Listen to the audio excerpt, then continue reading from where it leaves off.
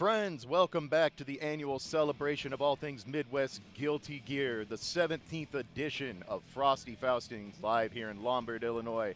My name is Glage. I'm here with the veritable Ventini. Nice to meet you, sir. Likewise, it is fantastic to be here. I'm so excited that we get to kick off Frosty Faustings this year and with some plus R action. You know, we were talking before the block even started about how exciting it is to look back at these older games that are so different than the paradigms that we've come to expect and how much it affects the gameplay, even things like not having a buffer system and being able to see just that level of skill expression as opposed to some of the more, default timing stuff you come to expect in a modern Guilty Gear game. Yeah, absolutely. No, that's the fun of these old legacy games. You know, you're no input buffer, there's going to be scrambles, there's going to be slop, you have to adapt quickly. But there's also so much more room for expression. Yes. You know, everybody, it used to be a long time ago, people are like, oh man, Guilty Gear, that's hard. They have FRCs and stuff, but that's the beauty. FRCs are a wonderful mechanic because you get to be so expressive. There are so many ways to spin meter in old legacy Guilty Gear games that you will forget you have them in the middle of a match sometimes. Yeah, exactly. So. There's so much going on. I also feel like, that level of skill expression, it's easy to get intimidated by it, and I don't think that that's the right mindset. Because if you're going up against people at a similar skill level as you, they're also going to be having the same trouble, and it's just a matter of you can keep getting better, and you're not going to get to a point where you run out of things to improve on. So if you're someone who likes to grind, likes to go into training mode, something like Plus R is the perfect way to do that. Oh yeah, no, one of the original training mode rat games of all time. All high energy air dash style games. Marvel, Guilty Gear, BlazBlue. If you like sitting and developing tech or refining tech or just making it up, these are the games for you. These are a treat. If you've never tuned in for legacy Guilty Gear, if you've joined up with Strive, you're a modern Street Fighter 6 player, you're in for a good time. Things get wild here, and it's early. We're all still waking up. Our players are going to be waking up. That's the real test. It's a Midwest celebration. I'm sure people were celebrating last night, so we'll see who's ready for their 10 a.m. pool and who might be a little groggy to get things started. I'm not going to name any names. Fun. I saw some surprising names out at 1 a.m. last night. I'm like, okay, I guess you got this. Oh, yeah. Better be nice with it. No, we do our thing here in the Midwest. It's cold. What else are we going to do with our time? Exactly. But we got to get ourselves warm one way or another. Exactly. So. Ooh, he got the bling. All right. We're starting off early. I like it. I like seeing an early morning fit to kick off a pool. I appreciate that. Oh yeah, the belt as well. Those things matching a little bit. All right. That's crazy. All right. I can dig the. Wow, we got the We're whole system. We're still going. How many pockets does my man have? Well, my man, he's straight out of the franchise with that one. That's insane. All right, so it looks like we are starting off the morning with Saru taking on Sunny. So this is always fun for me. I know a lot of Legacy Guilty Gear players, but you always see new faces at a major like Frosty Faustings. So, all right, so let's see. Are we button check? Are we actually getting main character mirror match to start the day? Because that's going to be a hell of a way to kick we're talking about waking up at 10 a.m. Let's see who's got those Sidewinder loops. No, we're going. Oh, we're going. Okay, all right. So Grand Viper into burst. That's what I'm talking. All right, it is officially a Frosty Faustings now, friends. We are going. Welcome to Guilty Gear, everybody. So exciting to see. And honestly, nice high-octane match to get us going as well. You got to wake yourself up somehow, right? Exactly. All right, goes to the Fafnir. Earns a burst out the gate there, so. Ooh, just stuck in the corner here. It's so hard to get out of the corner in this game. Right into the super, spend that meter. Yep. Evening it up pretty quickly here, forcing a lot of FD just for the defense. Nice conversion up counter hit Gunflame. Of course, counter hit Gunflame, something you don't want to eat. You don't want to eat a single counter hit from Soul in this game. It hurts every time it happens. Bandit Bringer. That's going to be OTG drop. No punish on. Ooh, with a low. All right. And jump slash takes it in. Well, that was fast. That's something you're going to get used to real quick here. Plus R is not a slow game, friends. We get moving early in the morning. I like the little mindset there. Both of them taken to the air the second time around. I don't want to deal with whatever chicanery is going on the ground. Let's just take flight, fight it out like the old men that we are. Yep. Yeah, hold that. All right. Solid back in the corner. Nice. DP. All right. Gets a knock down. What are we doing? Needy Gunflame. No confirm on the follow-up. Jump H. Always a good button to hit if you're unsure of Soul. If you're in the air, just jump H, jump P. It don't matter. You're good. Tyrant Rage. Nothing doing. All right. So much pressure, the Gunflame, the 5Ks, everything you got to think about here. And then just the defensive play as well here, keeping him from getting out of the corner by just spacing out with that FD. Yep. All All right, go for the dust. A little too far out for that to reach off the forward punch. Whoop, out, counter hit, Bandit Bringer into Sidewinder. Quite enough, not yet. All right, so Saru got a little life. Run up deep. I love it. Oh, another right drop. back. Gets the burst out of it. Bandit Bringer over Gunflint. Not quite enough to drop, and it looks like Sunny going to take our first game. Look, you're not a sole bad guy player if you don't DP in neutral at least once. You got to try it. I mean, this is a game where you have the ability to run up in your opponent's face, have one of the biggest iframe moves in the game, and then just spin meter and be like, you don't get to punish this. And also, you're in a mix-up now. I was talking to someone about the ultimate meta last night. You just run up, jump. Yeah, that sounds crazy, but there are situations in a legacy game like this where that will absolutely catch someone sleeping. It's like they're so ready. It's like, oh, he's going to run up and try to throw me or something. Catch me trying to hold back. Nah, just run up, jump. So yeah, Sunny off to another good start. Wow, interrupts the Bandit Bringer with Jump S, anti-air 5K, I like it. Dashes in, and Sunny looking good right now, already on set point. It's so hard to steal the momentum back. I feel like it's such a high-octane match like this. There you go, the Gunflame jump right over it, stagger him, going for the throw as well, and immediately back on the defense. We going high, catch him with the low, just back and forth at this point. All right, says I'm done with that. Let's wake up DP, but gets counter hit when the Gunflame misses. Doesn't shake out a Fab. Okay. No punish on the Tyrant Rave. Actually a pretty difficult super to punish if you aren't familiar with it. All right. So many sweeps. Yep. Gold Burst, spending that 25% on the Force Break. Okay, that's the DP for your life right there. Spending a lot of meter, but now he's got himself back in the corner. That is so rough, and look how little tension he's got left. Yep. All right. Saru trying to make a comeback here. Sunny trying to close out the set. Counter hit Gunflame, should have enough, and that'll do it. Sunny takes this one 2-0. And we are officially off and running here at Frosty Faustings XVII. Good stuff to Sunny, closing it out in style there.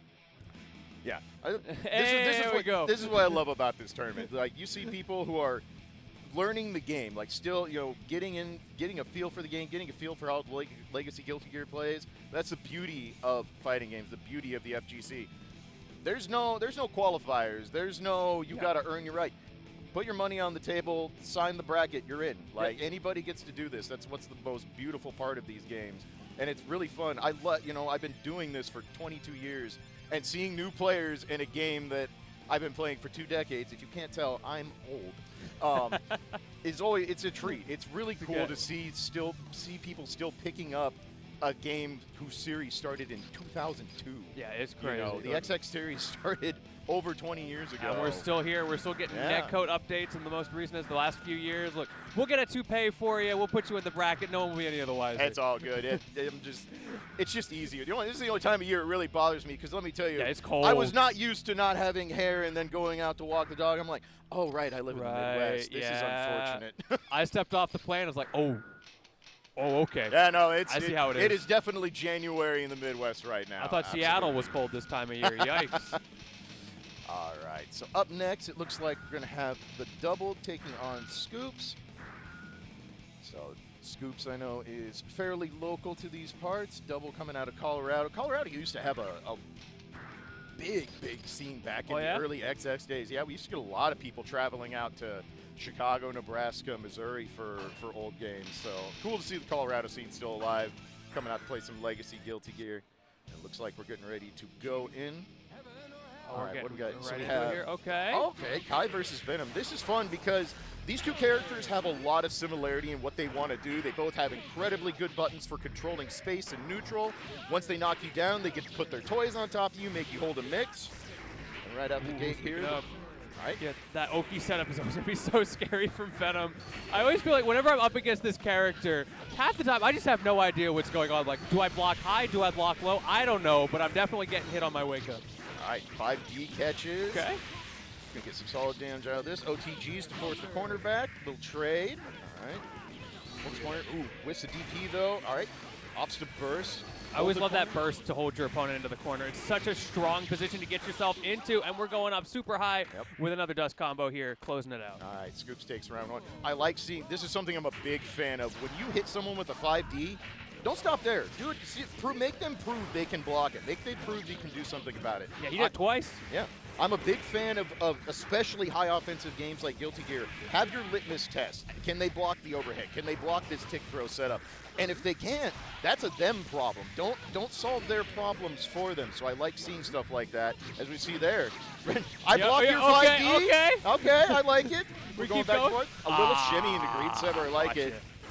All right. Finally an opportunity for the double to try to set up here with these pool balls, but it just, I feel like the defense from Scoops is so strong against those. Even getting hit there, but it's a little bit too little, too late, and now you're back in the corner. 5D. Okay. 5D Roman cancel 5D. Now we're just making it up, which is the best part of Guilty Gear. That is hilarious. Yeah. No, I love seeing stuff like this.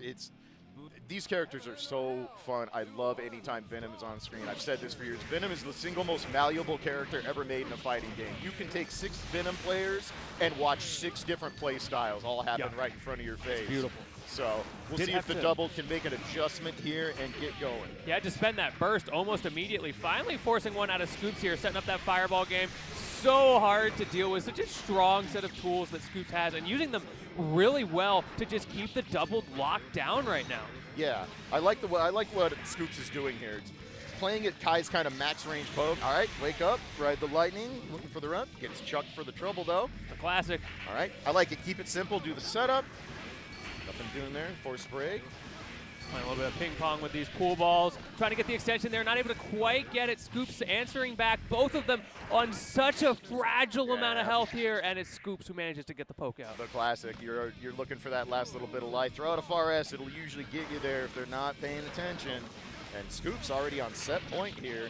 You see Double just trying to just hold back, set up at least one pool ball, saying, please, just let me get my offense started for once in this set. Yeah, absolutely. All right, far S and stun edge. Green Saber a little too far out. Catches another stun edge. I like the run up 6P trying to catch a tech there. Okay. All right, little off on the Oki timing. Chance to punish. I like this. That's a great punish. I like not taking knockdown. We're going to the corner, getting our combos. Yeah, trying you to got hold down. All right. Catches the super. He used that. Do it again. Let's go. Scoops has definitely gone to the Guilty Gear school of do it again, and I respect it. When in doubt, double down. Yep. All right. We did see that gold burst, by the way, coming out from the double, so he's got a lot of meter to work with, but once again, it's too little too late. Yep. Nice attempt there from the double. Scoop's going to take this one 2-0. Again, I really like that use. Kai is an interesting character in Plus R because his kit, especially just in practicality, is amazing. He has multiple godly anti-airs, really good pokes at range. The only thing he doesn't have is high damage. He has to really make you hold it. You have to have a crank guard bar if you really want to hit people for what most characters would consider average Plus R damage. So Kai can be really infuriating to fight because he's hard to get in on. He has those fireballs. Yeah, he has just enough mix-up. He can play a little bit of a Shoto-style game. A lot harder to do in a game like Guilty Gear where anyone can air dash whenever they damn well please. But you saw there a lot of tip far S, a lot of tip 5H, and then that 6P, the elbow, the people's elbow, classic Kai move. I really like that style. Like, it's just, you know what? We both want to do the same thing, but I don't need to set projectiles to start my game plan. I can just use my buttons. You saw the double was kind of having a hard time getting the pool ball set because Venom has good pokes too, but there's very little reward on just hitting a far S from Venom with nothing behind it. Exactly. You got to have something. You either have to have a stinger aim charge to be able to FRC it, which takes a lot of hit confirmability and awareness to do. So really smart. Just like, I'm going to poke you, I'm going to keep you in place, use a little meter, and then we'll get a little silly. We'll ride the lightning. That didn't work. I'd do it again. I got meter left. I feel like we saw a lot of what you're talking about, the struggling with getting the pool balls started. The doubled could not find a way to use the pokes to break through the defense to allow those pool balls to even be a mix-up. I think that was part of the key. The positioning at which they were coming out, you were too far away to threaten those slashes like you're talking about. So they bounce off the screen, maybe they get hit once, but there was just no combo ability off of it. You're back to neutral, and that's where Kai was thriving. Yeah, and we saw even when the double got a couple knockdowns, you'd see the pool ball set, but just a little off on the timing to make it hit meaty and hold the knockdown there. And that's, you can tell, it's cool seeing people who they get, the game plan is there. You can see they understand what their win conditions are, what their strengths are of the character, but they're still learning, still trying to get the timings down. And again, in a legacy game like Guilty Gear, there's not a lot of cute things you can do, like a frame kill on your Oki. No, you got to know I set this. I have to jump at this point in time. There's not a lot to really buffer this or do anything special to time it. It's just practice, practice, practice. And that's the cool part. Because even the best players, you're going to hear this all day throughout Plus R, even the best players in this game, when we get to grand finals later tonight, you're going to see mistakes. You're going to see drops, and that's the beauty of these legacy games. I like that you mentioned the frame kills especially, because first of all, if you want a frame kill in this game, you have to be like frame tight on your frame kill, which defeats the purpose. And we saw that a little bit with the Soul Bad Guy mirror, right? You've got the classic, if you play Strive, the gunflame feints on every single Oki setup. Did not see something like that once in that mirror match. And for those of you who are maybe tuning in early, if you've never watched Legacy Guilty Gear, if you're only familiar with Strive, there's a lot of notable differences. A lot of them are pretty obvious. You know, you're not seeing people get their wall break and all that good stuff. But what's important to note is this is an old school throw game. Throw is on a single button. It's on hard slash. It starts up on the first frame. Yeah, it's crazy. crazy. You have to be very careful on people's wake up. It's one of the best reversals in the game. If you do something and it's not designed to bait a throw, you will get chucked if you're not prepared for it. And that throws people off. Well, people are used to, you know, being able to go up. It's like, I knocked you down. This is my show. Yeah, I might have to deal with reversal. Yeah, I might have to deal with you maybe waking up and mashing a button. But in games like this, it's like, no, you have to deal with the fact if you're in throw range, you better play in your Oki right and playing around it. Yeah, absolutely. And same thing with your pressure. You leave a one-frame gap, or if someone instant blocks and you leave what you think is a +2 gap, you're too close, you can get chucked. It's a big thing for people to get used to in these old Legacy Guilty Gear games. It looks like we've got an interesting matchup coming up, by the way. We got PETA and Wii Sports, and PETA from the Czech Republic. All right, all the way across. So we're going around the world. Yeah, it's going to be a real interesting one. If I'm up against someone in my round one and they're from another country, it's like, I'm cooked. You know what? Do we even got to play it out? Those are always fun when you see people come from across the world and maybe from an area where you aren't familiar with the scene. I definitely, even today, I'm not super up to date on the Eastern European Plus R scene.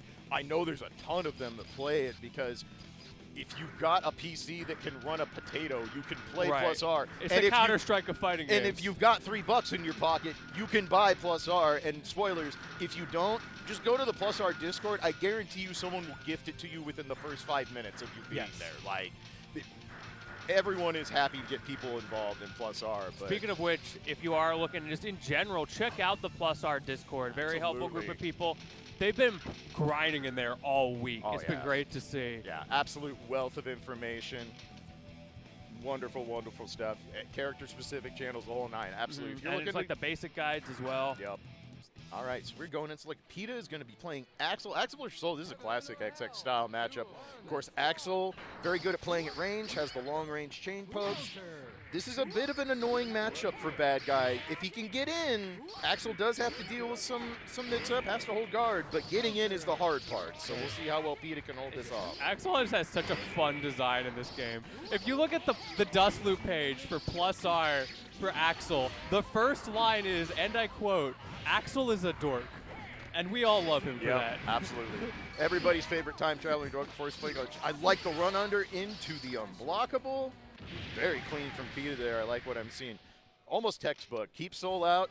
But that's what's cool about Axel is you look at Axel like, oh, this is Guilty Gear Dulcin, or this is Guilty Gear, you know, Zoner Supreme. The difference with Axel is if Axel gets you catching sitting there long enough, he'll go in and can run a game on you. Yeah, it's terrifying. He gets you in the corner, and it's just as threatening as everybody else. Like, he's got his weaknesses, you know, maybe not the best mix-ups, maybe a little bit has to worry about those throws we were talking about more than some other characters. But on the other side of things, look at how he can run his offense. Yeah, I love this. Using 3P to great success here. It's a load that reaches at range, and it will clash with Volcanic Viper at that range. So a wake-up DP is not a threat if you space it out right. And PETA seems to have the spacing down. Shutting out Wii Sports so hard right now. My man, he did not play the boxing game in Wii Sports. He is not dodging and weaving nearly enough right now. Nice FRC, holds the pressure down, and PETA with a pretty convincing 2-0 to start off. I want to see Wii Sports kind of playing the RPS a little bit more. You got to be willing, even if you get anti-aired out of it, you have to be willing to show Axel players, I will air dash at you out of nowhere to see if you're poking with 2S, if you're poking with Rasengan. So I didn't notice at the end of the last round, Wii Sports had like no tension left. All of it was being spent on defense. And there goes, speaking of defense, the burst getting called out there. PETA on an absolute tear right now. Will not let you breathe. Hold that.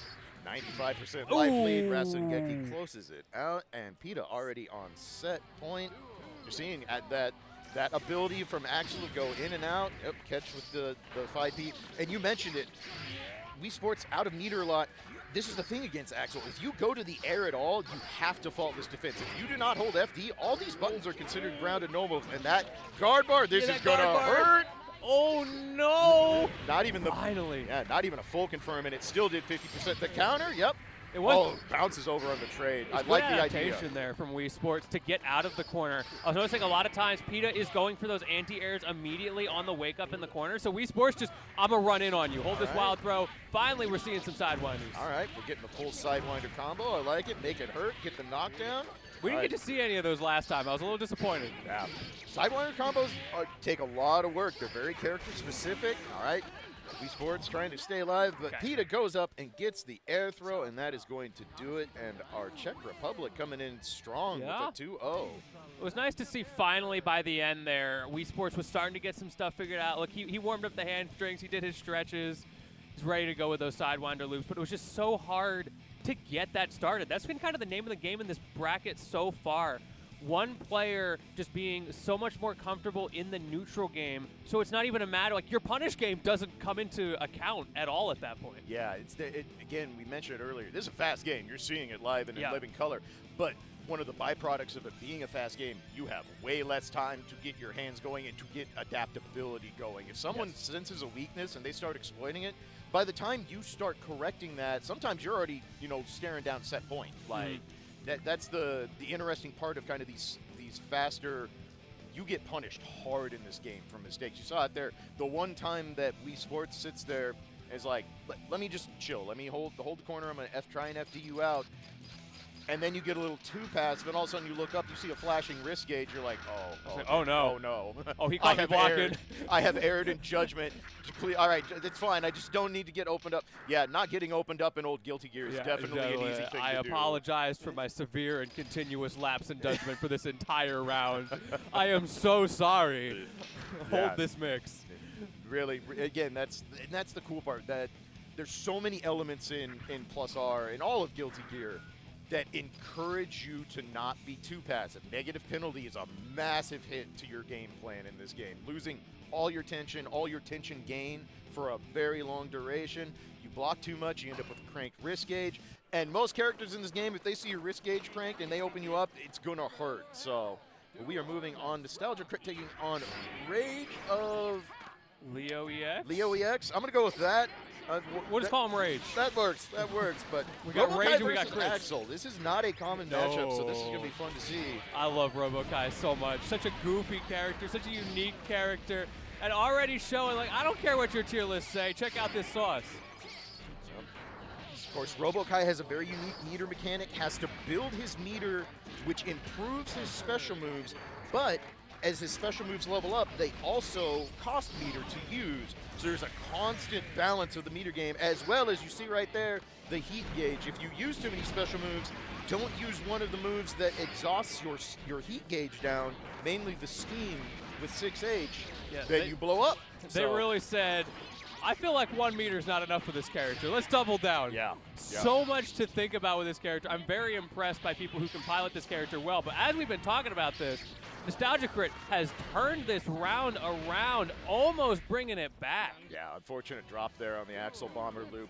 RoboKai is one of the heaviest characters in the game. He can be very obnoxious to combo if you haven't practiced your character-specific combos. We saw there, chance to close it out, but ended up with the drop. So Rage gets round 1 here in our first game, and has the corner and is holding it down. Able to get that mat out in the corner as well. Finally, Crit is able to get out. Instead, he just gets staggered for his troubles. Okay, now we're swinging, but it just feels like all of the big hits are on Rage's side. Yep, I'm gonna close that. I love that. That's so smart. Nostalgia Crit didn't have burst there, but if he did, it would not have mattered. That was a command grab into a super. All of that is unburstable. Really, really important to learn how to close out rounds, how to do guts crushes with things that are unburstable. That really helps close out games for you. It gives your opponent no chance for that last-second desperation comeback. So really smart, good show of the knowledge there from Rage, and earns that 1-0 lead in this set. I appreciate seeing Crit taking a deep breath after that first game. It's so easy, especially with a game that loads this fast, to just mash and you're not even thinking about it, and all of a sudden you have no game plan going into game number 2. However, this time around, Crit able to get that burst going early and immediately pressing the advantage with a good defense, answering back, getting a combo started back to neutral. Yeah, Rage opts to poke with 2S, gets the counter hit. Missile comes back down. We got the level up. We got a lot of meter to play with. Right, the pony into the super, earns the corner, drops the mat. Oh, little mistime on the command grab, but going so high, manages to get out of the corner, turning things around, but the same thing as last time where it looks like Crit's finally getting started. Flex finds that cheeky little poke to close out the round. Yeah, no, big starter there for Nostalgia Crit. Probably could have ended the round, but the drop allows Rage to go on set point already. Those meters looking dicey. Watch out, my man's getting hot and spicy right now. I like just beating with low. All right, goes over the 2S, very nice. Poke with Rasengeki, yep, hold it down. All right, that missile is gonna come back. Wait for it, good, like the patience. Opts to burst on the 5H. Burst back, I don't want to be in the corner. Respect the decision making. Nice confirm. Force break to extend, beautiful. How much can you get off of this? Once again, out of resources. Flex has been on the cusp of that overheat, out of meter for so long, but he manages to find the exact timing he needs there. Yeah, and you saw right there, that is the difference between finishing your plate and dropping it on the floor. We saw it multiple times. Really big starters there multiple times for Crit, but you got to convert them. You got to make those counter hits count for real. And you drop against players who know their stuff, you're probably going to pay for it. Yes, absolutely. It was really fun also in that set, seeing the two different styles of Axel play that we've gotten so far. One that really stood out to me was the way that the corner pressure defaulted. This time around we see the immediate like straight pokes, keep him honest, no hard reads, just kind of stuff out those standard options. Whereas last time around it was a lot of, I think you're going to jump, I'm just going all in. Yeah. And if you get it right, you're a genius. If you get it wrong, they get out of the corner. Yeah, that's the vice to virtue of playing a character like Axel, is you have some of the best screen control in the game because it doesn't require a special move. It doesn't require a dizzy summon or a Faust item. It's just, I hit button, I own this part of the screen now. But it's a commitment. Axel has massive recovery on his normals as a response to that to kind of balance out the risk reward. So when you're guessing right, when you're playing the RPS right in neutral, you feel good. This first time somebody gets in on you and you whiff a normal, even if it's just a 5P, that's a scary place to be. And you see, it's nice to see these Axel players are like, okay, let's start slow. Little safe poke here. I'm at range. Even if you call this out and air dash over it, you're probably not going to get a counter hit. I might have to hold it on defense a little bit. Yeah, at least you get another chance, right? But then they earn the corner. It's like, all right, cool. It's my turn to run shop now. And that's the fun part about a character like Axel is you earn the corner, but you don't have to be up in their grill to hold the corner. You don't have to sit there and be like, oh, man, this bad guy has 50% and probably knows what a DP is. No, I'm just going to sit all the way back here, throw a couple pokes. Exactly. I see you sit. Okay, cool. 6H, I'm back in, reset my pressure, and it puts them in a very difficult situation where they're fighting the mental stack. It's like, all right, what's next? Is he going to FRC Rasengeki? Is he going to just dash up and throw me? Which is a thing you'll see a lot of Axel players do when they earn the corner because people get scared. It's like, if I try and jump out, I might get 2S. If I get 2S counter hit, that's going to be a lot of my life because I'm in the corner. So always cool to see those kind of adjustments. I really like seeing players play to the strengths even when you have a massive advantage. It's very easy when you earn a corner in an old game like this to go, I basically just get to do whatever I want. I'm in control. And that is true to an extent, but then they wake up throw, they wake up DP. You get wake up thrown in the corner, you leave a gap in your pressure, get interrupted. You know, bad guy has 50% meter, he decides to let it rip. If you get counter hit Volcanic Viper by the corner, tough. He's going to run under you and do a dust loop. It's going to hurt. So another Soul player coming out here with Barbar and Zuki, who maybe not across the pond, but we're going up even further north. Extra frigid. We got a Canadian representation. So Barbar, a player I'm familiar with, played quite a few sets with him on Plus R Online. Really solid Soul, knows his conversions. So expect these hits to hurt when they're converted. And as I said, already a 70% life lead, ticks into Wild Throw. Ooh, well, there you go. Get those Sidewinders started. You're talking about making it hurt. This is the way to do it. Closing it out almost there. Air recovery going to put you in a decent spot, but immediate aggression again from Barbar. Just air dash back in, hold this cross-up mix. Yeah, really and good. just in case, the super. Yep, really good conversions there, making the most of it. All right, let's see if Zuki can make an adjustment here. This is another classic matchup. Johnny can out-poke Soul in quite a few situations, but not always to the level of convertibility that he would like. So this is going to be a bit of a challenge. Wow, gets crossed up on the Bandit Bringer, might have ducked at the last second. All right, nice anti-air with the 5A, turns the corner. I feel like he's not able to get too much off of these coins. The misfinder is just not even a factor, because once again, Barbar is holding down the neutral. Yeah, we saw a baited burst there, so Zuki going to struggle to get a burst back at all, but Barbar going in. Grand Viper, we have the confirms, absolutely. Able to escape, all right. Misfinder, all right, we got some loops. A little bit of life here for Zuki. Okay. We're back in this. Doesn't bait the reversal Riot Stomp, though, and not enough to OGD for the kill. Trying to chip it out, and I like it. Really, really smart there from Barbar. Old school Guilty Gear, you're not faultless defensing. You don't put that green shield up, you take chip damage. And I like just, I'm going to throw all my meter right now and see if I catch you letting off faultless defense. Yeah, because you can only hold that for so long. You're burning through tension at a rapid rate in this game. It's such an important part of your neutral, that FD. And the coin going over Barbar's head, that's so unfortunate for Zuki, because you got the idea, just not quite the spacing. Yeah, that's the thing Johnny has to be really careful about a character like Soul. Soul is willing to just 6P in neutral because it's a massive reward if it hits. Saw that just kind of doing a good check at max range, goes under the coin, and now Barbar just running shop. I see a couple times now where I think Barbar is trying to get the reads on the air recovery timings, and Zuki's just letting it rip, like, please get me out of here. And he's not ready for that level of just escape desperation. Chance to convert off level 3 Misfinder, doesn't get a lot off it, and Barbar back in. Force break Fafnir, and already on set point. I think every single one we have gone straight 2-0 to set point. So these guys are trying to get to day 2. Yeah, let's see if Zuki can turn the tide, gives a real set going here. But right now Barbar looking very dominant. But early burst earned for Zuki, so a little bit of advantage there. Get in. When in doubt, jump H. When in doubt, jump H. Such a good button. However, there we go. There's that throw we're talking about. However, Barbar getting right out of the corner. We see the JH again. Air dash in, gets caught by the super. All right, say Johnny's name and takes the knockdown. All right, good bait on the reversal, but that is the problem. You block that reversal and then you get gripped. Suzuki does get out of the corner, but loses that advantage. All right, we have conversion. Nope, just going to take the corner. Nice use of down forward heavy to call out the Riot Stomp. Okay. Oh, got a chance for another conversion. Nice 6P, though.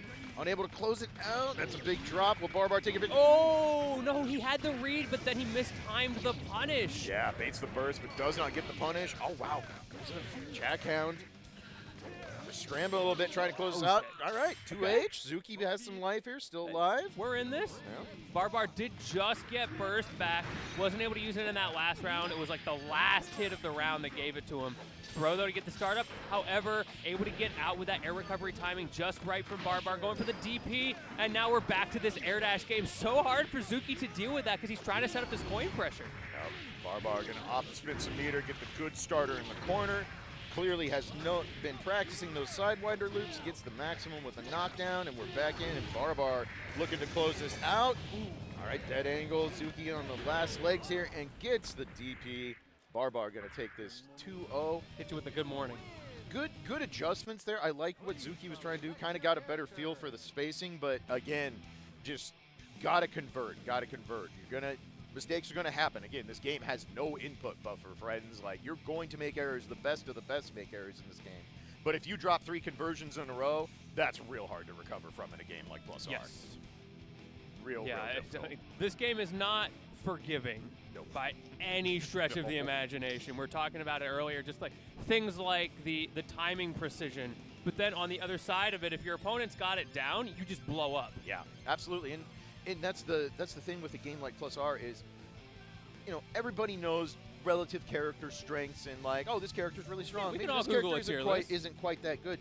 In +R, it doesn't matter. Like, if you look at Soul Bad Guy's matchup chart, you're not going to see a lot of, oh, this is my favor on that chart. But if you get hit by a counter hit from Soul Bad Guy, I don't care what part of that chart you're on, you just lost 60% of your health, you're knocked down, and he built a ton of meter, you're in a bad spot. So that is the amazing part of an old legacy game like this. Right, and we saw RoboKai earlier, right? And my man, he was clapping people up. Yeah, yeah.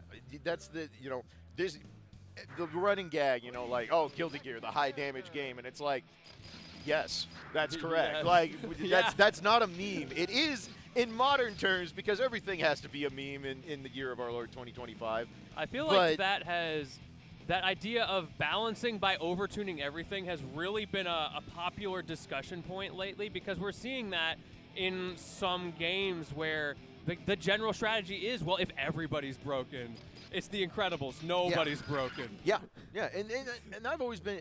I grew up. I came into the FGC playing Guilty Gear XX, playing the XX series, and that was always the cool part. Is like, you might hear like, oh man, this character is just so bad in this version. They just don't have good options, or buttons aren't good enough, whatever. And then you'll have some random player from their local scene somewhere across the country show up at your major, playing a character that you don't know anything about, and you get smoked. Like, you see tech you've never heard of, you see conversions you've never even imagined, because, again, that's the cool part about these old legacy games. There's so much freedom of expression, especially with the old Guilty Gear meter system. Between FRCs, Roman cancels, force breaks, overdrives, everything. You have so many ways to alter your playstyle, to alter your character's strengths, and try and do things that maybe on paper aren't the most optimal, or aren't the most like, oh, this is how you play in a safe range. It's about how you get to your win condition. It's about how you pilot your character to maximize your ability to get a win. And sometimes that means going off script. And again, in a game like this where scrambles are guaranteed in Plus R, it's going to happen at least somewhere you're in a going set. to drop something. Yeah. You're going to get sauced up a little bit. You're going to have an opportunity to get that crazy 6P read or that throw into some sort of combo starter. Yeah. I think at the end of the day, it's just never let optimal get in the way of good enough. Absolutely. Yeah. And don't worry. It's real easy to get caught up in the numbers game in fighting games. It's like, oh, but if I do this, there's a gap, or I'm only plus X, or they have meter that can interrupt. Well, yes, that's called fighting games. That's what it's all about. Now, how do you adapt to that? And sometimes your adaptation just comes down to make a read, make a guess, improv, and that's what makes these games so fun, so interesting to watch. Is it's never going to play out by the numbers. It's never going to play out the textbook way every round. You might have a round here and there where, Million knocks you down, run shop, and that's a wrap. But that's the exception, sometimes not the it just rule. kind of happens. And we saw a little bit of like what you're talking about with the idea of the theoretical matchups versus what actually happens. We've been seeing that all day, where what has really mattered is not who has the perfect, most polished punish game, who has an option that is particularly good at dealing with X or Y thing from their opponent. It's been who can run the neutral, who can run those scrambles that you're talking about, because they've been happening all day, and get their game started. Yeah. They have the opportunity to actually start using their win condition, so it doesn't matter what the other person's win condition is if it just never comes up. Yeah, absolutely. These old games, these are the definition of any given Sunday, and that's literally every single round you experience that. So, we got a matchup here. We got a. All right. So, okay, I should have known this. Sweet Jam. Okay, so Sweet Jam and G Viper played both these players online, both very proficient with their characters. I'm gonna be real with you all, friends. ABA players do not like this matchup, and there is a very good reason for that. Getting into Moroha mode is all well and good, but when you can't actually get to the character to make them block your obscene buttons, that is a problem. Yeah, and I think Ava is the most win condition based character in the game, in my opinion. Like, if you have to get Moroha mode going, you have to get Goku Moroha mode going, and if you don't, you can't win. Yeah, it is a very interesting, unique character. There's nothing quite like old ABA. And in fairness, there's nothing quite like Plus R Justice. Someone, Pachi and friends, back when they were making Plus R, said, we should get these boss characters back in the game. Well, Justice has a double air dash and a triple jump and buttons. How do we fix that? I don't know. What if we just make it so she thrives entirely on eliminating fun from the game? This character is something very special to the Guilty Gear series. You will not see a game make a character like this in the year of our Lord 2025. You will never see this again, period. It's just not happening. Like, We've seen Grand Blue like kind of come close with a couple of characters, but it is nothing like this. Yeah. Right, so Sweet Jam is in there in Moroha mode, Goku Moroha mode for that matter. Meter though, with the meter. Yep. Gonna have to opt out, but gets hit by the jump H. G-Viper gonna take round 1. And you're seeing like this is a very simple game plan. There's not a lot we have to overanalyze on this one. Yeah. ABA needs to get into Moroha mode and needs to get on top of Justice. That is it. It's the only way this works. Oh, the backdash! Yeah. The discount at home Potemkin backdash. Yeah. You always forget how good it is until it's too late. We get a key grab this time though, so that's going to help, especially in a slow matchup like this, because you have the opportunity to go into Moroha more than once. Yep, but already one knockdown, a third of that meter goes away, and in the corner with the nukes coming, and this is where it really struggles for ABA. I like this, just using super, just like, nah, I'm not letting you leave. Baits out the counter though. All right, Sweet Jam with a little life. This is an opportunity. Can you get into Goku Moroha? Yes, you can. Yeah, but the backdash does dodge it and the knockdown. Goku Moroha does reset the meters, so Sweet Jam not punish it. But now down to that last third burst to get out. Woo! Donzai getting in. How much can we get? Can we take it to the house? Not quite. Goes for the reset. Hit the meter again. You had to get out. That is so unfortunate. Twice now going into these awkward scenarios. But again, we've got one blood bag bet left because we were able to get the key grab to get it started this time. Yeah, but now back in the corner, out of Moroha mode. Not much meter for FD. This is a tough spot and gets caught. G-Viper takes the first game 2-0. You nailed it. Got the hit, got the Donzai. You look down, you're like, I have 1 millimeter of Moroha mode that I have to stop the combo. Like, there's nothing I can do. Yeah, it's one of those where the idea was going to be to try and re-jump, get the air key grab, and go from there. Yep, and I'm not surprised by this. I am not surprised by this at all. Again, every ABA player will tell you they hate this matchup. Most of them consider this the single worst matchup for their character in the game.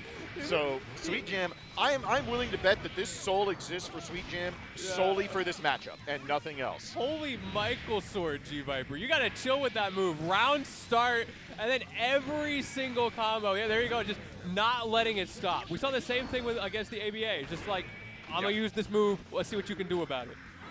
So Sweet Jam able to get to the corner, gets caught with the anti-air. It's going to cross over.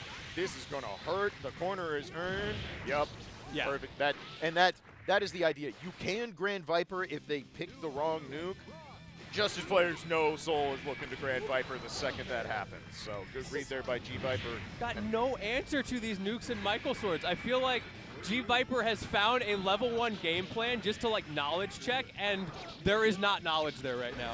Not yet. The drop. RC to stay safe though and does keep the corner. The backdash, got to be ready for it. I like to take the quick knockdown. Really smart there.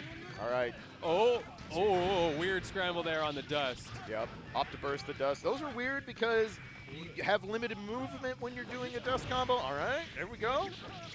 We got wild throw sidewinders. Some things never die. Just like this Justice, who is holding on for dear life. But that is not going to do it as Sweet X Jam finally getting on the board. I like it. Really good read there. Does the force break, says, I know you're going to burst. I wait. So not only do you get the round, get on the board, but that burst is empty, Bucko, and it is not coming back anytime soon. Sweet Jam knows it. Okay, that throw, again, G-Viper has been so good with those throws on the defense. Now back to these Michael Sword combos, throwing out those nukes, back to the skill check. Can Sweet Jam get in now that G-Viper has had the opportunity to set up this default game plan? Yep, goes to full screen again. Oh, gets through the nuke. All right, we're in. Conversion. Get the knockdown. I like it. Spin in the meter, make sure we finish our plate. And the knockdown, a little too high for Bandit Revolver and knockdown, but we're back into the corner. Okay. My man played Cuphead. He knows how to get in against these nukes. Look, gets caught. Nice conversion there from G-Viper. Back on the offense. Nice block on 5D and doesn't run into the counter. Ripped, all right. Sweet Jam looking good. Little life here. Yeah, a little taste of your own medicine. And a little bit of a mix-up there from G-Viper. Not sure what they were going for, but the result is going to work out in their favor because we saw the whiff grab from Sweet Jam. Back to one more opportunity to close this out before Sweet Jam gets too much momentum in this game number 2. Run up, EP, Sweet Jam evening it up at 1-1. Really smart there. You got Sweet Jam definitely did not want to corner themselves during that sequence, and it's like, what do you do when you see a scramble situation? hit your fastest button, hit 2P, hit 5K, then not able to do anything special. It's just 2P knockdown, like nothing that's special. That, like G Viper doesn't have great answers to. They want to be way further away. Yeah, and in those situations, like I'm not worried about optimal. I'm worried I need to get you knocked down so I can not be in the corner. So really smart there, and this so far. This character switch paying off for Sweet Jam, so we're going to a final game. The whiff, that has to be a play and bait. I like it. Really smart from G Viper there, and earns a burst right out the gate. We got the color switches, though. We're going red, white, and blue because this is America. Shout out Donald Glover on that one. Let's see if these nukes are going to be a little bit more powered up this time around. All right. It's knockdown. What's the play? Wow. Looking for the reversal, still doesn't bait it, so Sweet Jam out. Ooh, a clash! Okay. That works out in Sweet Jam's favor big time because it doesn't push him out. And now, a little bit of a life lead here, but back at range. Oh, no. All right, he was cooking something. Run the obstacle course, my man. It's time to play American Ninja, even if Chip's not on screen. And that's going to be a closeout for G Viper. No, oh, okay. There you go, okay. Black beat doesn't matter. That still counts, my friend. That is a round and back on set point for G Viper. I mean, you're so scared of teching there, right? Like you feel like they're out to shark you. They're out to get you. If I just wait and fall to the ground, maybe I'll be safe. Unfortunately, it does not work out. But G Viper now back in the corner. Sweet Jam getting this started, and look at that damage. Yeah, caught the backdash with Gunflame, and counter hit Gunflame is a juicy starter. You see it right there. Sweet Jam with a nice life lead, but back at range. Ooh, goes for the risky play, gets punished for it. Opts to use the burst to get in, immediately bursted back out, and now can we run the gauntlet one more time, get in?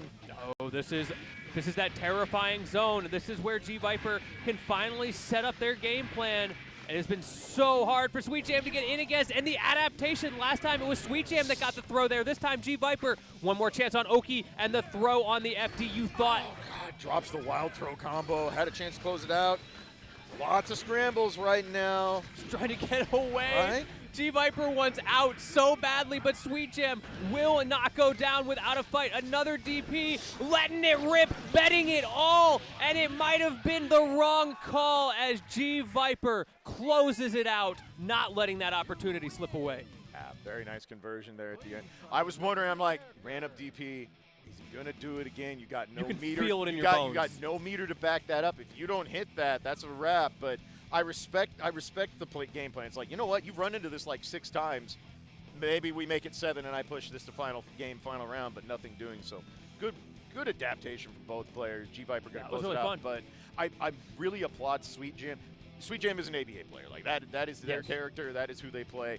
It is really, really hard to switch off your character in a set, especially in Guilty Gear, especially Legacy Guilty Gear. Even the best players in the world rarely pilot 2 characters in this game. It's so hard to do because there's so much more character-specific knowledge. There's so much little nuance to every single matchup. And doing that with 2 separate characters and doing it at high level is something even some of the greatest players in the world have never been able to accomplish. Yeah, and you could see the spin-up time there as well. The first round of the first game with the Soul looked a little bit like you were struggling a bit, but managed to figure it out and almost brought that back. That one DP call-out might have been the difference maker. I'm glad we got to see a Game 3. Yeah. However, now we got to take a short break. We've got some ads to play. So everybody, don't go anywhere. We will be right back.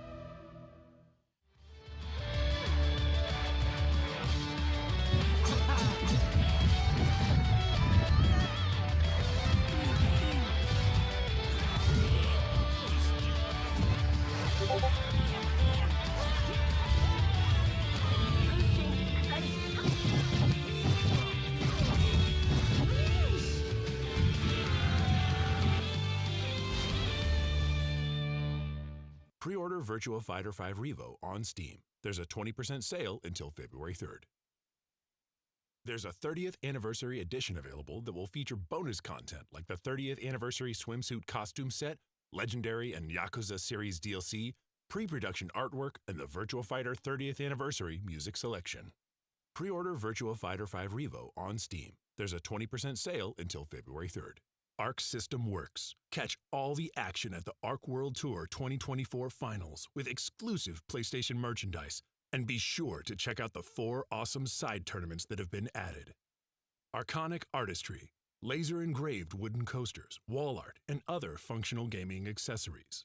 Located outside main events, they take custom orders, and you can even get a free token for a follow at their booth. Midwest Battleground, 7 open brackets for today's most popular games, including the newly released Marvel Rivals. A 4 collegiate invitational with $10,000 in prizes on the line. Register now at StarGG/MWB.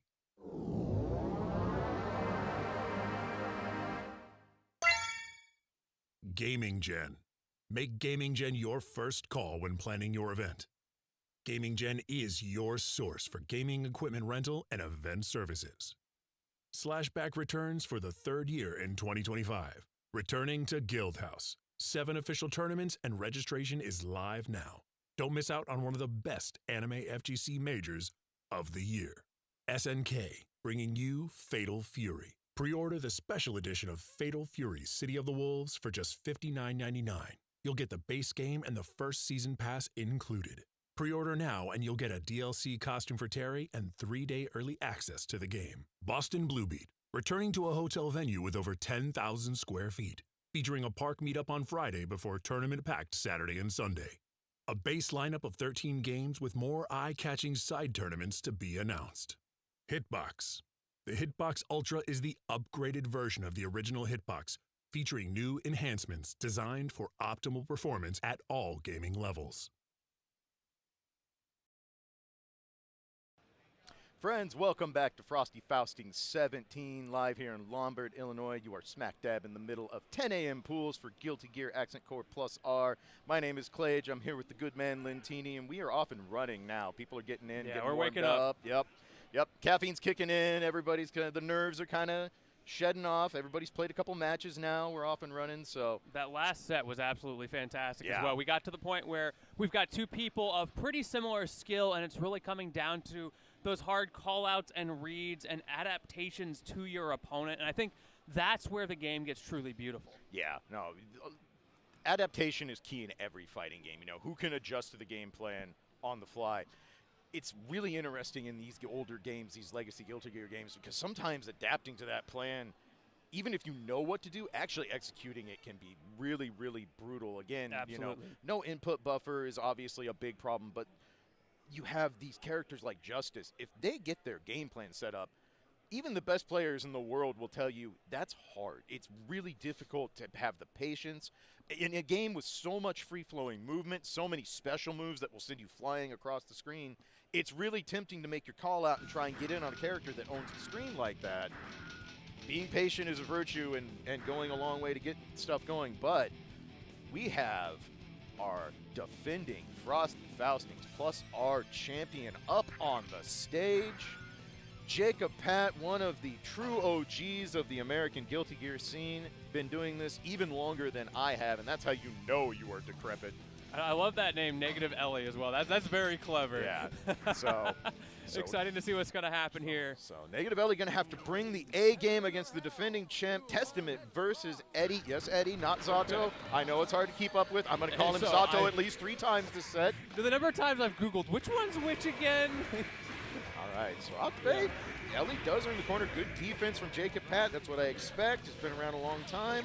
And going to get the knockdown. All right, and Testament now begins the game. Yeah, set up that EXE beast.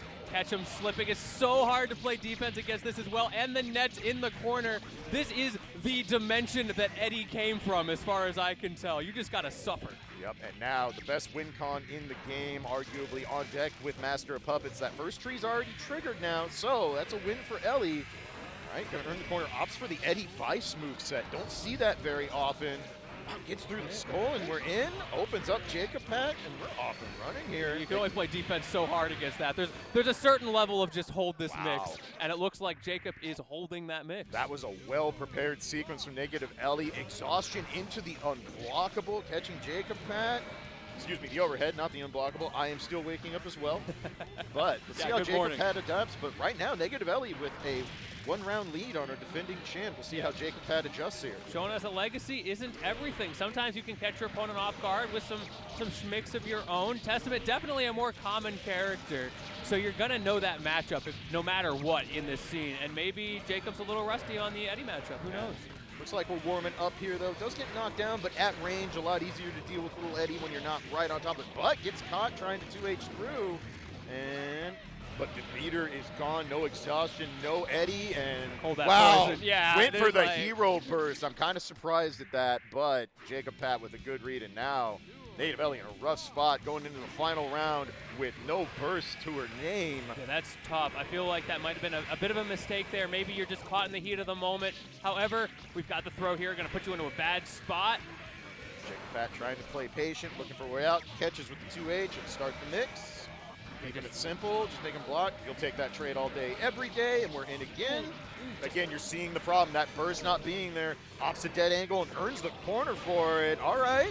Just forcing control with that EXE beast, but as soon as you guess wrong, the problem with pulling him in is if you get the wrong button, Ellie is now in your face and doing such a good job. We don't even need the burst. Speaking of which, Jacob not getting an opportunity to use his as Ellie takes game number 1. Really good defense there from Ellie. Again, no burst to work with. Waited, picked her spot, got the dead angle to earn the corner, and earns game 1 from there. So our defending champ down 1-0 in this set. Immediate tree, though, setting up tree again. That has been quite the boon already in this matchup. It's been difficult for Ellie to deal with on the approach. This time around, it does get beaten out. Not going to be a problem. Those nets are not set up anymore. This is a bad spot for Jacob Pat, who needs that control of the screen to get the offense going. Yeah, gets it back. Ellie with a lot of momentum after a smart burst, picked the right burst timing so it didn't get baited, but we're back to neutral. Nice flying poke, and now catches the overhead. Jacob Pat opts to burst, says, nope, I don't want to concede this round. Nice conversion. Very, very nice conversion there from Jacob Pat. We don't air dash in 2025. Just dash forward expeditiously. Yeah, testament for a character that has so much screen pollution, so much Oki, also has really, really good buttons. So sometimes all you need to do is dash up. But blocking Eddie, good patience. Does get hit by the overhead, but the Eddie meter is out, so no conversion. Yeah, that was unfortunate timing for Ellie. Finally getting it when you can't do anything with it, but you got to be ready for that tree as well. And he's back online. Let's see what you can do with it. Yep, all right. Jacob Pat does earn the burst again.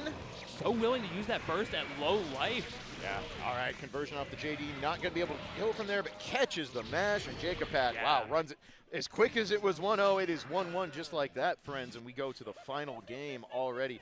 Good adjustments there from Jacob Pat. Kind of simplified the game plan a little bit, lowered the risk, and playing a little bit more of a tighter game.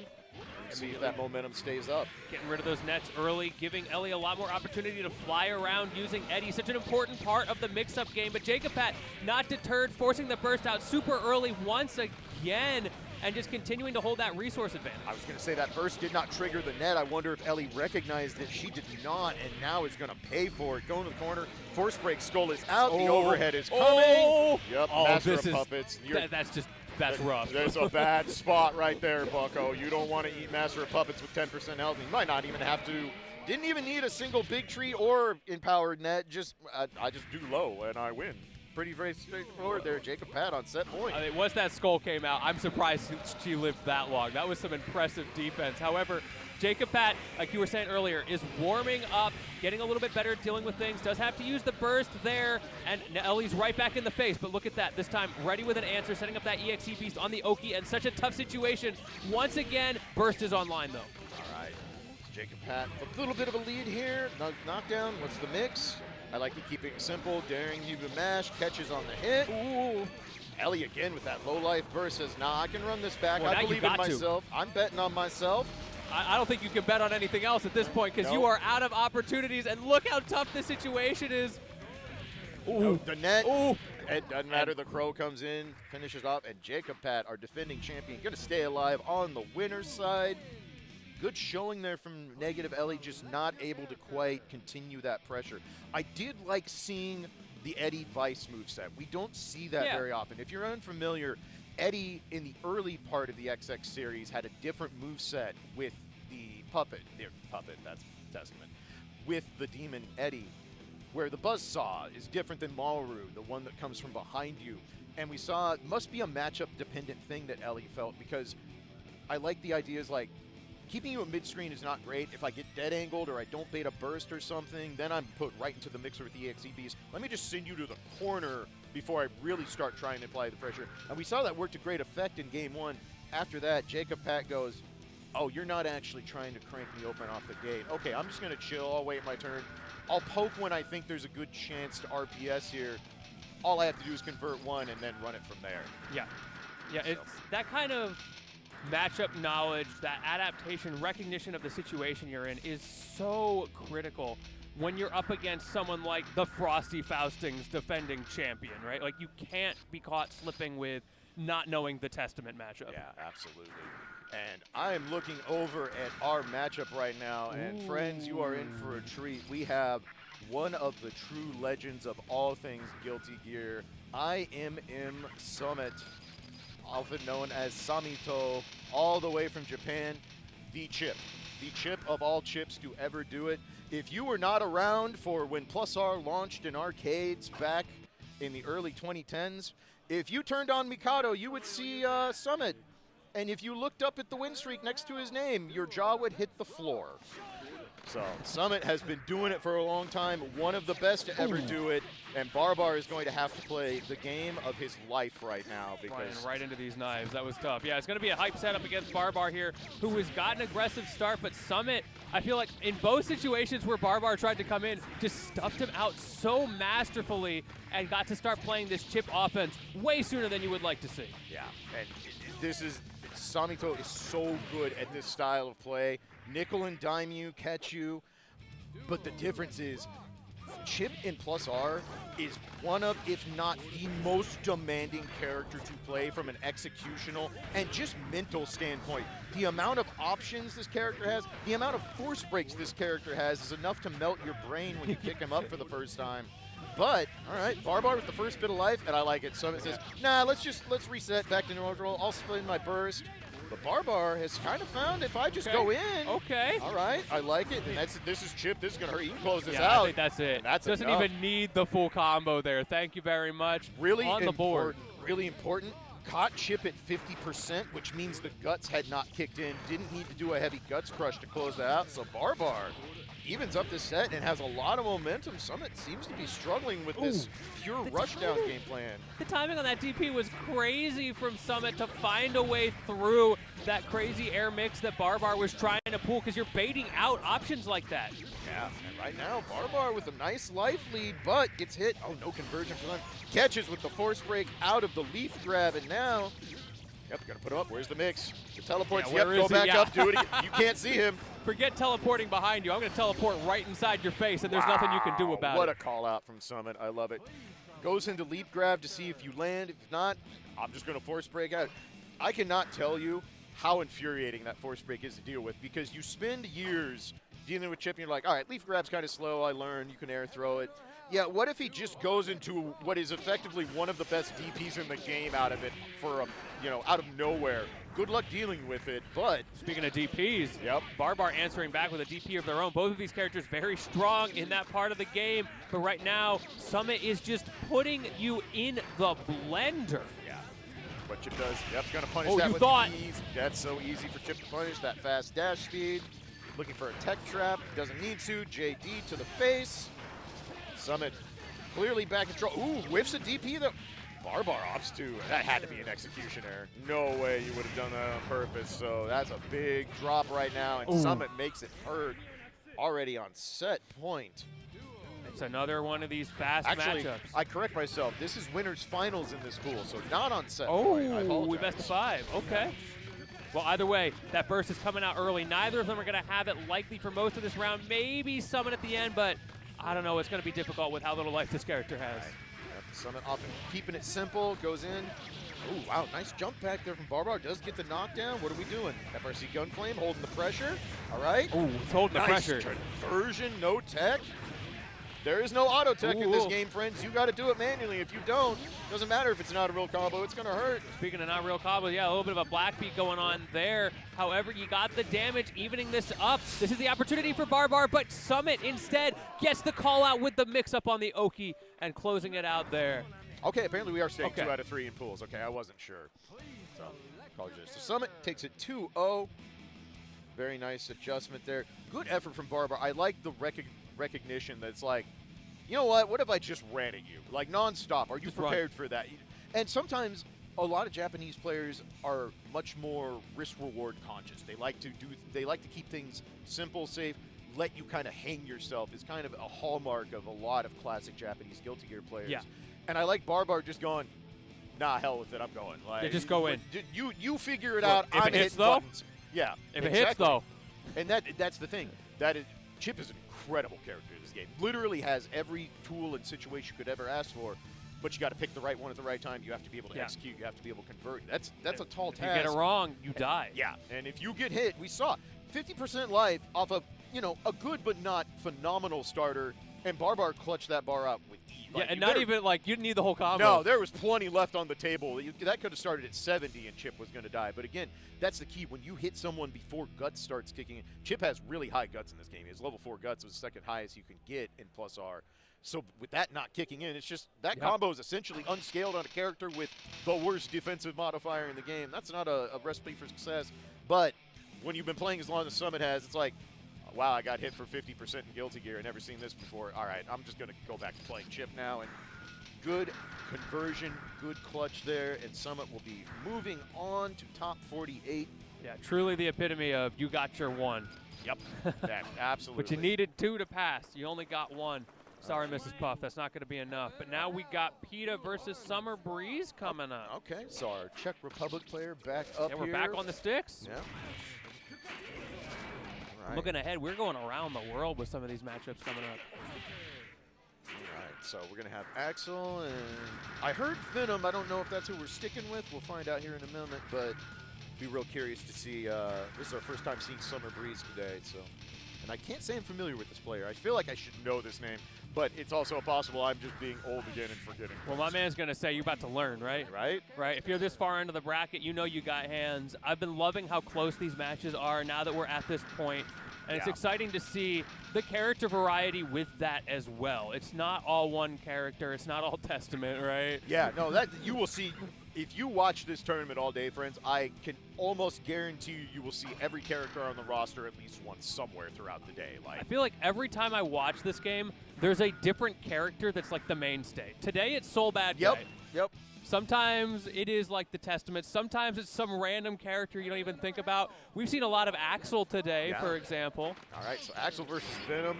This is a really interesting matchup. Again, 2 characters that both have very malleable game plans. They both play well at range, but they also have good up-close pressure game.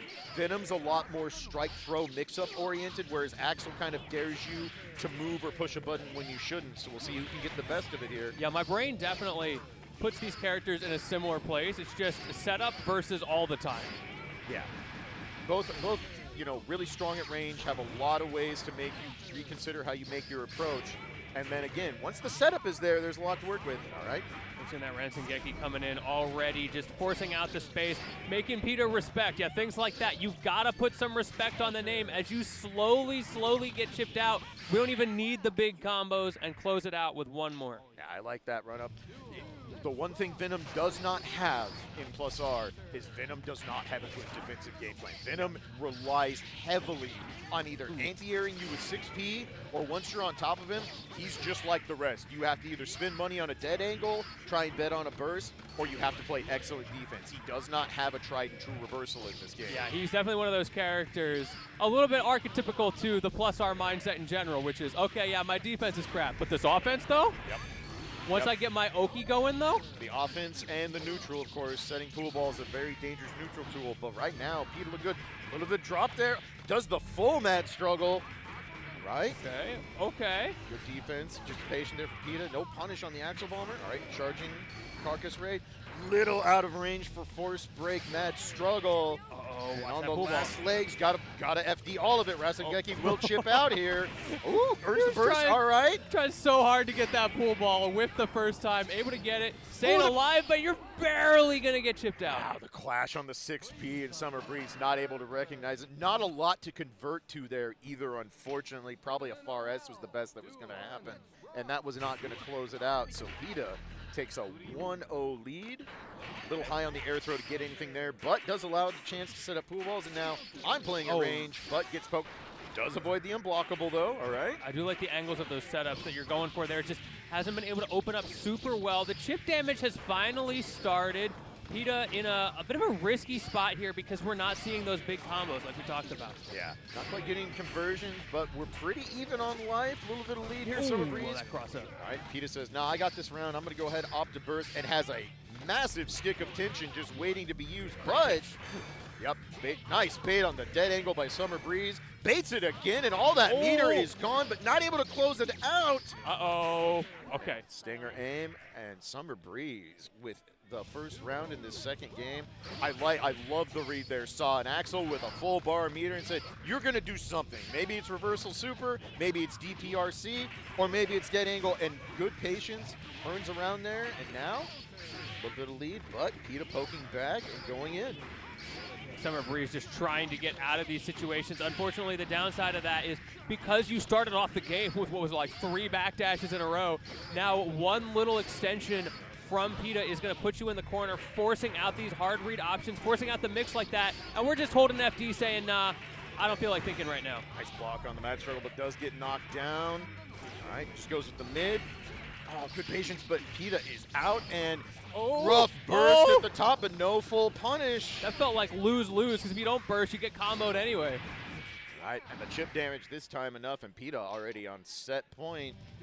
Looking poised. Yeah. Summer Breeze, though, had some stuff really going the first round of this second game. The mix-ups on the pool balls were so strong. We need to see more of that. Yeah, I was going to say, playing at a massive burst disadvantage, that's gone, but what has also gone is half of Summer Breeze's life bar from being put in the corner. Was it worth it? We're going to find out. It's not looking great so far because Peta, once you get stuck in the corner, Summer Breeze has been really struggling to get out. This is going to close it out if we finish the job. Oh, drops the killing blow, wait. though. Everybody hold. All right. Hold your breath, friends. What do we got? We need the craziest mix-up of your life right now, Summer Breeze. An opportunity has been gifted to you. The stagger as well. One more chance on this Oki setup. The struggles into the super, letting it all rip. All right, trying to hold the corner there. Now all the way back, and he completes the comeback. And you're going to hear the crowd on that one. Finish your plate, kids. Look, that was going to be one of the – I saw the guard bar. I'm like, he's dead. He's like, dead. That's Axel and a counter hit starter and a cranked wrist gauge. Drops the killing blow, and Summer Breeze does not waste that gift given. And that super was so perfectly utilized. Just having that meter on lock. Speaking of meter, goes for the gold burst, does not get it. That's really tough in this situation. Yeah, I like this adjustment from Peta, realizing Summer Breeze is trying to jump out. As you would expect, again, Venom with limited defensive options. She just says, I'm just going to throw out 2S, catch you sleeping in the air, and has got a massive life lead. But we saw a massive life lead isn't everything right now. Let's see. Clearly. All right, that's it. Summer Breeze will take, even if you don't take this round, getting Peta to opt to use their burst is a minor W, but a minor W is not going to win you the set. Now you got to do something with it. Yeah, doesn't even get the opportunity that time. You could see a little bit of shades of last time. I'm sure Peta was sweating, but found the right way through. Yeah, that's one of the scariest situations to ever have in a set in the middle of a tournament is the, oh no, not again. Like, not like this twice. And then you start overthinking your mental stack. It gets a little bit overloaded, and that's when it actually happens. Yeah, all right, okay, Summer Breeze, pressure. nice. I like the use of meter, just wanting to hold the corner. Says, I do not want to have to chase you down again. Walks back into the corner, so Peta not able to escape despite getting a minor advantage, and now you get that burst advantage as well, actually coming out, but Peta lives through it and thrives.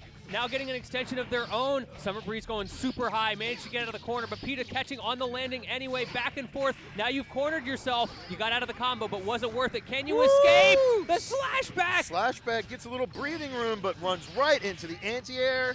Not enough, but gonna have to block everything, and the 5P gonna close it out.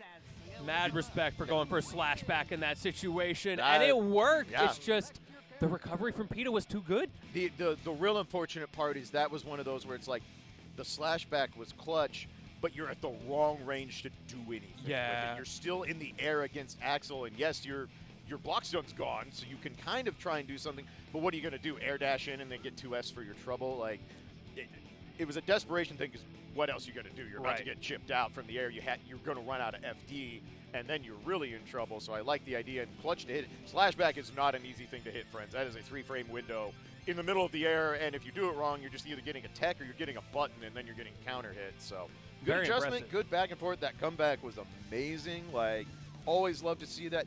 Never, until your opponent is dead on the ground and plus R, don't think they're not a threat. Don't. You saw it. Venom is not. Venom's not a high damage character. It'll hurt you if your wrist gauge is cranked. He just clapped back 90%. It's like, oh, you left the opening. My man's built different. Yeah, I'll walk through that door. I'm down. My man, he's that dude at the bar who's trying to scam you and pool. You play for a little bit. The actual hustle. He's hustling. The actual hustle. He throws a little bit for a while. Okay, well, let's put a drink on it. And then he locks in. Can you imagine looking at Venom and not thinking he's a hustler? Like, oh, yeah. You see those abs, like, there's no way this dude is not sick with it. My man's has a briefcase with his pool cue in it, and that's when you're just like, nah, I'm good. I'm good, fam. Actually, as he's putting it together, I've actually never played before. Yeah. It's just that's when you just walk up like, bro, can I just give you $100 now so I don't embarrass myself? Like, can we cut out the middleman on this? Let's call it like a lesson. You're actually just going to teach me right now. Here's a $100 fee for your troubles. Exactly. So, all right, and I'm looking over, and up next we have another banger coming up. Hot. So, another former Frosty Faustings plus our champion 2 years ago, across from the pond, the premier May player, Kadako, going to be coming in to take on G Viper. And unlike the last Justice matchup we saw, May actually kind of all right with fighting this character. Has a lot of mobility, has very, very good air buttons to try and go in and challenge, where Justice has amazing anti-airs. They're highly, highly committal. You know, you go for the 2S claw or the 2H claw. Amazing anti-air, incredible reward if it connects. If you whiff, you are sitting there on your butt for a long time. And if May sees that, she's going to drop an anchor on your dome, and it's probably going to hurt. Yeah.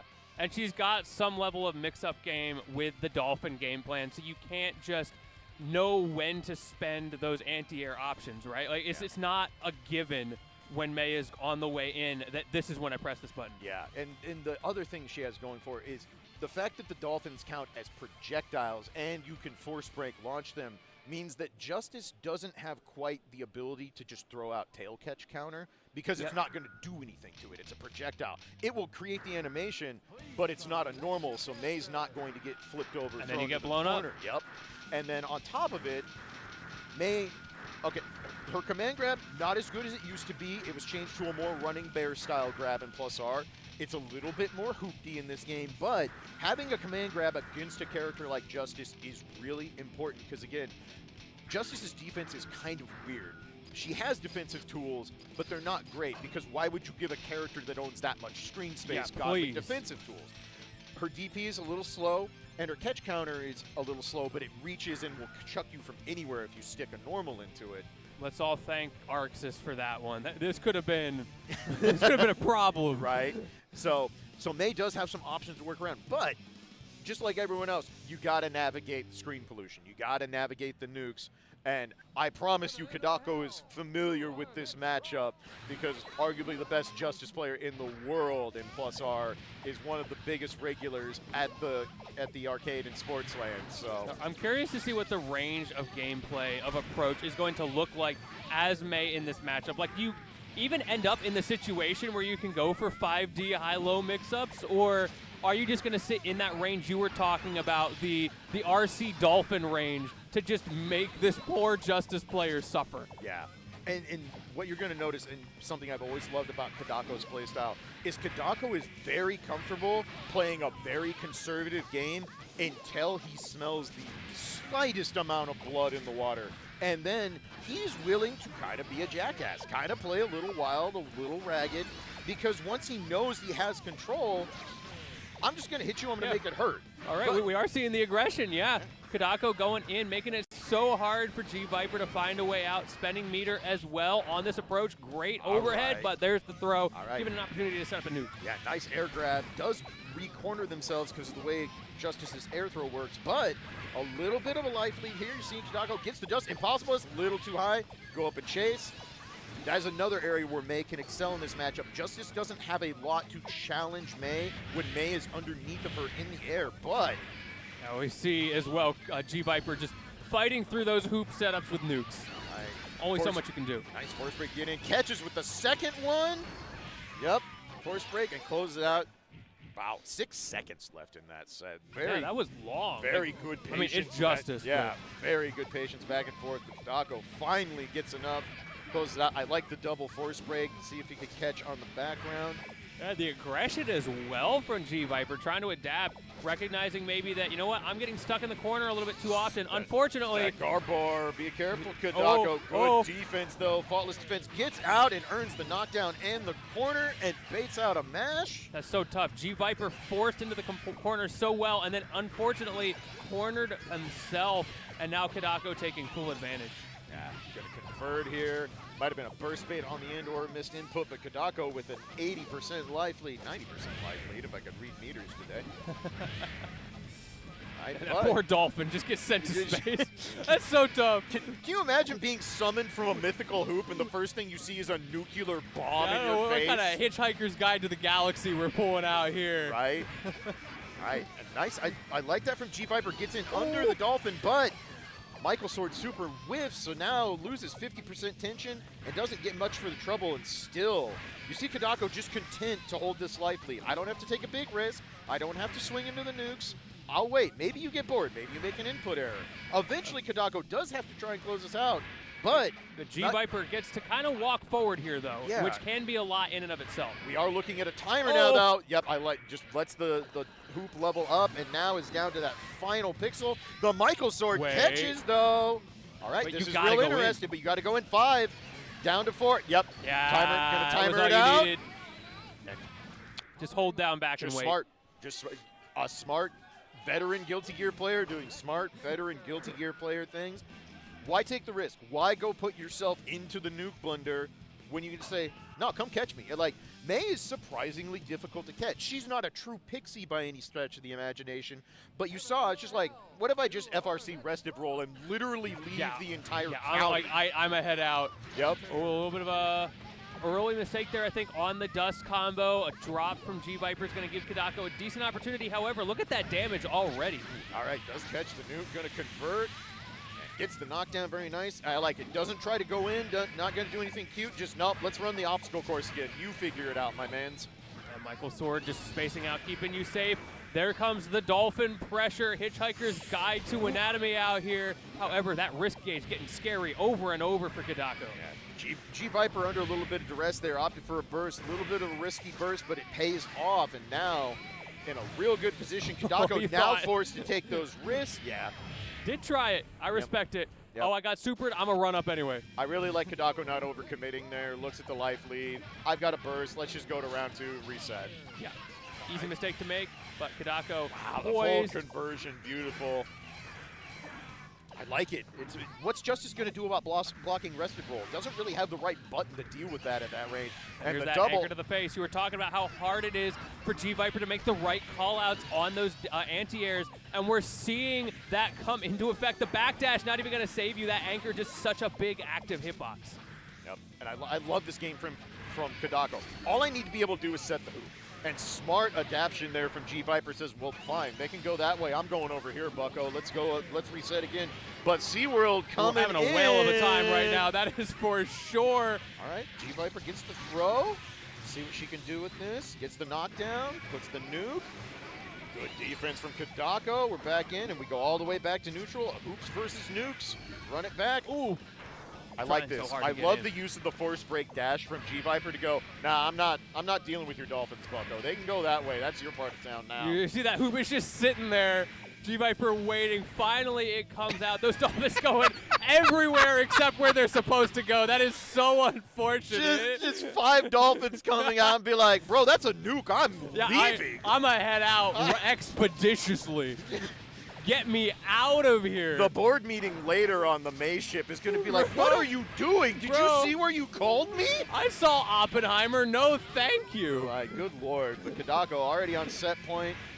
Good. I love the patience from both these players, really picking their spots, trying to not overcommit, because either of them, an overcommit could be 60, 70% of your life out the gate. So, right, RC's the Blanca slide to stay safe, but, wow, Kadako betting big on a burst and gets away with it and earns the burst back, so no more get out of jail cards for either player. Watch that hoop, though.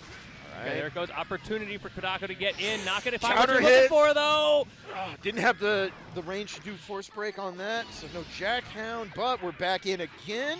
Kadako just jumping. Just says, you're not going to deal with me jumping at you? You figure it out. Speaking of jumping, G-Viper, like, not sure what to do. We saw a chicken block come out there. We saw a backdash coming out there. My man's back's up against the wall, and he's trying to go further. Oh, missed the finisher, though. G-Viper with some life here. Can she close it out? That's the play. Oh. Wow, lets it rip. I like it. Real good patience there from G-Viper to bait out the super. And now, down to our last legs here. Can Kadako close this out, or would G-Viper push us to a third game? I'm feeling dolphin time. Let them rip. Let those Beyblades go. And enough nukes to hold the fort. And G-Viper gonna close it out, push it to 1-1.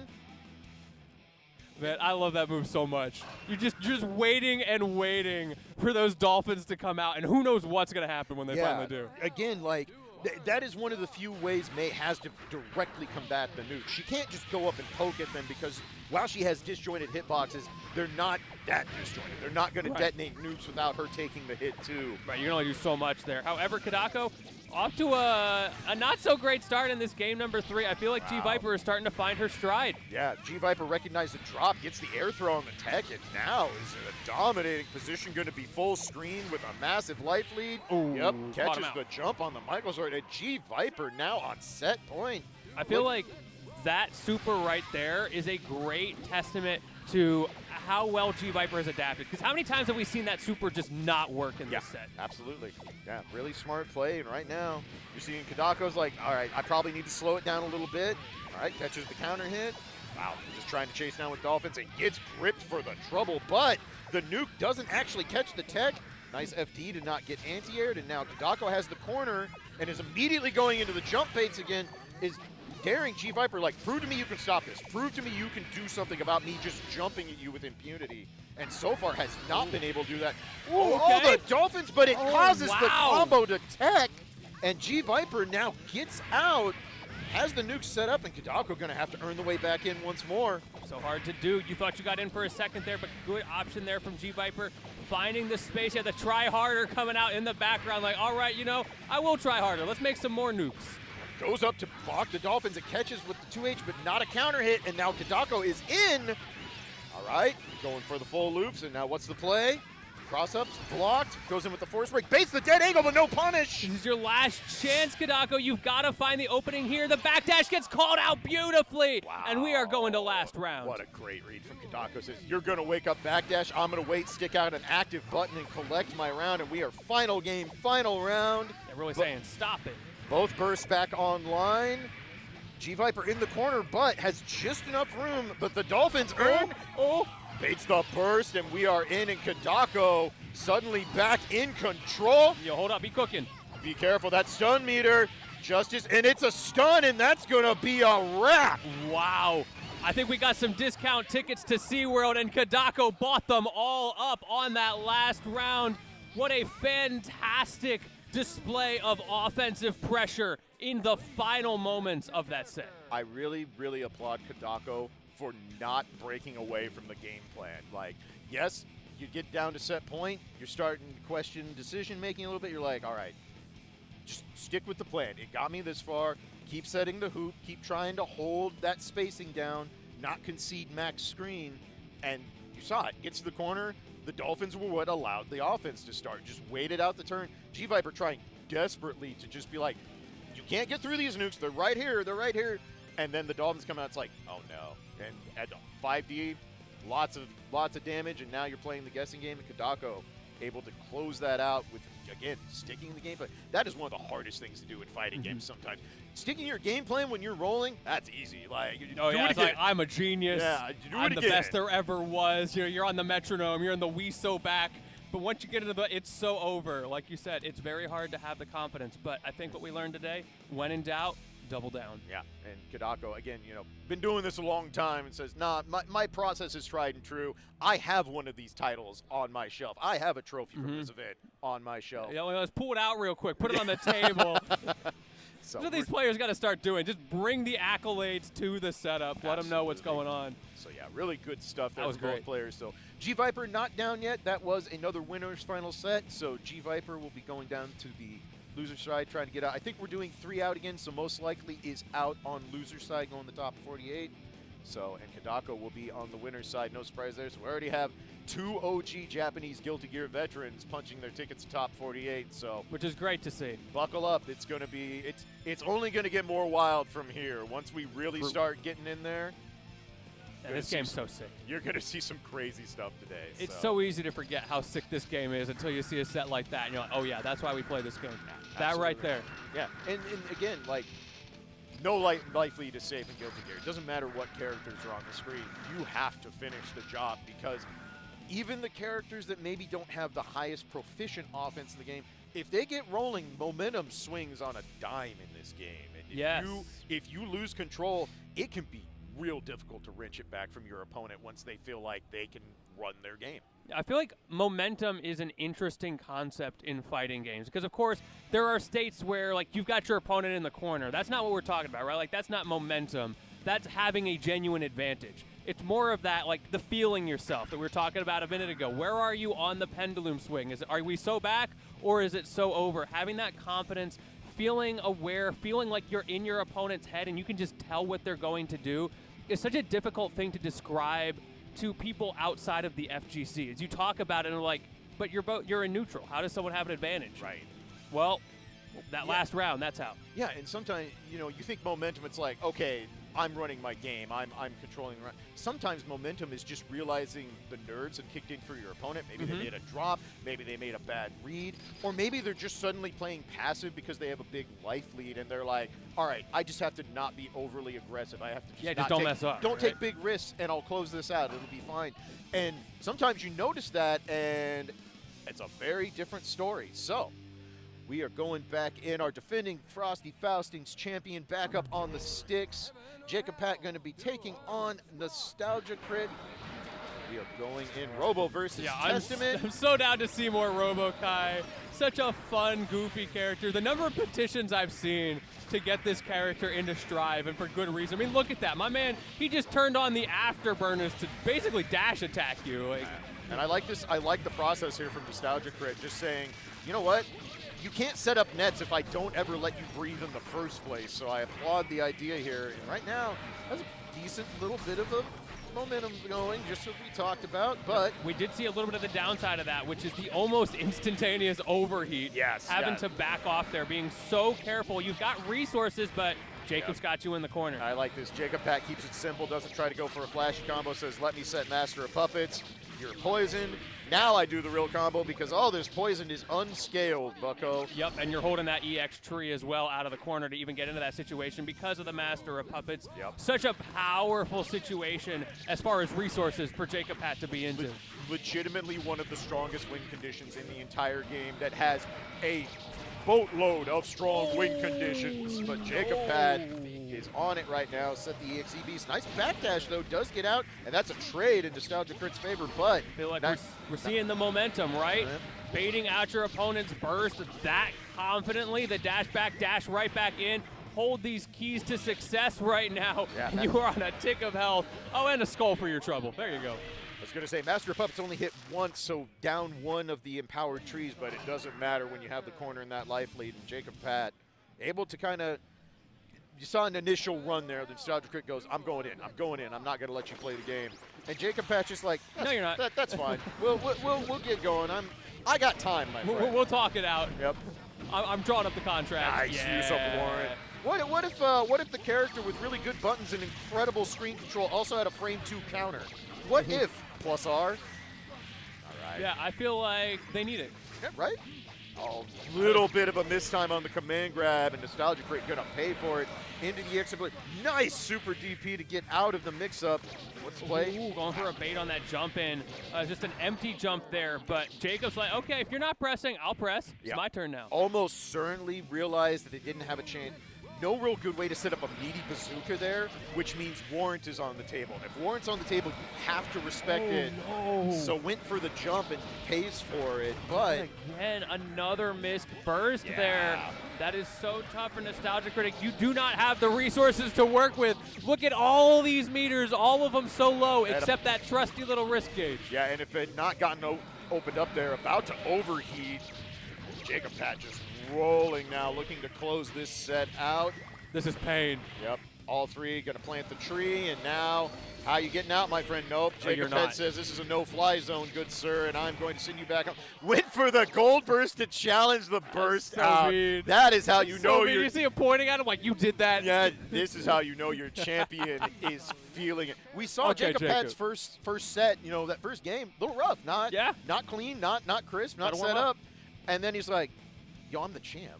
Like, sit down, son. Yeah, he hit his anime arc. Yeah, exactly. He felt it in his bones. In about 30 minutes. That's all. We time skipped that fast. Yeah, he hit his Ash Ketchum.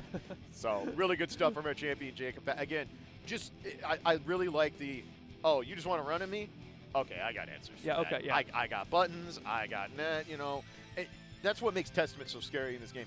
Testament doesn't need to be at a specific screen space to enact their game plan. All they need is for you to make one mistake, because a knockdown, even if you can't go into Master of Puppets, let's say you haven't built up 50% yet, a knockdown is EXE Beast mix-up. Some of the most dominant Okazeme in the entire game.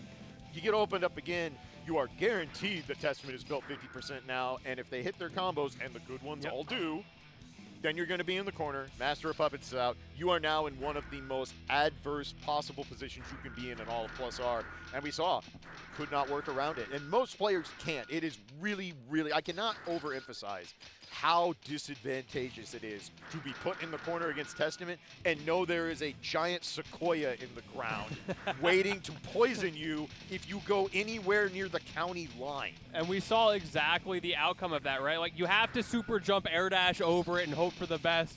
And so Testament just follows you, because if you hit that tree, they've got plenty of time to react and do something about it. Yeah, absolutely. And it's even more of a problem for Robokai. Robokai is not... Robokai has mobility with meters, spinning force break, doing stuff like that. Robokai's innate mobility is not great. So, ooh, we're finally seeing some Jam gameplay. So, yeah, interesting enough. Sweet Jam plays Jam in Xrd, but not in Plus R. Gonna face their own character. We have not seen Jam all day, so get ready. Jam. Hit you with the Remember Me. Yep. And Puffball, we started out, baits a bad burst already, and the cards are online. All three are ready to go, and do not get hit by any of those. They're going to hurt and bar out the gate. Both of these characters are going to be looking for situations where they can get their win condition started, whether it's the blood pack, whether it's the cards. In this situation, it is very much the cards that are going to take the W, as this first round looks like it's kind of walking away. Just drop, can we get it? Tries to catch the super, but yep, just go up and tick throw. I really love that Mar went up and just did meaty 5H. Not 6H, meaty 5H goes, I think you're going to try and backdash or do some hoopty stuff to try and get Moraha and turns it around. Just says, nah, just meaty right in your face. Well, things turned out quickly this time around. That super early key grab, and you can see, again, right, the ABBA win condition. You don't get to play the game unless you get Moraha mode, and this time around, Sweet Jam managed to pull it off. Yeah. Jam is one of the few characters that can challenge ABBA up in the air, though. She has amazing buttons on air and gets hit by Goku Moraha. Oh, the drop, though. That could have closed it out. Wow. Card right there with Goku Moraha IBA in your face. That is bold, my friend. You got to take the risk, right? I respect that. However, the risk did not pay off, and the reward is unfortunately going to be your death. I love this. That was so smart. I know a lot of you are like, why didn't he just do 4 force break DP? Because it has super armor, my friends. If Sweet Jam went for a hero burst there, it was not going to work. So that was incredibly smart by Sweet Jam. Sorry, if Mar went for a burst. Why is Sweet Jam not playing Jam? It's so confusing. Brother, I am not awake yet, and you're asking me to do this. It's like people who play one game and they make it their Twitter handle, and then they pivot, and it's just confusing forever. Look, commentators get mixed too, and frankly, it's really easy to do it. Yeah, I'd call it the unseeable, but it's literally right there on the screen. There's a reason we're back here and not on the sticks right now, that's all I'll say. But as we go in the back and forth, one apiece, Ryujin with no punish. That's brutal. Goku Moroha could have been a massive punish, and now down to a third of that Goku Moroha meter. Okay, it's the air grab. Wow! Oh, but you're going to run out of meter. We saw this earlier in those Testament matches. When do you pull the trigger? Drops Not going to get a chance, but you were knocked down, so couldn't do anything with it. Goku Moroha beats out the puffball, and Sweet Jam should close this out. No, doesn't have enough and gets caught with the Ryujin. Wow. The timings to almost clutch that out, knocking down at the same time that you went out of Moroha. Managed to get right back in, but Mar found a way through anyway. You saw the exact moment where Sweet Jam had a mental lock. They looked at the Moroha meter, saw the combo, and they're like, I have to go up, get the last hit in the key grab. And it's just that slight hesitation, falls out, and it gave Mar just enough breathing room to come back. It's the scramble right there. Yeah, bad scrambles, but gets grip for the trouble. All right, what's the mix-up? I like the delay. Gets poked out. Not quite Moroha stunned, but catches with the Goku Moroha. And now, Sweet Jam in a dominating position. Yeah, that's the challenge, right? You have to beat 2 Morohas, essentially. Yes. He got the early knockdown, Sweet Jam's side, to get into a great spot, but wasn't able to stop the super from coming out. And the result is this horribly scuffed situation that you find yourself in. Yeah. No cards. No cards. No meter, can't follow his defense, and you've got a character with normals that are basically SNK Super Boss normals. And right now, Sweet Jam would not, I like it, did not crumble after dropping that game that they know they should have had. So now we're going into parry, all right. Mar's shown we've got the jam skills. Of course, break the puffball, do it again. I like that dash back timing there, and we doubled down, do it twice, and the air throw as well to get your win condition started into the Goku Moroha. This is terrifying for Mar. Yeah, that burst doesn't hit, and now Sweet Jam with all the momentum, all the tools. Yep, go in, gonna take the knockdown. Oh, went for it again, not able to get it. Does bait out the dead angle, though. Oh, but another drop. Interesting, okay. Not like this, not like this, The my nerves. mans. Not like this. Wait a second. Oh no, the stun, and again, Sweet Jam unable to convert a round finishing blow, so and tragic. suddenly Mar on set point. Now, I was about to applaud because Sweet Jam, I'm like, you know what, good job not letting that drop carry over the next game. Doing it twice, that's a big ass to get out really of. tough. And now Mar smells the blood. And you got the breath of fresh air there from Mar, getting at least one of those cards on lock. However, finally, Sweet Jam able to get into this round. You've got Moroha, but can you actually do anything with this? We saw what happened last time. Another drop, and that was about to stun too, so that's a huge drop. But this might just get it. Nope, too far away. Says, I'm just going to go into Moroha. Good call out. Great catches read. the Ryujin. And yeah, that's going to... Oh, Yep. I forgot about the burst, but like you're talking about, there are answers to it. Doesn't matter if you get hit, and Sweet Jam manages to clutch out that game number 2. Yeah. When ABA is in Moroha mode, one of the most difficult characters to burst in the game. Has everything is jump cancelable. Donzai has super armor on it. Like, you really have to know your burst points against Moroha ABA. And we saw, even after those brutal drops, Sweet Jam is still in this, so we are going back and forth, and frankly, I expect more scrambles at this point. I'm curious to see if maybe the combo routing ends up changing or not, if there's going to be some fear that you're going to drop it again. Either way, though, had to use that burst early, gets the reversal here. Can you get Goku on? Yes, you can. That was a crazy interaction of 2 buttons whiffing, but ABA in Moroha mode recovers faster, and now that guard gauge, don't get opened up, my man. It is cranked. He gets right hit. Now. Oh, no. Can Sweet Jam finish it? Sweet Jam is also about out of meter, and if it does not, Blood Pack is going to lose all that life. And again, just not, man, brutal. Absolutely brutal. Sweet Jam is like, I should have won this set like 6 times by now. And it's now facing down set point. And every time it looks like Mar is getting mauled, I look up, and Sweet Jam has done so much damage to himself because they're living in Moroha and Goku Moroha, but are not key grabbing or blood packing out, which means they don't get to recover that health. Yeah, we've seen that a few times where when we're low on meter, Sweet Jam is opting to try to go in and finish their food, and that is what helped Mar close out that last round. Right. However, I don't think we're closing out this one. Again, drops it again with the last pixel of health. Oh, no. Wait, you're out of FD. Yep, just oh, trying no. to chip it out. Just trying to chip it out. Still not there. Gets away. Ah! All right, Sweet Jam this time did blood pack out. Now has a full life meter again. Just needs any stray hit. But Mar just the literal cockroach. You cannot kill this man. Well, he definitely gets stronger as he lowers health, that is for sure. You're in a terrible situation here. This is an opportunity, but Sweet Jam finds a way through. I guarantee you Sweet Jam just exhaled a sigh. We could hear all the way back here being like, okay, all right, we're in there. I'm back in. I've got Moroha. My man doing Breath of Asanage in real life. Yep.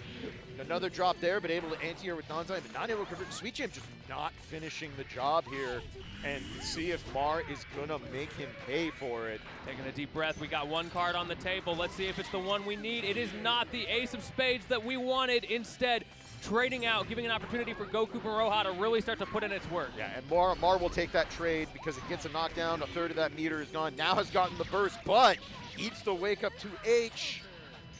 Okay, gets escape. All right. Yeah. Sweet Jam able to get out, recovers a chunk of life, has a blood pack left, so we'll be able to go back into Goku Moroha. But we'll have to get in Moroha with the key grab, and that's asking a lot right now. Or do you just bet it all on that regular Moroha, right? Yeah, especially with this little life. But we've seen it's been so difficult. You know it's in Sweet Jam's head right now. And Mar now on the verge. What's the play? FB's out. No key grab. Oh, no. So much to think about here, and I think it might have been a little bit too much. Mar with the comeback, maybe recognizing the mental stack overload, just holding forward, keeping that pressure on, and there was no escape. Compounding mistakes. You saw Sweet Jam doesn't finish the plate. Now you don't have the opportunity to run another mix-up and possibly end it right then and there. Now you're staring down, running out of Moroha gauge. All right, I got to get out. I got to blood back out. I can't sacrifice all this life again. That's not going to work. Now I'm down one blood. I've got one blood pack. You have to use a blood pack to do Goku Moroha, the install super, which is it is the win condition. It is what makes ABA what she is in this game. Which means now to get back into Moroha mode in the first place, you have to chase down Jam and get a key grab. And we saw good luck with that. Too much to do. So again, finish your plate. If you do not finish your plate, you will be punished in this game. We saw it. Sweet Jam probably won 6 games that set, but only able to actually cash out one of them. Which is such a tough situation to be. Like, the mental damage that causes as you're continuing to go. That was winner side, right? Yes. Okay, so we're still in it, still an opportunity, but now you've got to go down to losers. You've got to start all over on your fight to make it out of pools, and you're going to be thinking that mental dooming, you got that memory of a goldfish really has to come in to keep the positive we are so back energy. Yep. Fighting games there's a lot of execution, there's a lot of practice. Mental fortitude is at the top. When you're actually on the sticks at a tournament, it's all about up here. It's all up here. And that is going to bring us to the end of this block of pools, friends. We are going to run some ads. We'll get set up for more Plus R action. It's going to be going all day. Don't go anywhere. Lentini, pleasure to work with you, good sir. Anything to add before we get out of here? Dude, thank you for helping hold it down here. It's been a pleasure to work with you, Plus our community. Thank you for having me. I hope you enjoyed this. Anybody watching who's thinking about getting into the game, like we said earlier, look up that Plus our Discord. I'm sure someone can help you find it. And until next time, y'all have a good one. Take care, everybody. ギアに味方する者を許さない。ユニカは単独犯ではない。私たちで黒幕捉えちゃったり。情報を聞き出すまでが任務だから。救える命も救えねえぞ。貴様らがギアをかばうなら聖戦は必ず起きるだろう。聖戦は俺が止める。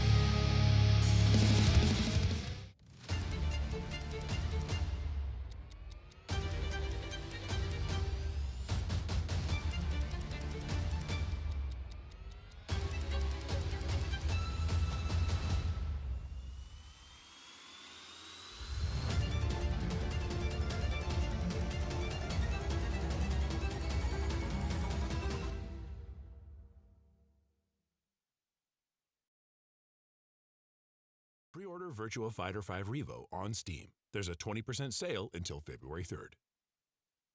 There's a 30th Anniversary Edition available that will feature bonus content like the 30th Anniversary Swimsuit Costume Set, Legendary and Yakuza Series DLC, pre-production artwork, and the Virtua Fighter 30th Anniversary Music Selection. Pre-order Virtua Fighter 5 Revo on Steam. There's a 20% sale until February 3rd. Midwest Battleground, 7 open brackets for today's most popular games, including the newly released Marvel Rivals. A 4 collegiate invitational with $10,000 in prizes on the line. Register now at startgg/MWB. Premium Edition Games. Come see our friends Gamers for Gamers for show-exclusive Nintendo Switch games by Premium Edition Games, located in the hotel lobby. Magical Defense Force, a magical girl comedy with Monster of the Week style action and over 300 unique art assets. It's available on Steam now, and check out the 4 new chapters coming in February. Join us this summer for Anime Magic, August 22nd to 24th at the Donald E. Stevens Convention Center and Hyatt Regency O'Hare in Rosemont, Illinois. Featuring cosplay, gaming, music, and more, there's something for everyone at Anime Magic. Vortex Gallery. The Vortex Gallery Matcherino page is live.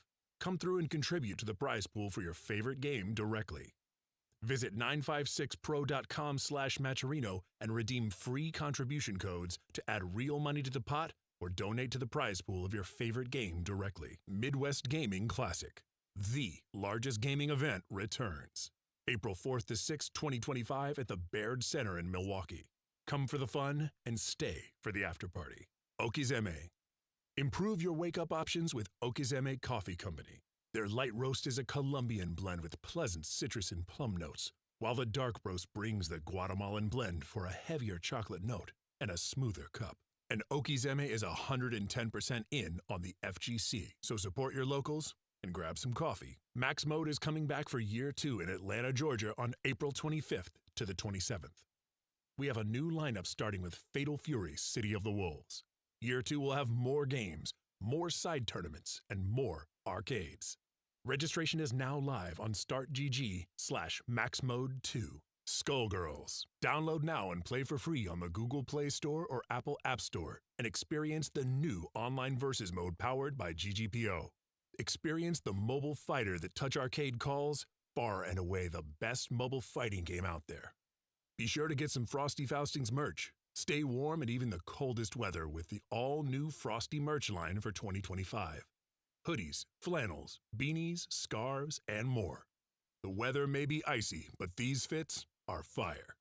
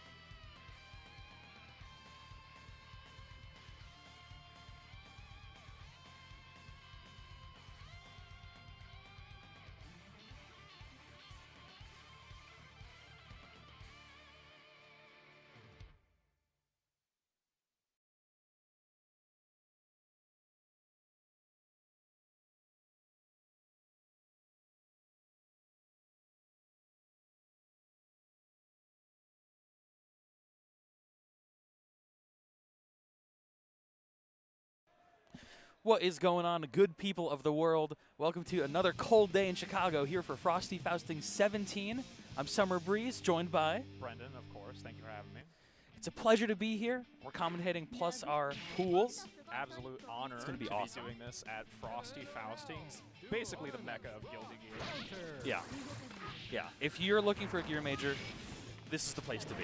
I Like- think it's pretty uncontested fact. Maybe Taku, but there's been kind of some suspicion about whether or not that's going to be happening at the same time. It was very late last year, but Frosty's is the place for the gear major. Yeah, and I mean, already just going through these early pools, I just played, if you've been watching the stream, you saw me playing Get Bounced by an Axle. That was a great time.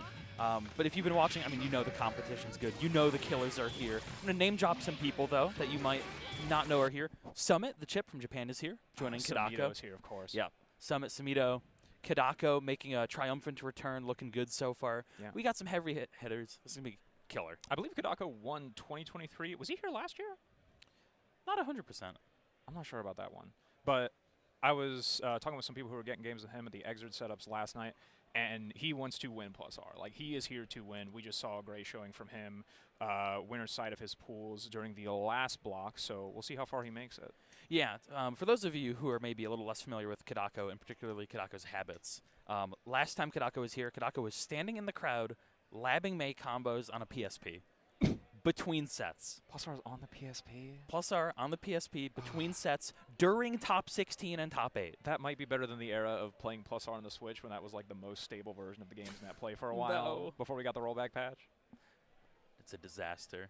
I mean, everything's great now. We got replay takeover. Online is flawless. Quick match, envy of all other game matchmaking systems. None of the other Guilty Gear games have as good matchmaking as +R, and it's the oldest one. Yeah. While we're getting set up, we're just going to sing our praises for this game. We love it. That's why we're here. Yeah. We're so stoked. It is a bit too messed up for me. I'm more of an Xrd guy myself, but my character is evil in this game. And Venom, of course, you're a Venom player. Yeah. Mad fun. Dubious curve loops. You got all the different ball formations with D-hold sets. Tons of fun to play that character. Yeah. Really, really sick. I mean, that's the love of this game, right? It's super high power. You get to specialize. You get to dig deep. You get to kind of disappear into a character's kit and figure out what about it is interesting to you. Yeah, and it's chaotic. You know, the differences between the tech systems and Slashback and the lack of a buffer means that there's a lot more room for weird, like, unexpected situations. Players that thrive on improv really seem to love +R, I feel like, just because of the amount of freedom that the play space provides and the incredible number of situations that the game presents. Yeah, so we're getting set up with our first match here. It's going to be MF Beautiful out of Texas, I believe, versus Chart Soul, all the way out here from the UK. I think this is welcome, a Soul welcome. Mirror. It's going to be either a Soul Mirror or Order Soul Soul. One of the two. I am not familiar with Chart Soul, but I've seen MF Beautiful floating around quick match a couple of times. This is a bona fide old man Soul player. Like, he can turn on the fundies when he needs to, but at his heart, he just wants to go crazy, like hit set combos and get up with DP on wake up. Like, he knows what he wants. Yeah, he wants to party, and I respect that. This is a partier's game in many ways. I feel like we're going to options right now that we backed out of character select. Oh, yeah. So, yeah, good people of the world, Twitch chat, sound off. How we feeling? We can't see you, but love to hear how you're doing, how you feeling, how you're liking the show so far. Yeah, I'm sure production will be ecstatic.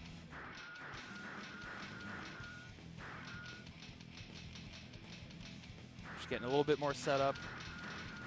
Getting And our so controls situated, make sure that we don't have to do any last minute go back to characters like after our buttons were wrong.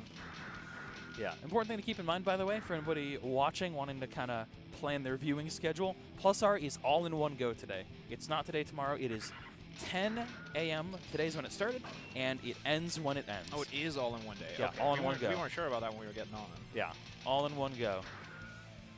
At least I'm pretty sure. Maybe I'm lying. Lying's pretty awesome. We can always fact check. It's true.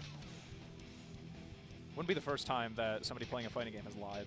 That's true. I'd rather lie about the schedule than lie about, like, the content of the game.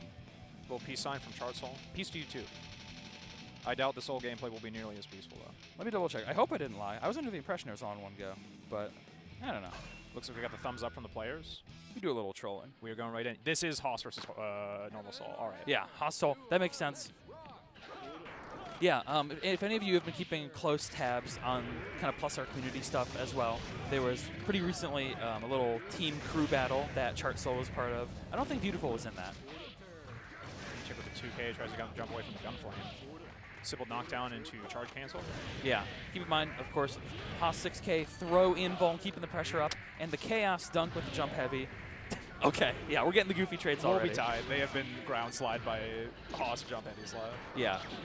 These are, of course, two notoriously evasive, kind of conversion-driven characters. Doesn't quite get the pickup off the 5K and misses the clean hit. But there we go again. Scramble through the situation. There's the clean hit. All right, here we go, yeah. Nice. Chart Soul drawing first blood. Yeah, looking good, being super on top of these anti-airs. But I'm wondering if that's a little bit due to timing on Beautiful's part, because I don't think 5K should be contesting those buttons. Crouching overhead into double gun blaze with some action charge in the back. Blocks the Gunflame. Storm Viper gets stuck with JH. Oh, missed the dash. I think Chart Soul saw that and kind of knew what to do, but missed the dash. Simple conversion off of Fafnir. Nice Man, DP. Storm Vipers through the pressure, crazy. Yeah, I think that's through Wild Throw even. Oh, yeah. Once Just more walk with up. feeling. Right, Nice. clean hit. Do you burst here?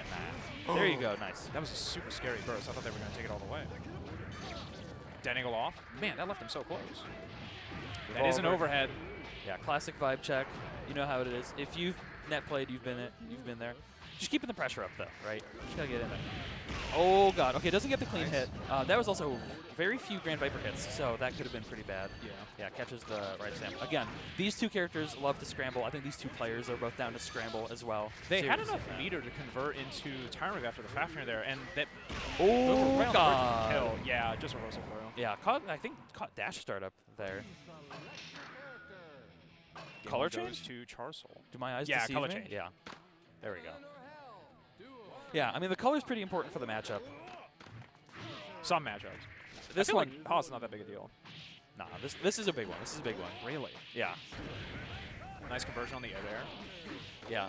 I like this. Just putting out constant hitboxes in the air, trying to just keep Soul in check. Because really, if you're playing a Soul who wants to party, it's really a game of containment, right? That's what it kind of boils down A to. little bit of animal handling. Yeah. Nice. I like that. Just neutral jumping over the gunflame. Ah, the crouching overhead bursts out of it. Nice anti-air. Drops conversion. Catches the tech though. Yep. Soul Stuffs Sweep the putting in gun work. No punish on the Wild Throw though. Okay.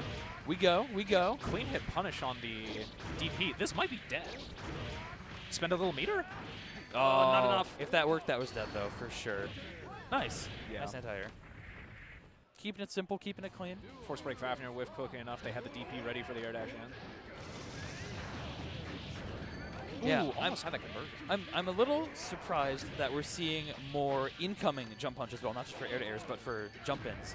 But it's putting in good work. I think it's performing better against kind of the typical Soul 5K anti-air timing. I mean, I think Haas kind of has like suspect anti-airs anyway, correct me if I'm wrong. And while Soul's 5K is consistent, for the type of jump-ins that both Souls present, it can be kind of awkward to hit this character. Oh, wow. Crouching Gets overhead the counter again. hit by the overhead, yeah. Close to stun. Keep it simple. Goes for the late air dash. Fafnir RC. Keep the pressure up. Jumps over the gunflame. Clash it. Yeah, exactly. Yeah, right see, there. Yeah, those jump punches are really, really throwing off the anti-airs here. This is the link on the 5H. Actually, I'm not sure if that was even possible at that distance of gunflame. Nice. Nice, nice, nice. Keeps it simple with level 2 blockhead buster. The 2D going under 5H. I mean, the Haas jump punch count has to be in the hundreds at this point. This is getting a little ridiculous. From this set alone? Yeah. Oh, nice. Yeah, Charge canceling to 2D. Yeah, also no conversion off that kind of deep jump slash. Missing some pretty key conversions here, which is unfortunate. I wonder if that's why Beautiful is opting for kind of this more interceptor style. Yeah. Dangles again. Gets out of the corner with Gunblaze action charge. Nice. Maybe looking for a No. tech there. Weren't sure about the conversion. Yeah.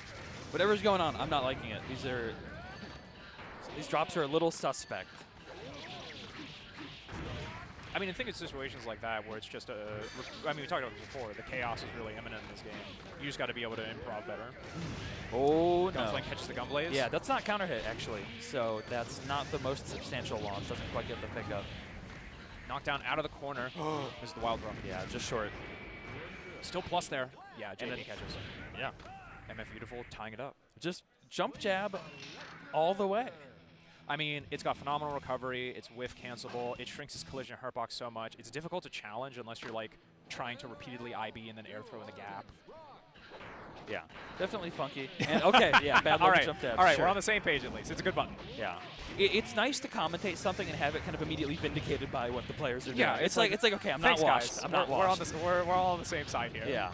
This button is good. Jabs under the incoming jump in from Charsoul. These are again some kind of awkward scrambles with that overhead and then just kind of blocking and waiting. Strange backhand on the jump Bonk. in. Yeah.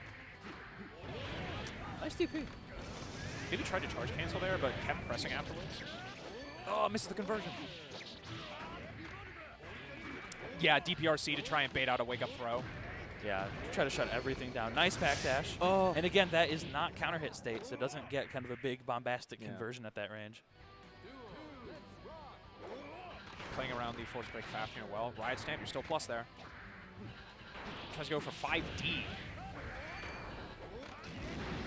Charges for Oh, no. Clean That's hit. really, really scary. It is party time. Oh, Drops misses conversion. jump heavy. Yeah, I mean, that's pretty respectable damage already. Yeah. Nice Okay. RC. Nice. Oh, goes for the swag grab. Doesn't quite get it. I think that's extremely difficult at that point. Nice. Just Yeah. charge up. All right, we got some gauge to work with. See, again, I'm a little...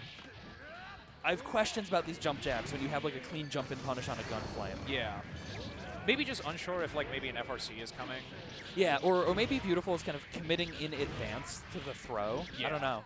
Nice conversion, though. Closes out that round. Final round. Neutral jump JH is so good. See, there we go. That's what I'm talking about. Nice, Thank yeah. you. Actually got the Thank you. counter hit with JH from Haas. Just Gunblazes right under the late air dash. Still got the conversion, too. Yeah, no tech. Yeah, that's a little bit of an awkward height to finish the conversion at. And a Beautiful utilizing these air reset situations to try and sneak a hit in. Yeah, doesn't quite get the right height adjustment there. Turns it into the dust loop. Boom, Frosty Faustings flashbang. Gotta remind everyone no. where we are. Okay. At the very least, Charcel manages to put themselves away from stun. There Yeah, just we jump in, go. empty throw. Yeah, I think the minor quibbles about button selection were kind of ironed out. And Yeah. it just kind of worked And out. you mentioned that earlier, using lights to sort of just like check for a response. Even though punish would have been guaranteed, if you're unsure about that, it can be useful to just be like, all right, let's see what your response is going to be, and then I can either go for a tick throw or try a frame trap there, because Soul JP, I believe it's only a level 1 move in this game. It has such low block stun. Yeah. Especially if somebody is like, oh, panicking, I got a IB to try and mitigate whatever's coming at me, mitigate the frame advantage, makes you more vulnerable to throw in this situation. Somebody is not intending to like continue pressuring you. Yeah, but I think part of the thing with Order Soul especially is like you're built around those big conversions, Right, and your yeah. counter hit cash out is so good. Yeah. So once Beautiful stopped leaving those opportunities on the table, I feel like it just started slipping away from Chart Soul. And against a like a mid-range character in this game, like Soul, you really do need to make your hits count, because you're not gonna get too many of them. Like if they're piloting neutral correctly and they're sticking out those big buttons that are like making it difficult for you to navigate your way in. You really have to slip in with your moves that shrink your hurt box and then cash out as hard as possible. Yeah. But still managed to work it out in those situations. Yeah. And as we saw, everyone was okay with it. We had a nice hug on stage. Yeah. Good set. Love to see the sportsmanship, obviously. Yeah. Always nice. Who do we got next? We're looking at Cheddar and Lady of Ash. Forgive me, I must confess, I'm not super familiar with either of these players. Maybe something will click when I see a palette, a character. Lady of Ash sounds like a Dark Souls fan, but that I might just be projecting on that one. That's fair. I mean, you're allowed to do that. Yeah, so we'll see. I believe that's California and Florida, though. No, Washington, California. There we go. Okay. Yeah. So this will be cool. Unfamiliar players meeting with each other at Frosty's. I thought we were about to see Haas Zato, but then they went back to... That'd be scary. Okay, Mania. a little bit of a hat matchup here. I want to talk about this. I think the beanie loses to the wide brim. Okay, here's the thing, right? Yeah. This is definitely my bias showing. Yeah. I think beanies are sick. You got a tall beanie that's like got way too much room for your head. Not a fan of that one. Really? No, I think that people should just pick hats that fit their heads. I see. I think the height is the big advantage here. I think that's what the beanie has going for it. It goes over the wide brim. Yeah, exactly. And of course, keep in mind at Frosty Faustings, there's a wonderful selection of beanies for sale. If you happen to be here, Merch plug. merch plug. Yeah, I think our players are waiting for the okay to get rolling. Or are we dealing with controller issues? Yeah, we don't know what's happening either. Doing some unplug. Oh no, it seems like we're vacating the stage. Oh no, we're swapping. All right. Okay. What's on that stick? That's a leverless IC. I believe it is. Yeah. I can't quite tell. I would love if there's like a little placard on the stream setup that said like, if you have stick art, please flash it to the camera. I mean, some people do that unprompted, and I think that's sick. Yeah. But that's definitely like, oh. I mean, some people might have kind of questionable things on their stick, but that looks fine, although Yeah. I can't really tell what it is from here. I think that was my mistake when I was playing, is I didn't show the stick art to the camera. I think that was my mistake. I mean, hey, you still made it out. It's true. It's true. It worked out. I don't need to think any harder. I just should have shown the stick art. Would have given you the power up. Yeah, exactly. Exactly. Nah, I've been running my old Rap 4K into the ground for like 5 years. I gotta get a custom stick, but I just don't know when I'm gonna have the money for it. That's fair. That's fair. And at this point, I've been with lever too long to switch to leverless. So even though it's like, oh, air throws are easier, you have all these options selects. It's like I can't do it. I gotta have a ball top. Yeah. No, I'm a stick player through and through. I feel Yeah. the exact same. Hell yeah. Yeah. No, I'm with you. It's also like, I don't think there's a reason to have multiple identical sticks with different art. Maybe that's a hot take. I don't think it is. But it's like, you're committing to art when you get it on your stick. I think that if it brings you joy, you're like, I want this stick today. Plus, you might have different internals in it too. Yeah. I mean, if they're like meaningfully different, Yeah. I got you. I but- mean, none of the internals of my stick are the same. It was a Hayabusa lever through in a Seimitsu. All the buttons are gamer fingers now. I took out all the stock stuff. nice. Sounds like we're finally picking the stage. Nice. Also, I did a little double checking, did my homework. Plus R does run all in one go. Right. Yeah, it is running 10 a.m. until probably around 10 p.m. in terms of closure, Central Time. Justice. More souls and Justice. We saw an awesome showing from G Viper on Justice earlier against Kadako. Yeah. Nice, okay, I like Just that. air dash DP to get in over the nukes. Yeah, that's actually kind of nice because it completely sidesteps the possibility of Justice pre-detonating to stop your movement. Right. Like that, exactly. Yeah, the problem is the DP has to connect, of course. Yeah. Lady of Ash just trying to fight her way in here. Yeah, swinging pretty hard, but This is the punish on the air Michael sword. Yeah, but this is ultimately the counter. This is ultimately a get in there matchup. It is incumbent upon Soul to find a way in, and that's what this is about, right? My impression of Justice has always been that she's vile when she's hitting you, but having her actually hit you is difficult, and as long as you're just willing to wait her out, she's not that powerful, but maybe you could clarify that. Ooh. Oh, almost gets a sick conversion. Hong tries to no. activate. Oh, no. What were we planning? That's scary. We do a little partying, you know. All right. Yeah, I mean, as I think most Justice players will tell you, wow, jump kick hitting cross-up in this game? That's not allowed. Obviously, Justice has very kind of tool-based, polarizing matchups. Right. This is a matchup where I think there's a little bit more of a kind of a conversational aspect because Soul can be so evasive. Yeah, he's got so many tools to move his hurt box around and slip in. Yeah, I like that. Using the force break to just get out of the corner. Yeah. Tries to counter again. Really fishing for those. Yeah. Air nuke stopping the jump in. Again, forced to block. Oh, Ooh, counter hit big 2H, counter hit, big yeah. launch, no capitalization though. Tries to counter again. Yeah, and again, shades of Xrd with these jump kicks actually hitting cross-up. Because in this game, for any Xrd viewers, it is not a cross-up in this game. I mean, he's got a fat ass. What can I say? Thrown on wake up. Oh, doesn't quite get the Throw it conversion. again. Doesn't punish after the tech out. Yeah, another whiff on the throw. I have never seen that super ever. Yeah, up close, it does a ton of chip because it's just like a billion up Just close like hits. a way to force win con. Yeah. Yeah, great guts crush at the end of long combos, but not to be distracted. Lady of Ash, taking around, good stuff. OTG with 6H knocked away, but no tech out from Cheddar. Oh, again. 2S gets caught by the counter. Oh, it doesn't get the conversion again. No punish on the DP. Yeah, I think the throw 2H just sends too high. Simple block trying to push him out. Trades with the nuke and Bandit Bringer. Trance hits. Just detonating these nukes super early, worry about any kind of approach. Yeah, I'm kind of surprised we haven't seen like just a full send on a Grand Viper yet, you know? But We saw one last round, but Lady of Ash has been playing significantly more conservative this round, it feels like. Pressing right when the nuke is on top, waiting for the last second. Didn't wait long enough, though. yeah, that jump kick. Jump kick, the little fork, that button is actually ridiculous. Vile. People don't talk about that button specifically enough. What an evil, evil, evil air normal. It's huge. How disjointed is it?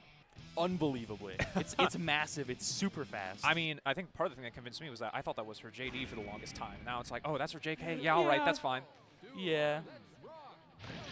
6H counter hitting at round start. Fafnir doesn't confirm? Huh. Yeah. Oh, nice. Anti-air nuke connects. Jumping away. There Ground we Viper go. finds its mark.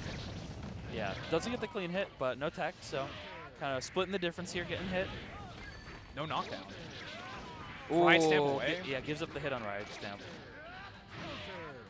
Maybe they were doing an unbelievably extreme call out to a burst. Maybe. I mean, that would have been pretty hype. The sad thing. Counter finds its mark. Oh. Okay, that works out.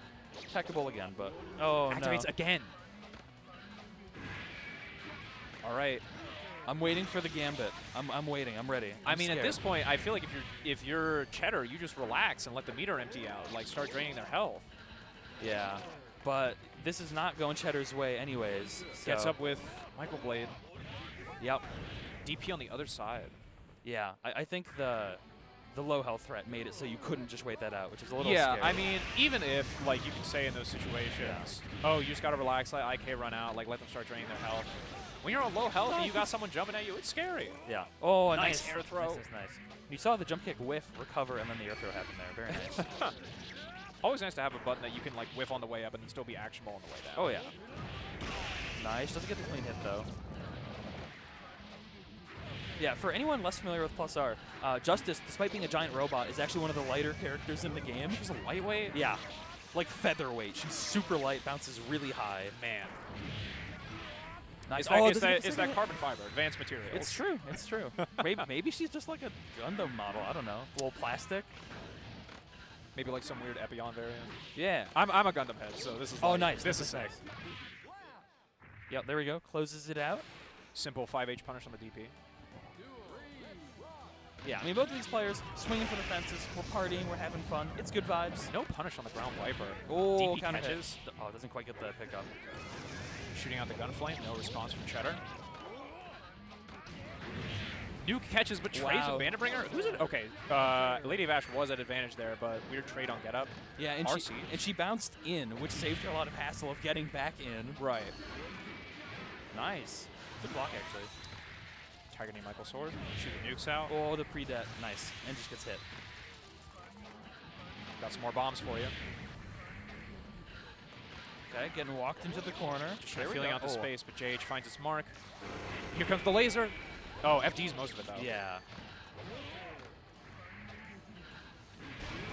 Oh, burst. Maybe they were worried about getting hit there? Maybe.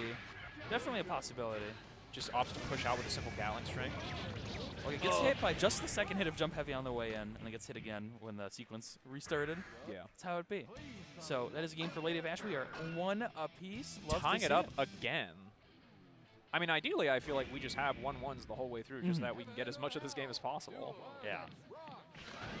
Ride Stamp around start? Of course, of course.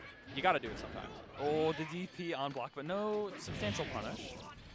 Nice. Juggling off of the nuke into far slash, even if there wasn't like a crazy confirm there, just tacking on a little bit of extra damage. Yeah, and that's kind of your building block, right? Is how Right. can you start to build these kind of stray nuke hits into more substantial conversions? Yeah, and I mean, Plus R such a frantic game, especially if you're learning it, it's like you need simple ways to just apply extra damage. If you can't always have the nastiest setup, the biggest conversion, Oh, no. counter no hit, conversion.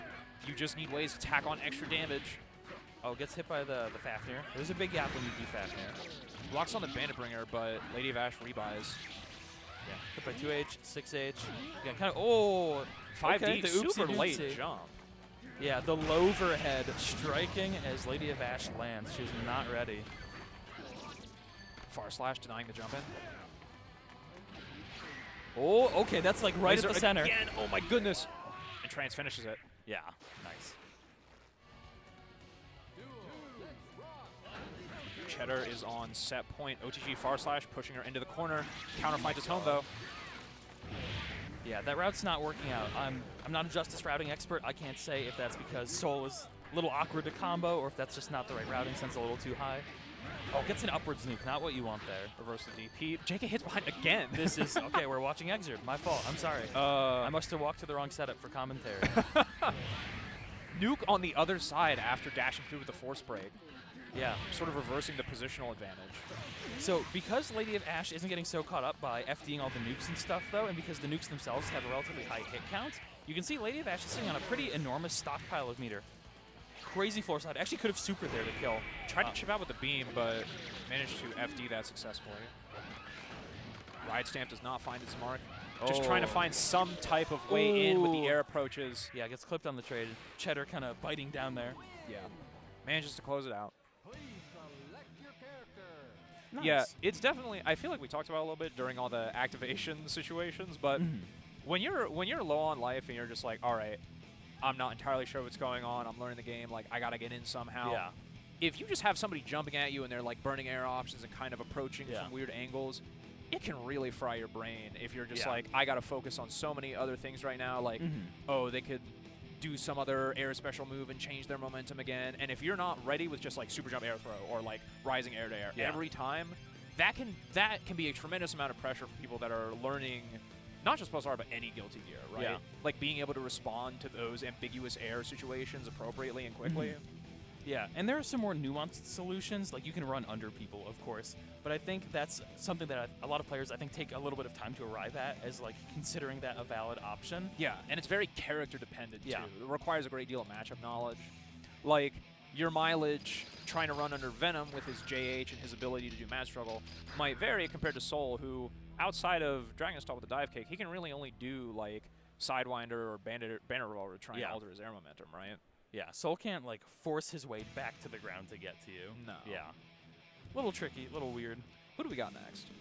It's looking like Claris and Saint Harry. Oh, my fault. I didn't know that the Vatican was making an appearance at Frosty Faustings. Yeah, hailing from California and Florida, respectively. I believe Claris is a Robo-Kai player. We've net played a little bit. Saint Harry, I'm a little, again. The other problem is +R players love net playing with weird names. I'm guilty of it too. I'm extremely guilty of it. Care to share with the class? I am currently playing as Mansa Musa's Golden Q. You know how it is. All right. Yeah, there's a lot of weird names out there. So sometimes it's like, I've known you, I've been playing with you for years, you just have a different name in bracket. Who are you really? Yeah, You're like exactly. unmasking the Scooby-Doo villain. Exactly. And there's a lot of villains. A lot of villains to be found. No friendship in +R? A little. A little. I mean, listen, love can bloom on the battlefield, right? But all right. But this is a game for villains. So Robo-Kai and an unknown. Yeah. Robo-Kai is definitely one of the characters I'm least familiar with in +R, just because, both because I haven't played him a tremendous amount, and also because whenever I see him on the screen, there's just like something slightly different going on. Like, I know what the gauges do. I know that Tiger Knee Missiles is really good, and if you do that, you're a good Robo-Kai player. But he puts out the mat, he does the copter, he activates the self-destruct super, and I'm just like, all right, my brain's shutting off. I'm good. Yeah, it's for one, Robo-Kai can support a lot of different play styles. Right. You can have that kind of Stormlock, very tech-heavy, high APM scramble forward style, or you can play more like kind of Gaku, where it's, I'm going to play slow, I'm going to play chill, I'm going to build my resources, and if I touch you, you die. Do some economics, right? Yeah, Instead of just trying to force your way in. Yeah. Yeah. And Robo-Kai, I think for spectators, can be a little tricky because he's one of the characters that I think it's hard to watch and just intuit the mechanics. I think one of my favorite things about Robo-Kai, and I'm glad that not many other Guilty Gear characters do this, but I think it would be cool if they did, is that he can change his wake-up timing. Yeah. I think that, and it's pretty expensive to do, but I think that is such a cool idea because I feel like I know a lot of people who are into Street Fighter, right? And especially Street Fighter V, and one of the things about that game is that outside of the like specific corner hits and like very, very good hits on Oki, you don't get a ton of offense in a lot of situations. They're like, oh, I don't like having to hold all this stuff. Like I wasn't a fan of Street Fighter 4 because of like Vortex and unblockables with left rights from Ibuki or Kami. And like having some kind of agency on your getup is something that is not present in Guilty Gear outside of your reversal option. So having even like different timings is a rarity, and it's also something that's so interesting to me because it's like, all right, well, you hate getting Okidon. Why don't you just pick Robo-Kai? Or I believe Bridget also has a way to alter her wake-up timing in this with game. the yo-yo throw. Yeah. Yeah, and of course, anyone remotely familiar with this game and Gear at large knows that this is a very like set play forward game. Yeah. It's really about what you do with a knockdown. Yeah, everyone's got one wake-up timing depending on which way they get up, and that is it. You work around that, except for Robo-Kai and Bridget, who can change theirs for a high cost, but often worth it if it means that you can escape a setup, or even not even escape it, just throw off your opponent's execution of it. Yeah, and especially against kind of projectile set play characters, it can be really problematic because, for example, if Ino throws Note and you delay your wake up, the Note just goes right past you. Yeah, exactly. You're fine. All those like 2 or 3 hits you need to block, now you're good. Yeah, so it forces a lot of characters to adopt a more kind of manual Oki style, with like meaties, manually watching your wake up and doing kind of a weaker but reaction. Focusing a lot more on the situation rather than just autopiloting a setup. Yeah. All right, Robo-Kai versus ABBA. Love to see it. Yeah. Two really scary characters in completely different ways. Yeah, I mean, Robokai just has the element of chaos on his side, and Abba, if she just touches The gold burst. Oh no. Yeah, and you can see Robokai also, watch for that map. It gives a Robokai meter when he's sitting on it, which is really important because Robo is extremely meter dependent and operates in like these meter chunks that you're seeing, right? Right, yeah. Nice wake up throw. Benefits quite a bit from IB as well for that reason. Yeah, because you get proportionally so much more per IB. Right. Holy smokes, that missile was locking them down for so long. Yeah, and running a little low on the Abba gauge though. Nice, he grabs out, converts. Yeah. Cashes out, gets a little bit of health back. Yeah. Here Really come nice. the missiles. Wow, the super deep hit. Okay. Manages to roll under it. Yeah, just trading places, yeah. That little horse move can be deceptively difficult to interact with. It's actually quite strong. I assume that depending on how late it hits you, the frame advantage is going to vary a lot. Yeah, and super bombastic counter hit as well, which is really nice. Man, it just runs up and throws after the stagger, takes the full reset, activates. Oh, you're not going to be able to, never mind, I was about to say you're not going to be able to kill from here, but now it's looking kind of dire. Yeah, are you going to burst? Yeah, you are. You want this round. You feel like this round is yours. Targeting air missiles. Abba, yeah, running low on meter and just gets clipped by a missile. Nice. A lot of Super Moroha mode to play with still, but it's difficult to find your way back in against that. Oh, man. That's the second time that burst is missed. That's a scary burst because it's not preserving the Abba gauge, right? Not preserving Moroha. So probably just kind of a gut reaction to getting hit. Yeah. Obviously, getting knocked down for Abba when she's in Moroha, incredibly dangerous. Loses a huge... How does she get over there? Yeah. 2 small missiles and a big missile. Nice air throw. Okay. That knockdown can also be a little scary because it is back turned, which can allow for some trickiness on wake up. And Robo, of course, loves to be tricky. Nice though, really clean from Claris. Good Claris stuff. taking game 1. Yeah, it feels like St. Harry just didn't get started, didn't kind of get the ball rolling in that kind of ABBA steamroller capacity. It kind of felt like a tremendous amount of what was happening was just coming down to a loss in the scramble situations, because we saw plenty, like we're seeing on the screen right now, we see plenty of good conversion game and pressure from St. Harry using some tricky resets and stagger situations, but that chaos that Claris is creating, just making it very difficult to try and maintain momentum. These air throws are nuts. Yeah. Okay. Yeah, super through the Suka motion. Yeah, not ready for the IK, so we're just going to super. Nice. Oh, fancy. Gets most of the conversion. Good amount of damage. Somewhat even trade, but of course Claris gets to set up the mats. Oh, activates? Okay. Palm. Oh, no. This is bad. Here's the skip. Okay. Okay, deactivates. All right. Yeah, we were not intending to activate there. Nice. Yeah. Okay, Robo's sitting on so much meter, though. Just another air throw. Yeah, spotting these gaps. Recognizing the awkward situation on wake up. Claris on set point. Yeah, nice. Simple jabs. Roll in for the throw reset. Key grab finds its mark. Not able to confirm a knockdown. Nice air to air from Claris. Yeah. And another nice air throw. Okay. I mean, they're incredibly good at sniping even just their air-to-air game has been excellent. Command throw after Suka motion. Yeah. Oh, taking the opportunity to put the self-destruct. I don't think we get a conversion into the self-destruct. Oh, maybe we do now. 3, 2, 1. Is it time? Oh, I got the IK off, too. A little disrespectful from Claris.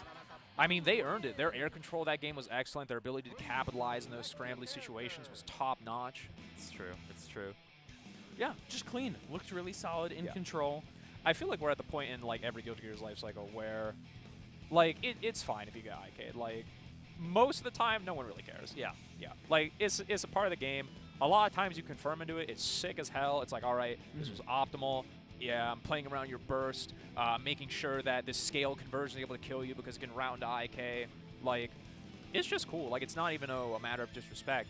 It's something that's showing, like, oh, I have the knowledge and the situational awareness to actually make this land. Yeah. For what it's worth, though, I think that was pretty darn disrespectful. You know the detonate's going to OTG and kill, so you pop IK right before you go. Oh, From Hell's Heart, I stab at the... Activating in that situation, that's tough. Toxic. I respect it, though. It's a good hustle. Who do we got next? Spatulator and Andrew? And Do. Oh, my Andu. fault. Yeah. Spatulator's an awesome tag. It's pretty beast. Andu, local. I believe I ran into Andrew at a concert a couple weeks ago. Really? Yeah. You're from around here? Yeah, I'm super local. I drove Nice. 20 minutes to get here. It's Oh, incredible. Let me tell you, living close to Frosty's, pretty nice. Beats my 14-hour drive. Yup, it sure does. Sure does. Yeah, so Andu is an Order Soul player. I believe also plays Soul, but privileges Order Soul. Spatulator I'm less familiar with, hailing out of North Carolina, though. Oh, okay. North Carolina is kind of I don't even want to say sleeper, one of the kind of plus art nexuses for this game. Really? Yeah, some really, really strong players out there. They've definitely shown up in force. Oh, this is going to be double Order Soul, I believe. Really? Hoss Mirror? Yes. All right. I believe this is going to be double Order Soul. You said you haven't heard of Spatulator, correct? Well, this is awkward because Spatulator was in my room last night, but did not introduce me to themselves by tag. So, okay.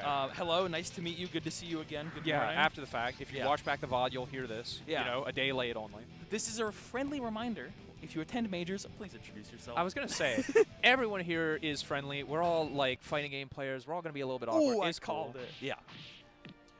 Because it's really about hanging out, right? Yeah. It's about hanging out. Even if we're all here to kill each other, we're doing Yeah. it in a friendly way. Yeah, and for anyone who would like to know who's who, that's Spatulator in the blue and red, Andu in the darker, more subdued red and gray color scheme. Very patriotic colors from Spatulator. And we're just going. It's Gunblaze, it's Jump Heavy, it's 2H. All right, you know, burst we're out the cruising. Gunblaze. Spatulator's still hanging on to his burst. Yeah, this is going to be pretty frantic. I'm relatively familiar with Andu's playstyle, which I think is pretty high tempo. I think a lot of Order Soul's bias towards that. Yeah, of course. If you run into buttons at high Nice. tempo, that can only spell your doom. Yeah. Yeah, gets the knockdown with the level 2. And the action charge. FRC's blockhead buster. Oh, yeah. Wow, manages to just avoid the 5H punish. Yeah, action charge FRC, though, keeping it safe, and we go again. There's the burst from Spatulator. Yeah, just trying to force the in. All right. Trading rockets. Why not? And so, Order Soul is a character. Nice. Gets Nice the link on the IAD. Yeah, it's the super jump instant air dash. Order Soul is a character that is typically very, like, you want to do the thing first. You want to be the first person to go. Yeah. Right? But when you have two people who are doing that, you end up with a lot of interactions that are just kind of two ships passing in the night, right? Tries to 6P after minus on the rocket. The Spatulator challenges. Burst from Andu again. Was that Bandit Revolver FRC air dash? That's scary. Just avoiding the Gunblaze Wow, pillar. the 2P anti-air against Order Soul? Sure. Why not?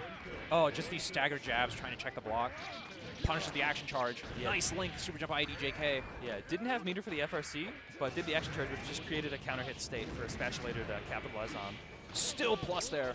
I think wanted to throw there, but Andy was a little out of throw range. No knockdown on the Storm Viper. Jumps the Force Break Fafnir. Nice, yeah. Yeah, so Order Soul, outside of a certain range, the primary threat is actually overhead because of the Bandit Revolver.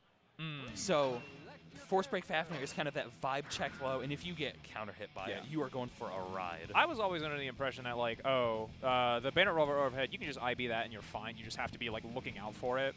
And then you default to low most of the time because how fast is Bandit Revolver? I want to say it's like 19 frames. It's relatively fast. I get totally owned by it, but, you know, that's how it be. One of our locals in PA is a Holy Rosso player, so I've gotten somewhat accustomed to trying to react in IB to the Bandit Revolver prototype. Yeah, it's a lot scarier at the higher levels. Oh, nice. Yeah. Oh, it just runs under the burst, yeah. When you have a lot more to mix in, obviously, even slower overheads can still be very fast. Yeah. Taking some stream base. Counter There hit we GH, go. there it is. Nice. Gets the Bandit Revolver 2 conversion as well. Really nice. All Set to right. full screen of counter hit JH. Managing Yeah. to make some space. We're back in the corner already, though. All right. Yeah. Good stuff. Oh, Oh, there's gets force the, break no back. counter hit state though. Again, Gunblaze is not counter hit state. Is it crouching punish at least, or? I believe so. Yeah. Okay. Oh wow, she passes Gunblaze through is each other. past the rocket. Nice. Oh no, that's such a scary situation. Miss it. I think tried to force the in, kind of a cute jump in with the the fuzzy. Nice. I mean, we've seen that trick from Andu a few times though, with the Bandit Revolver action charge high in the air to try and bait out a bad anti-air. Yeah. Spatulator seems to have been pretty ready for it. Yeah. though, just like right there. But of course, if you miss the FRC, you just kind of die. Yeah. Yeah. What's the round start here? Jump JH punishes after I beam JP. Nice. IBs the overhead. All right, another overhead. Yeah, I think Andu is playing a little too wily with these, not just reversals, but special moves in general. I think Spatulator is checking them really well and getting a little more mileage out of it. I think that they keep insisting on like forcing the issue in these air-to-air interactions, and that's causing them to eat a lot of damage. That said, though, air control is looking good from Andu in that situation. Yeah. Oh no, goes for 5D.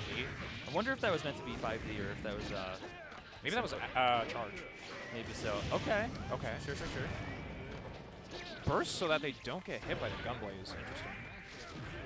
Nice Thrown throw, out. yeah. If you're going past someone who's not in block stun, they can just throw you out of that. Yeah. Yeah, Spatulator just looked in complete control. I think the conversions were a little hotter, the preemptions were a little better, the button choices were a little nicer. I mean, I think like we mentioned, Andu kept trying to force the issue in a lot of different ways, especially on those air approaches with Banner Revolver, just trying to stall at their options, bait out some kind of whiff, but just the low commit anti-air game from Spatulator managed to keep that under control. And there were a couple of weird situations where like they would both get blown back to full screen, but one person would be slightly in the corner. And those situations tended to work out with Andu attempting to go back in and leverage like maybe a slight positional advantage and just getting checked for being a little bit overzealous on the approach. Definitely. Who we got next? Up next, we got Jack Wachter and MKB. So that is going to be May Zato? Eddie in this game. Don't mind May Eddie. Oh, I apologize. Yeah, I should have said Eddie earlier. I realized right after I said it, that's not the right name for this game. He's Eddie here. Eddie. Yeah, so Jack Wachter is maybe one of the scariest people you can run into in a short set count setting. Incredible tournament player. You are going to be fighting for your life.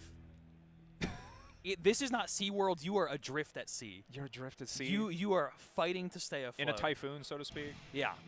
Just like super high tempo, coming at you, just doing stuff. Like Tom Hanks in Castaway, you got the rap and the volleyball. You're like, help me. Please. Wilson, and it's just a beach ball. Yeah, exactly. So, depending on how Jack wants to play this, this could be just pure containment on MKB's part, or maybe it'll be a little more conversational, a little more back and forth, a little more kind of assertive play from MKB if Jack allows it. But if Jack wants to be insistent, that's how it be. I think my preference, especially on a character like Eddie, who is like so control-based and needs to bide their time when they don't have Shadow Gauge available, trying to play control is like ideal, but it is incredibly risky because, yeah, sure, you like win a bunch of these interactions on paper, but what happens if you mess up once? Yeah. Like, the skill demand is a lot higher. Not even the skill necessarily, but just like the demand for situational awareness and the ability to not choke, not make mistakes in those situations.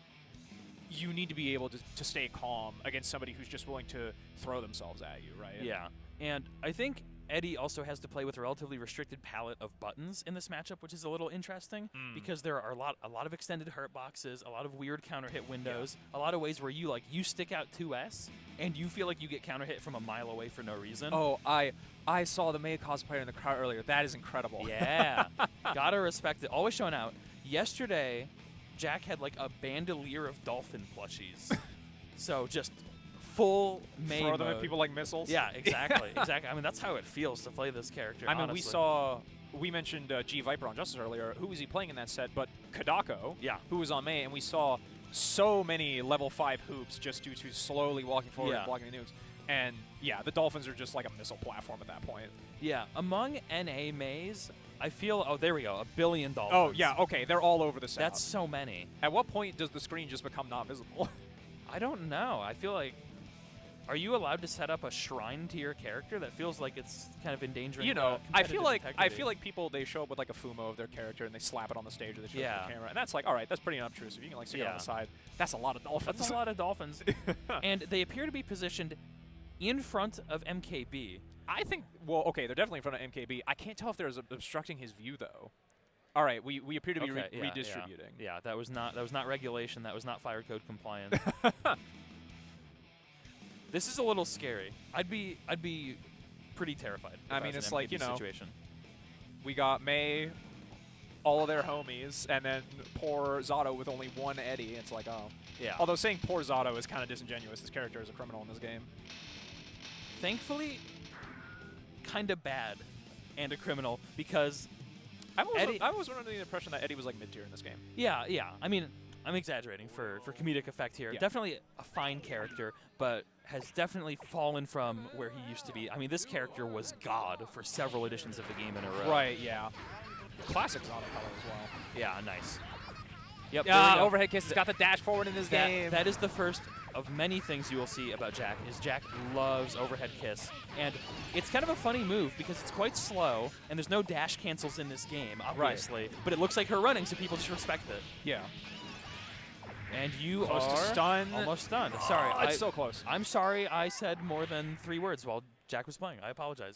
That's my fault. That's Too my simple. fault. We got to throw dolphins at people. Yeah, exactly. Okay. Oh, wow. God. Clipped even at that height. Yeah. Flight trying to avoid Hey, it, look but at that. just not high enough. That's half Zato's health already. Just kind of keeping these special moves locked and loaded. Keep in mind, May, 30 frame charge time, so you can have these basically on time as a motion input. 30 frames? 30 frame charge time is so fast. That's back turn.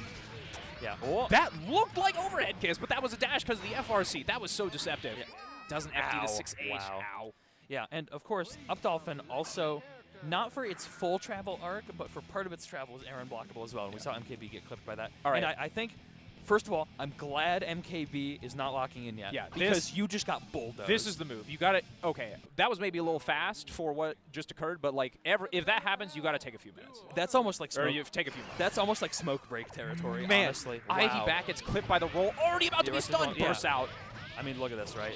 Nibiru clipping, wall splats. Yeah, finally at least has the, like, I can play the game condition on screen, and is just getting jumped on and jumped on again. And it feels and like the 6P fails. Are you stunned? Yep. All right. No! See ya. Okay. Jack. Didn't pan out. But this might still be Jack's position to win. Trades with Nibiru, it looks like. Yeah. Yep. Still good for him. And there's also the opportunity for a knowledge check because May's IK is a command grab, so you can't just sit there and block. You can't just sit there and block and wait for it to end. Is it 0 frames post flash? Is it No, actually a mix-up? it's jumpable post flash. All right, You just got to respect it. Gotcha. But if you get caught like a deer in headlights, okay, nice back dashes. No punish. Watching though. the command throw after 6H. Eddie pressure the classic There we 6K. go. That button is so good. Finally gets to play the game on Jack's set point. I mean, 6H. a lot of what's been Nice, going on is MKB will get these weird stray hits, and then Jack will just eat the damage and use the opportunity to tech to force a scramble. You are suffering. Not stunned, though. What a conversion. Yeah. Oh, well, okay. Don't speak too soon. Don't speak too soon. It's close. Bursts out.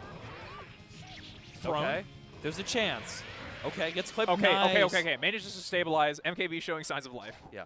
Great pickup off the stray air hit. Really nice. And I would, to state the obvious, crucial conversion here. Runs up throw. Simple jabs. Maybe was trying to do a reversal throw. Yeah, whiffed off. Oh, no, the low. The reverse 5 check. Okay, nice. The mash is scary, but I think it's necessary. You don't want May just like full charge 6H'ing all day. Something I don't want to gloss over is Jack is actually demonstrating really good counterplay to the Shadow K in this case. They're IBing the first hit and then backdashing in the gap. Yeah. Yeah, really, really important. Oh, no conversion, but no punish. Okay. Yeah, again, not a substantial punish. That's one thing Eddie can really struggle with is at certain ranges, punish game is virtually non-existent. Especially without Eddie. Okay. Jack trapped in the air, though. Finally, MKB getting rolling here. Manages to find a conversion. Unblockable? Nice. Yeah. There we go. There we go. That's what you need. Manages to stabilize. Takes a game. Yeah, take a minute. Come on, just breathe. Yeah. You have to control. You have to control the storm. I think it looks like MKB's mental survived that first game. We are now in the realm of like super doable. Yeah, we're out of the dredges. We're into the eye of the storm potentially. We just have to weather this and wait until it blows over. Yeah. Both ID back showing Yeah. caution, whereas Jack was perfectly comfortable to go in the first 2 games. Yeah, I think maybe Jack is backing off of some of these options really quickly as soon as MKB presents counterplay. Like he's no longer going for a tech trap vertical dolphin. Okay. Yeah, there we go. The horizontal dolphin with short vertical dolphin is a little tricky. Walks the vertical. And look at that. That punish game is non-existent. I don't even know if that 2S was a real punish, but there's no combos from it. No. You know? It's really just a way to try and stop people in neutral, or maybe Yeah. fish for a counter hit confirm. Yeah. Gets clipped though. We're in vice mode, baby. Oh, little Eddie disappearing in the air. All right. Tried to go for exhaustion, but wasted the entire meter due to getting hit. Yeah, that was really awkward. Nice, jumps to the throw. That was definitely going to be a throw. Yeah, jumps to throw, but Mace 5H recovers so quickly. Yeah, and the J2H hitting from behind.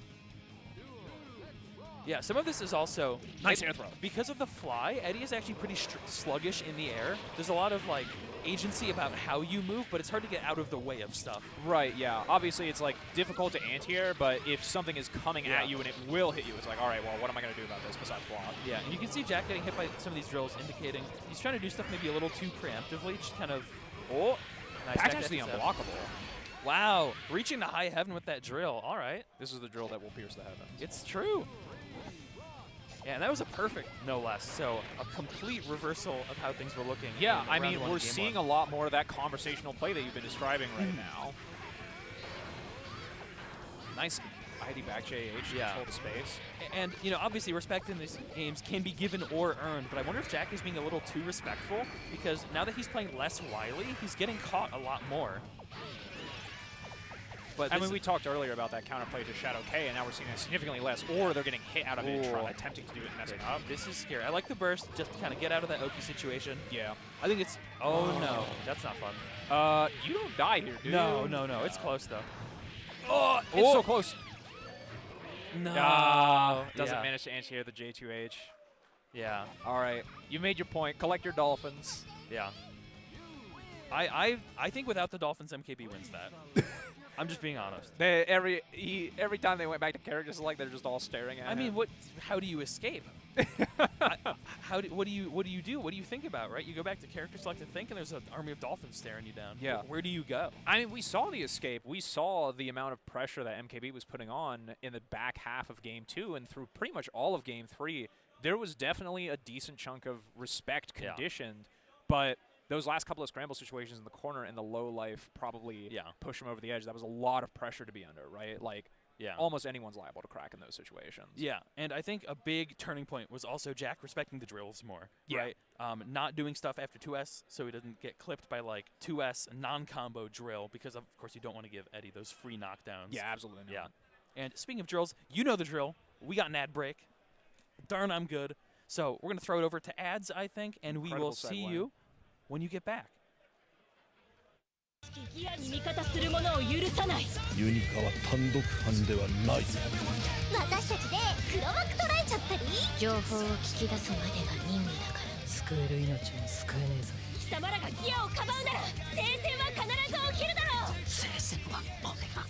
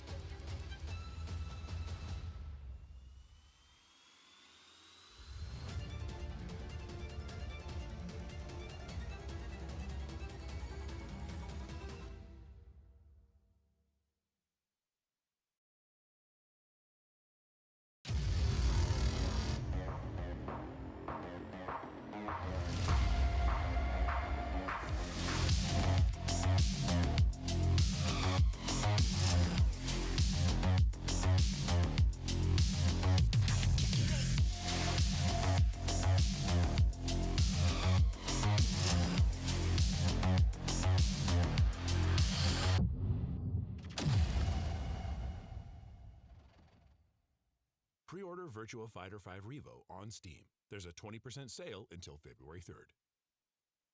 There's a 30th anniversary edition available that will feature bonus content like the 30th anniversary swimsuit costume set, Legendary and Yakuza series DLC, pre-production artwork, and the Virtua Fighter 30th anniversary music selection. Pre-order Virtua Fighter 5 Revo on Steam. There's a 20% sale until February 3rd. Midwest Battleground, 7 open brackets for today's most popular games, including the newly released Marvel Rivals. A 4 collegiate invitational with $10,000 in prizes on the line. Register now at StarGG/MWB. Premium Edition Games. Come see our friends Gamers for Gamers for show-exclusive Nintendo Switch games by Premium Edition Games, located in the hotel lobby. Magical Defense Force, a magical girl comedy with Monster of the Week style action and over 300 unique art assets. It's available on Steam now, and check out the 4 new chapters coming in February. Join us this summer for Anime Magic, August 22nd to 24th at the Donald E. Stevens Convention Center and Hyatt Regency O'Hare in Rosemont, Illinois. Featuring cosplay, gaming, music, and more, there's something for everyone at Anime Magic. The Vortex Gallery shop is live with new designs debuted at Frosty Faustings XVII. Now featuring shirts, hoodies, stickers, and posters with original FGC-inspired designs. Okizeme. Improve your wake-up options with Okizeme Coffee Company. Their light roast is a Colombian blend with pleasant citrus and plum notes, while the dark roast brings the Guatemalan blend for a heavier chocolate note and a smoother cup.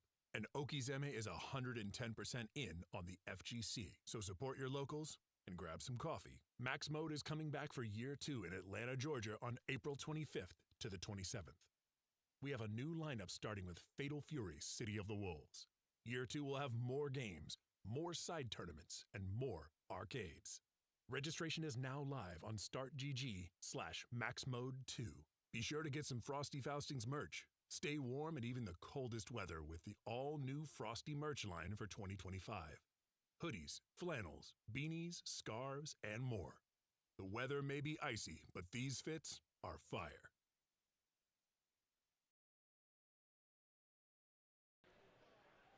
And welcome back, everybody, to Guilty Gear Plus R pools here at Frosty Faustings XVII. Hope you stuck with us through the break.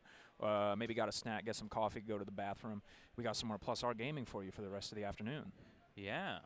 I mean, we've seen some slobber knockers already, some great sets, and it's just going to be more. Yeah. I mean, this is literally just going to get better and better as it goes. Yeah, really. as we mentioned, Plus R is getting knocked out all today. Yes. This is the day for main game Plus R. We're going to be running the entire event through Friday afternoon here in Lombard, Chicago. And while you're only going to have us for the next hour or so, I believe, it'll be all killer talent and games for the rest of the afternoon as well. So be sure to stick around. Yeah, it's going to be super exciting. And it can be a little draining for competitors, I understand, but having a bracket all in one day is such a wonderful viewing experience because you get to kind of watch that escalation in real time as people keep getting knocked out, people start running into kind of more familiar matchups, right? Yeah, and the VOD is so easy to check afterwards because you just have one giant thing that you can just timestamp through.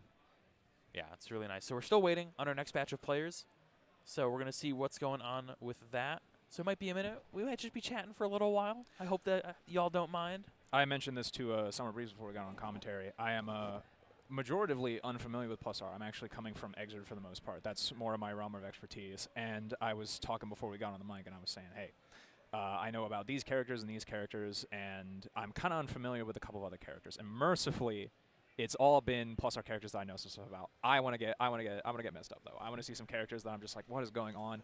I'm looking for Zappa. I am looking for RoboKai was on the screen actually for a little bit. We did get to see some of that character. I'm mostly looking for Zappa because everyone complains about the character. That character's wild. I just see the sword and I'm like, all right, game's over. Yeah. Also, I know I just talked about the escalation, the arms race as bracket continues. We have a heavy hitter coming in. We have Deft, the Milia player, versus Crispy Monkey, the Johnny player. Oh, two players I'm really familiar with. I love both of them to death. Awesome people. Crispy's my homie. I've done. He is Dizzy is Johnny's worst matchup in Xrd. Despite being the best character in the game, he does have a matchup that, while still being 5-5, is pretty gnarly for him. I've done a lot of footage review with him and stepping through the matchup because I know he's been trying to get into Xrd. I have seen him at Plus R though. I got to see him make 4th at ECT a couple of months ago in Hartford, Connecticut.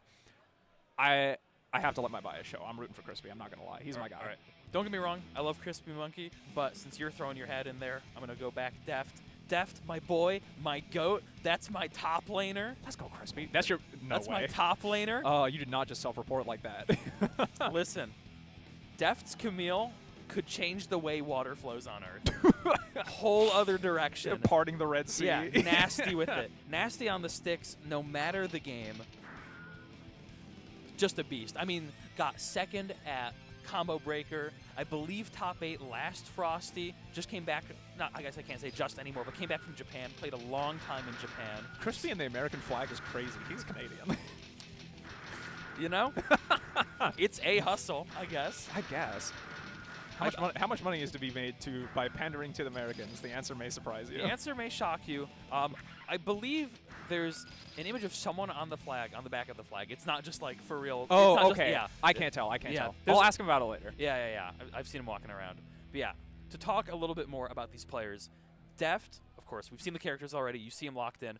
Deft plays a very exacting, kind of high-tempo style of Millia, which is really exciting. Right. But I don't think has kind of fallen into that like black hole of character specialization where it's just like you can do a billion high APM crazy things, but you can't really play neutral.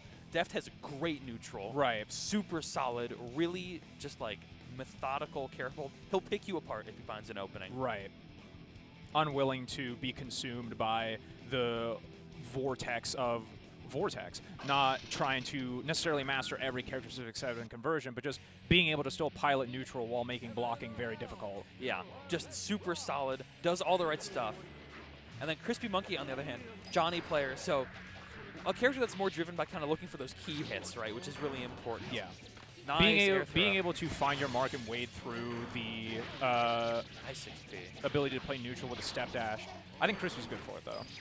Yeah, for sure. Really methodical player, down to play it slow, which I really like, and is quite good at Johnny's air game. One of Johnny's kind of key strengths is he's very hard to interact with when he's in the air, especially when he's loitering above you, which he's good at. Nice, gets the full conversion. Air Shoot Garden just fakes it and goes up for a throw. She gets a combo off in this game, that's right. Really nice. Extends for damage. Is this enough? Yeah, with the air disc? Yeah. Definitely. That was about to go into Guts Crush 2 with the JP. Yeah. Definitely Definitely first round from Def. Yeah, looking in pretty substantial control. Nice, fakes the cross up. The air dash back, fakes the projectile cross up. Really nice. Okay, there we go, going for Secret Garden. There's a pretty huge gap when you do it like that off a 2D, but makes it work. Doesn't quite get the full conversion though. So Crispy Monkey with another release on life. Manages to coin up. Got the super low jump dust. 2D doesn't quite find his mark, just a bit too far. Yeah. Backdash on the 5K. There we go. Finally finds a conversion, reverse hit. Yeah, and like I said, this is a matchup of key hits. Look how much damage that did. Two hit in Senga, so no knockdown, but still manages to tack on a ton of damage. Yeah. Oh, nice block on the 6K! Doesn't get tricked. Oh, another conversion with level 2. I think Guts are going to save Millia unless... Yeah. Yeah, Millia, while being frail, does have good guts. Oh, Air Suit Garden. I love just dashing and trying to get the throw, though, right? You just want to deal with that on screen. 6K finds his mark, gets Def's burst. Oh, no. Oh, it doesn't matter. Def closing out game 1. Yeah, that was really like, you just got to pull the trigger on the burst somewhere. You have 3 hits to burst on. You got to try. All right, come on, Crispy. I know you got this. I want to see air JS. I want to see some P Finder. We got to get some air control in here. Yeah, and I mean, once Crispy Monkey got those 2 hits, it was really close. We saw how much damage. It was really close. So, again, you just got to find those 2 hits. We'll see where they come. But I think Deft is obviously very wise to that win con and knows how to play around it. Manages to press a few times with Secret Garden, but obviously it doesn't go away even if Millia is hit or blocks, so it manages to cover even when it's off screen behind her. Yeah, nice. We're just whiffing 5K? Yeah, but look at this. Playing so much around not interacting with coins, which is extremely important. And it's really what you need to do to make You just need to avoid a level up so badly. Yeah. All right, gets the opposite direction, but turns it into a little mix-up. Yeah, nice block. Really nice. Oh, the sweep. There we go. Man, air dash cancel on the JS for the mix-up. Here comes Pretty Maze. Oh, yeah, the backdash 6K is gnarly. Because Force Break Disc vacuums, and it's 3 hits, and it's persistent. So that is basically just like, and you got to hold this. Yeah, it's an incredible tool. Nice, recognizing they can't get immediate using JS, but gets clipped by the pin on their way out, trying to disengage from the situation. Yeah. Gets unblocked. I'm wondering why Deft is privileging Secret Garden so much, given that it's not great in a lot of situations. It's very escapable if you don't have a good setup for it. Right. I'm wondering if Deft is just banking on Crispy Monkey being scared and respecting it. Ooh, okay. I think kind of a weird soft punish on the mash stagger there. Managed to find a location to burst after the S-Finder launch, though. Yeah. Catching the dash up. So close to making this work, right? Okay. Wow. I like the RSC to stay in there. Gets the level. Has to try and find this hit, though. Yeah. Oh, wow. Yeah, just getting 4 dashes. Oh, hard baiting the burst. Giga hard bait there. Oh no! That is super untechable. So that was Yeah. Oh, the turbo fall 5H FRC. on the other side after the whiffed and Senga, it looked like. Yeah. Oh my god, but look at that. Like 2 pixels of health. so close. He brought it close, but he just couldn't bring it home. Oh. Yeah. Okay, okay. We're going to see the display of the flag in a moment, I think. I think that's what's happening. I'm a little scared. Oh, wait. That was winners finals. Do Yeah. we continue here? Or are we still first to 2 even in pools? I think pools are still first. That was yeah, 2-0? Yeah, okay. it's 2-0. First to 2. Yeah, we're out. Man. Yeah. All right. But hey, still in on loser's side, and I know he can make the run back. I've seen him play plus R, and he loves that game. And even though Johnny is like a lot more awkward to pilot, you know, you end up spending a lot of meter just to kind of complete your conversions with Nsenga FRC to ensure you only get the first hit. Yeah. Still incredibly threatening character. We saw, even when he's not getting the knockdown, his ability to threaten space and apply damage when he actually does hit you is incredibly scary. Yeah, absolutely. Yeah. Who do we got next? Yeah, up next, we got Alzarath out of New York, one of the TSB folks. Beastly, kind of old school Testament against Badur, all the way from Saudi Arabia. Oh, yeah, Badur. Yeah. Another big Venom player. Yeah. Part of the Venom crew. So quite literally a textbook Venom player. Yeah. He wrote the book on it. yeah. If there's a Venom resource out there that you've consulted, there's a very high chance that Badur wrote it, played a hand in it, was consulted for it, Absolutely. or wrote something that was used for it. Absolute love of the character, and who wouldn't? I mean, you can speak to this better than me. Yeah, I mean, Venom is just a character with infinite depth. He's so sick. Yeah. He's so exciting. And I think what I love about Venom so much is you can play in similar ways to another Venom, but still make it your own. Because the setups you choose, the ways you execute on them, can still be really defining. And Badur, I would say, has a little more of kind of a tech-heavy lean, plays kind of slow, kind of grounded, and then once he touches you, you're going to see stuff you've never seen before. Yeah. And I mean, even beyond the in-depth stuff, right, like what kind of setups you choose, your ability to know character-specific routing, even just the way that you navigate in neutral, your willingness to maybe fall back on normals a little bit more, or how much respect you can impose on your opponent to actually set up balls and create some more advantageous situations for yourself in neutral, actually enforce some plus frames off of your normals. Yeah. Even that kind of decision-making, while not necessarily as complex to execute, takes a lot of matchup knowledge, game knowledge, and experience to actually like make those snap calls on. Exactly. And there's kind of a continuum of these very like fundamental grounded far/slash Venoms into these more like kind of almost jazz-like free-flowing Venoms. And I think most Venoms can place themselves on that, or where they aspire to be on that. Right. Yeah. This matchup is interesting. Interestingly, I think the neutral is not too bad for Venom, despite Testament being very strong, but the reward differential is really what defines this here. Yeah, I think that Testament having a much easier time converting off of their pokes into threatening mix-ups, whereas a lot of what makes Venom's neutral powerful is just his ability to return back to neutral very easily and not necessarily get punished for minus frames. Yeah. But you see the way Alzarath is opting to play this, not really going super crazy, just kind of playing a little patient, waiting for Badur to run into stuff exactly like that. Wow, the double tree. That's actually really substantial damage.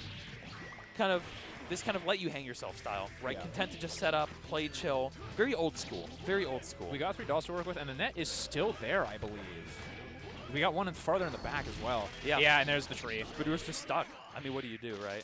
It's so difficult. Especially for Venom, who like has decent buttons to challenge with, but can struggle a lot to actually escape pressure situations. Yeah. Got the electric ball in the back, still present. Mistimes the media, though. 6Ps it forward. Sets up another thing on the minus frames, jumps into the net to get it off the screen. Yeah. And the other big thing here is Beast, obviously. I would say Beast is most domineering in matchups like Justice, right? But it kind of plays a similar role here, where it dissuades Venom from kind of just getting that neutral ball rolling, no pun intended. Not even like a piece of lockdown so much as it is like a counter-zoning tool in some respects. Yeah, and the reward is quite substantial, as you can see. We see balls dragging down. Venom all the way into mid-screen and knocking down on counter hit. Yeah. I think Badur's missing some dashes here. A little unfortunate. Being able to release it at a critical moment is a important skill, it looks like, in this matchup. Again. Jumps into the tree. 6H doesn't quite find his mark, but manages to clear the net. Yeah. Yeah, you land circular. Oh, and again gets clipped, No right? conversion. Oh, the ball messed up that knockdown. Yeah. I think the other thing I don't want to say this is the character doing the work. Alzrath's playing this really clean, and in particular, he's good at avoiding being like corralled around the screen. Nice, the over the shoulder. Yeah, using the extra blocks from the rebound to reset into 5D, catching Alzrath off guard. Yeah, that all just comboed. That was a really funny sequence. Love to see it though. Charge Carcass. Yeah, H Carcass is a little scary. Alzrath's not going to respect that. Alzrath also regional with Diendo, another Venom player, so got to be a little careful. I think the Venom player I've seen play +R the most is probably Black Snake. Yeah. Oh, yeah. I mean, God King Venom. Okay, let's see. Do dead angle. Yeah, nice. Yeah. Waits for the hit from Testament to make sure the dead angle is oriented the right way. Using jump JH to redirect the balls into a place where Alzrath was going to be Blocks on screen. the fake low. Oh, my God, Alzrath. Chill.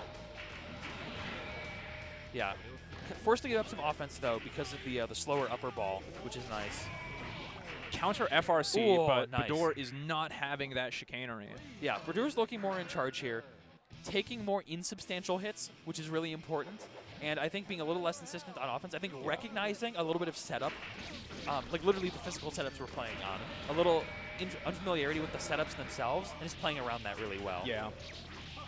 Nice, nice. You block on the can't burst that. Never Come burst on. Venom close out. Even I know that. I don't even play this game. I have like a meme folder on my computer about that. And Don't block Venom close out. Or don't burst Venom close and out. I'm not the type of guy to keep meme folders. Another over the shoulder. Nice confirm. Oh, drops it. Still plus. Yeah. Stuffs the 2H. Yeah. Nice anti-air. Dubious curve.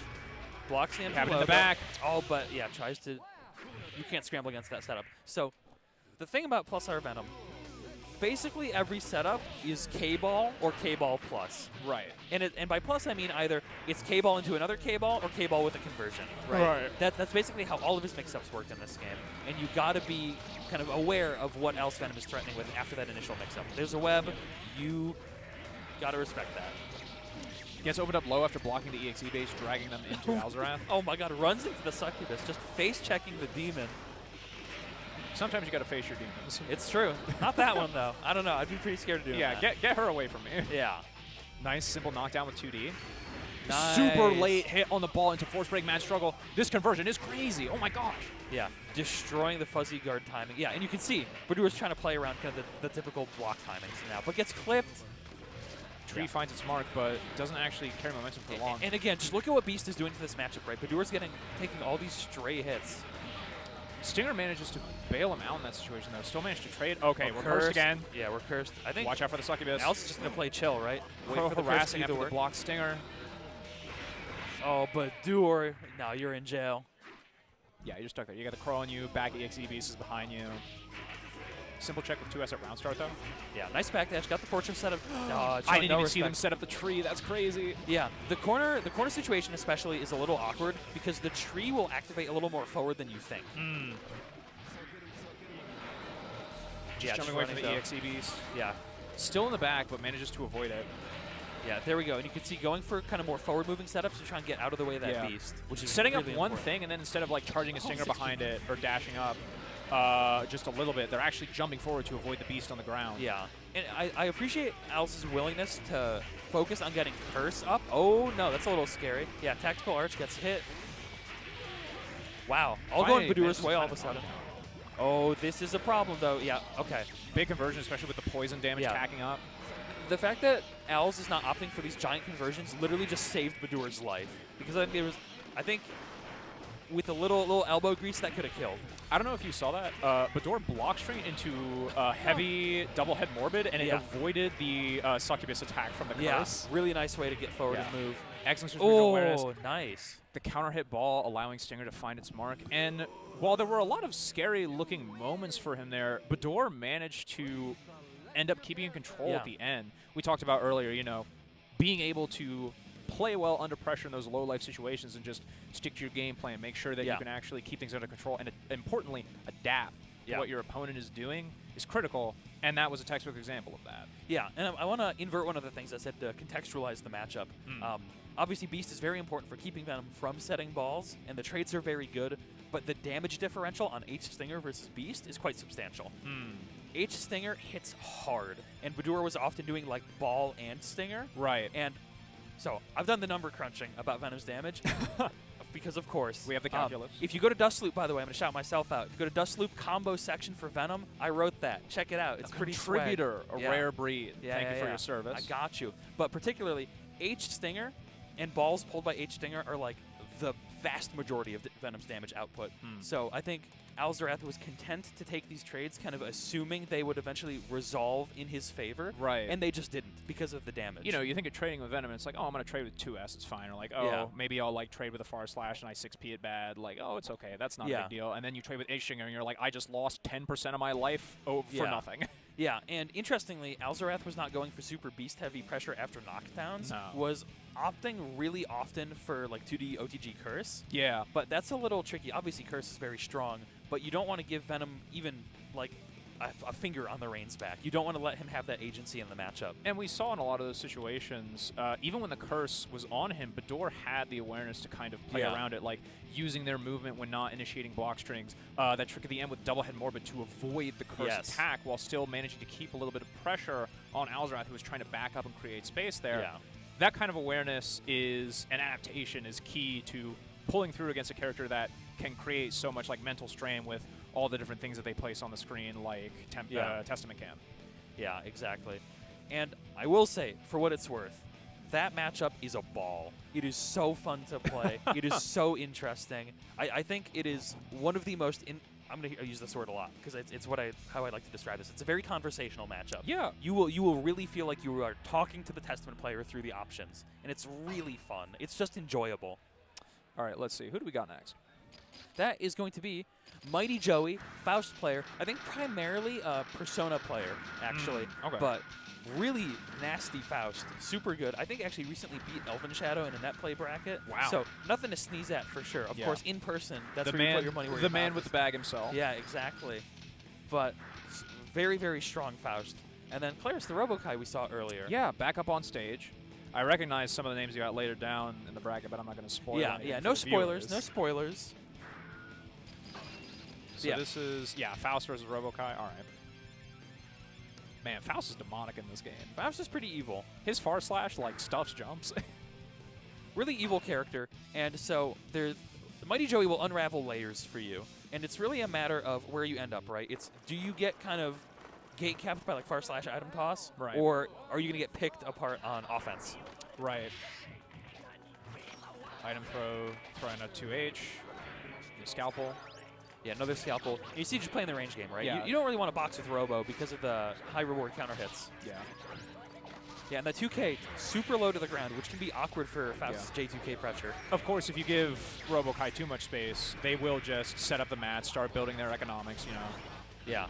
But I love the simple evasion from Mighty Joey. Just, I don't like the situation. I'm going to leave. Meteors here, no conversion. Yeah, misses the link as well to get the knockdown from that. Using that 2H into 5P rebeat to maintain some plus frames even at a long distance. Yeah. Yeah, that horse looks safe. Yeah. This is a little tricky, though, because, again, Robo's counter hit reward can be quite high. You don't really want to box with that character. There we go. Nice respect on the DP. Great Combos into combo the with bomb, too. Didn't have to adjust too much, but good awareness just to tack on a little bit of extra damage and end of the knockdown. There we go. EX Oh, my Pogo, God. incredible response. Copters out. Yeah, jumps right onto a missile and the 5H. Pace the dead angle. No punish, though. Here comes the missile. Got to rebuild some meter. There we go. Oh, nice block on the burst. Okay, we're going to see, one more chance for both players. Sets up the mat again, just trying to build some meter. Oh, the coin. Oh, my God. Nice. Blocks the DPRC. Yeah, blocks the TKDP. I think Mighty Joey hip to the fact that that's kind of the round ender. Again, playing evasive, playing for space. Oh, God, lets the bomb do the dirty work. Nice. I mean, clean hands. That's a relatively risk-free maneuver when you've got 50 bar to work with, but we had a single pip on the gauge down there. And I think it's worth saying, to my knowledge, Mighty Joey is a Teddy player in Persona. I should have clarified that. But I think maybe that didn't need to be said after the fast pick was locked in. I mean, I know people that play item throw characters in one game and then stick with something else. Nice. There's the coin again, sparing Mighty Joey from even a hint of Robokai's offense. Interesting hit on the hurt box. That was 6H with the steam, correct? Yeah. Yeah, that's what I thought. Okay. Chainable 5K? Yeah, we got so much. That 5K is medium key ridiculous. I think, I don't know if that was a throw bait or a whiff throw. A little tricky situation with the 5H. Staying patient through the item throw, just using the space to set up some missiles.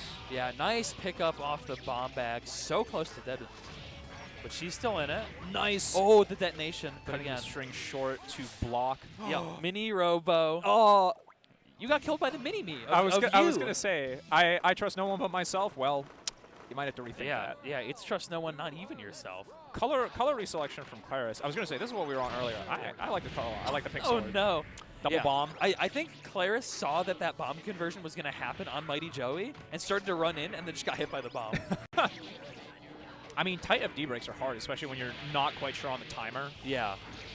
And there's always that interplay between, like, is this my interaction to take or not? Right. Yeah. Trying to work their way out of the corner through these minus frames on scalpel thrust. Yeah, and I think Mighty Joey seems pretty confident that Claris is engaging on the ground a lot because I don't think you would double Scalpel if you thought they were going to jump. Right. She has definitely been playing a lot on the ground. Oh, the nice Double force EX pogo. pogo into going my way. Simple jab, check it round start. Oh, the counter hit 2D. Yeah. Scalpel thrust doesn't find its mark, but that could have been big damage. Nice, there Man, we go. the That's wall what you're stick. looking for. Big damage, taunt for meter. 5H Yeah. fishing with that big counter hit. Oh, tries to let the bomb do its work. Doesn't quite, but I love what she's cooking here. Yeah. I feel like Mighty Joey should have taken way more damage for how badly he's been hit. Yeah. Oh, God. Speaking right. of damage, though. Everyone gets hit by it once. Everyone 6H gets hit by it once. Pogo with poison, and that was like a quarter of her health. Oh, my God. Simple far slash, checking after the horse. Yeah. Yeah, gets clipped. Oh. Maybe looking for a jump out there. Yeah, Bomb is still in play. Yeah, it doesn't quite. EX Pogo again. No. They have these conversions? Yeah, you got to burst. Yeah. Mighty Joey Whoa! do be having those. Oh my God. Door. Oh. Was that door RC into air throw? I don't even know. I'm not sure what that I blinked and I missed it. Forgive me. He was just on the other side of the screen and chucking him. That was nuts. Scary. Yeah. Mighty Joey cleaning it up 2-0. Yeah. Clearly, very locked in. Yeah, Mighty Joey's a beast. We had some nice item throws that game too. Mostly, I think the funniest thing about that set was the amount of time that the bomb came into play. Like, I feel like normally you see the bomb and you're like, all right, Faust is like maybe going to try and run in and like FDC and then throw love behind this. None of them were worried about that. They were swinging it. They were trying to combo off it, just like create as much chaos surrounding this as possible. They were willing to initiate that risk, right? Yeah, definitely. And I think Mighty Joey seems to play more to like let the items kind of inject chaos into the round. Obviously, to some extent, that's inherent. But Mighty Joe was really willing to just like, here's what I'm throwing. You figure it out. Yeah, good luck. Yeah, good luck. See ya. Oh, and who do I spy coming up next on the stream?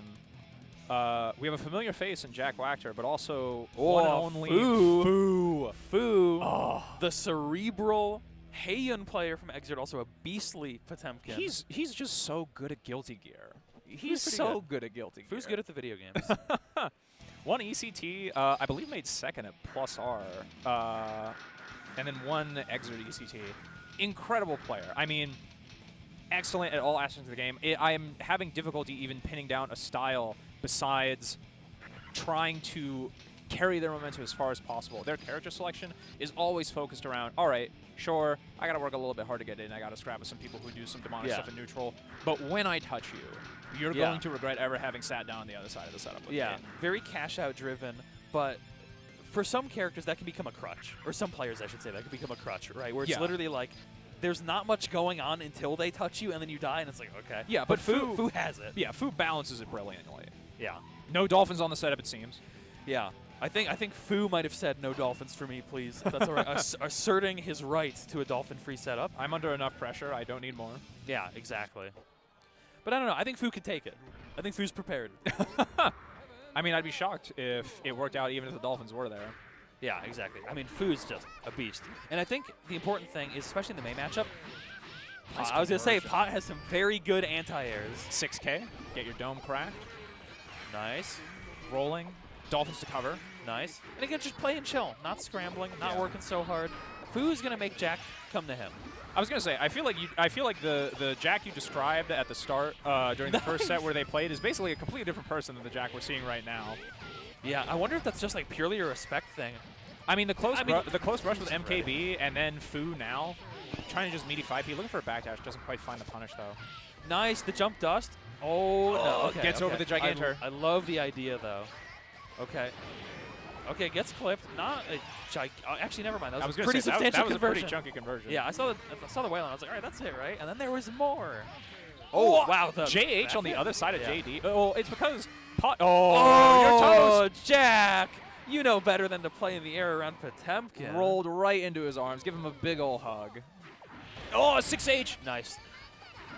Oh, God. I was going to say, I feel like that's got to be close to stun. Probably pretty close. That is Slide head finds its mark. catastrophic, though. And I think Fu has very quickly kind of gotten the read on the fact that Jack is going to be doing stuff a lot of the time. And that's how you punish that, right? You project these giant high-reward buttons that Potemkin is known for. Manages to flick the Hoop Dolphin. Yeah, nice. And also, nice air throw. Nice. Yeah, again, look at this. Begging Jack to do something, right? You want to click buttons? All right, sure. Let's click some buttons. Yeah. Fu is completely playing for the reward differential. 3K finds its mark. Jumps the Pot Buster. Rolls out of the way, though. Maybe wasn't confident in the hit. Yeah, I don't know. Oh, I think it was assuming that was overhead kiss, but it was just a run-up throw, so it got 5H. Slide head finds its mark. Yeah. Slowly working his way in. And we're seeing some good success from Jack trying to force these interactions last. Wow, wake up 5K goes over the 2K from Potemkin. That's actually a pretty smart defensive option. Nice. I mean, if you know they're going to low, just get it with something frame 1 airborne or frame 1 low invincible. Yeah, exactly. Signs of life from Jack. 2S at round start, keep it conservative. Yeah. And you can also see Fu is very quickly assessing when a jump is just like going to go clean over, right? Not even trying to interact, just blocking it out. Man, this hoop's been here for a while. We're at level 3. Level 3? Yeah. Jack has slowed down substantially, which is really nice. I mean, it's getting him a lot of mileage, but also, as we discussed, and negative penalty we just saw on the table. Okay, nice. I believe that was a punish. Oh, nice. Oh, I think Fu was maybe split between baiting the burst and not. Yeah. Read on the Heat Knuckle doesn't quite find its mark. Jack backing off. Here comes the Hoop Dolphin. Yeah, and you can see Jack is just kind of constantly playing to create space, but is about to get negative penaltied. Yeah. And trying to make these Dolphins as difficult for Fu to flick as possible by just setting them off at awkward timings. Just got hit with it. There's the negative penalty. Man, that's the second time this round. Yeah, I think Fu is getting a little too cute with these jump dusts, though. I'm not 100% what they're intended to accomplish. I think trying to clip Jack, obviously, but I don't think it's working out. Hammerfall doesn't quite find the jump in there. Rolling manages to get out of the corner. Slide head FRC. Ivy's the Dolphin in the air. Not blocking low. You got to watch your toes. There we go. Oh, it doesn't quite have the air buster. Yeah, it doesn't quite land the conversion. That's really unfortunate. I think missed the FRC, which in turn turned the FRC into a red RC, and then that deprived Fu of the APB. Yeah, we saw the JS, but nothing else afterwards. Yeah, and I think Fu recognized that, but didn't quite adjust in time. So despite the strong start from Fu, a convincing game one from Jack. Wow. Just a little early on that read, though. Nice, though. Love the FRC on the throw. Keep the pressure up. Maybe he was going for a throw. I'm not sure if that safe jump was faked or just a issue with the wake-up timing. Yeah, I don't know. Making their way in after slide head. Nice Jack backdash. back up. Oh, hard baiting the burst, I think. Nice FRC. Oh, wow. 2H on a read. No counter hit, though. Difficult to do anything about. Tries to wake up with Judge Gauntlet, but Jack is hitting these meaties, so Judge Gauntlet is not getting out and just blowing a ton of meter. Here comes the whale. 2D doesn't quite punish. It'll punish the 3K, though. Man, just out of range of 2K. And again, we've seen... Okay, yeah, just jumps out of that. Nice, that's nice. Yeah, you don't need all that. 2D finds its mark, so active. Maybe looking for dead angle there? Yeah, but Fu's sitting on 50 now, so you got to mind the possibility of another Heavenly. Oh, God. Roll not quite killing. Yeah, and you have to FD these Dolphins now. Or just flick them. Yeah, go for it. Again, Heavenly. Jack just blocked the flick What are you projectile. doing up there? You're too young to be playing that high on the playground. Come down here. This is the kind of thing where you miss the forest for the trees, right? You can just block the flick projectile, right? Yeah, you don't need to put yourself in such a compromising position. You can always just take the frame advantage and then try to play defense from there. Yeah, and I get it though. Holding minus frame versus pot is very scary. Yeah, I mean, you spend so much time keeping this guy out neutral. Why are you going to let him get in behind his flick projectile for free?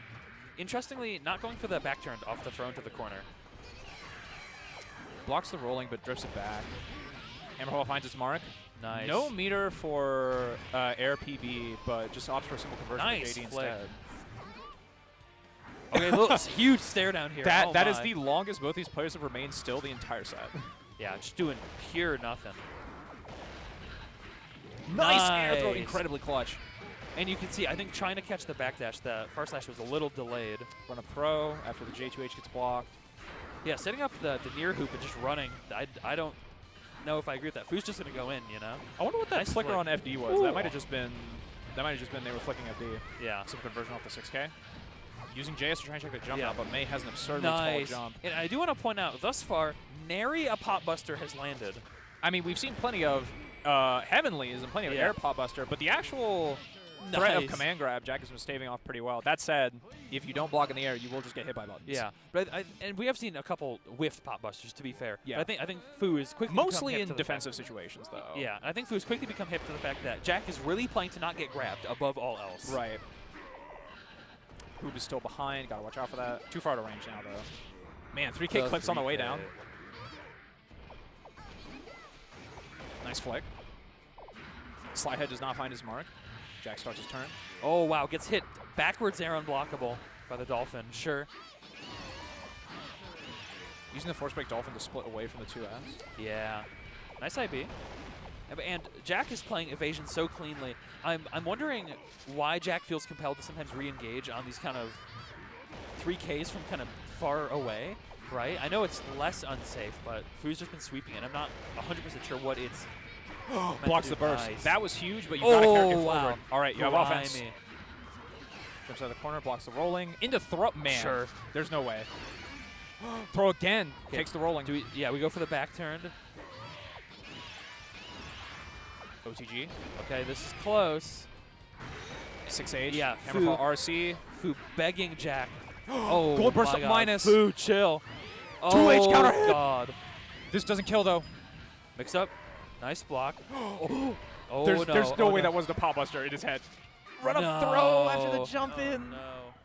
Jack on set, point. Yeah, but because Jack is doing regular throw, Fu can't just like JDVs, right? Yeah. Because you just get clipped by the 5H. Holy Wow. Nice heat knuckle on the Yoink. rolling in. Yeah, goes for the heat extend. Jumps the slide head, although I think that was a bit early anyways. Yeah. Yeah, I think went for the Nice air throw. Nice. I feel like Jack's been recognizing Fu's tendency to poke in those like slightly minus frame situations after 2D or 5K, and has been jumping a lot and like IEDing him with resets and response, and I think Fu is starting to get wise to that. Yeah. Nice. Keeps it really simple. Yeah, and again, he's called out. He's 2 for 2 on these Wake Wait. super callouts. Oh, you can't get It's hit by the armored, slide yeah. head? That's so funny. Yeah, it's armored. Oh, no, misses the No. APB. Doesn't get the jump. Nice, Hammerfall FRC. Nice. Simple conversion. Keeping it real simple. Nice challenge on the close lap. Oh, the low. no. I mean, Big conversion. This is very respectable damage, especially on Potemkin. Yeah, it doesn't look that big because he's pretty chunky, but yeah, taking it out. Oh, yeah. Bit of a scramble in that situation, and Definitely. Jack just did not have the health to play with. Yeah. 6H. Oh, God. Burst, that was such a scary burst. Just slowly advancing forward, building meter. Nice. 6P, nice. No Keep it counter clean. hit, though. Yeah, Got just the playing hoop. slow, playing reactive. Jack managing to navigate around the flick projectile. Man, just minus into nothing. We were talking about that earlier, that minus frame wow. play. Wow, almost got the side switch. Maybe got thrown off by that, too. I don't know. Oh, trying to punish. Wow, Just take out of cross up. range. Yeah, and I think I tried to throw after the IB. Man, 5K to throw. This is getting scary. Just going to let that hoop level, presumably. Oh, tried for, I think, a super flash unblockable with the whale. Because projectiles do move during some super flashes. Right, yeah. I think they might have been trying to bait a flick on the Dolphins and then punish with the whale. Jab. Oh, you're not dead, but this Jab. hurts. This is also this hurts a lot. This is also back turned. Oh, 6K. no. All right. One more chance. Just does it twice. Gets Oh your my dome God, cracked. Fu. Oh, no. I mean, hey, if they're not going to block high, just do it again. Do it again. Do it again. Why not? But with that, Fu makes it out of his pool on winner's side. Nicely done. So that is going to bring us, as these players exit the stage, we're going to be seeing Doc and Why Have I Done This. But before we talk about that, I want to talk a little more about that set. Yeah. That was, first of all, just very cleanly played. And I think a lot of people who are more familiar with Plus R players are they kind of know Jack for this very high APM, high activity, like I'm doing stuff to you, at you, right, kind of play style. And I think it was really cool to see a different side of Jack's game plan.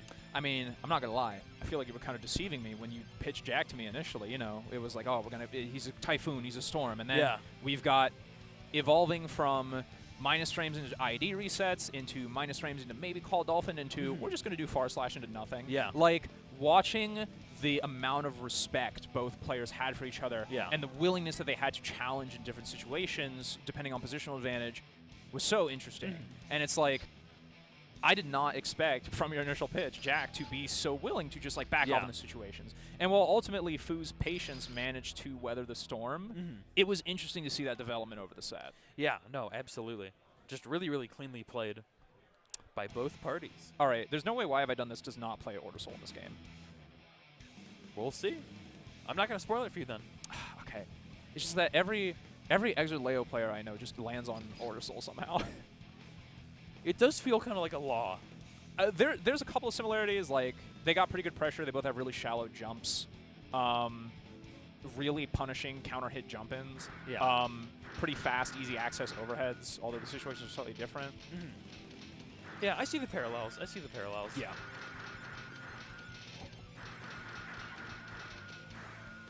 Yeah, and to my knowledge, Doc is a Potemkin player, so we're going to see another pot. We're going to see some more pot. Yeah. If it's jammed, that actually makes a lot of sense, too. You've been pranked. It's not Order Soul.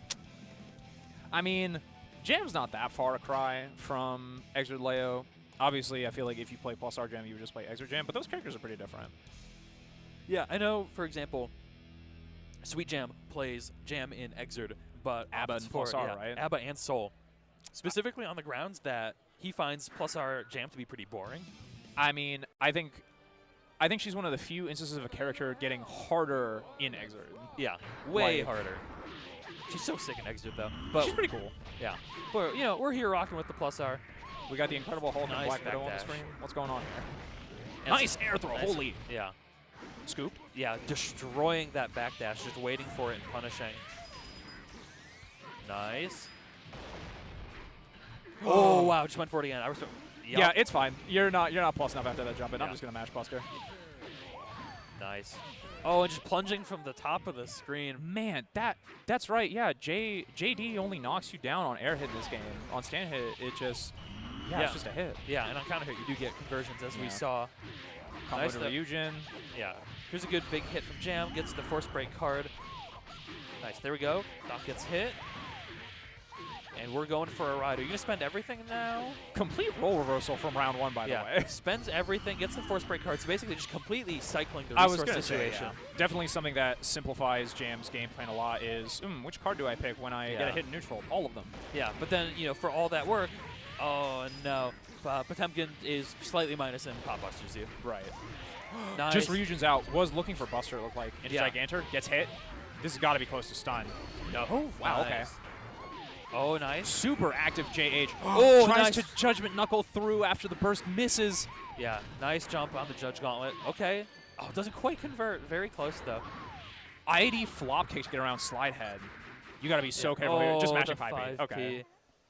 Yeah. Unfortunate.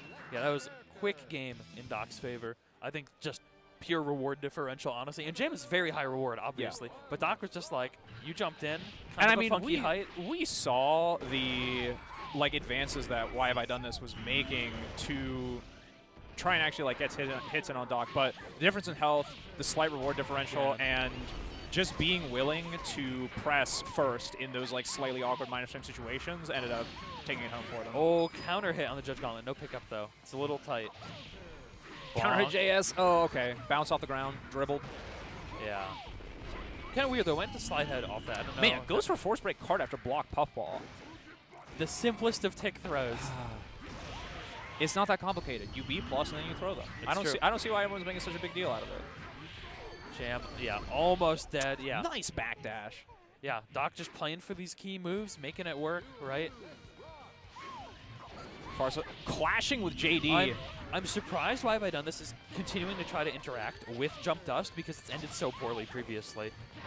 Maybe it's a point of pride. It's like, all right, They say I got to stop interacting with this button. No, we are going to challenge this just to like prove that they can do it, right? Oh, another Judge Gauntlet. Through the puffball. And you can see, really keeping an eye out for that backdash though, that 5 PPPPP. You know? Oh, 2S into one the scoop. score. You are a touch away from death. Maybe one more touch. I think you could have OTG'd actually for the kill. DP through the meaty 5K. Simple conversion. Yeah, you don't want to give... Oh, tech out. Tech out. Air dashing away from the Gigantor. Oh, that was so scary. 5D, That looked wow. like 5D. Yeah, that was. Manages to catch the backdash. Okay. Looks like, why have I done this? And he's like, The one more double good hit. backdash. Through the Judge Gauntlet. Nice. Okay, you block it. Good recognition. Burst of through the the gold burst. Oh, puffball. no. Get up with DP. Just- You're punished for it. No. Just sent it on the DP. Oh. Not the moment for it. So it goes. I mean, again, I feel like the thing it's kept coming down to is I feel like there's been two themes of this block, you know? One is the conversation, the give and take, the flow of responses that people have for each other. We saw it so elegantly in that Fu versus Jack set, the way that their responses developed and they were forced to change throughout the set. And now we're just going to do 5P into Pop Buster in Dog versus Why Have I Done This? Like, that, those high-pressure situations, sometimes you don't really need a new answer. If your opponent is stressed and you think that you can just out-risk reward them, then yeah, that's fine. Go for the thing that will kill them. Yeah, don't over-rotate your options, right? If you know it works, just do it. Just do it. Just hold this ad break. Thanks for sticking with us. We're going to throw some more at you. We'll be back in a little bit. See you soon.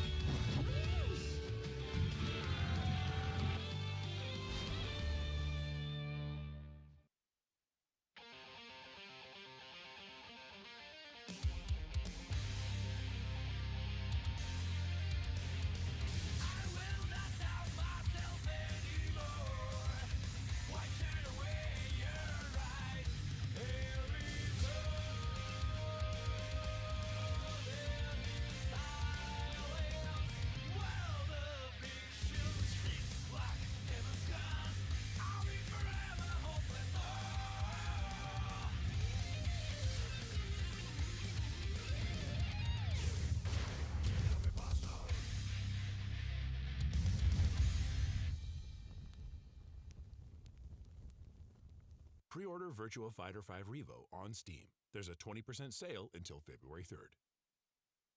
There's a 30th anniversary edition available that will feature bonus content like the 30th anniversary swimsuit costume set, Legendary and Yakuza series DLC, pre-production artwork, and the Virtua Fighter 30th anniversary music selection.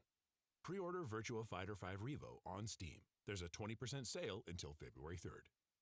Midwest Battleground, 7 open brackets for today's most popular games, including the newly released Marvel Rivals. A 4 collegiate invitational with $10,000 in prizes on the line.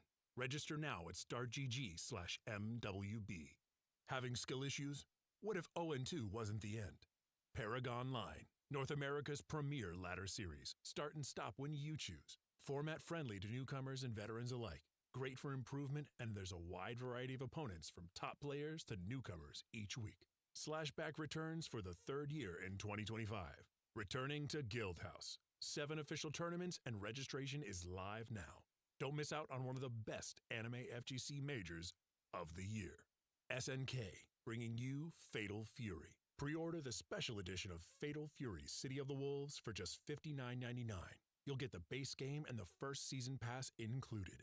Pre-order now and you'll get a DLC costume for Terry and 3-day early access to the game. Boston Bluebeat, returning to a hotel venue with over 10,000 square feet, featuring a park meetup on Friday before tournament-packed Saturday and Sunday. A base lineup of 13 games with more eye-catching side tournaments to be announced. Hitbox. The Hitbox Ultra is the upgraded version of the original Hitbox, featuring new enhancements designed for optimal performance at all gaming levels. Skullgirls. Download now and play for free on the Google Play Store or Apple App Store and experience the new online versus mode powered by GGPO. Experience the mobile fighter that Touch Arcade calls far and away the best mobile fighting game out there.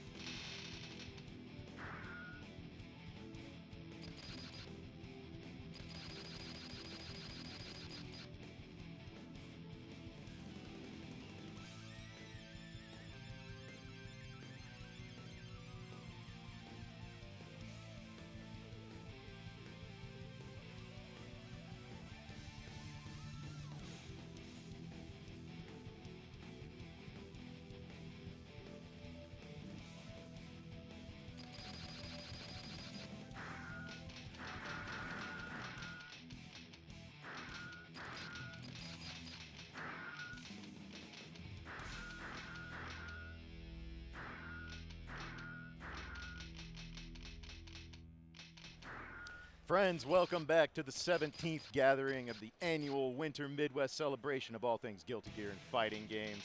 We are back diving right into more Plus R pools. My name is Glage. I'm here with the homie Raph. Good to see you, sir. Good to see you too. It's been a fun day so far. We're already in the afternoon of day number 2. Yeah. And it's been nothing short of amazing as Plus R action has been going off all day strong, and we're going to get some more amazing pools actions. Yeah, we got some names in these brackets coming up for you, so there's going to be some really interesting matchups, probably some upsets here and there, as there tends to be in Plus R. It's always fun watching this game played live at the tournament level because it's old. It's old school. There's no input buffer here, my friend. You're going to see drops, going to see mistakes. How good are your scrambles? How good is your adaptation? Got to be on point, and, you know, Plus R damage is Plus R damage. Watch your head. Wildly crazy game, but despite being old, this is one of the few games that's really special in the way that it's a battle between the old guard and the new blood, as the last few years of rollback Plus R finally seeing those players that picked it up in that era really sharpening their swords, becoming major threats. Yeah. But we still have a lot of the old heads coming through to hold it down for our generation and really make it an amazing battle between, like, kind of both sides. Yeah, like we've been talking about it with a lot of people here this weekend. Like, Plus R has the most interesting gap of player ages. It's like you're either 24 or younger, or you are old and decrepit like myself, 40 plus, like ready for the senior dinner special.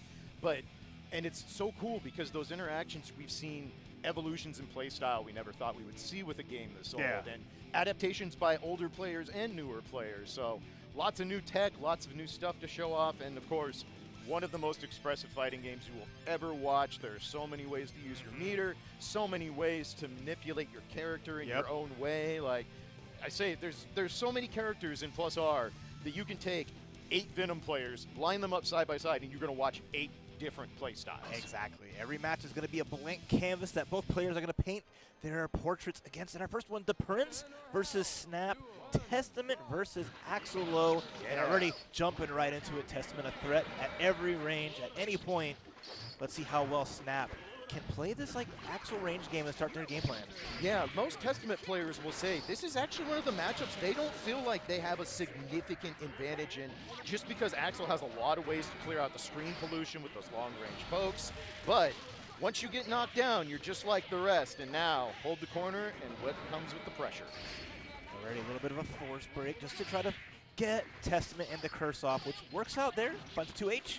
Again, the throw on the Warrant, get that counter out of here. Yeah, beautiful read there by Snap to not go up, go right into the Warrant. That is a frame 2 counter, friends. You have to account for when play Testament. Point blank on the unblockable, putting the Prince down to his last little bit of life, and the Warrant too early. Snap goes up 1-0. That's okay, 2 for 2 on baiting out and punishing the Warrants already. Yeah. Snap finding their groove. Once they get their knockdown, they can put it on Testament, who doesn't really have tools to push Axel off. And right now, I like this from Snap with the whiff fire. Drop there, could have been a big confirm. All right, 2H is through, but nothing afterwards. Gets punished for the trouble and grip.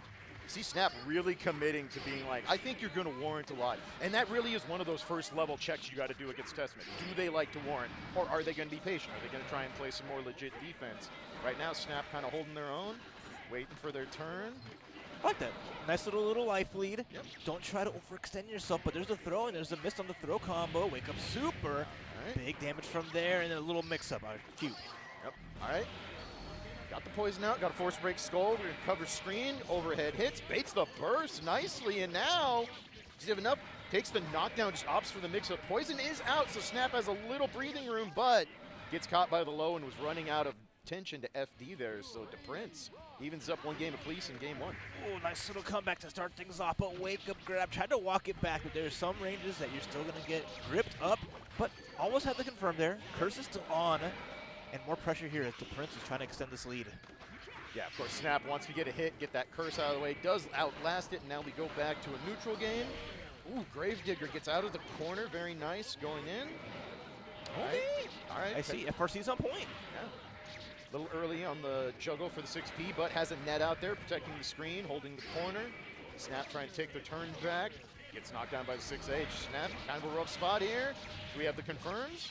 Almost. Not quite. Low drop, but we get it right back. All right. Yeah, Curse just keeping that pressure going, and Axel in the corner having a rough part because your advantage of those long-range normals don't really exist when your back's against the wall. Yeah. Not a lot of fast-paced normals to kind of fight it out from that situation. So nice turnaround for the Prince, taking that first game.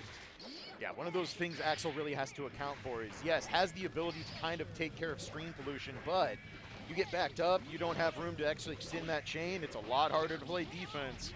And now already cursing in the corner, and we're going back to the mix. See how well their defense can hold up. They've been blocking those overheads pretty well off that 6P. I like that a lot. Whereas the Prince, okay, Ooh, reversal too heavy, and the clash frames from downtown. All right, gets caught by EXEB. It's going to go right in. All right, decides to delay it. Just going to hold screen. Wow, goes up with Goldberg, spinning all of it to control the screen, but Snap comes out ahead, and now on the life lead. I like that force break a lot from Axel, really fast, going to clip Testament at that mid-range, but the Prince gets the burst from Snap, who's maintaining a small lead, a light punish on Warrant, big jump in, and avoids the Rashosin, no one block for you. Not a massive punish, but does take the cornerback, but just does it again. Wow. Real passivity there from the Prince. Snap picked up on it and said, I don't think you're going to move. Hey, some people want a command grab from full screen, no problem. And let's see if Snap can close out. They did pretty decent that first game, just couldn't get the win. Yeah, we're seeing DePrince get a lot of hits. Like, there's a lot of connections, but not a lot of full confirms yet. We're not seeing those big, long combos into the good knockdown and EXEB Stogie. But right now, sets the force break stall, accidentally takes the corner, but it works out, gets the curse, and now Snap back at range. The Crow is harassing. The Succubus is out, but we escape. Curse is off, and now near the corner, what's the game plan? Okay, not just about the second overhead, but the Melody Chain going to get a little bit of a launch, and now it's Testament's turn in the corner, eating a chunk of damage, no follow-up. Might have been baiting Warrant once again. This time, the Prince opts to just yoink him off the ground, but back into the corner once more. No punish on, wow, good patience there to not get hit by the gold burst. We got a punish? Oh, no.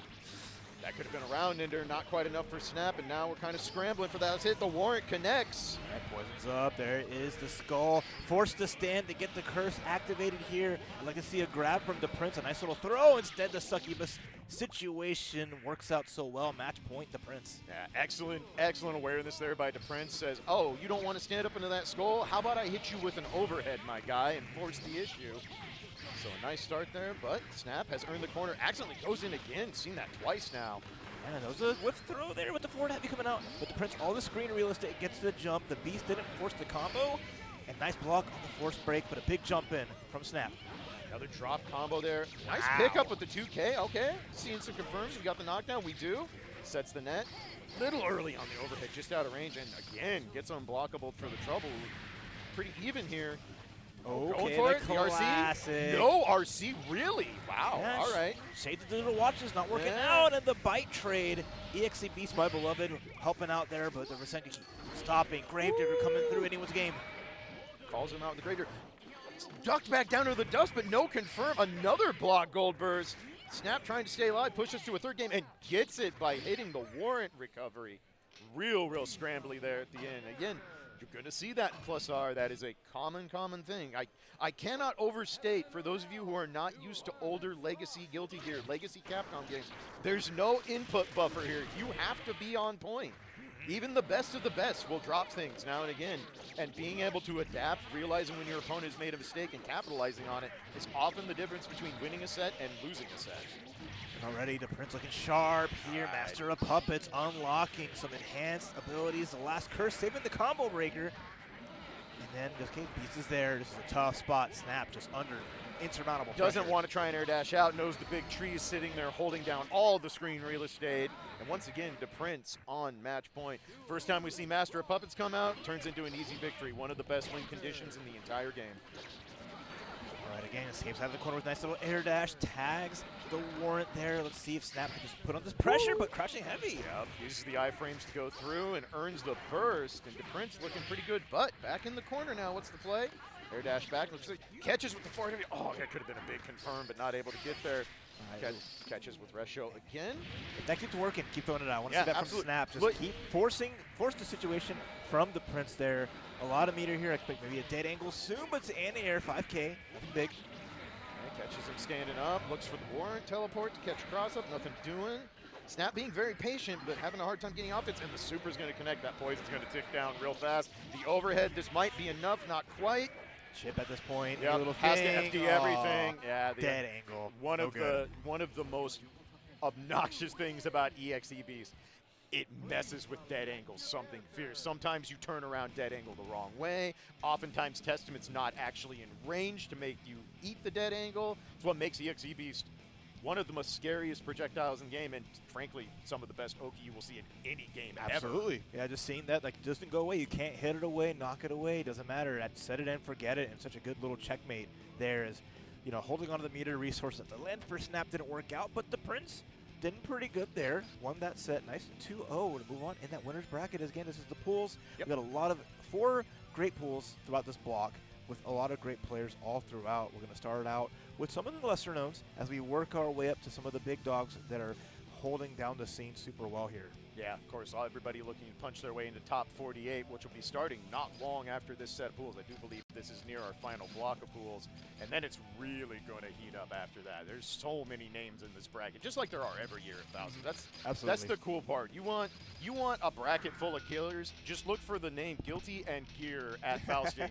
You will find them. Even if you don't want to, they will find you. The whole half of this ballroom is just the Guilty Gears, all hand in hand. Yep. Having different people but sharing the same space, and it's always really fun to celebrate that and see that. But Plus R definitely is today is going to be all the way through, so we're going to finish today as well. Xrd's all tomorrow, so look forward to that if that is your more slice of the Guilty Gear pie. And then there's Strive all throughout the whole weekend, so nothing short of just any kind of action, if you like modern, classic, or right in the middle.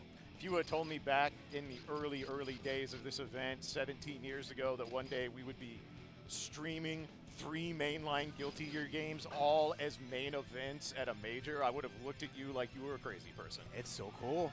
It's so cool to see. You don't see this for other franchises at all. Like the Tekkens, the Street Fighters, Mortal Kombats, they don't share the space like the Guilty Gears do, and it's really a testament, no pun intended, to just the community itself and the appeal of the games. And we have to give so much credit and love to the staff at I love that smear frame. That Slayer was great. That's sick. All the credit and love to Arc System Works. They did not need to go back and reallocate these games with high amounts of resources to make rollback work. But they did. They took the time, they made it right. And to this day, it is hard to beat the online experience of Plus R. It doesn't get much better than this. But we are back into it. Robo versus Melia. This is not a matchup you get to see very often. What are you looking for if you're Robo in this, Raph? I mean, you are looking for just... I mean, like any matchup against Melia, you don't want to get the knockdown. You want to avoid her just running over you, but it's always hard. Robokai is not really the anti-air character except for having some meter and DP, but even then, that's unreliable. So I feel like jump slash from Defi is going to be a big threat. Defi, one of the best uni players, coming out here showing off in some Plus R, and then our opponent, Munchie Jr., big ups to one of the funniest video makers the Guilty community's ever seen. Absolutely. All right, nice DP going in. And yeah, I'm on board with you there. Like, obviously, you don't want to get the knockdown. Robo does have one little caveat in the fact that he does have delayed wake up, which Melia has to account for on the Oki. And if there's one place in this matchup Robo does have the advantage, Robo going to hit a lot harder than Melia does off those stray conversions. Absolutely. And already there, Munchie looking pretty good here. 2D. Nice DP with the meter. You got to respect it. And it has an FRC. Even if it's blocked, going to have no problem getting out of there. You want to make sure Robokai drains their meter before that becomes a factor. Yeah, for those of you who are not super familiar with Robo, has a very unique meter mechanic. He has to build meter just like you would tension, but most of it comes from laying down that energy mat you see there.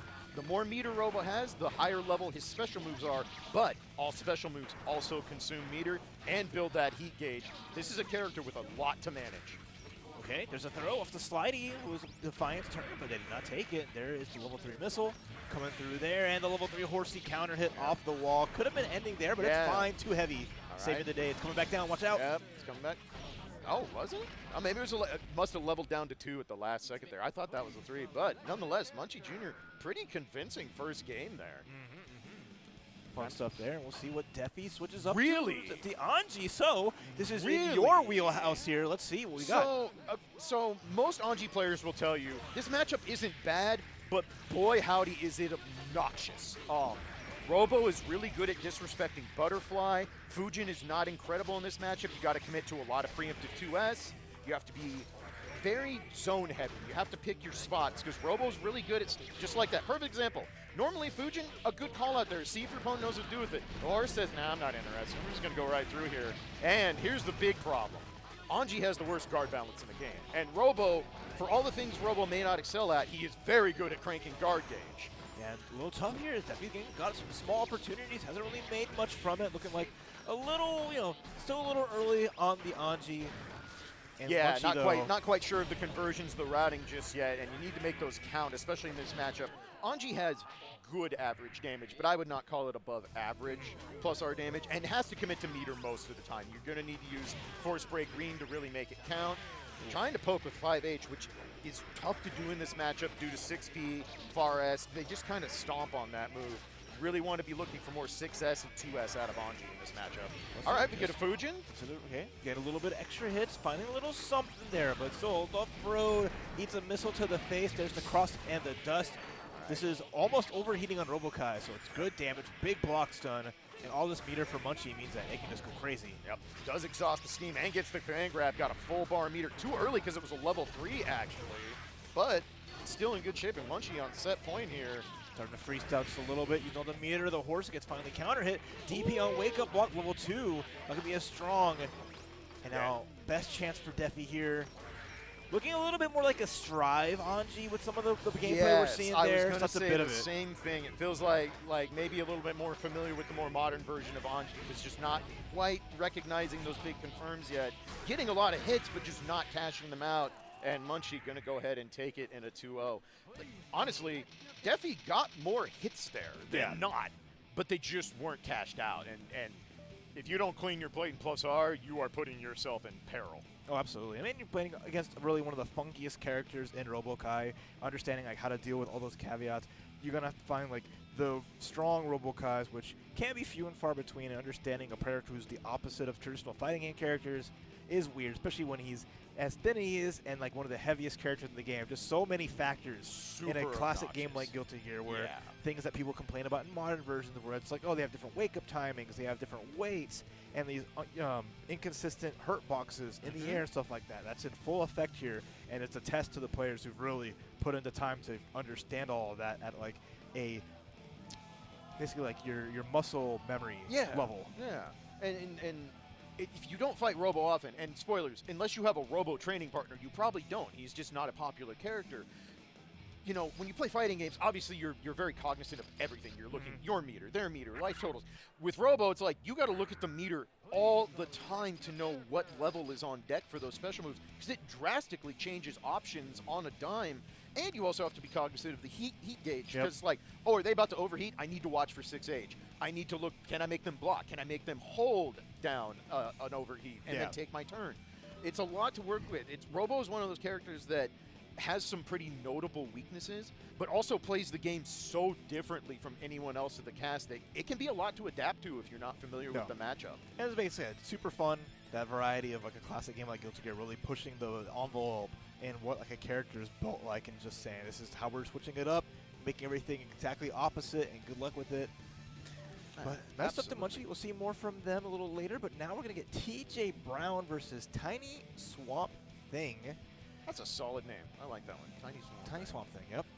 So, yeah, we're starting to get a little further out into that winner side of the brackets. We got some more good names coming in here to do some damage. I'm excited to see who TJ Brown and Tiny Swamp Thing, who they represent here. Yeah. I expect to see most of the cast as for a plus R tournament here at the size of Frosty Faustings. Most everyone's going to be represented. It's one of my favorite parts about this being a Guilty Gear centric event is you'll see players for the first time, right? And it could be their first event ever, or they may have been grinding online tournaments for 2 years. You never know, and that's always so cool. I love getting introduced to new players that I don't recognize from the scene, because you never know when you're going to see something new.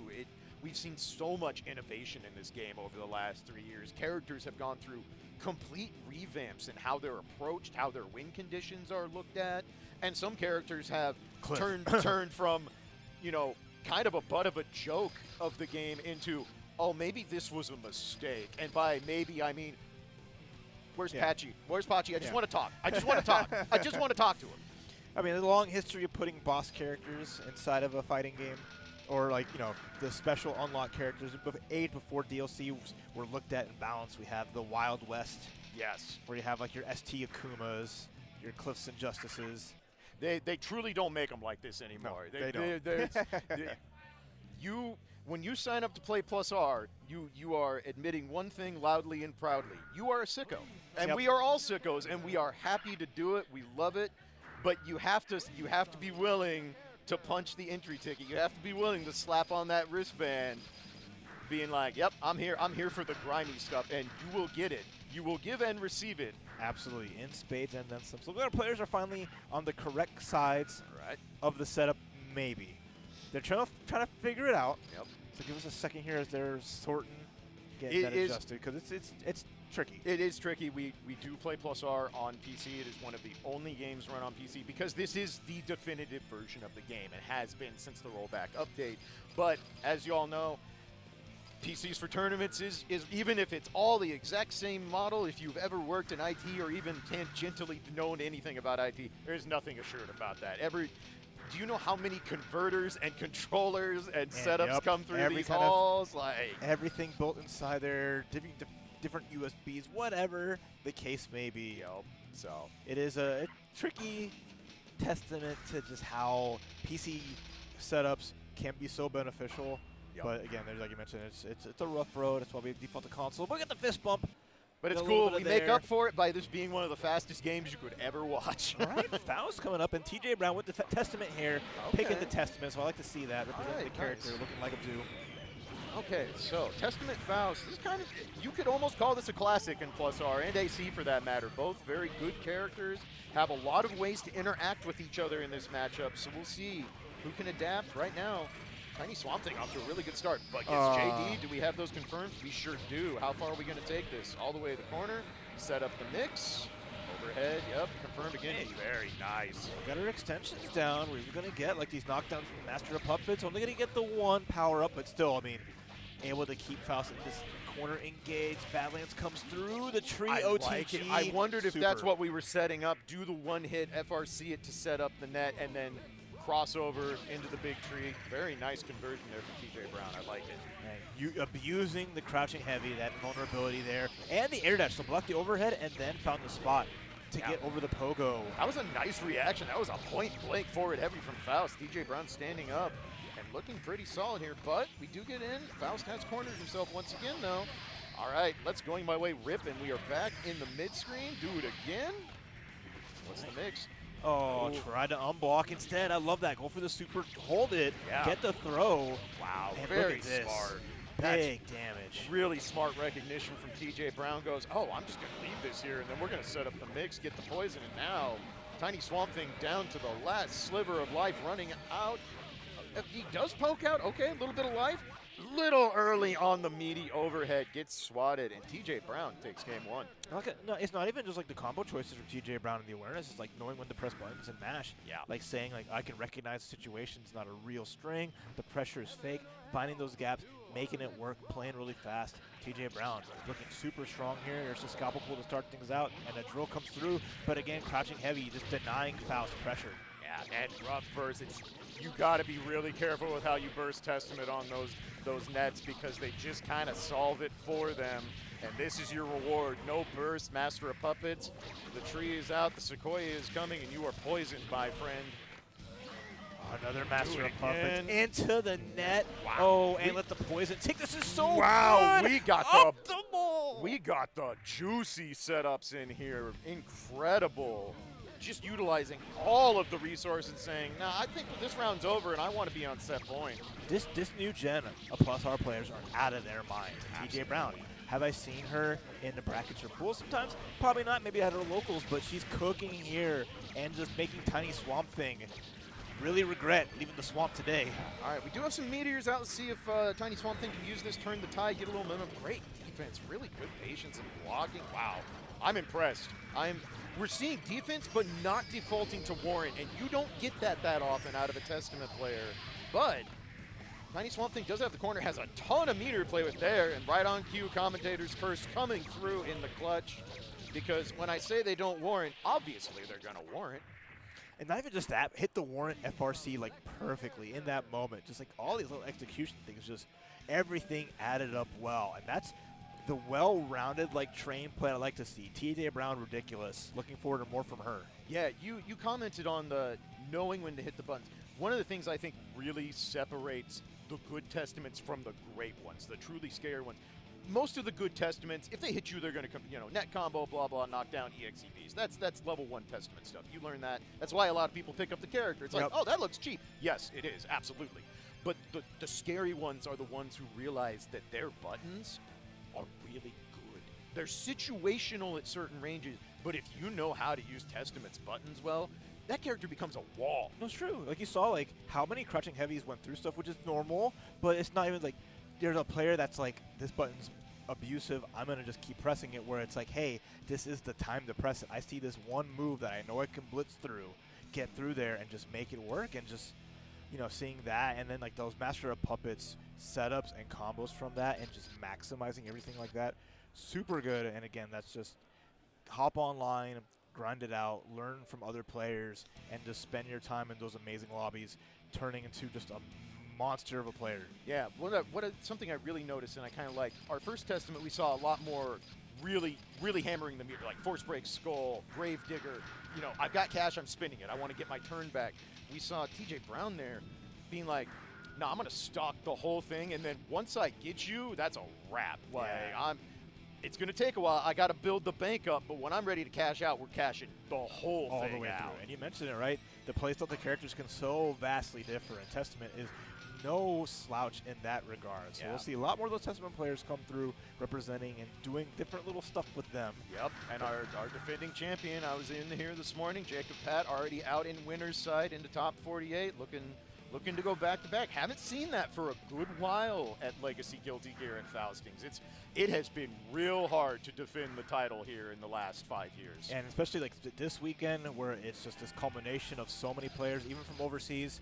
It's going to be a tall order for anyone, especially one trying to do that repeat. So we'll see what Jacob Pat can do. And we'll see what our next players can do, as we're looking like Vicky Viper going up against Prettiest Pony. All right. From Sweden all the way down from Europe here, playing some plus Okay, R. cool. All right. Second European player I've seen. We had an Axel from the Czech Republic in the 10 a.m. block. It was real solid, really cool to see. So, yeah, we got all over the world. It's a world's game, man. That's what we do. We bring them all in here to the Midwest. Everybody's family around here. But when you get up on the sticks, it's all about you. You got to do it yourself. It's all business. That's all right. All business all day. Vicky Viper, of course, been around for a good while. Been playing Plus R since the rollback patch, and even before that. Yeah. But known Kai, been running that for a very long time. Of course, Kai, the fundamental character of Plus R, kind of known for, man, this kid is kind of cracked. These buttons are silly, really safe, plays very good safe offense. The one thing Kai does not have that big damage.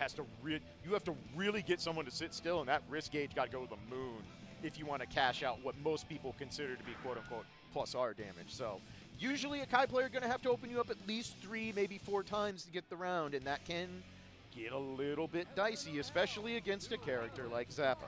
Let's see, so Prettiest Pony coming out with that Zappa, the green stuff. Already got the Ghost Zappa. We'll see some of it throughout these pools, and we'll see how well Prettiest Pony can play this neutral against the King Kai himself, or the Knight Kai before. He's not kinged up yet. True. But yeah, we are back in time here in the lore. But all right, we have the sword out. Of course, one of the most oppressive things in all of Plus R. But Vicky Viper navigates it nicely.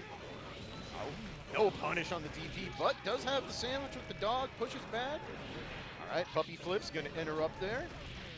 Maximizing this. The dog controls so much of this neutral, but we're going to hop right over, get this little knockdown here, and set things up.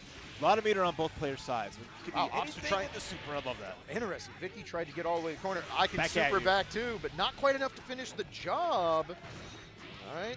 Stun edge FRC. What's the mix? Empty into the low, and Vicky going to take round 1. Good back and forth there. A lot of challenges here. We're not seeing a whole lot of respect on defense right now, which is pretty interesting. So let's see who tries to adapt first, maybe tighten up the game plan a little here. Well, Vicky playing with a lot of confidence. Goes for the dust, no good. And a lot of the green setters have been working out pretty well, either beating out that far slash or catching the run up. But we got the Ghost, the homies out right now, and a 6P. Gonna be a combo breaker trade because of the golf ball. Yep. The ping pong ball coming in clutch with the Ghost. Vicky opts to burst, take back the corner, wants to maintain this offensive pressure. Gets knocked out with the 6P though. No punish on the DP again. Get the free summon though. The dog is available here just to try to put some pressure and catch. Vicky's inside the sandwich, but the dog gets tagged by the Greed Sever. Yeah, actually could have been a chance for Pretty's Pony to punish there, but does get out of the corner somewhat. Okay. In there. Pretty even on life and meter, as it were. So ping pong ball once again with the interrupt. Vicky is committed to Greed Severing over a lot of this type of pressure. And now we close this out with an RC. No, that had to be Ride the Lightning. Yeah, missed the input, and now Prettiest Pony with some life can maybe steal this round. Puppy flip, not quite enough. Another one of those. Vicky's gonna be careful. There's the run, trying to get for the grab. Yep. Dead angle's gonna save the day just a little bit, but now we're at chip territory. Prettiest Ponying. There's the throw that time. Vicky Viper's like, I didn't get it the first time. I'm gonna fully commit.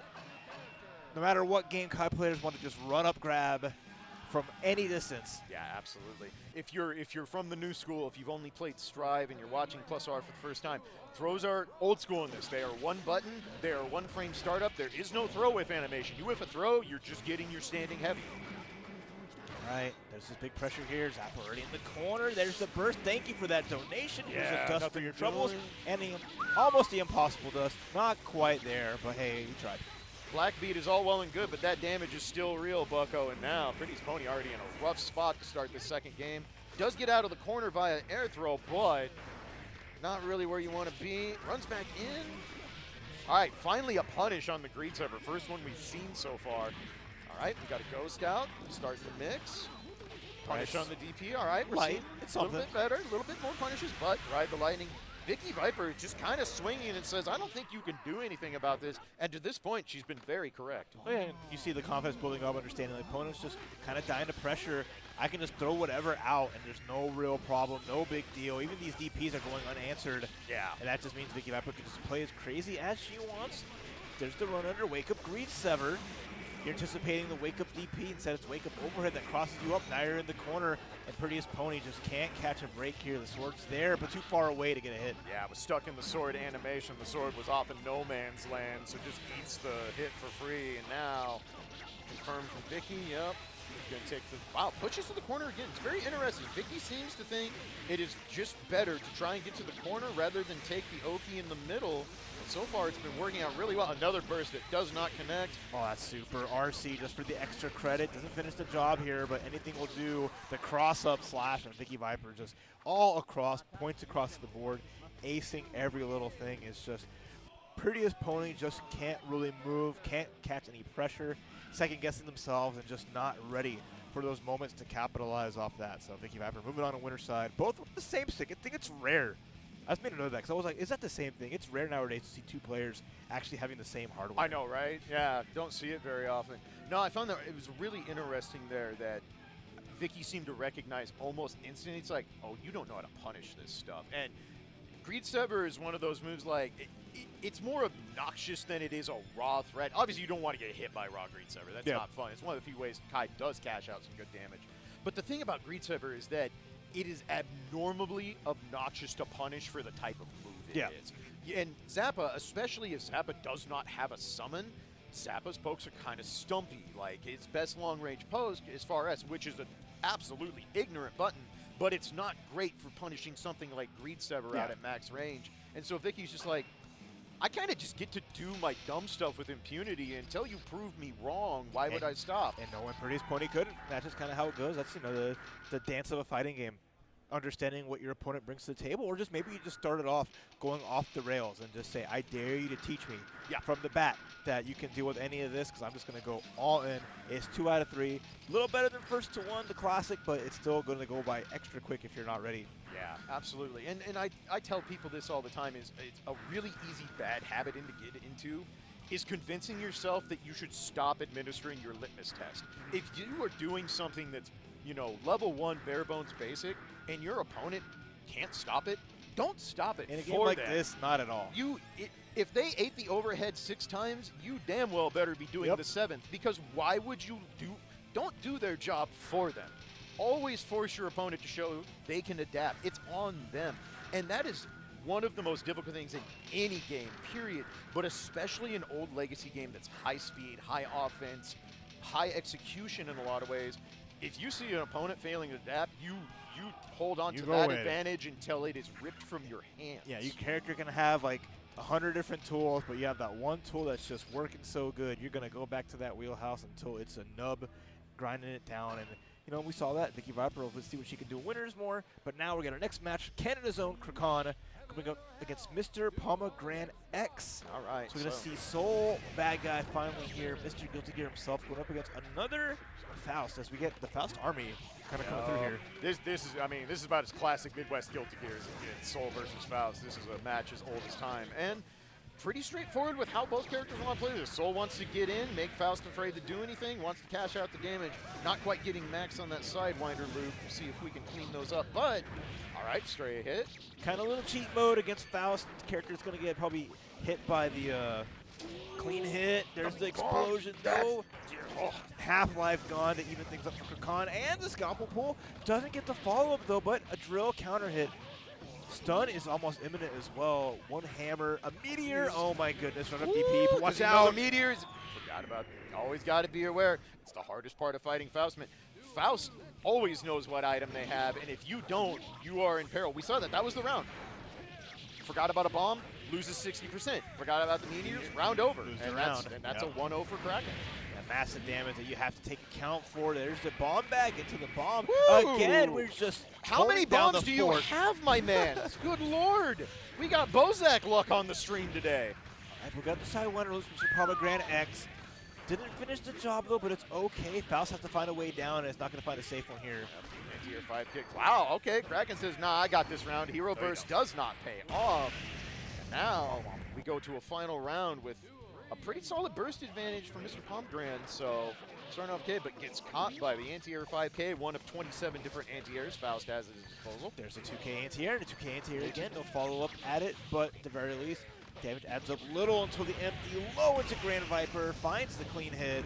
Gonna get a little bit of Sidewinder loop here. Should end it soon with the revolver. Instead, just a Sidewinder leave Faust in the air. All right, got a little greedy, went up and chase. All right, are we aware of the meteors this time? What's the game plan? All right, I like it. Go up, chicken block the meteors. Very smart there. Nice adaptation, but to the corner bomb there. Got to be real careful. I know the bomb just is a little bit of a dud. Maybe did it different item? Can't say, but looks like another item got thrown off screen. Not really helping out Krakan here, and the anti-air baiting the burst. Nice there from Pomegranate X. Shout outs to my co-commentator here for picking up the slack while my jaw hit the table because I'm trying to figure out where the hell the bomb went. Okay, look, I know I worked for GDQ for 8 years, and that's never happened before as a meme of all memes. But, brother, 22 years of this, I've never seen a bomb just despawn. Like, what? We're learning the advanced strats. We have too many things on the screen, so we're tactically despawning sprites to make this run a little bit better. It's not often you can truly catch me off guard in Legacy Guilty Gear, but I'm a little gobsmacked on that one. Wow, woo! Trying to show off how many cleans that we can get right there. Is now we're going to find a hit and block the burst off of the air dash dust. Pomegranate not quite finishing these combos, but is feeling themselves so hard at this point that it really just don't matter. Even the end there. Yeah. You ain't get an FD. You have all this meter. I'm going to run up, uppercut you. And even with the meter, it's going to be cute. This is a big, big lead. Pomegranate X is just cementing themselves as like, I have the willpower. I saw that slashback flash, sir. I see you trying to get fancy with it, and I respect it. Nice tech, just barely scrapes by the meteors and now gets the corner. Watch that guard bar, okay, knockdown. Nice wake up grab. Gonna get a little room to work with, get the item out. All right, takes the corner, not bad there for Kraken, and we got a little bit of working room here. There's a bomb. All right, is this one gonna go off? Okay, cool. That time we're fine. The world all right, let's do it again. Okay, boom, making sure they work this time. Get the coin tube, a little bit of power up, and the 5K anti-air on the tech. Krakan with a round on the board, still needs to get a second one to tie games up 1-1, but they show they can hold their own. Not a counter hit, so they're safe. But how do you get back down? All right, nice poke on the far ass, gonna take the knockdown. Donut out, not great. Go ahead and pull him back into it. You don't love that because it does gain back some health, but it's better than leaving a dud item on the floor for the better part of 5 seconds. So nice conversion with the pogo, good stuff. Oh, catches the tag. I like that. Every little thing. Okay, Krakan counter hits for days. Punish on the revolver. Nothing crazy, but it's okay. The anti-air soul. I like this. Faust is so good at leaving characters airborne, having to fall down, and one of the best characters at catching them. Try to reach the floor of 5P in your chest. 1-to-1 as Krakan answers back. What a reverse. It looked like Pomegranate was about to run away with this set, and suddenly we're in a final game. That is plus R for you, friends. It does not take much for the tide to turn. Yeah, you got these cool combos. It don't matter if you cannot find the hits. There's the burst bait. Hard burst bait. And the slash pack, but 2D, jump cancelable, we're out of there. Wow, stood up into the riot stamp, and then the gold burst. Sure. We're getting now the scramble's going, wow, lets it rip, but gets hit by the poison, so not able to continue the combo. Nice block, though, but that poison is ticking down. A lot of poison damage there. Even runs out naturally. Krakan, small little lead, 2K anti-air covering the bases, the drill, the hit, the going my way. Yeah, it feels like Krakan has kind of caught on that Pomegranate is kind of doing that classic soul, like, I'm just going to run at you. You got to deal with this. And so far, Krakan doing a nice job. Gets caught, counter hit Volcanic. This is going to hurt. But the drop is a big one. Try again. Do It's again. fine. Round 2. All right, I like it. Uses the force break to keep it simple. Not going to quite close it out, but do it again. That's 3 times in a row.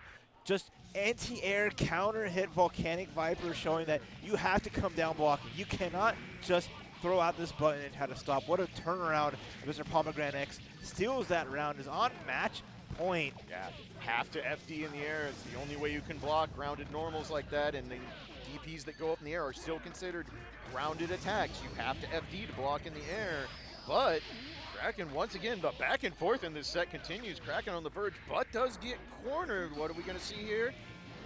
Wow, showing a lot of respect there from both players, but Kraken does not escape yet. All right, back to that game plan, and even the delayed burst bait on that finds the Fafnir. Big hit there, more pressure with the wild throw, side swap. No, instead just stays in the mid-screen. Wants these sidewinder loops. Of course, Faust has almost no guts to speak of, so gets near max damage off that wild throw. But the jump back drill, not quite enough, but the scalpel trade. Final game, final round. We are truly on the teeter-totter here, just back and forth. A little scary, and it just stands up into the scalpel pull. Massive damage and a lot of meter gain. And now we're starting to get the homies out. The coin and the meteors, the item looking splendid. It's going to connect in a block. Okay. Meteor's getting basically a free burst there for Faust, more or less, just able to end the pressure. So Krakan with a little bit of breathing room, but is already back in the corner. Catches the tech out. No burst to speak of, and right now, Khan on the back foot, gonna have to make quite the comeback here. But the Bandit Revolver pulls out of the corner, and the burst is used. Oh, catches the jump. There's a 5K, no good. The wild throw. There's a burst on the table. We're gonna bait it, not even necessary. Yeah. What a crazy back and forth set. And Mr. Pomegranate X feeling good about that win, but it was going down to the wire. Shout outs to Krakan from Canada. I respect doing some good stuff. I respect the Canada's there, just doing the tilt back like, okay, all right, everything's. You got it. Breathe.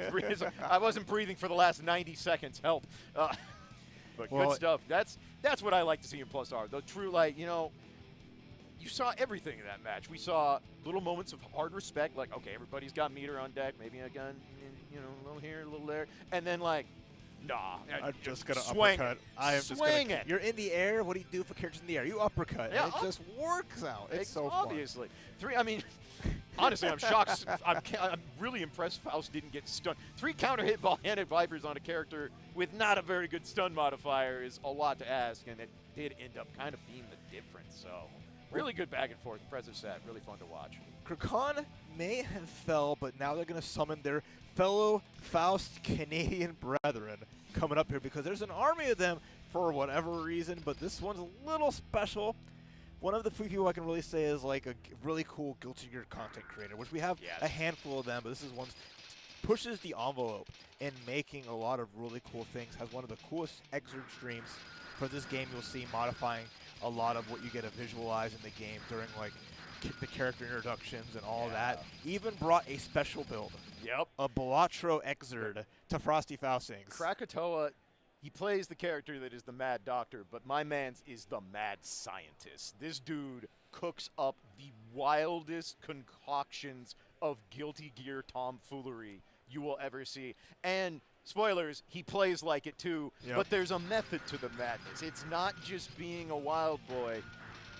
Brings his own spin to the character, as you love to see with these kind of games. True. It's a very different Faust. But if there's anyone that is familiar with the Faust matchup, it is one of my fellow old guard, Ukio Tachibana, the local here from Chicago, has been playing since the get-go with our tournament host, Elven Shadow. He knows this matchup very, very well. So this will be very interesting to see. Obviously, Krakatoa Faust is a very different beast from Elven Shadow Faust. But when you're Kai and your game plan is all about the fundamentals, the simple knockdowns, you're just like the rest when you get knocked down. I don't care how you play the character. That's true. And I think Faust is one of those matchups you have to learn, especially as Kai. It's not an easy feat against a character that can outrange you pretty consistently, and it's very hard to pressure on the ground all the way there. So both players just getting a feel for each other. The counter and hammer, so many combo breakers. Faust just denies you pressure because of this stuff until the chocolate bar. Forking overhead, another chocolate bar. I think Krakan used up all of the. Never mind. I was going to say, I saw the picture flashing. I'm like, all right, we got offensive advantage. Probably not going to get stunned. And of course, Ukio, veteran, not going to do a hero burst there. Says, you know what? Let's just move on. But you're seeing it. Yeah, I say this all the time.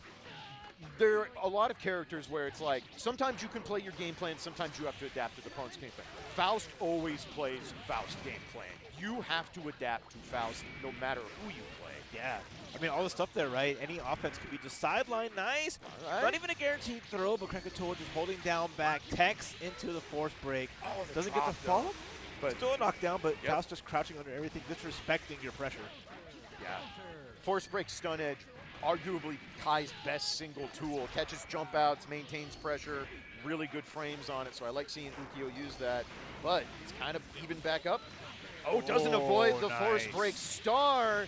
Zuki have enough to close this out. Nope, Faust a little too big to continue, but the crossover into low, and we are evened up 1 round apiece in game 1. Yeah, Faust might be able to low profile. I think with his crouch, that means he's still blocking low, and overheads are going to feast or famine him. And right now, Krakatoa trying to find a little bit of space to throw out some normals, getting those drills to work out, and gets the air-to-air into the 2K. The mash out not working out as Ukio getting caught.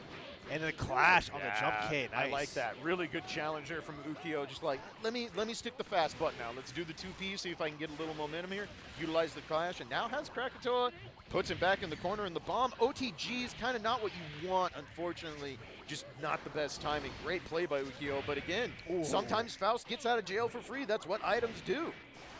All right, a little bit of a bomb bag, a little bit of situation here. The dumbbell and the wash pan stay away from me as Faust is putting everything out there in the bomb combo. Wow, what a set of item throw. Like, you could not ask for a better sequence as Faust. You know, it's like you're thinking like look. Yeah, it's right? How many Jokers did this man pull? You know, like we always jokes like, oh, Bozak's playing, so there's gonna be 6 meteors. Faust didn't even want meteors there. Like he got exactly what he needed. Hammer, you don't get to move. Bedpan, you don't get to move. And then the bomb just owns the rest of the screen, and that's that. So very good, and that's the difference between a good Faust player and a great Faust player. Good Faust players, they get a good item, they'll probably do something good. Great Faust players will make the most of their item luck and truly cash it out every time. So Krakatoa does that, earns that first game. We are back pretty even. Krakatoa did get a burst whiff, so going to be punished on that, but does gain the life lead.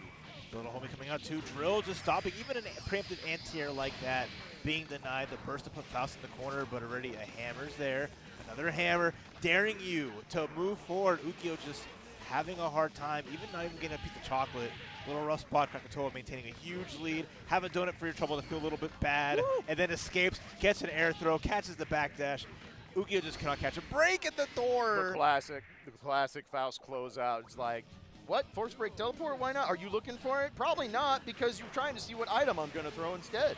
Oh my gosh. Immediate perfect item with the dumbbell hitting from that range. Yep. Ukio is just having a rough go of it.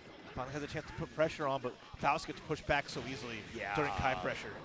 That is the downside to Kai's pressure in this game, is he has to really account for FD, especially against a character like Faust. And just like that, it's over. Mini Faust holding down the fort as he does. The dumbbell again, a hammer again. All right, he's got a Harbor Freight in his pocket right now. He's pulling out all of the tools. Like, did my man's hack the algorithm? What is going on? These are incredible items at exactly the time you need it. And even when it's like just a donut or that, he lands on it just almost perfectly. The overhead with the zap. Ukyo catching a big hit, has to make this count, gets the grab. All right. Got to pull their own magic out of their pocket, finds a 6 heavy. Big chance, doesn't finish the job here, but next touch for either player. Nice call out. I really like what Ukyo did there. He's like, you know what? I'm just going to wait and see what you do on your wake up. We're going to play the waiting game a minute, and then flashes the kick grab. Haven't seen that in a good while. Kai always has good kick grabs. It's one of the hallmarks of the character. So I like Ukyo's patience and adaptability here. Now, little early on the media. Hate to see that. That's brutal. And now into the corner. A bomb, but Krakatoa is kind of stuck. Nope, we got bomb back out, back to neutral. Okay, nice chase down from Ukyo there. All right, big chance here for Ukyo, putting on that safe pressure. The jump out, though, finds a drill and a goal burst. All the meter in the world to make it count. Now we're going to see some items just come into play here. Krakatoa gets a lucky hammer once more. And then why not? The door hits on the hinges. Why not? All right, forward punch, good anti-air there from Ukyo. He has a full bar attention to play with. What's the game plan? How are we spending these resources? Force break star, hold down the neutral a little bit. Does get the knockdown. Lots of options here. Blocks on the force break read server, very nice. That is a fast overhead, not easy to block. Oh, too quick for their own trouble is the big problem. Ukyo has to get out of the corner here. They'll take too much damage. Almost had a follow-up. The float just to avoid getting on the ground. Krakatoa playing some spots right, but the run-up air throw Ukyo. Wow, nice adjustment from Ukyo there. I kind of noticed the first game, Krakatoa, obviously the item look is there, but Krakatoa was really playing that, hey, my pokes are better than yours. I'm playing at max range. Kind of got away from that there in the second game. Let's see if Krakatoa recenters here, gets back to playing at that max far S range to kind of just say, look, I know your buttons are good, but they're not doing anything about mine at this range. Yeah, bomb is there. Got to be careful. Ukyo avoids it a little bit. Nice anti-air, okay. Little homie, and the knockdown too. I like that. And you see that Krakatoa always going for the crouching P or the 2P. Yep. That's going to go under the wake-ups of Kai. Make it difficult. And then meets the air with the chop. It's a counter hit knockdown too. The chocolate bar for your trouble. So finally some bad luck, but wake-up grab. Yeah, Ukyo challenged, got some advantage, and then immediately got wake-up grab by mistiming the media again, and now is in the corner with very little to work with. Flashing guard bar, no life, no meter. This is not where you want to be. It gets poisoned. Okay, able to sneak the hit. Still a little bit of life, but a lot of work to be done. All right, that's the start of something. Let's see where we go. Trying to bait a dead angle here. Didn't quite get that off, and there's the run-up dive. Another item out. The bomb is available. Chip is now becoming a slight problem. The mini homie, the 6P, has to jump. But Vinny Faust bails out the burst punish. But Ukyo still with some momentum here, holding on the fort. Boom, big chance. He's got some meter to play with. Doesn't catch jump out for Krakatoa, but not enough. Drill. Nice backdash from the far slash. Anyone's game here. The item comes out. It's going to be a bomb. Going to wait for it. The run-up DP gets the hit. Gets the extension. Not quite enough. There's the star. There's the bomb. Is Ukyo going to try and timer scam this out? The donut to get the life back. The donut gets the life back! He backdashed it with the eyes. Called it perfectly. Krispy Kreme to the rescue. I'm sorry. Someone go check that Balatron machine. Floor, can I get the floor out here? Wow. Brutal. That is heart-wrenching. Holy hell. Get the burst on the chop to avoid extra damage there. The poison combo breaker again.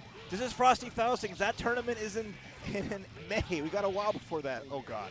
Critical hit combo. Wow, and credit to Krakatoa. Krakatoa got the RNG in his favor, and he is taking advantage of it. Still not quite there. Hasn't closed it out yet. Mini Robo's going to track you up. Gets him back in the corner. All right, dead angle's out. Okay. Oh, misses the conversion, though. That's huge. Pull the stance. Forward. Now, not a guess for game yet, but that air-to-air Krakatoa 2-0 by the power of RNG and shenanigans. Yeah. Taking over Ukyo. And let's go back to even before the donut was the final nail in the coffin there. Beautiful run-up under the bag bomb DP from Ukyo, which could have closed out the round, but just missed the last conversion, gave just enough room. And I'm looking at the timer, I'm like, oh, he can chill. Like, you're good. And then just DoorDash to your feet, the Simpsons donut, the pink icing, and be like, oh, hey, I win. And then that backdash into it, you see like Krakatoa, just probably the eyes just like lit up like their lips because like I got a snack behind me, just leapt into it, and if you're Ukyo, you're just like. That is when the Faust player, like, they're playing, focused, doing the whole thing, in the back of their head, they're just like, God, I'm nice. I'm so nice. Check the copy of the game, please. We're going to look at that right now as we're looking like we're having a small ad break. But go ahead. Yeah, no, absolutely. We're going to run some ads, pay some bills, friends. We'll be right back with more Plus R action. Do not go anywhere.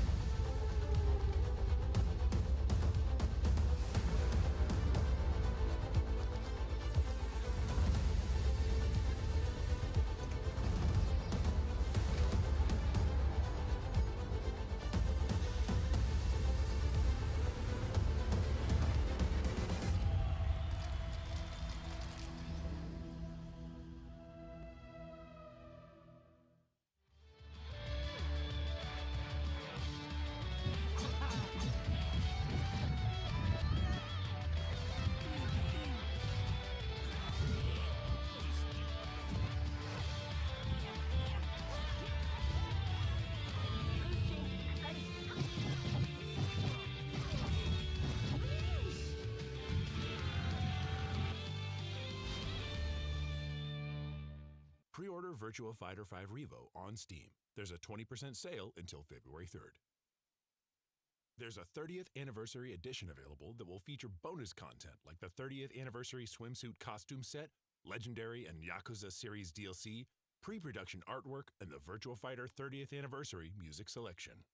Pre-order Virtua Fighter 5 Revo on Steam. There's a 20% sale until February 3rd. Arc System Works. Catch all the action at the Arc World Tour 2024 Finals with exclusive PlayStation merchandise. And be sure to check out the 4 awesome side tournaments that have been added. Arconic Artistry. Laser-engraved wooden coasters, wall art, and other functional gaming accessories. Located outside main events, they take custom orders, and you can even get a free token for a follow at their booth. Midwest Battleground, 7 open brackets for today's most popular games, including the newly released Marvel Rivals. A 4 collegiate invitational with $10,000 in prizes on the line. Register now at startgg/MWB.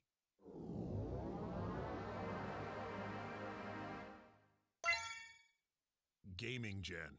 Make Gaming Gen your first call when planning your event. Gaming Gen is your source for gaming equipment rental and event services. Slashback returns for the 3rd year in 2025.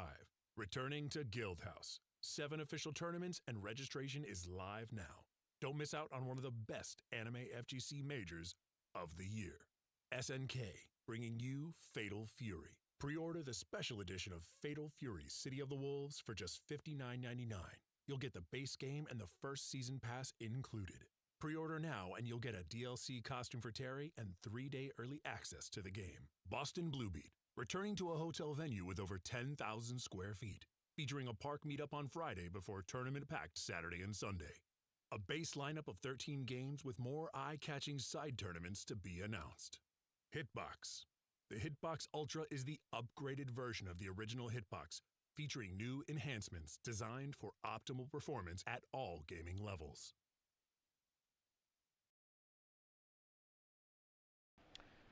Friends, welcome back to the 17th edition of Frosty Faustings here live in Lombard, Illinois. You are smack dab in the middle of Guilty Gear Xrd. Accent Core, that's tomorrow. Accent Core plus R. This is what happens when you commentate too many games. My name is Clage. I'm here with the homie Raph holding it down for you here. And we are going right back in, and we got some more big names coming up ready to throw down. It's going to be a lot of fun. And it's funny thing about 17 Frosty Faustings, we're finally no longer, we've outpaced Final Fantasy. We have. It's you over. can't We actually make beat the them mistake now. anymore. Like, everybody's like, FF17, they're like, Is out in January? He's like, yes, it is. In Lombard, Illinois. exactly. Come through. Yep. Coming to the Midwest. Play the beta right now. But, all right, we have New Bloods, actual New Bloods, but I don't even know if I can call them that anymore. They've been doing this for years. So They're still not as old as the olds. So Right, they're still going to be but- new in our book. It's just how it goes, and it's going to be a fun match either way. Who we have? So we have Agandine been playing Potemkin since they picked up the game a good long time ago. I've seen this player develop, played a lot of sets with Agandine, has really refined the Potemkin over the years and has a really good solid idea of how to play character. And Izzy has gone to the T5 and Hano's school of Clifford Anderson. And boy, what can we say about this character besides what a glow up? This character developed through and through, and people have said, finally, you know what? Maybe it's not a joke. Maybe there's a lot of under the hood, but we're going to open that hood up real quick with the Potemkin Buster. There's a gold burst, though. Big chance for Izzy to get some massive damage. Yeah, the one thing Cliff does not get to do with impunity in this matchup, like many others, cannot abuse the dodge nearly as much because the dodge doesn't beat one thing, and that thing is grabs, and Potemkin might know a thing or two about that aspect of the game. That's true, but on the other hand, Potemkin being the big body that he is, susceptible to so many overheads, and you're seeing this coming out from Izzy, just taking advantage. How well can Agandine block this out and find the spot to bust it out? Heavenly Pot Buster, nice catch with the jump P, though. Really smart there. Izzy doing one of the things that I don't think a lot of people truly understand that makes Cliff so strong. Cliff at base level pressure, because of his funky instant air dash and the way his buttons work, kind of gets to circumvent traditional Guilty Gear RPS. He can delay low and go into the projectile if you try to jump out, so you have to respect that, but that lets him air dash in with impunity, and his air dash mix-up is brutal until you run into Hammerfall. And now you're just like the rest, my friend, into the corner. Nice backdash. Never mind, though. Never mind. That's a true Potemkin player through the thick and thin, hits or no hits. We are putting out those pot busters and snatching you up, tying it up. Yeah, Agandine definitely comes from the newer school of Potemkin players. They are looking for every P-Buster ever. You left a 3-frame gap anywhere, I'm P-Bustering. You did a +1 move in IIB'd, I'm P-Buster. As an FRC into the instant overhead again. That's 2 for 2 on these. All right. Gold burst against the dust. A big chance for Agandine, who has plenty of resources. Gigantors available. Heavenly Pot Buster instead, and that's a hard thing to do. Yeah, we're seeing Izzy. She's being very, very risk averse right now, which is smart. Once Potemkin gets that gold burst, no reason to be super scary. Pick your spot. Okay. Great It's block. it, and Great gold burst. all the meter to work with now. Yep. Limbs, that'll work just fine. And Izzy going to take game one. Good back and forth there. I want to see Agandine kind of force the issue a little bit more. It's like you said, big body against that air dash that just kind of completely circumvents the typical RPS of Guilty Gear. Going to have to utilize those pokes, but that's so hard against a character like Cliff. Far S is what a war crime of a button, my friend. Like, what if Kai's Far S went like a foot further but had no recovery frames? Like, all of that going in their favor, and like armor, not a factor. Agandine can't really use that effectively because of just everything that Cliff can cancel into. A lot of the multi-hits they have, even the backdash not working out, and Ire in the corner having to take a lot of pressure. There's the burst, but Izzy just happy to stand there. Yeah, the taunt is so good in this matchup because, yes, Potemkin can flick those. They are a projectile. But what happens is Cliff gets in front of them. Yep, and the new Cliff combos. Even trying to stun Potemkin himself. Hammerfall again, a non-factor, and what a conversion. That is labbed. That is someone who has practiced that exact situation before. That setup was designed specifically to stuff a wake-up Hammerfall, or because Izzy was in the air, would have also beat a P-Buster. Really, really smart option there. And right now, Izzy, that guard bar is really cranking. All right, Agandine with a clutch knockdown, but the gold burst running right back, but we got the corner. All right, what's the play? Oh, there's the super. And it clashes! The butt does the best, and that Gigantor is not going to work out really, really well because the backdash getting caught by the 6K. And now we're swapping sides, and now Agandine is just under heavy pressure. Gets the butt stomp, gets the hit. You're maybe anticipating. Do it again? No question. Other side with the free pot buster. Yeah, the classic. That is the scary part of that Cliff Super is sometimes it does not bounce the way you want it to, and then you are stuck in a multi-second long animation, and Potemkin wakes up and is licking his lips. Grabs the booty and moves on through, but now it's back to Izzy doing what she does best, putting on this corner pressure. 6P finally into the knockdown. Nice, Gonna jump over? No, Pop Buster. No dodge for you, old man. Yep, just whips the 5P, goes in. What's the play? 5P, knockdown. That's a stun. And we grip, and that's going to do it. Agandine runs it back, 1 game apiece. That is this game you sign up for, playing Cliff, and this is why you will see the strongest Cliff players that really refine the character. They look like they're just kind of flailing because Cliff can do that. He absolutely gets away with it more than a lot of characters do, but he still has the worst stun in the game. He has moves that raise his own stun without doing anything from the opponent, and he has terrible defense modifiers. So if you go too far, you get yourself stunned. That's all it takes for its turn. But the gold burst, this is going to be an OTG, and this is going to go for the instant kill. This is it, though. We get a big drop. Oh, no. Oh, but out of range for the Pop Buster, Tough spot. The crowd goes wild as the Pop Buster rains through on the drop down. Catches the backdash. Yeah, counter hit 5K. That move looks so innocent. Just a little toe tap from the old man. That move is terrifying. You get counter hit by that, you can die on the spot. The taunt Oki coming in. Izzy just kind of holding down in max range, using those long-range air pokes, not really going in too hard, doesn't want to eat an accidental P-Buster, the IAD in. Should do it here, not going to spend the burst, just going to eat the combo, down he goes, and match point for Izzy as she's looking to finish things off here. I respect the restraint from Agandine there. The temptation to burst was going to be very high, and it might have paid off, but I respect the restraint. All right, opts to use it here, but now going to have to play it straight up. Probably was looking for flick and got an accidental 2H. Now in the corner with no burst, but a lot of meter to play with.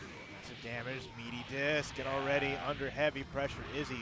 One more hit, finish the job here. If they find an instant overhead, it's going to add up so much more damage. OTG for the extra credit, and burst is there, and it's baited. Yeah, just checkmate at that point. Really well played by Izzy. She's going to stay on winner's side. Really good back and forth. That's a Cliff matchup right there. It's all going good until that one mistake. Yep, one instance, and I saw Agandine try in some spots, getting caught trying to Pop Buster on those regen pressure, but it's just so hard to guess correctly and find that right answer there, and it's just matching the damage, right? Potemkin can dish out a lot against Cliff, but when Cliff will do a lot to you and keep going afterwards, it's just, it's tough. Yeah. It's tough. Yeah, I mean, you have to understand, Cliff can stun Potemkin on a good confirm. Yeah. Like that is the thing that is so crazy about Cliff is that. And then they miss their instant kills. Yeah, right, right. And it doesn't even have to be Gold Burst, Force Break, Chop. They've got these routes now down where it's like, oh, you got swept mid-screen, you might be stunned on the spot. Even Potemkin, who has the biggest stun bar in the game, stun is a hidden mechanic, unfortunately. Old school games, sometimes we just don't give you all the information. You're going to have to go into the wiki, my guy. But that's kind of the back and forth there. And we saw the one time Izzy tried to dodge, she got gripped immediately. Agandine's like, no, I'm not having that. Some good Pop Busters, but again, relying on a tool that's so hard to get to character that just loves to be airborne. It's a Guilty Gear and how it goes. And this is how our next match is going to go, as we're setting up for Mr. Pomegranate X coming back up again. Their opponent, TJ Brown, the Amazing Testament. Yeah, we saw earlier, so it'll be interesting. This should be really interesting. Pomegranate kind of has that, what I would expect of a Bulldog style. So, like, not playing neutral when neutral is warranted, but really wants to get in and start the mauling. Because that's what all bad guys want to do. The whole idea of bad guy is that, yes, wild throw is the thing. Bad guy is at his best when you are scared of wild throw. That is when he truly gets terrifying. You decide to take a risk and try and jump out, or you try to challenge, and then you get counter hit 6P for literally all your health. But we saw how well TJ Brown played. Her Testament making every little moment count, maximizing the meter usage, just the BS, maximizing the BS of Testament. There's a lot there, but it's a special kind of like BS, using that master puppet so effectively, going through normals so effectively, and just playing all the way around that. So we'll see how well Pomegranate can disrupt that flow with the style of just party boy soul bad guy, or will TJ Brown just maintain her composure, set everything up as she did before, and just roll through? Yeah, I would say so far she's had the cleanest play we've seen in this block of pools so far, so we'll see if that can continue as we go in Soul versus Testament. Soul gonna have to navigate well. Does have some good ways to deal with nets with JP, JH, both good ways to clear those out. But early on, they're already set. Gets caught by the 2S anti-air, and we're gonna have to confirm. Nope, doesn't get the one hit. Badlands, so. Okay, I like that. Knowing that Soul's gonna be landing in the air. Finally using the force breaks go as he used earlier, but Pomegranate X. A little bit of a lead, finds the clean hit Viper, and now we're just adding on damage. Yep. Testament, of course, one of the bigger combo dummies in this game. Testament has a massive hitbox, so I like it. Nice confirm on the IAD, and Mr. Pomegranate, pretty clean start there. There's a matchup definitely show yourself comfortable in, but the jump forward, just gonna happy to set up the net, Badlands right into it, and a burst out immediately. What a slash back! I know that screen take anywhere. All right, yep. Goes up, says, I know you're gonna do something, run into this, but unfortunately, no real reward off it. First time we've seen TJ Brown not finish one of those conversions, and she's gonna pay for it. Woof! Sidewinder damage into the corner, and here comes the mix. All right, catches the mash. Wow, went for the burst, but I see you, Mr. Pomegranate. I see you slash backing a net with impunity. Oh, but waited for the EXE Beast that caught and give a big combo opportunity here, all the way to the corner. I very like the situation. Gonna set up Master of Puppets, planting a tree, and now you gotta be careful because that tree's gonna sprout some wings and fly. Yep. Okay, got rid of the tree. Another one. All right, one left. Got to bait that one too. You see Pomegranate trying to get it to trigger, but this time eats the hit. Goes for the hero burst. And not enough. That's a big bet. That's a big bet right there against a character like Testament. Oh, round start heavy for the stagger counter hit into the EXE Beast combo, looking like we're just vanilla accent core. Gnarly. And Mr. Pomegranate going, I really wish I had that burst right now, bucko, but got to work with what you got. And now, man, we are going for slashbacks like we need to breathe in this joint. But TJ Brown working with a green bar finally takes her first hit, but there's a tree just sitting there. He wants to pop it so bad. Yeah, it's what it is. Again, I'm going to say it for the umpteenth time today. It is one of, if not the single best win condition in Plus R. Yep.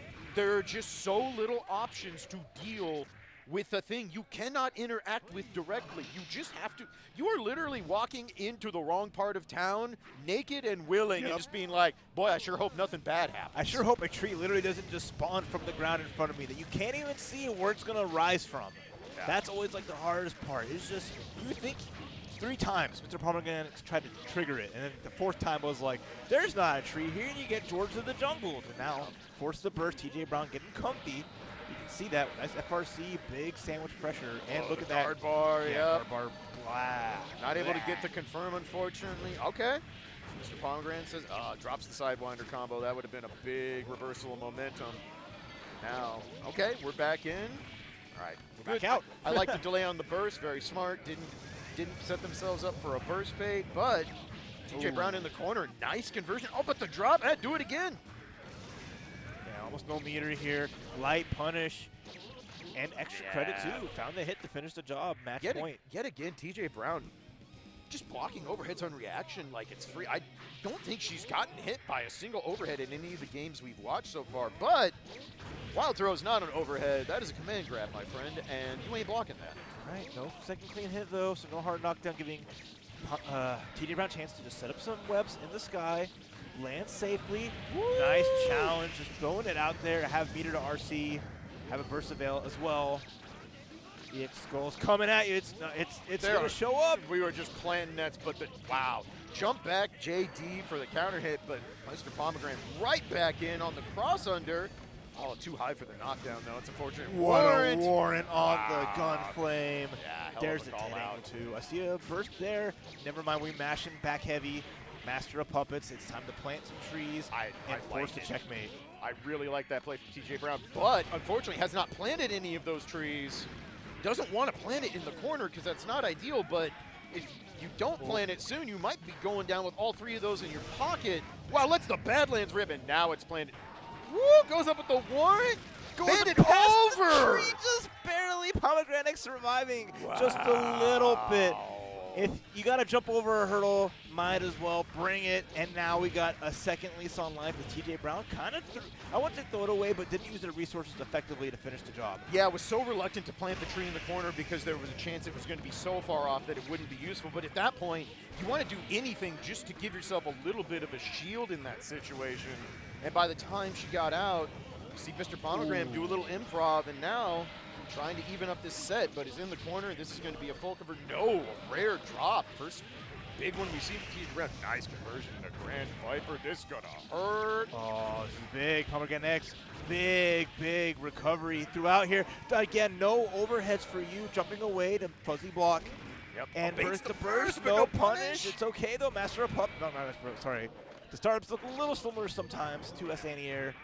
Next hit will win. Warrant baits and the it. punish. Nice. Wow. You're seeing it. Nerves are starting to kick in a little bit here. We're getting deeper in the run. This is a winner's final set.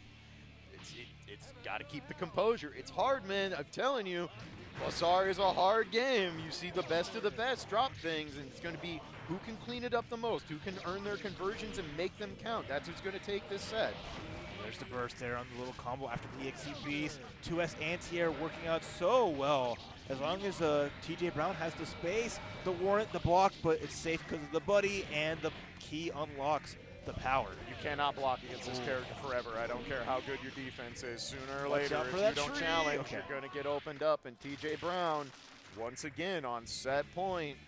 Almost immaculate there. Every little thing working out super well. The curse, too, coming in. Clutch, 2S anti-air just stopping Soul in his tracks. And Mr. Pomegranate just cannot get in via the air. Oh, wow, another drop, though. We were not seeing that earlier from TJ Brown. So, again, maybe a little bit of nerves creeping in here. Ops to burst. Good safe burst paint there on the Bandit Revolver.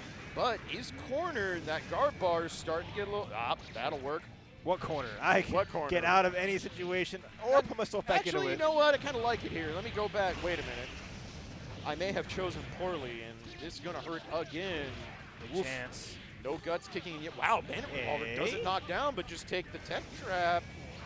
Super. Yep. And the full punish, too. It's still coming, though. Got to watch out. Yep. And the combo breaker. The balance, you're dead. Yeah, wow.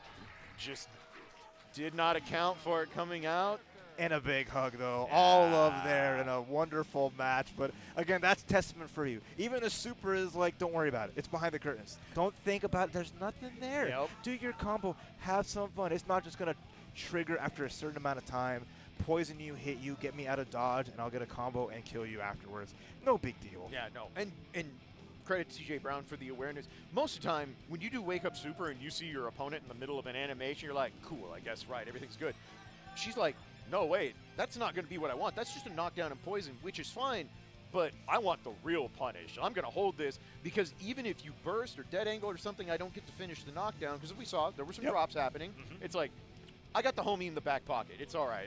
I got backup ready to go, and sure enough, that was the difference there at the end. What a way to lose, but that's how it goes. There's so much you have to keep track of fighting a character like Testament. So I'm like, I'll get some other characters as well. So Mr. Pomegranate played that super well, taking their turn and making that big damage happen. But TJ Brown is so far, at least in the pools, my star player of one that's really showing up and showing out.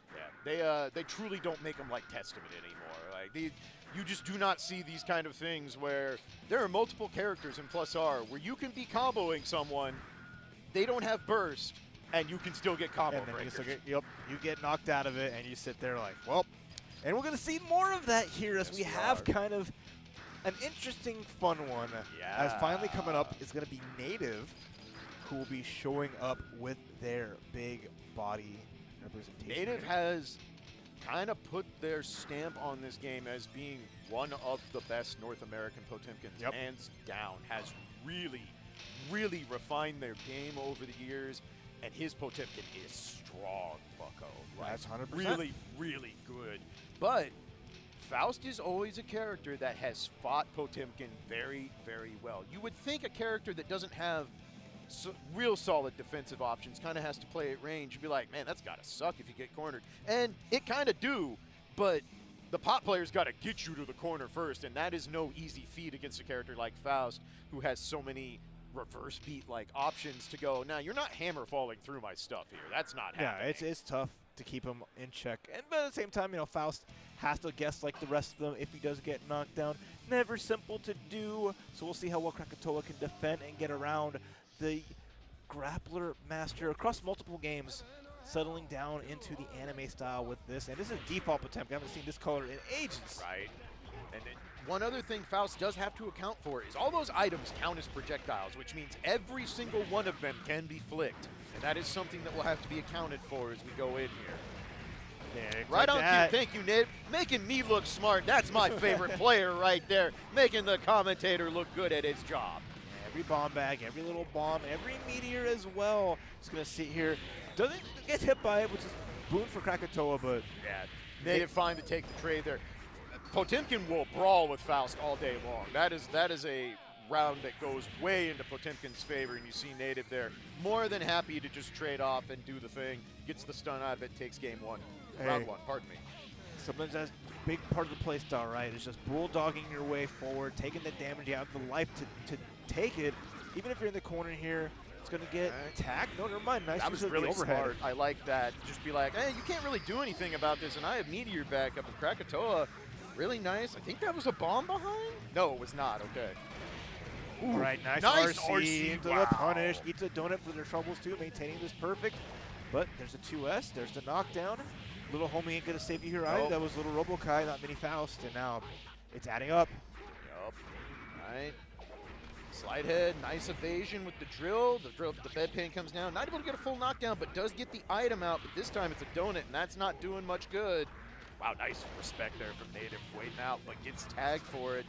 Catches the poison, and just going to try and chip out, but doesn't get there. Uh-oh.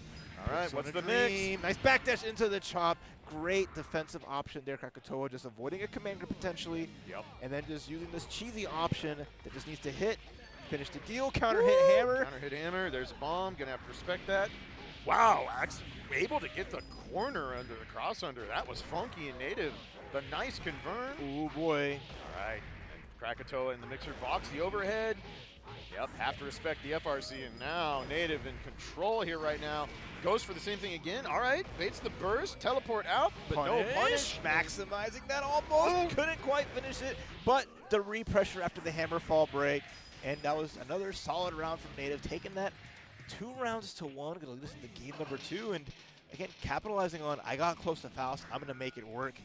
I'm gonna get these little knockdowns. I'm gonna do these Faust-only combos of 2D into the Heat Knuckle, just to add extra credit and immediate slide head. Yeah, get really knocked smart. down. Yep, evades the 5K of opening round gambit Faust love to use because it does beat a lot of common round openers. But all right, we got meteors out.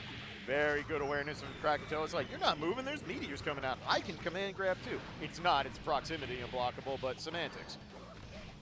Right, have a chocolate bar though. Use the dead angle, so Native spending some of their bar they're gonna need a little bit later. But immediate, goes for the chop, avoiding every Potemkin buster. Does not want to get gripped up in the slightest, and it's working out okay for Krakatoa. Yeah, I was wondering if Native was gonna try to flick the meteors, opts for the safer chicken block, but doesn't get any advantage out of it. Krakatoa with the mini homie coming in, the guard bar, very nice. Get IB into the flick, but mini Robo is there, holding down the fort, not even needed, just gonna go up, confirm, and Krakatoa takes round 1. Here from them, meaning air to air, finding these pokes, and these big jump-ins, taking advantage again of Potemkin being a big body. If you block, jump, slash as Potemkin, you're eating a full guard string of jump-ins into some nice pressure, and there's the burst. Yeah, almost had to, that was gonna hurt. You wouldn't think just blocking 2 moves as Faust into a hit would be dangerous, but Faust does not have good guard balance. Potemkin cranks guard balance. Look at all the little homies coming in. That time, little homie ain't saving it, but the big meteors are. Tried the chop, gets the counter hit out of there, and now Native just 1 hit away. RC, finally a block from Krakatoa. Good defense from Krakatoa. Does eventually get caught by the JP, but Native was like, all right, I have time. We can heat grab, and just at the trade frame, busts out the meteors, but keeps the cool. Is on set point now. I've seen more unblockables from Krakatoa than I've seen from Native. Hitting the 2K, good answer to break the armor, but come here, buddy. Your long limbs are getting magnetized. Yep. Didn't get the break. Maybe try to get a little something extra. There's a bomb for a free flick. No, just jumps over it. Yep. All right. Back and forth. Another bomb. Going to have to chill for a little bit. Native looking for a spot. Gets knocked out of slide head. head first into the bomb. And another meteors. That's another one here. Native has to wait it out. Krakatoa, again, kind of getting the right items at the right time that are really benefiting him in this. Right now, has to get over the little homie. Yep, very nice. Wow, hard burst bait that does not come. And the little homie is there to extend the combo. Hammerfall in. A little tag and nice slide head. Goes under the far slash. Finally going to see a chop come through again. What to say? I was anticipating a Potemkin Buster. Try to go for the Guts Crush. Last chance for Native of this round. No punish. Oh, gets the Hammerfall. Don't burst here. Where is it going to come? There Slide it hit. is. Oh, but he doesn't finish. The drop, the meteors again. The chip out is incoming. What a hit. Krakatoa ties things up 1-1. How many meteors at the end of that round? Good Lord. And we saw Native is just like, bro, I'm done with this. I'm hoping the slide head finishes the job. It does not. And we move into a third game back and forth. Not often you can say that Faust and Potemkin are both brawling, but that's kind of what we got right now. And our first Potemkin Buster finally taking that doctor to the chiropractor, but immediate drill into just more pressure. Nice backdash though, avoids the overhead. Good FRC to stay safe. Right, the burst into the little Robo-Kai. I was wondering, I was like, I swore I saw Mini Robo. There he is, block on the 5D though. Wow, the dance back and forth here. Native comes out ahead, earns the corner, but dead angle out. I got one of those too, back you go, sir. Nice 5D to avoid the slide head, but still gets tagged. All right, jumping over the slide head, a little tricky here. What can we do? Any one touch, try to jump away, no FD, and Native back in the driver's seat. But can they close it out against Krakatoa, who's playing the wild and wacky style you mentioned, opposed to other Fausts? Yeah, absolutely. Native all the way back on set point now. Nice. All right, good challenge there from Krakatoa. Gets out of the pressure. Ooh, scary. If that Scary. 6P, Yep. 6H hit. That would have been dangerous territory. Yep, we saw Krakatoa opting to jump out there, afraid of the Potemkin Buster setup out of the FRC, and now fully cornered with a big life deficit. Does have some meter to work with. Yep, gets the dead angle out. What's the play? Maintain this life. He's probably going to play. The meter's going to help out a little bit, but a non-factor. The flick missed time, but it's okay. We take a little bit of damage. The bomb is not going to affect it either. Native just up backing, finds the hit, baits the burst that time, and no drops with the heat. Knuckle, well done. Yeah. You see the nerves definitely kicking him back and forth there, and that will happen a lot when you're playing Faust, especially in tournament, because I don't care how much you play the matchup, you are never truly prepared for the right item in the exact critical moment. That's so hard to adapt to, and like we said earlier, you always have to play Faust game. I don't care who you play. You are always playing Faust game. Even if it's the mirror match, you're still playing Faust game. Yep. A lot to think about. And very exciting. Both players really having a fun of it, right?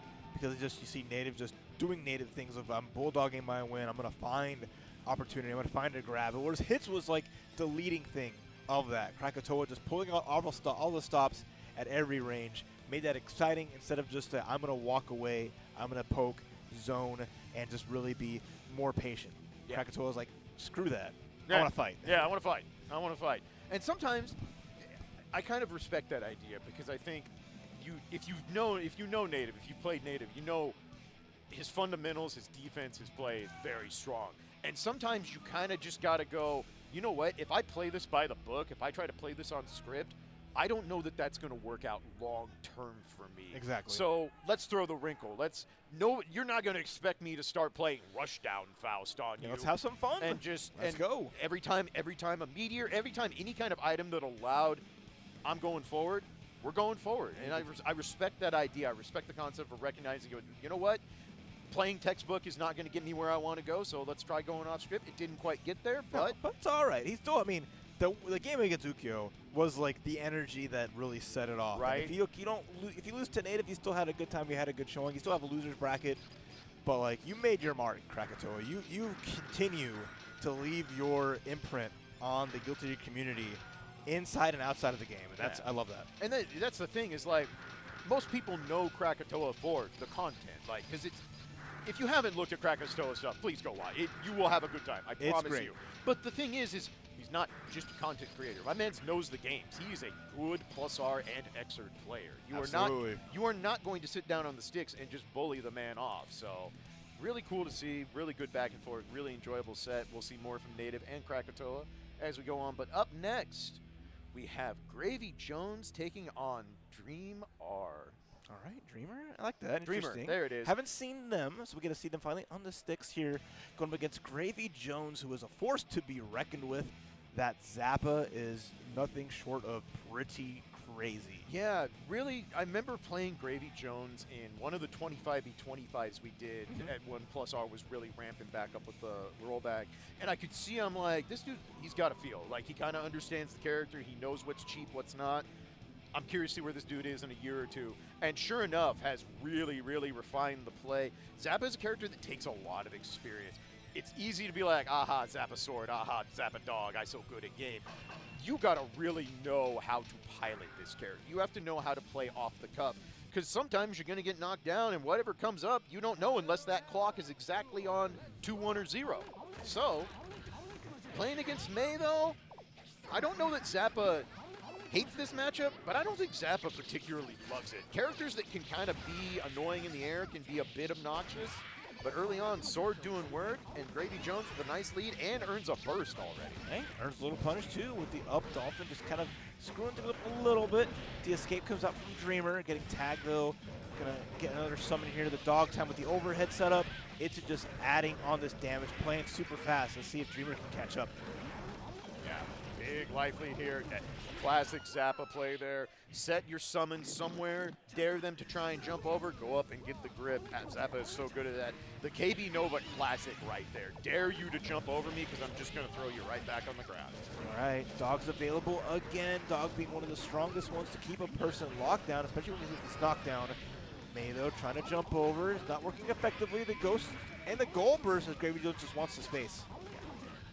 Yep, just going to control space, something Zappa does incredibly well, especially with the Ghost. Dreamer does get in, but the dog immediately back out. Dreamer opts to burst to get the corner. Can we get in? Not quite, but we got some pressure. All right, set the hoop. Gravy Jones challenges back, does get out of the corner. Gets caught by a restive roll, but I think he'll take that trade. Yeah, it's not been a clean hit at all. Dreamer's finding some damage here, nickel and diming it, but it's not about a big May combo, not looped anything. Dreamer's just been so hard to catch and pin down. Has the sword, but gets hit by the jump 2H. All right, immediately takes out the dog. Good poke there, and now, nice, I like it. Empty throw, what's the play? Okay. Dead angle, good play. Yep. That dog's available again. Wake up Dolphin. Nice squash on the dog with the jump too heavy, so active. Wow, kills it again, but this time eats the knockdown. It's and back, Doggo though, again, and you're in the sandwich, and that is unfortunate. The last second burst, though, to try and run it back, but nothing doing. Gravy Jones takes game one.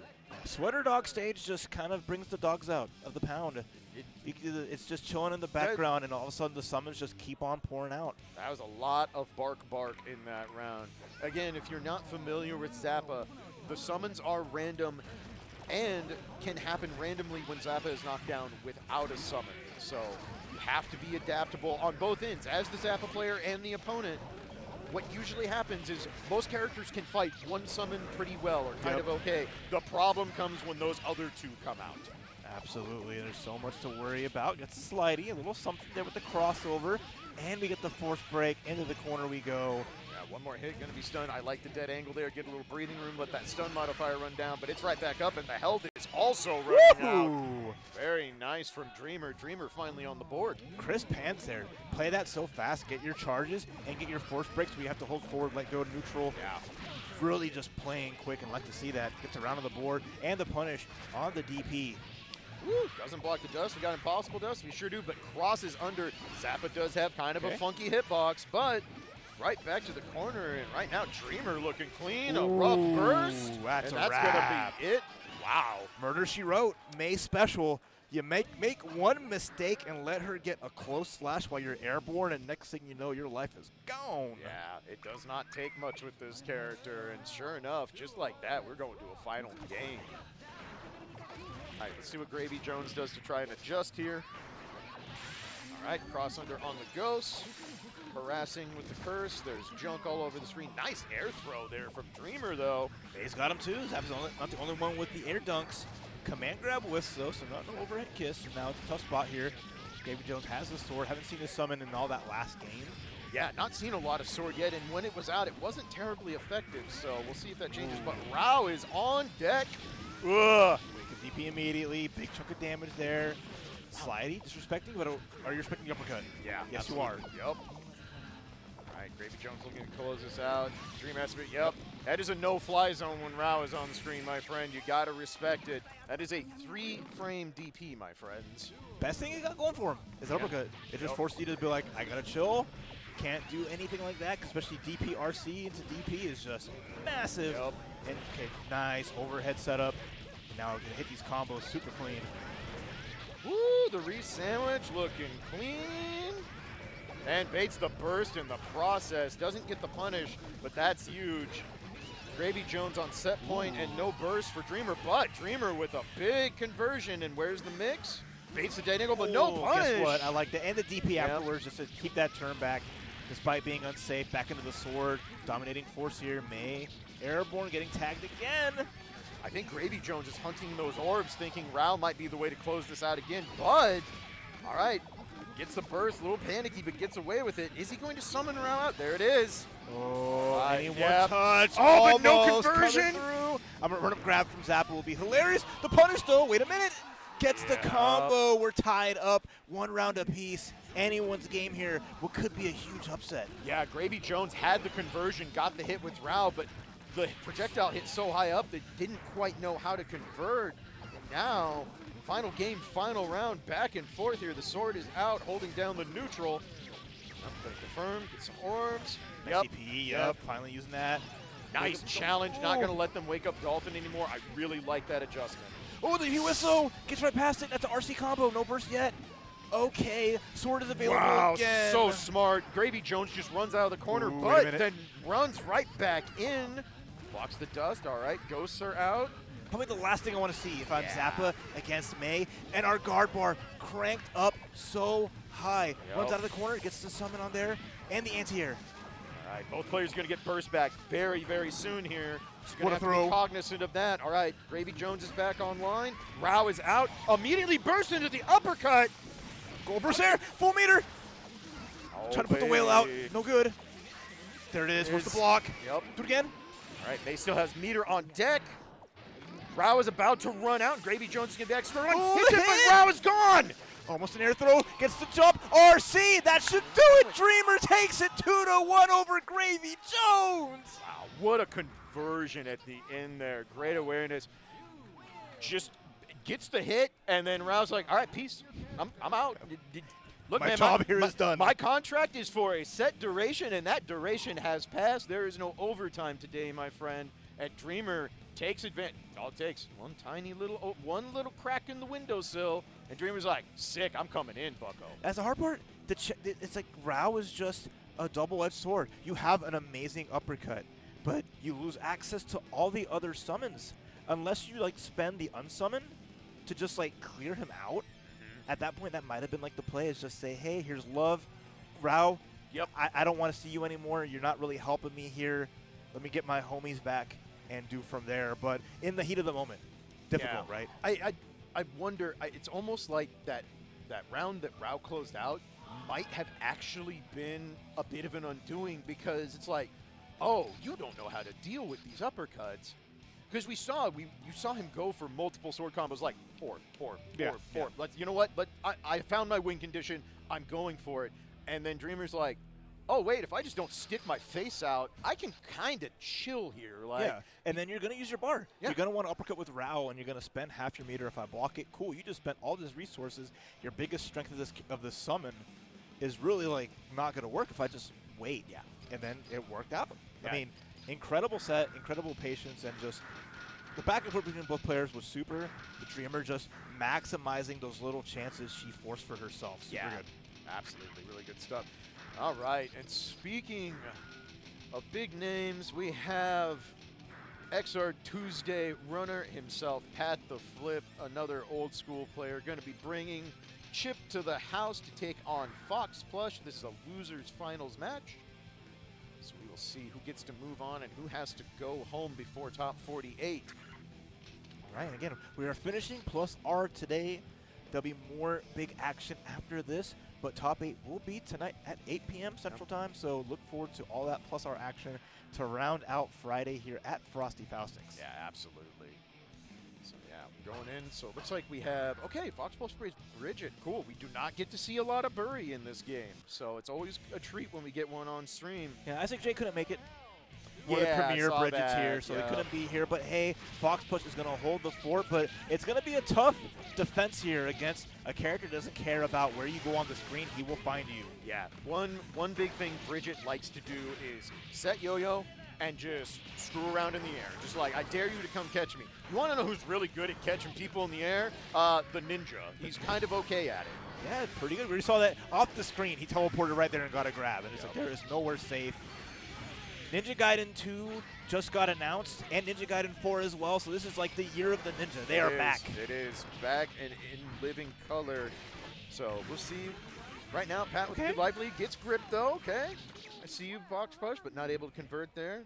Good back and forth. Pat takes game round 1.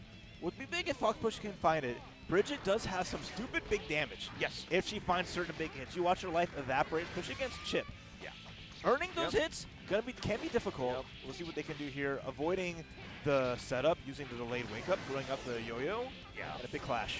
Yeah, a big thing Fox Push is going to want to do, obviously, is earn the corner and set up Roger super. Like, that is the best mix-up Bridget has, some of the highest damage. The problem is that against a character like Chip, you're going to probably have to spend meter just to get there in the first place. Yeah. Oh, what a 6P. Hold on. That's a small hit. Couldn't get a full conversion, but awkward conversion right there. Nice. Tags again. Went for the run under, nothing doing. Maybe expected a tech into a teleport. Teleport JD. JD. Yep, it's still good. It's still a good button, my friends. the air girl. Nice tech forward, though. Has the starship available.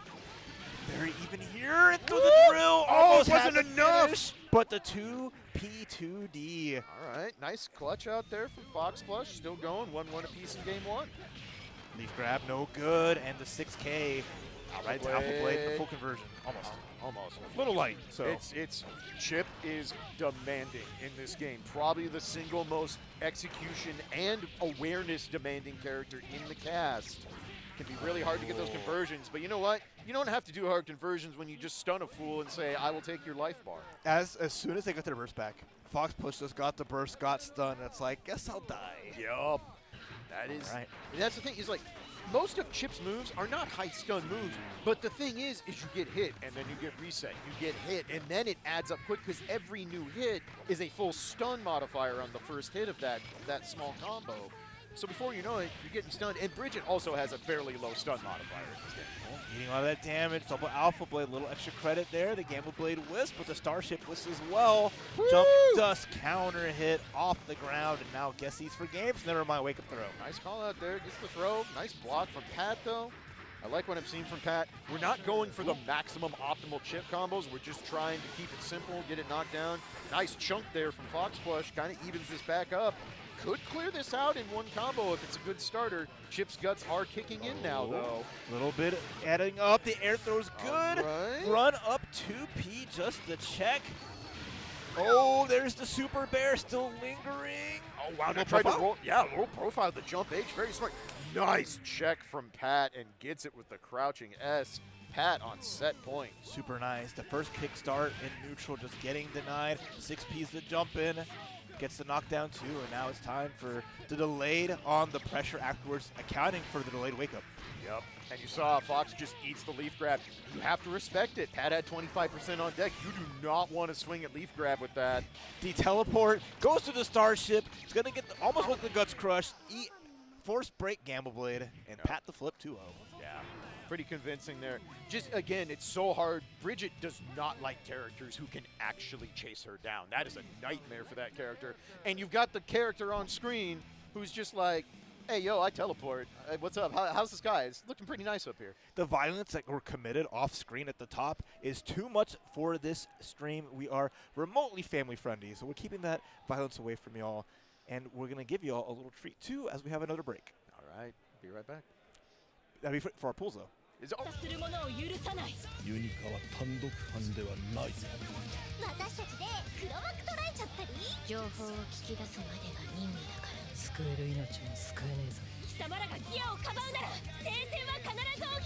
きる。Virtua Fighter 5 Revo on Steam. There's a 20% sale until February 3rd. There's a 30th Anniversary Edition available that will feature bonus content like the 30th Anniversary Swimsuit Costume Set, Legendary and Yakuza Series DLC, pre-production artwork, and the Virtua Fighter 30th Anniversary Music Selection. Pre-order Virtua Fighter 5 Revo on Steam. There's a 20% sale until February 3rd. Midwest Battleground, 7 open brackets for today's most popular games, including the newly released Marvel Rivals. A 4 collegiate invitational with $10,000 in prizes on the line. Register now at startgg/MWB. Premium Edition Games. Come see our friends Gamers for Gamers for show-exclusive Nintendo Switch games by Premium Edition Games, located in the hotel lobby. Magical Defense Force, a magical girl comedy with Monster of the Week style action and over 300 unique art assets. It's available on Steam now, and check out the 4 new chapters coming in February. Join us this summer for Anime Magic, August 22nd to 24th at the Donald E. Stevens Convention Center and Hyatt Regency O'Hare in Rosemont, Illinois. Featuring cosplay, gaming, music, and more, there's something for everyone at Anime Magic. Vortex Gallery. The Vortex Gallery Matcherino page is live. Come through and contribute to the prize pool for your favorite game directly. Visit 956pro.com/Matcherino and redeem free contribution codes to add real money to the pot or donate to the prize pool of your favorite game directly. Midwest Gaming Classic, the largest gaming event, returns. April 4th to 6th, 2025 at the Baird Center in Milwaukee. Come for the fun and stay for the after party. Okizeme. Improve your wake-up options with Okizeme Coffee Company. Their light roast is a Colombian blend with pleasant citrus and plum notes, while the dark roast brings the Guatemalan blend for a heavier chocolate note and a smoother cup.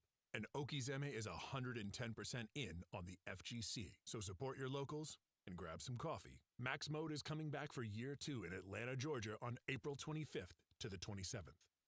We have a new lineup starting with Fatal Fury City of the Wolves.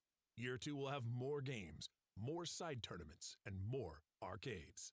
Registration is now live on startgg/maxmode2. Skullgirls. Download now and play for free on the Google Play Store or Apple App Store and experience the new online versus mode powered by GGPO.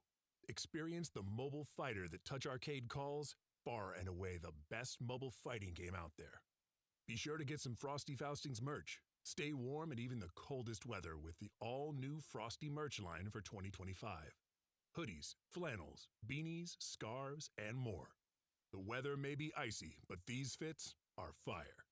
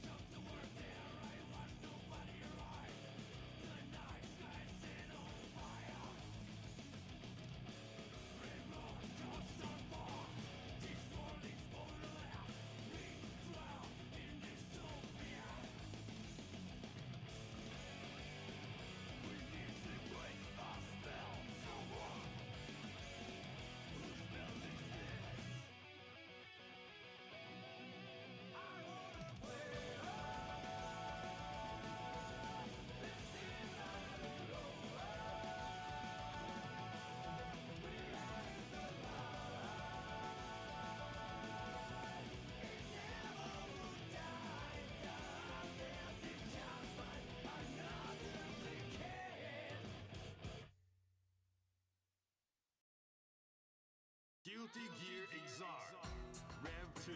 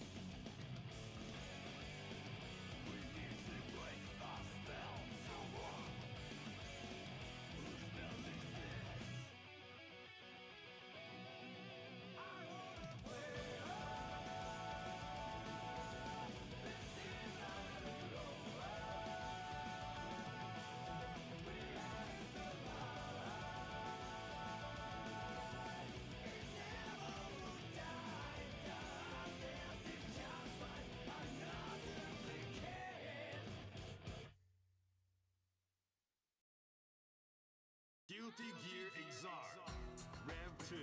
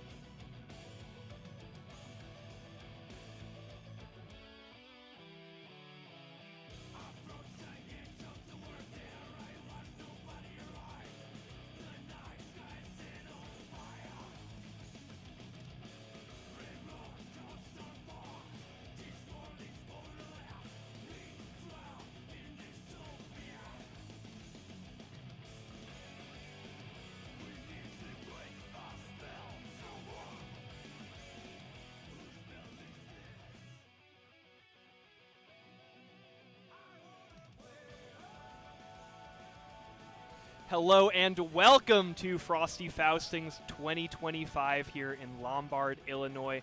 Players have gathered from across the United States, from across the world, here to compete to see who is the best in Guilty Gear Xrd.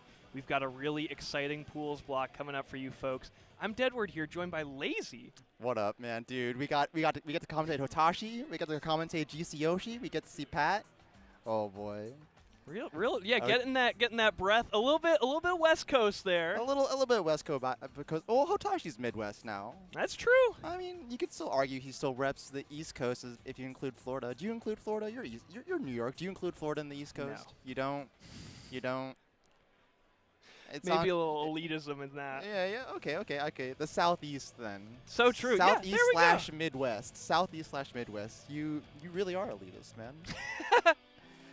Yeah. Well, we're about to see some of the elites in Xrd here coming out. Yeah, we got 5 pools for y'all, and looks like first up we're gonna get Midnight Isle versus Aggro Craig.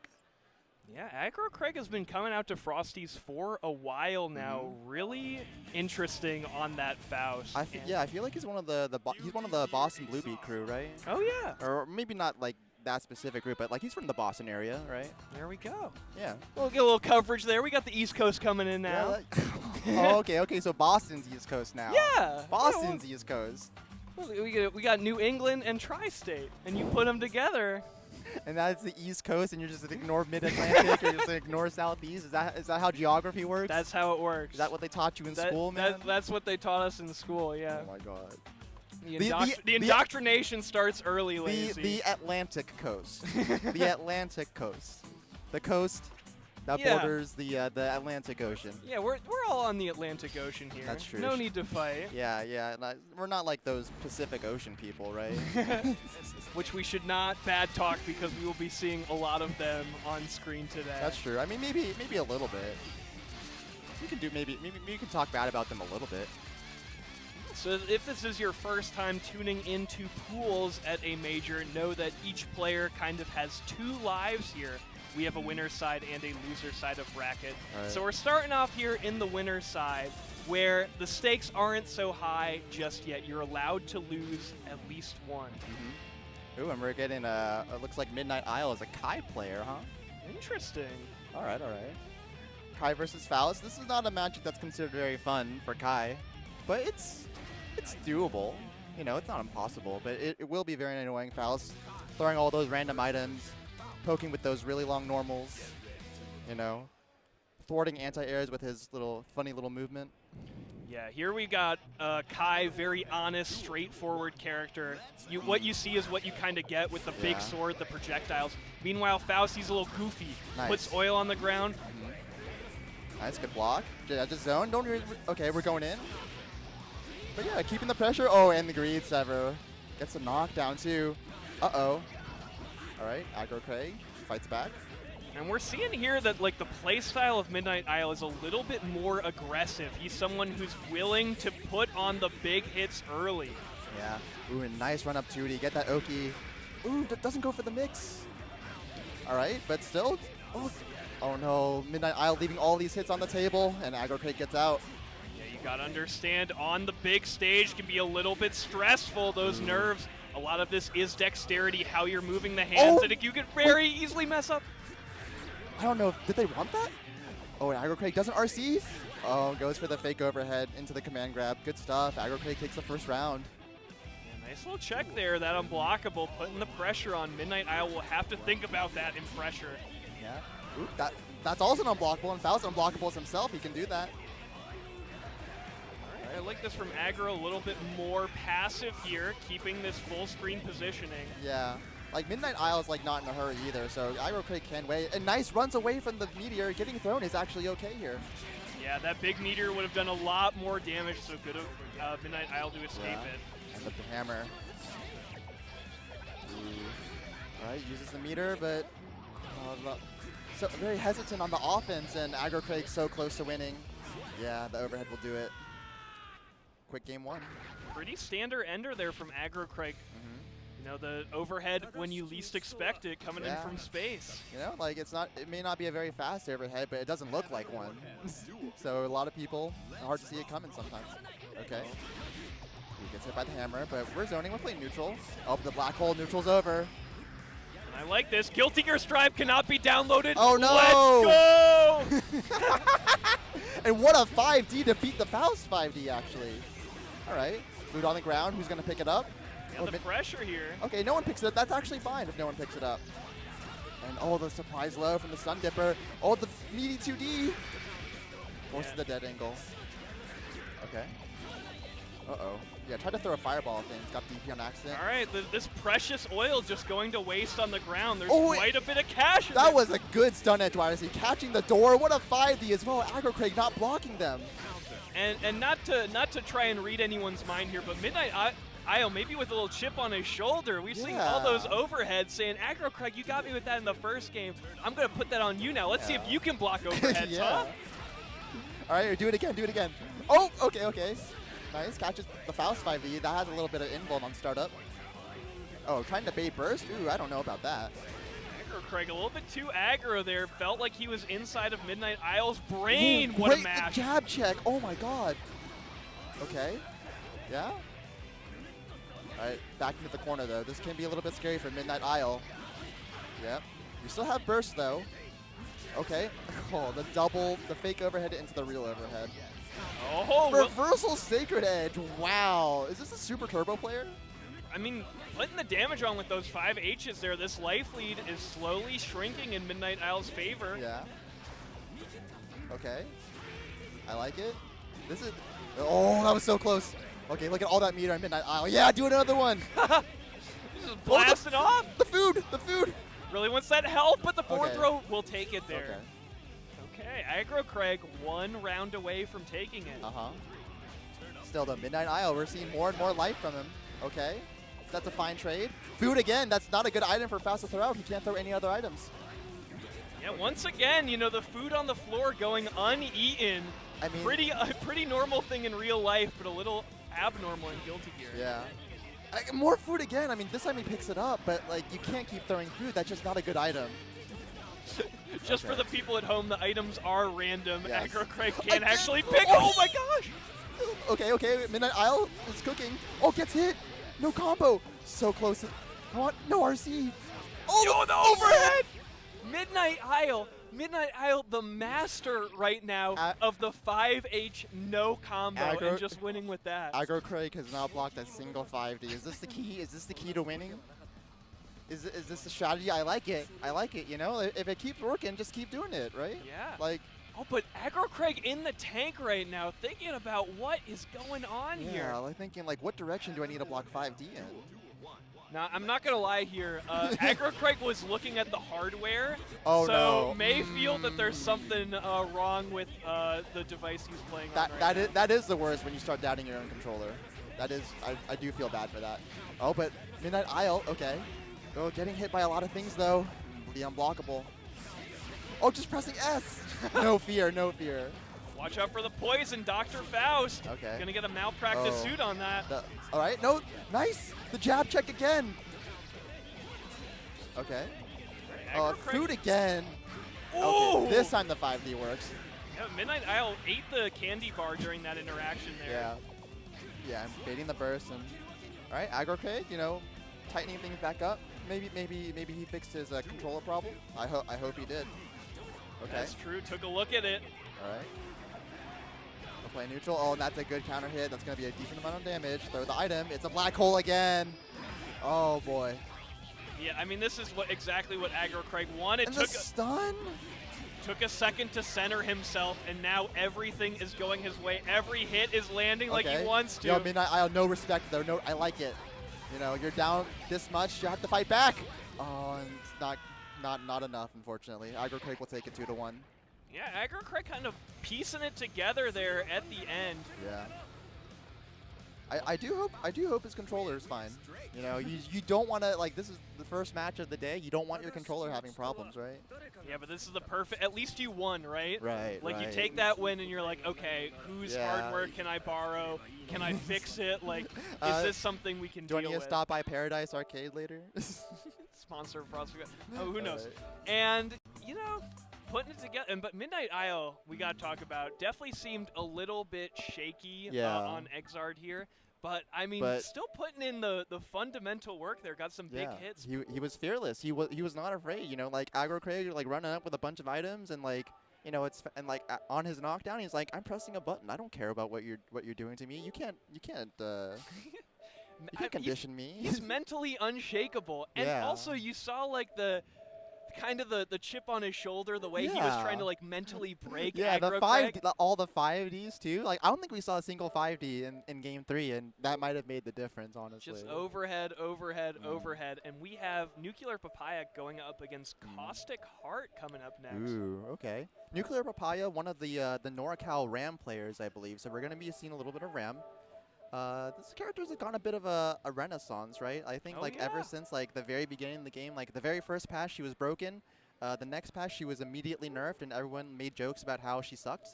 And she hasn't really changed that much since then, but like, you know, slowly like more and more RAM players are popping up and they're pretty competent, and that character still has some of the most disgusting set play in the entire game. Oh, yeah.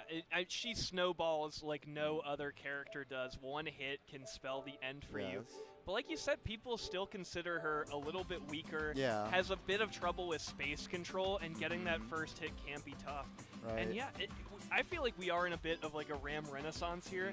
Like you had, you know, Red Delta, the ARM, a lot of RAM players who would show up, but then Solstice just kind of broke the door down. Yeah, Solstice and Puddles, both of them, like paving a new path forward for RAM players. You know, they've definitely made a lot of progress on that character. And, you know, we won't be seeing either of them, but Nuclear Papaya, he's still a pretty strong player in his own right. Yeah, and Caustic Heart on the other side, she'll be forced to defend Illinois here. Keep that home field advantage. Hometown hero, hometown hero. You know, this is, you know, Chicago has been like one of like the biggest Guilty Gear scenes for a while now. Like for like Plus R, for Xrd. Decent amount of Strive players too, I'm pretty sure. Oh, and this is a little tough. I will say that I saw Nuclear Papaya just in training mode before coming up to this commentary block here. Damn, so really? before we may have seen players who were a little bit warming up still, getting used to like their controllers and their combos. Nuclear Papaya will not be like that. He'll have the setups and combos ready to go. Right. Because he's been staring at that training mode screen like we're manifesting. This is the game that we want to play. That is the RAM player way, right? You know, you want to turn the game into training mode, right? You know, you want to turn the other player into your training dummy that you can practice your Oki on. And and this is a RAM versus this can be a bit of an interesting matchup. You know, both of these characters are sort of like they sort of want to throw out some summons for a bit and then, you know, fly around on the screen to try to get a hit to start Oki. Dizzy is probably considered better at it, but, you know, RAM does have, you know, normal she can throw out sometimes. Yeah, the big issue here is that both characters are going to want to sit far away from each other and just get their summons out. But Dizzy is way more threatening from far away with her double air dash. She can really pressure RAM in places where RAM can't pressure in return. I really feel like the start of the round gambit, like see like who can get that like small advantage to get their summons out first is going to be really, really impactful in this set. Check the spacing game as well, and we are getting right into it. All right. Ram versus Dizzy. Nuclear Papaya versus Caustic Heart. Good start. Okay. We got, and yeah, Caustic Heart has the advantage with summons right now.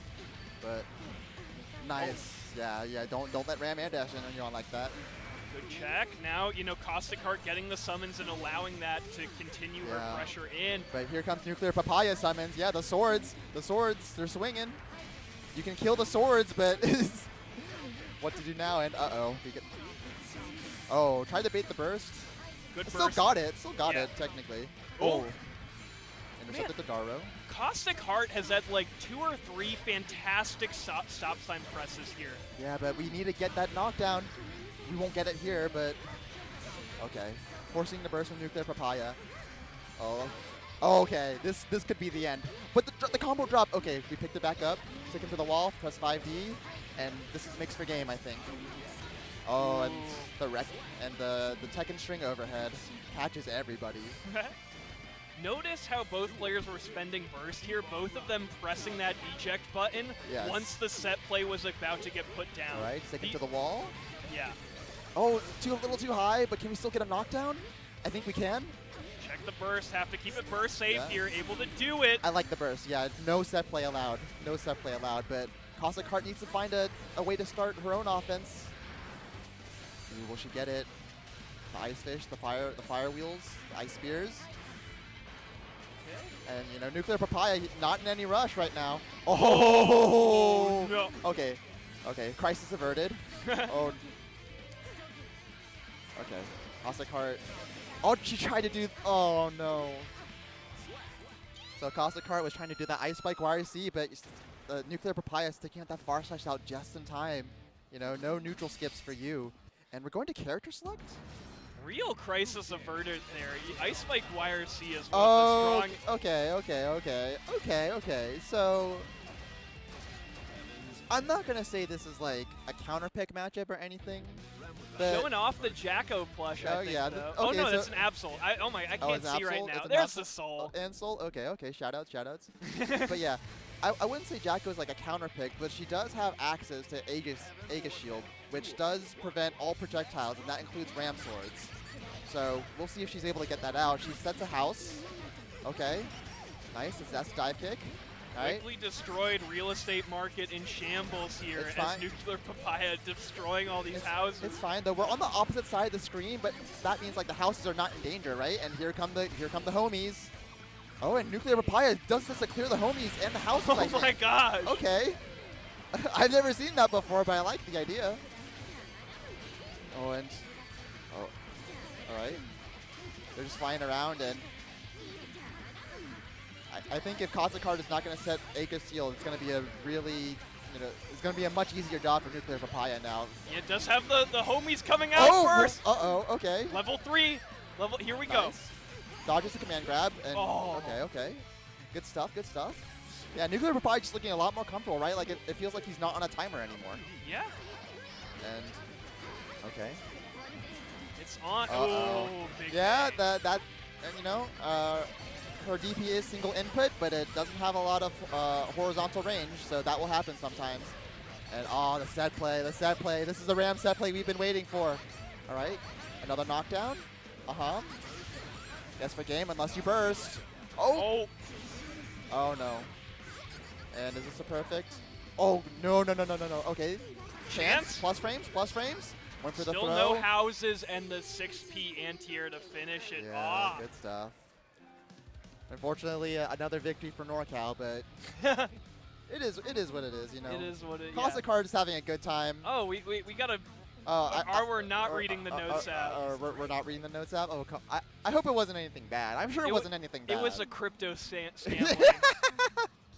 Caustic Heart is trying to sell you Heart Coin. Yeah, you know I mean she's part of Bark Esports, right? So it's like Bark Coin, right? Bark Coin? Yeah, Bark Coin.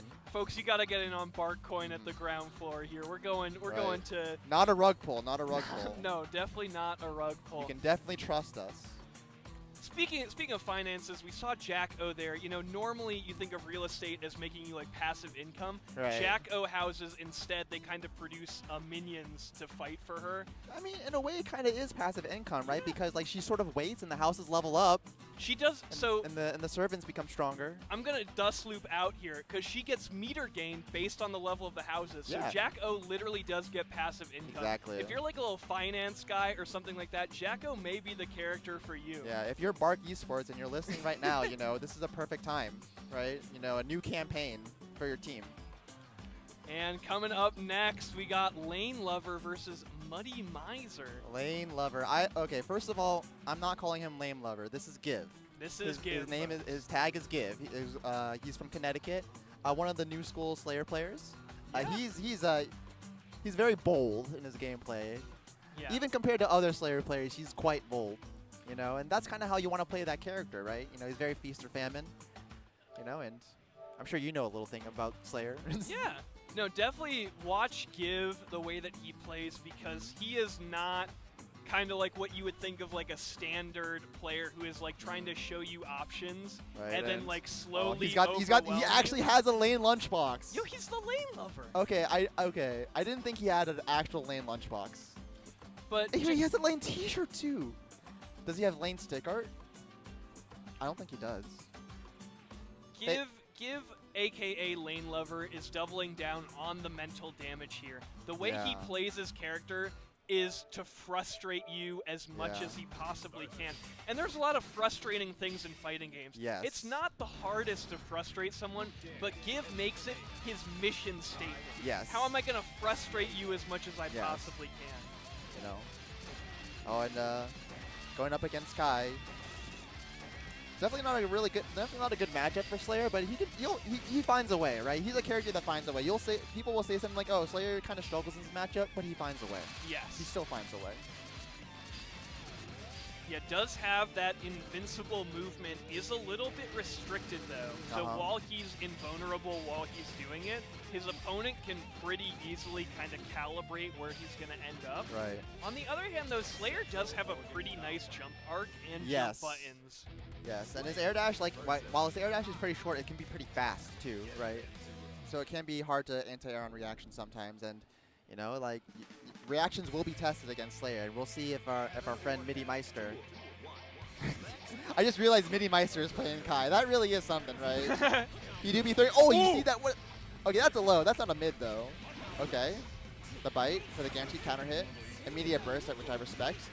But yeah, like Give just goes straight back in. He doesn't care. He has meter. Yep, 50 meter. Time to gamble. Threatening Oh, here. look at that. He just a bar 8 pile bunker. He doesn't care. He doesn't care. And so, folks, both of those hits were unblockable. Yes. Pretty easy to contest with. The second one was definitely fake. But, you know, Give is not about, you know, doing things that are proper. He's about doing things that'll make you mad. Yes. And getting hit by unblockable is one of those things. Yes. And then great ID over the fireball. He's just going to keep IDing in. Okay. He has 50 meter. We're going to see a pile bunker soon. And oh yeah, you're dead. You're dead. You're dead. You're dead. Okay, well. If that was burst dead on time, that was almost Mini Miser's life. Okay. Oh, he's in. He's in. He's in. and you're dead. But yeah, that's one thing to watch out for. When Slayer gets at 50 meter, he is going to punch you really, really hard. Yeah. And you know, you either have to hope you avoid it or hope you just block it. It's just kind of how it is sometimes. And can definitely make that work to go for the mix-up instead. But Right. yeah, the start is just like, yeah, I'll block the pile bunker. You can spend the 50 meter. Yeah. And we'll keep it pushing. All right. Yeah, he's swinging the pile bunker. He doesn't even have 50. Like, this is what he does, right? The anger here of Midi Meister is feeling the pressure. Wanted to get away with it when the burst, but the pressure from Lane Lover 2006. Oh, the unblockables again. He's going to do it again. Nice blitz. That's how you answer it, but the blitz back. Lane Lover just 2 steps ahead there. The double down dandy, not enough. Didn't find the second hit. Yeah. And the 5P anti-air trade to take the round in. Oh, come on. The disrespect. The taunt. Midi Meister has 50 free meter. Just spend it on super immediately. Just go Sacred Edge. Sacred Edge, baby. All right.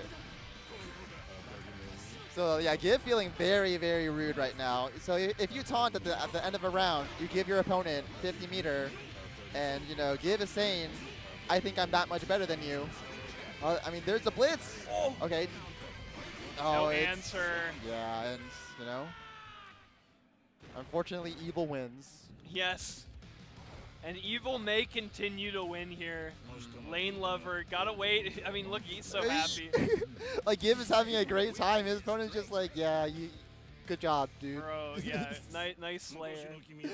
I feel a little bad. Wrap it up. We'll see. You know. There's still plenty of bracket to go. Still opportunities for Give to, there are. you know, be defeated by someone. That's and true. You saw at the end there, you know, Give does it for the love of the game. It's Yeah, not that's about true. winning, because you saw Give immediately go unsolicited advice.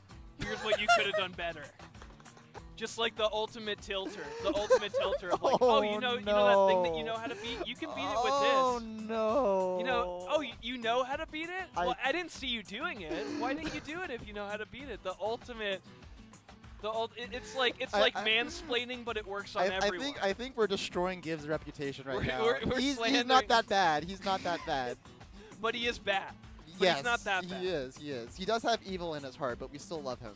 We do You love know. it. A little bit of evil is okay sometimes. It keeps it interesting. That's true. That's you true. know, we're all... Anyway, next up, it looks like we're going to have Fiery versus Ismon. Ismon coming in from Texas here. Yeah, okay. Texas. You know, the Texas and Fiery, another California player. I think from Southern California this time. Okay. Yeah.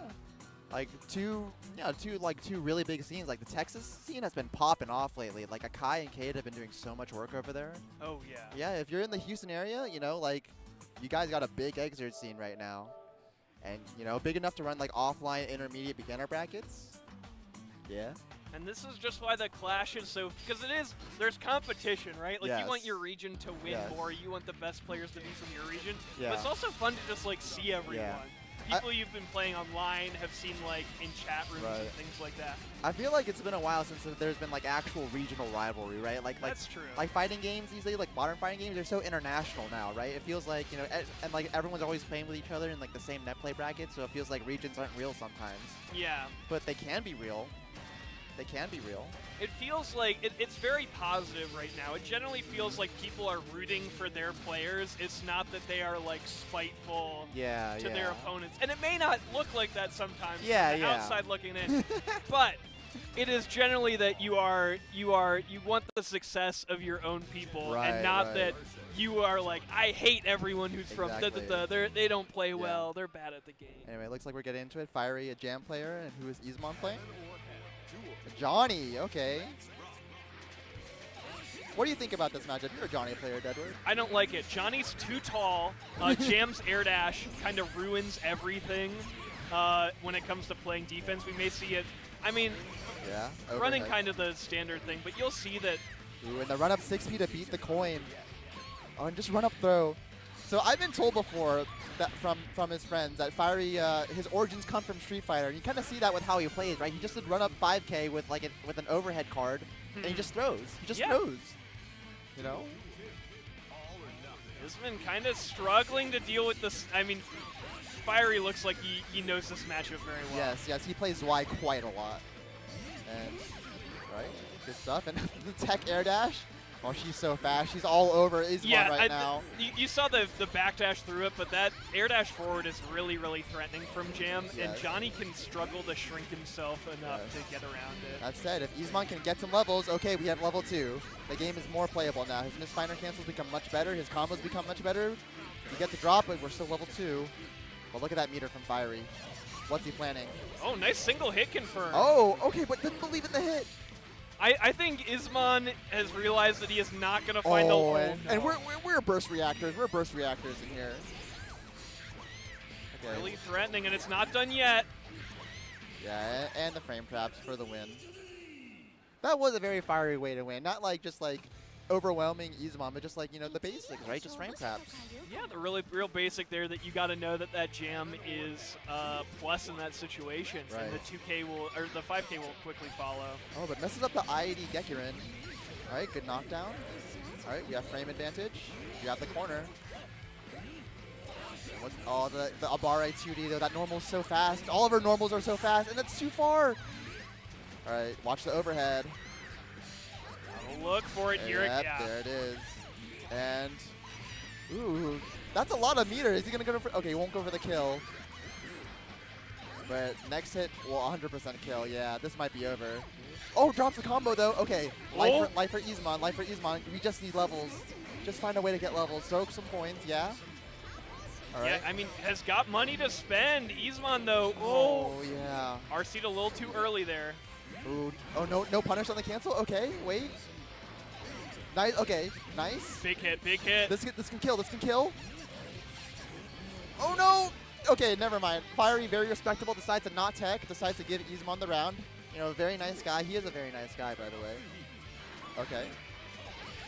The pressure, whiff punish there on the 2S. All right. Ismon. Oh, going for the glide transport with no meter. Oh, nice. Yeah, that's going to beat 6 speed. Forces the burst from Fiery. This is a big deal. We just need to stabilize on Ismon's side. Ismon pretty well positioned here, but yeah, this air dash is going to be really problematic. And overhead again. Drops a combo, but we got American resets. Nice. And look at all that meter on Fiery. We have to find a way to burst. Check the burst here. Okay, tries to bait it. And look at that, the Street Fighter throw. I like this burst safe so far. Yep. Is it enough? And it is. Hit. No way around that. Yeah, Ismon just holding on to his burst, just maybe not sure where to use it, but, you know, giving away rounds as a result. It still has a round to play with here. Yeah. Okay, just throw some more money. Yeah, but Fiery, once again, gets a knockdown, gets a corner pressure. What a match, though. We're level 2. We can play. Nice YYRC. And pushing Fiery back to the corner, but again, the run-up 6-speedy. Yeah, that momentum was really nice to get past the coin arc, not have to deal with that projectile. Yeah, and Ismon has shown that, like, he's very reliant on, like, throwing coin and neutral to gain advantage, and Fiery's doing the proper call-out. But wait, Ismon. Opportunity. Oh no, is Fiery going to make this comeback? Ismon has meter for defense, though. Dead angle attack and super are both available. Yeah, one hit away now. The next hit kill, I think. Backdash caught. Such a good decision there by Fury. Johnny's love their backdash. They will lean on that as a crutch whenever things are dangerous. What a player read there, and taken down with that burst super. And, you know, that was just like very, you normally don't expect this from when you watch Jam, but Fiery is a very, very methodical Jam player, you know? Like, doesn't really, like, seek out scrambles maybe as much as some of the others. It's just clean play, right? I'm going to frame trap you. I'm going to, like, whiff a normal and then throw you. I'm going to call out backdashes, just clean and simple. You know, that's sometimes all it has to be. Man, and the pressure was so good coming out there from Fiery. And I mean, just every overhead hit. Right, and like the neutral too, like the way Fiery was playing, like he would just like dance on like the edge of Johnny's normals while like Ismon was trying to press, and he would just run up, press 2D. You know, that's footsies. That's Street Fighter footsies. Yeah, and I mean, Ismon did so well. He was really struggling to find like the combos that give you levels. So he was playing so much of that matchup at level 1, which was pretty commendable. How much he was able to get done with that. You know, he was kind of playing a zoning Johnny almost, right? Yeah. And it was working. It was working for a bit, you know. I guess that's how you beat Street Fighter Jam, right? coming up, we got Feather going up against Pop Magoot. Yeah. Oh, so this is gonna be. I think Feather is a Johnny player. Pop Magoot is a Soul player. I feel like not a lot of people know about him, but he's been around for a while. You know, he's a pretty competent Soul player for sure. Oh yeah.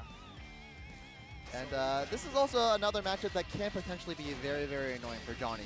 Yeah.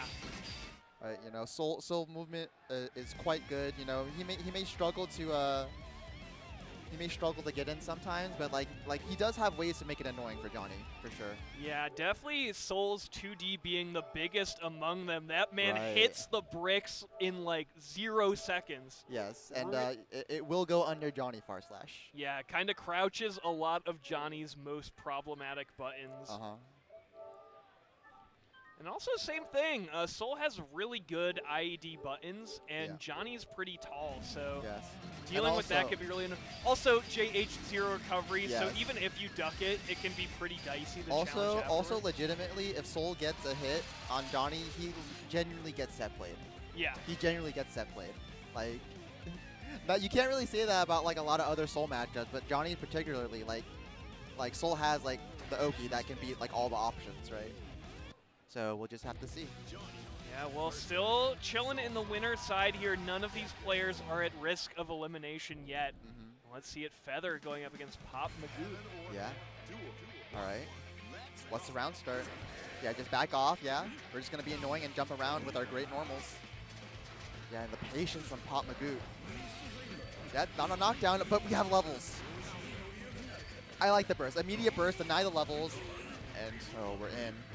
Feather's kind of been walked to the corner, though. She's going to be feeling the pressure that Soul's going to be putting on. Right. All right, and great IAD from Pop Magoot. Yeah, like we were talking about before, that IED from Soul can be so problematic. Yes, but level for level 3 from Johnny, this is huge. Pop Magoot needs to be a little bit careful. Oh, Feather, she's going in. That's +2. Good blocks, good blocks. Good blocks again. Nice, and we got the confirm. Easy confirm, but she's out of money. Oh, she tried to throw the coin there. She didn't realize, and she's gonna get punished. Oh. Oh! Pop Magoot. Oh. We still have burst, we're gonna use it, but how do we win with no coins? We have 25 meters still. It's level 1 Johnny or bust at this point. Yeah, has the fundamentals though, and still has plenty of meter left, which is good enough in a pinch. Tried to go for the forward throw, jump out by Pop Magoot. Yeah, and this should be it. No more burst on Feather. Close one, yeah, like the moment she forgot that she didn't have money left, that's when Pop Magoot turned it around. You had to pay attention to your limited resources. Yeah, I mean, Feather could have felt that she was in the zone there. And great burst from Pop Magoot. The nice 2 coins from Johnny. Any coin, any of it counts. It all counts. Okay. Great anti-air. It won't be a knockdown. This will be a knockdown. And yeah, that beats Lowe's frame 1. Great call up from Pop Magoot. He's gonna get the corner now with his Bandit Revolver. Okay. Good save jump. Oh, and okay, cash out a little bit. I like it. Won't put him in meter penalty. Nice. This is actually a really nice combo. All right.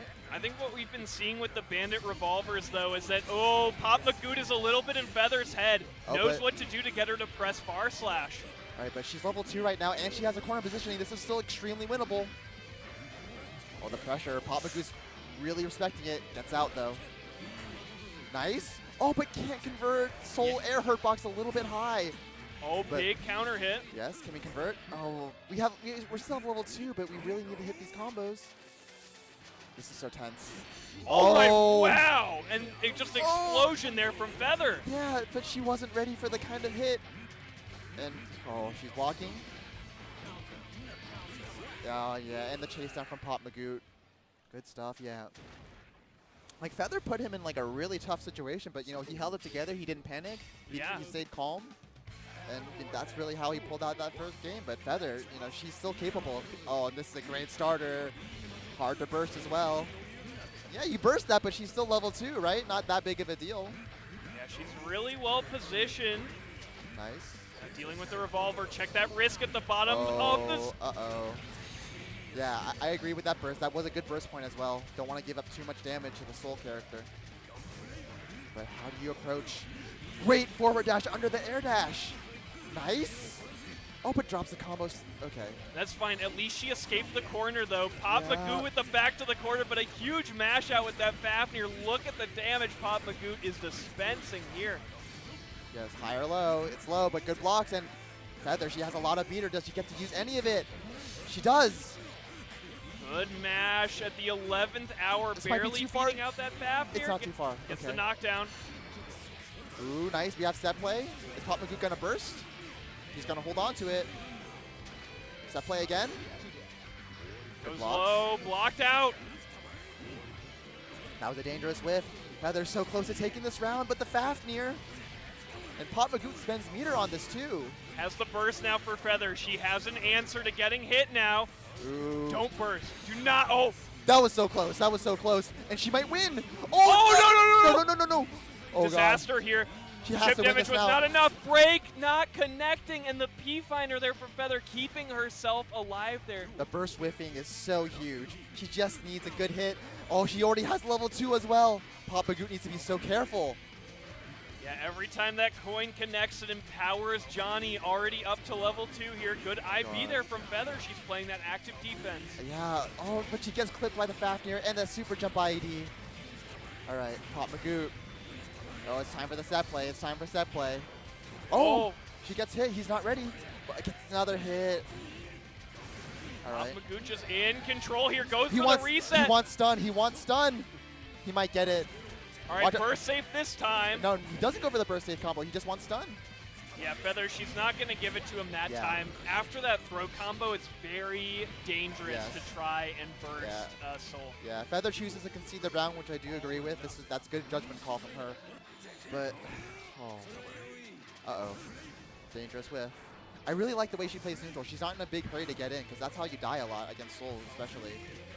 Yeah, But- she is losing a lot of coins, though, trying to keep Pop Magoo out. Yeah, she only has 6 points left. Forces burst as well, and oh, you can't get hit again. Yeah. I do like the walk back and forth, though, generating a little bit of meter every time she does that. Yes. And negative penalty coming up from Pop Magoo, and Feather gets level 2. Okay, Pop Magoo. Just blocking 2H feels like illegal. You fall faster than Johnny, so you're actually pretty advantaged. And gets the Fafnir hit too, drops the combo. Feather's still in it, but she doesn't really have a lot of meter to play with. Can she get this combo? Oh no! You can't YRC that if you get the block stun. Pop Magoo looking to close this out here. Knows it's reliable, knows that Feather is not going to mash. Keep it burst safe this time.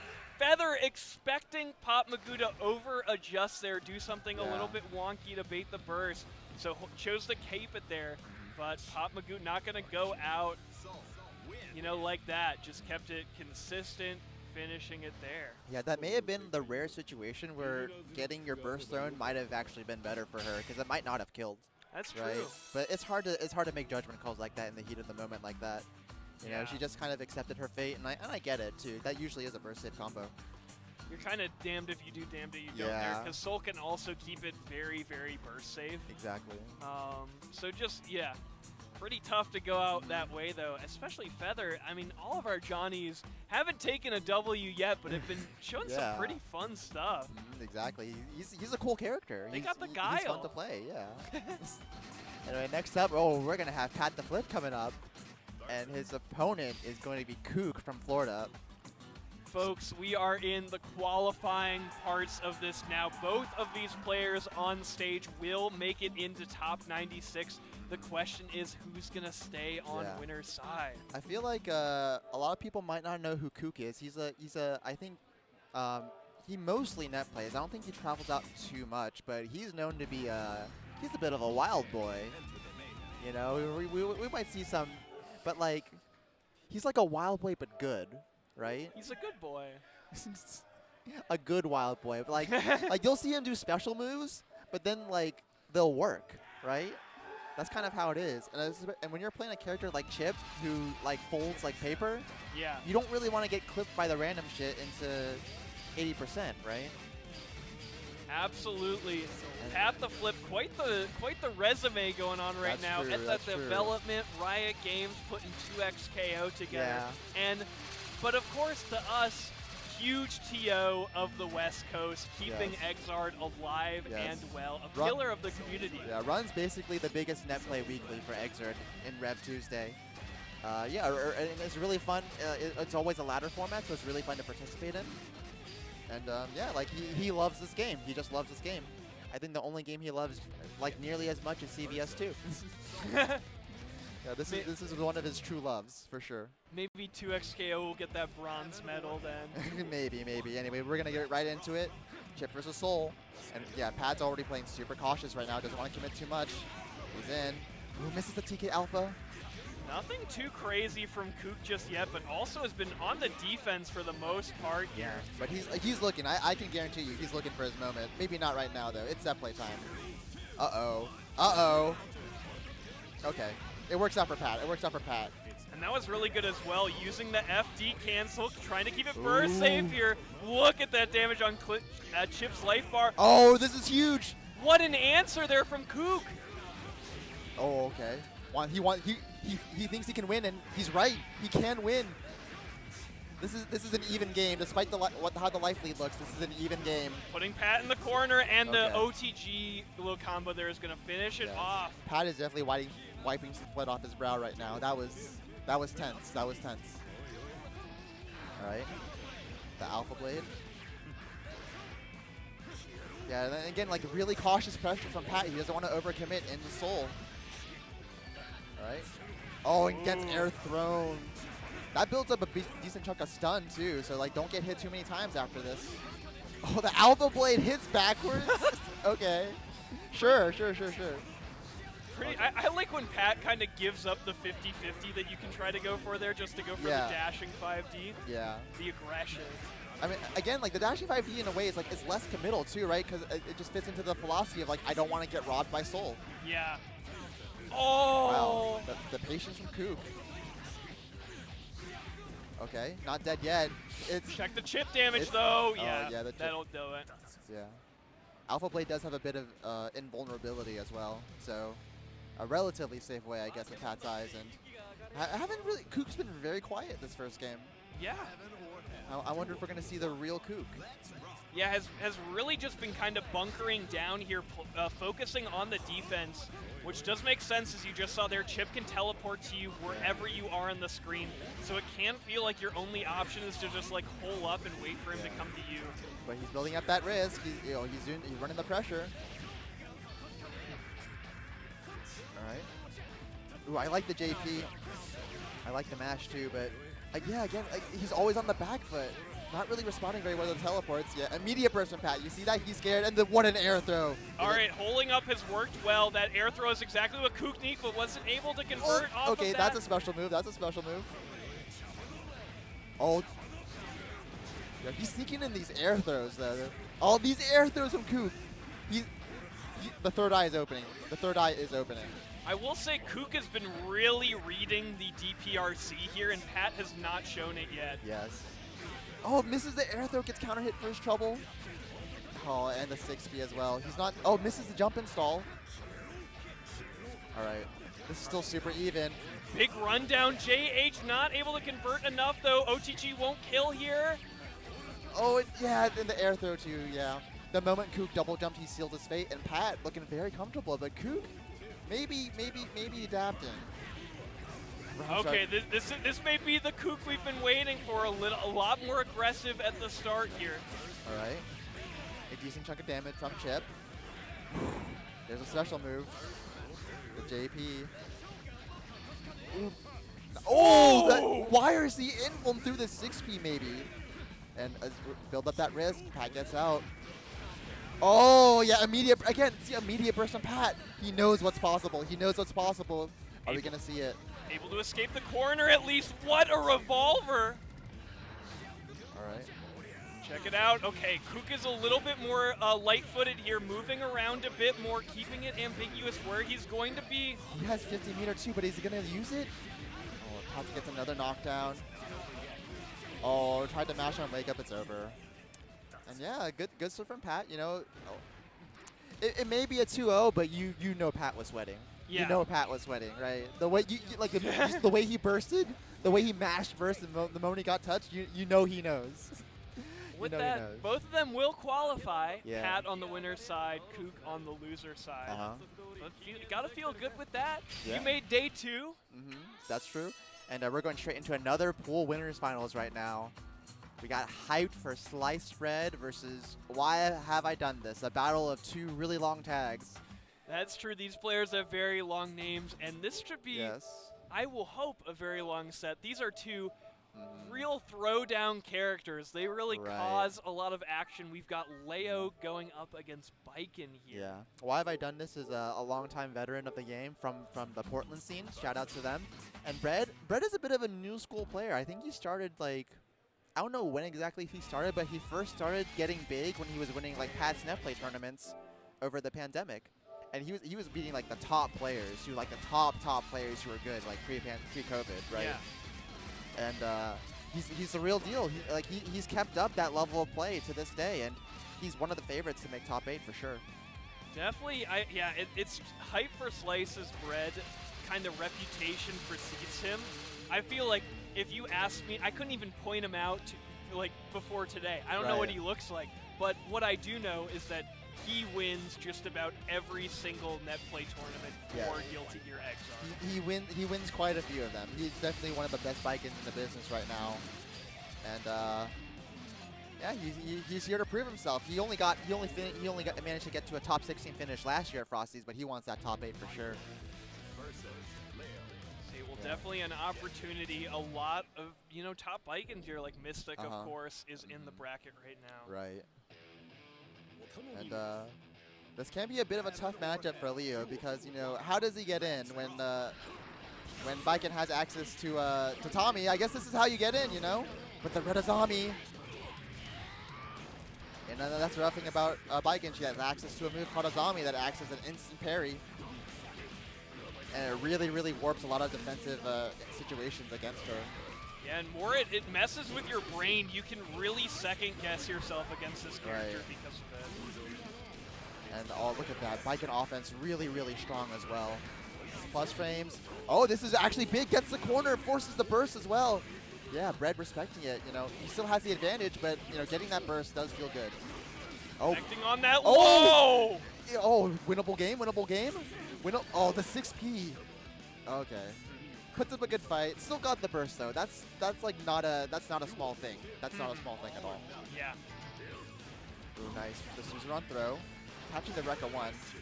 And the Biken offense, it begins. But what a mash! The IB mash? Yeah, needed to IB to threaten there. Biken is super plus on Kabari. Ooh, catching the backdash again. This time gets Azami. It's fine though. And you'll see maybe a little parry war here because while Leo's in that powerful stance, he has his own parry, which means he can hit Biken's parry and then parry her parry. All right, but we have the dust loops now. Can we get the knockdown? I like that burst point. Red didn't react to the burst. And 50 meter too. Are we gonna see? Yeah. This is it. Pretty unfortunate there. Even though you kind of see the block graphic, it looks like Biken is blocking it. It still doesn't can't count. Roman cancel. She's not in block stun. It's just a special guard point save from Suzerain, the command run. And comfortable first game for Bread. Looking very cozy. Why Have I Done This needs an answer now. Yeah. And that's not it. Azami Rokensogi, very good. Very good counter hit. Gets a side switch into the corner. All right, and yeah, Leo just has to find his way out. And now Bread can just go back to like chilling. Gets a hit. Oh man. Launched with that jumping kick, getting a full combo for Sliced Bread. Okay. Gets the plus frames too. Ooh, doesn't punish that whiff. Oh, but good hit. But the Azami again. It's so hard to interact with this character, even on your own offense. Oh my! Yeah. Was able to get behind, but the yellow roaming cancel, keeping hype for Sliced Bread Faith here. Okay, wait. This doesn't do a check of damage. Can we get the set play? We can. Just mashes. And yeah, like Bread is allowed to mash there because he already has the fear of Azami and Why Have I Done This' head. So right, round start Yozansen. Okay. All right, Tommy, JD, ID to Tommy. Oh, okay. JS instead. And yeah, like this whole set, Why Have I Done This feels like he's just been smothered by the Biken pressure, the Biken neutral. Here we go. Finally, the opportunity taken away by the burst. Yeah, at least the guaranteed burst point. Oh, another throw, though. We have another chance. He doesn't want to go for the overhead because he knows Red can react. Yeah. Oh. Oh, no! Burst not connecting there. Why have I done this? Wondering why he did but that. the combo drop.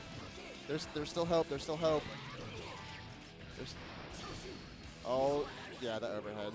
Very clean. Unreactable, unseeable. You know, for some reason, Baiken does have access to that. With that, once again, both of these players will not be showing up for the rest of the stream. They have both qualified. Yeah, and Bread showing off why he's probably one of the favorites at this tournament. Like, very clean, solid play. You know, it's kind of what he's started to become known for. Yeah, no, super solid play. Yes. Like, why have I done this was not allowed to play the game at all. All right. We'll be taking a quick ad break, folks. Don't go anywhere. We will be right back with more of these Xrd pools, eventually getting to those rounds where it is you qualify or you're eliminated. Those real get your blood pressure going. Right. ユニカは単独犯ではない。私たちで黒幕捉えちゃったり、情報を聞き出すまでが任務だから。救える命も救えねえぞ。貴様らがギアをかばうなら聖戦は必ず起きるだろう。聖戦はお手が止める。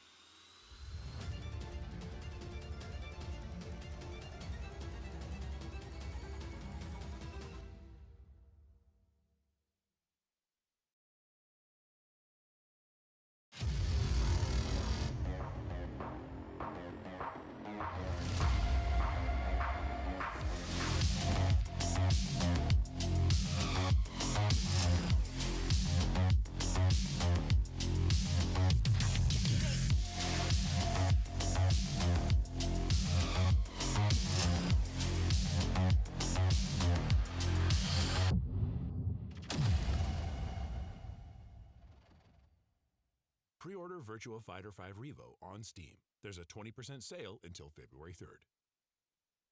There's a 30th anniversary edition available that will feature bonus content like the 30th anniversary swimsuit costume set, Legendary and Yakuza series DLC, pre-production artwork, and the Virtua Fighter 30th anniversary music selection. Pre-order Virtua Fighter 5 Revo on Steam. There's a 20% sale until February 3rd.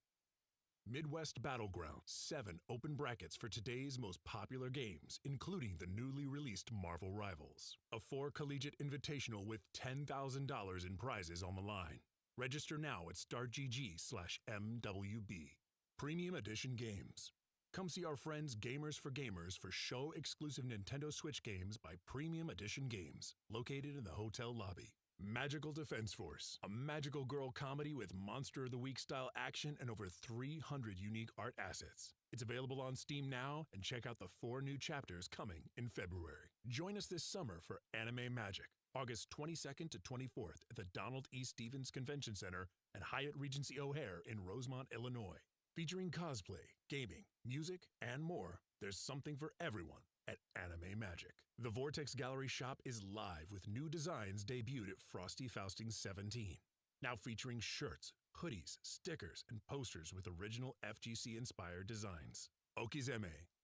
Improve your wake-up options with Okizeme Coffee Company. Their light roast is a Colombian blend with pleasant citrus and plum notes, while the dark roast brings the Guatemalan blend for a heavier chocolate note and a smoother cup.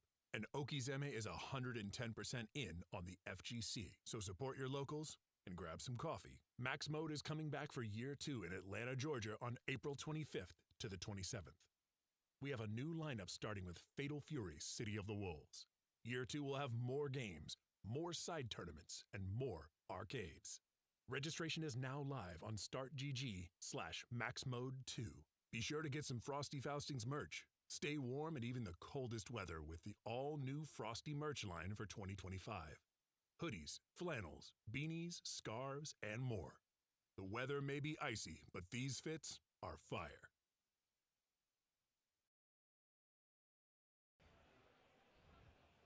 And welcome back, folks, to Frosty Faustings 2025.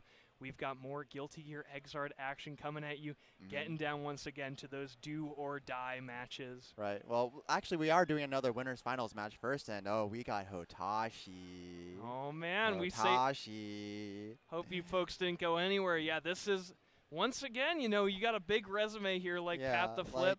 Like one of the premier LFL players, and he still keeps up that level of play to this day. Oh yeah.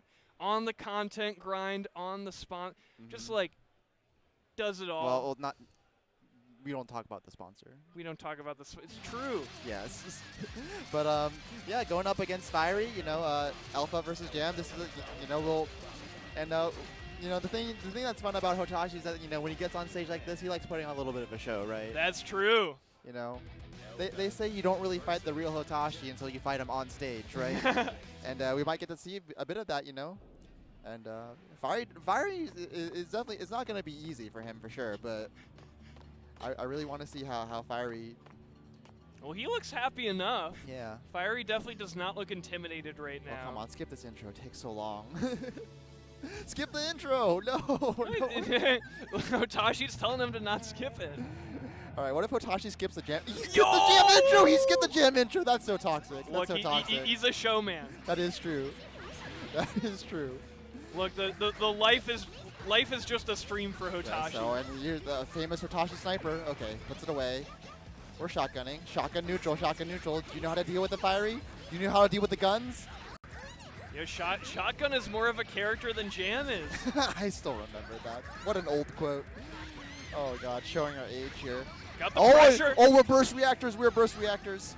We are burst reactors in this house.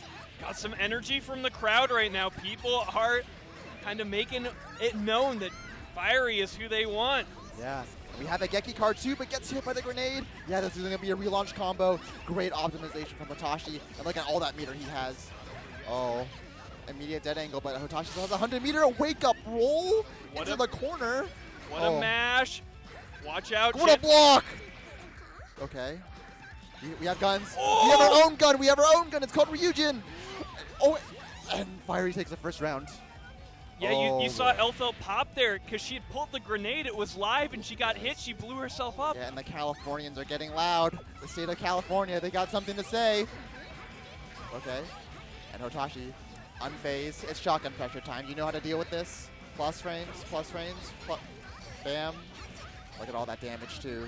Oh, okay. A little bit of a drop, Let's fire you out of the corner, but this is still not easy. You're on a grenade, my friend. You cannot do that. That is illegal. And this should be it, yep. Yeah, I mean, if there's anyone who's used to deal with a hostile crowd, it is Hotashi. Yes. Shutting him up quick with that. He welcomes it. He welcomes it. He would love nothing more than the crowd to be booing him. And uh-oh. They're just giving him what he wants, folks. Yes. Having no burst against Elfel is a death sentence, and you're kind of seeing why. All right. You know, many scholars will look back like, what were you supposed to do to beat shotgun pressure?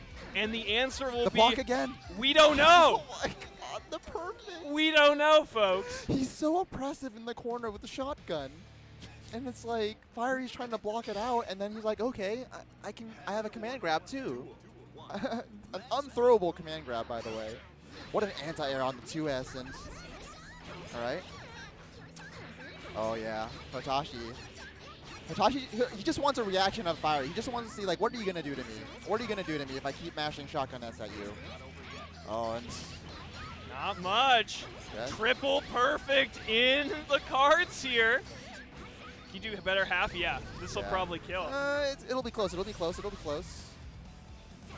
Okay. It is. All right, folks, count them up. 1, 2, 3. Man, Hotashi is like, okay, you got that one round. I hope you're satisfied with it. I hope it was fun. Oh my! Oh my! Watch how you burst, girl. You burst. Hotashi is a notorious burst thrower. Here we go. The pressure. It's too much. Hotashi still. Okay. Gets a burst this time, but Hotashi's already right back in. Okay. Big parry. Big parry. Opportunity. Right. Now this would be what a Cinderella story if Fiery was able to win from this. This is doable. This is doable. Oh, he watches for the wake up super, but Hotashi mashes. Hotashi mashes more. Oh, okay. What a throw though. Fiery's still in it, but can't get a knockdown because he has no cards. Really good instincts here, but look at the meter disadvantage now. Fiery is not going to get bar forever. Okay. Big hit. Okay. Big hit. This could be it. Just get a knockdown, yeah. What's the blitz? The one opportunity Fiery gets, Hotashi slams the door in his face, saying, no, you get no offense whatsoever. Yeah, pretty unfortunate there as well. Fiery was trying to be like pretty conservative there with the option that he chose. Went for a safe jump, which would have beaten the reversal. Yeah. Any sort of mash, beat a lot of Hotashi's options, but did not beat Blitz, which is exactly what Hotashi knew he was going to do. Yeah, I think... All right. And with that, we are getting to one of those losers matches coming up. We are qualifying for top 96, or we are going home defeated. Baby. And what a match for it to happen to. We've got Nutbread going up against Twang. So it's pronounced Twang? I thought it was T-Wang the entire time. Also known as T-Wang. Okay, is it T-Wang or Twang? Come on, he's your friend. It's not. He's your friend. I don't know. There should be a correct one. What does I don't he know say? which one is the correct one. I think he says Twang. He says Twang? I think he says Twang. You think he says Twang. He's your friend and you don't even know how to pronounce his tag. That's true.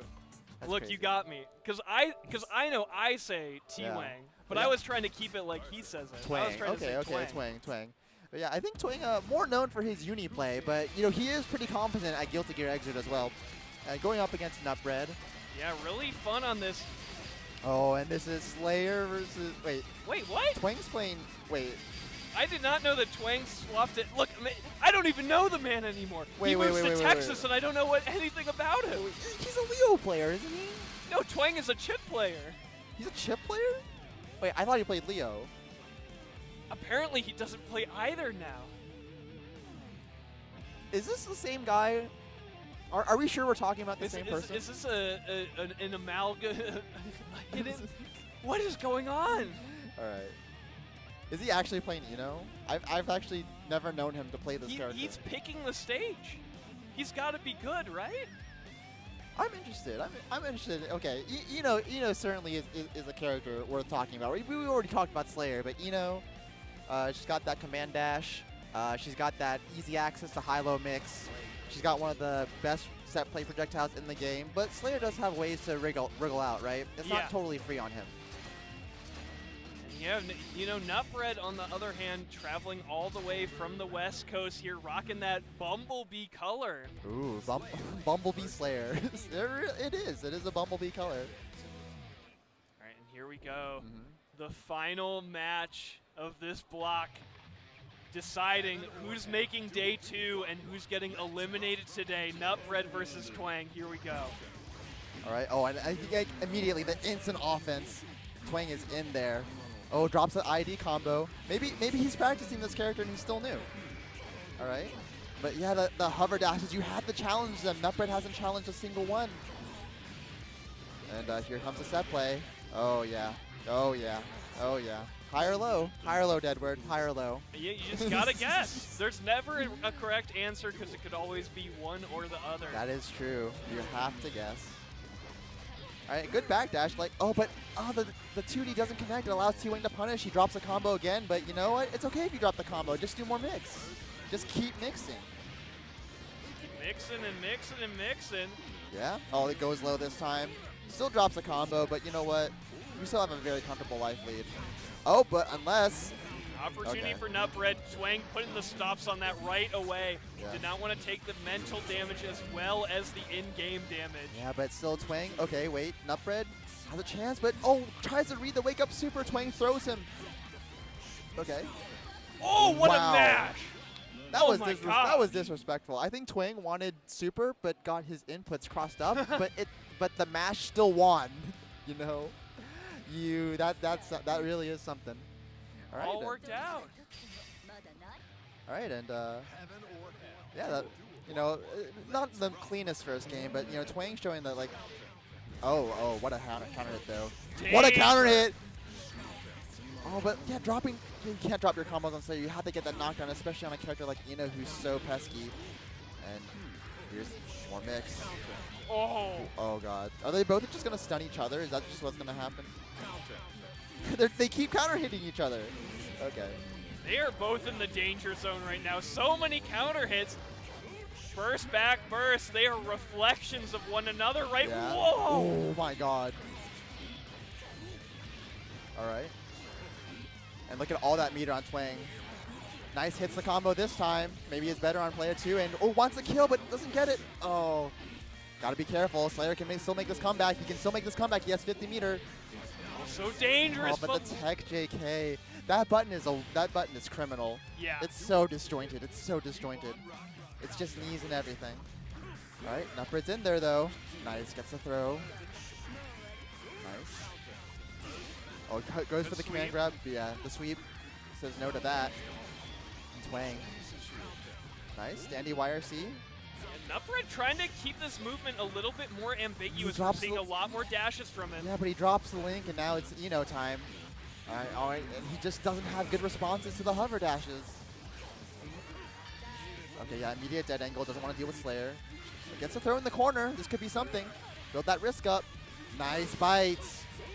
He's also going to give a little bit of life back to Oh, Nupred. but the hover dash, JH, turns into a throw. Can we get a knockdown? Twang's got to watch for the reversal Oh, messes here. up the TK note, but we still have meter. Oh, wait for a cross up, dead on time. Oh, but still gets it. Okay, we're living. Nupred is really in it, and yeah, like you were saying, went for a really hard input there. Yes. You can see the confidence now. A lot of BDC now from Nupred. Oh, this is big for Twang. Okay. Nice. Hit the ID. Okay, we're hitting it now. He had to warm up. Right? Yeah. Okay. TK note. Drop the note. Yeah. He's trying to backdash, but he's mistiming, I think. Anti-air 5K. Okay. The 2D mash. Nice. Gets a knockdown. Oh, doesn't get the link. Whoa. Oh, okay. Air throw's fine. Yeah. And Nupred. Okay. Get up.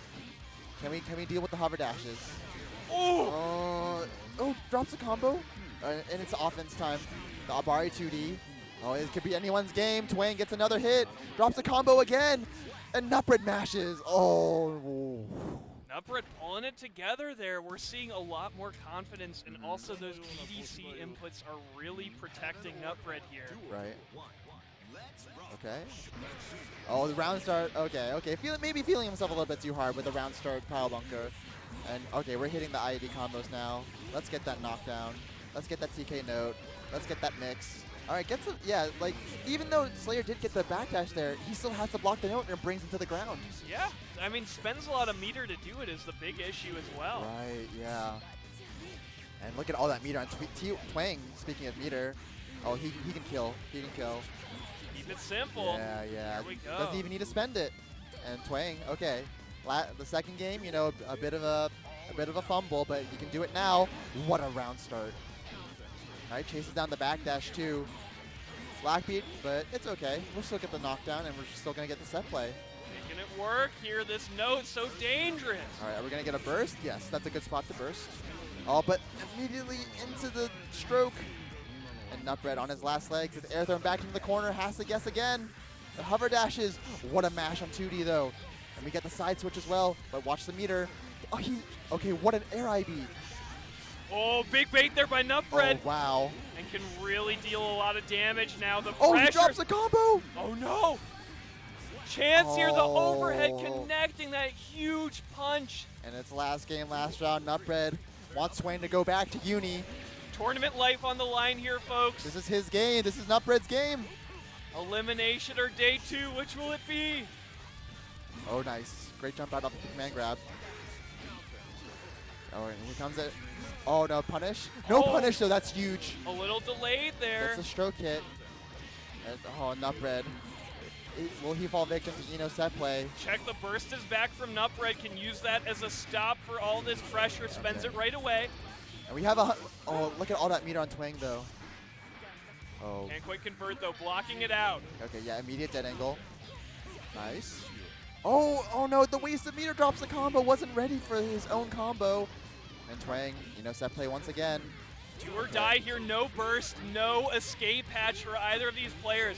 Just do it, Twang. Wake up super. Just do it. Oh, no! Oh, man. Huge The swing throw from mash. Nupred there. That 5H gonna take it, secure that spot at day 2 for Nut Red. Twang doing the little FGC head nod, like, yeah, you got me. Yeah, you got me. You got me. You got me. Yeah, and unfortunately, that will be the end of this block. It looks like all the other pools have been completed, so yeah. Tied it up there. We'll be back at 6 Central Standard Time with more matches. The pools will be continuing even to tomorrow. Right. Xrd had such a big turnout that, you know, you don't even have to win to make day 2. You may just be playing on day 2 like exactly. you are. Yeah, you know, I already made day 2. You know, that's just the privilege that I hold, right? And with that, folks, thank you for joining us for this Xrd Pools block. Once again, we'll be resuming at 6. So maybe do go somewhere. Maybe take a little trip to your kitchen, prepare some dinner, to get a glass of water. But we'll be back at 6. Yeah.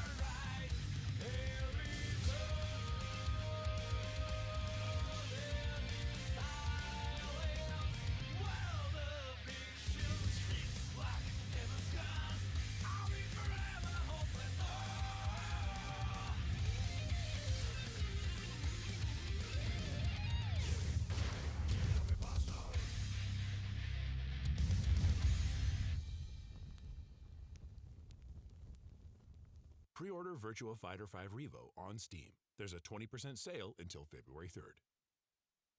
There's a 30th anniversary edition available that will feature bonus content like the 30th anniversary swimsuit costume set, Legendary and Yakuza series DLC, pre-production artwork, and the Virtua Fighter 30th anniversary music selection.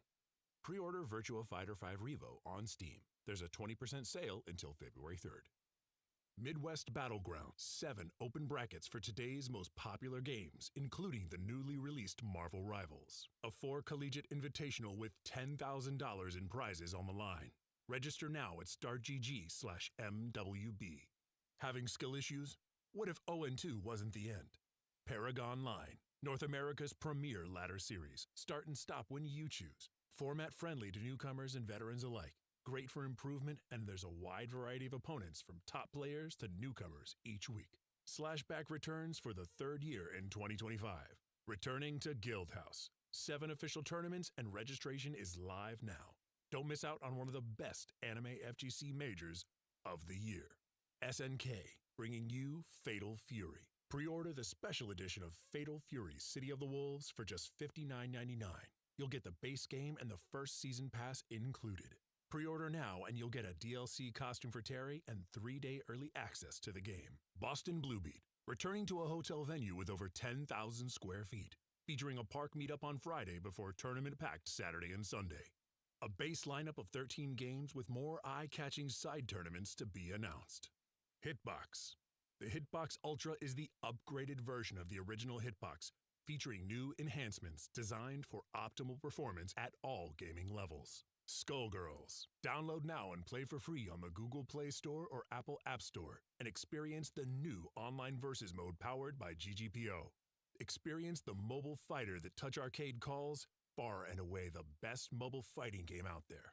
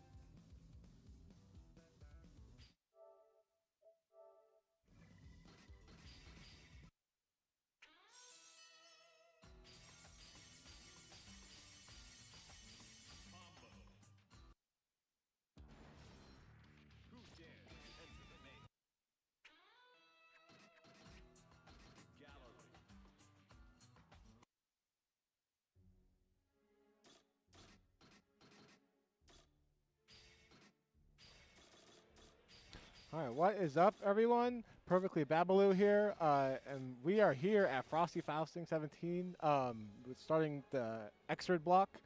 And man, what a day it's been. We've already had some Xrd sets in pool starting at like early 10 a.m. this morning, and we've had some crazy matches already. But you know, now we're here to show you, the viewers, some of the crazy Xrd we've got going on here at Frosty Faustings, and we've got some really crazy sets lined up. I think first up we've got Gumi and Snail and the matches here have already been like so intense. Watching some of them, and you know, I'm also going to be competing here as well, but my set's going to be on Sunday. Tomorrow on Saturday, and it's the level of play here has been so like insane, and definitely looking forward to showing you guys like some of the talent that's here already. But introducing the players we have up already, Gumi, I believe, is an Alpha player from MDVA, and he's been around in the scene for quite some time. And Snail, I'm not as familiar with. I've seen his name in quite a few brackets already, but I'm sure it's going to be a very interesting match coming up. Seems like they're just getting situated.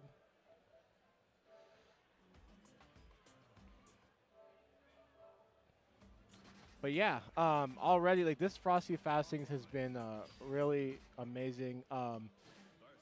The Vortex Gallery brackets also have been really cool. Big props to Elvin for pulling off another one this year.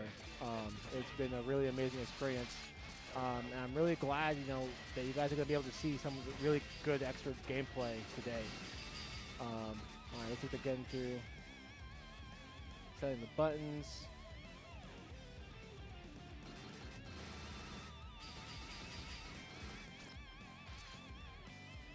Yeah, not sure if they're going to be starting with the button check.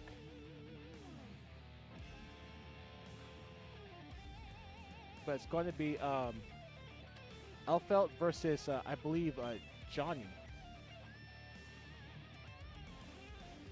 That's going to be Elfelt and Johnny, two, historically top tiers in this game. Elfelt, her representation has been kind of dwindling recently. Some of our former top players like Wasso and Watashi have not been as active.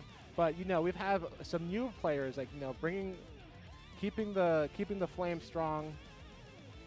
Vevian's still been playing. MKJ, Gumi has continued to keep playing this game. MDVA. So still a very strong contender, and of course Johnny don't need to say much about him. Johnny Guilty Gear, best character in the game. All right, looks like we're starting off.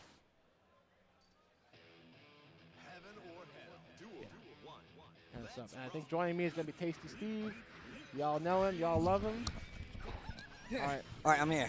Hey, Sorry, what's good, yo? What's good? Oh, man.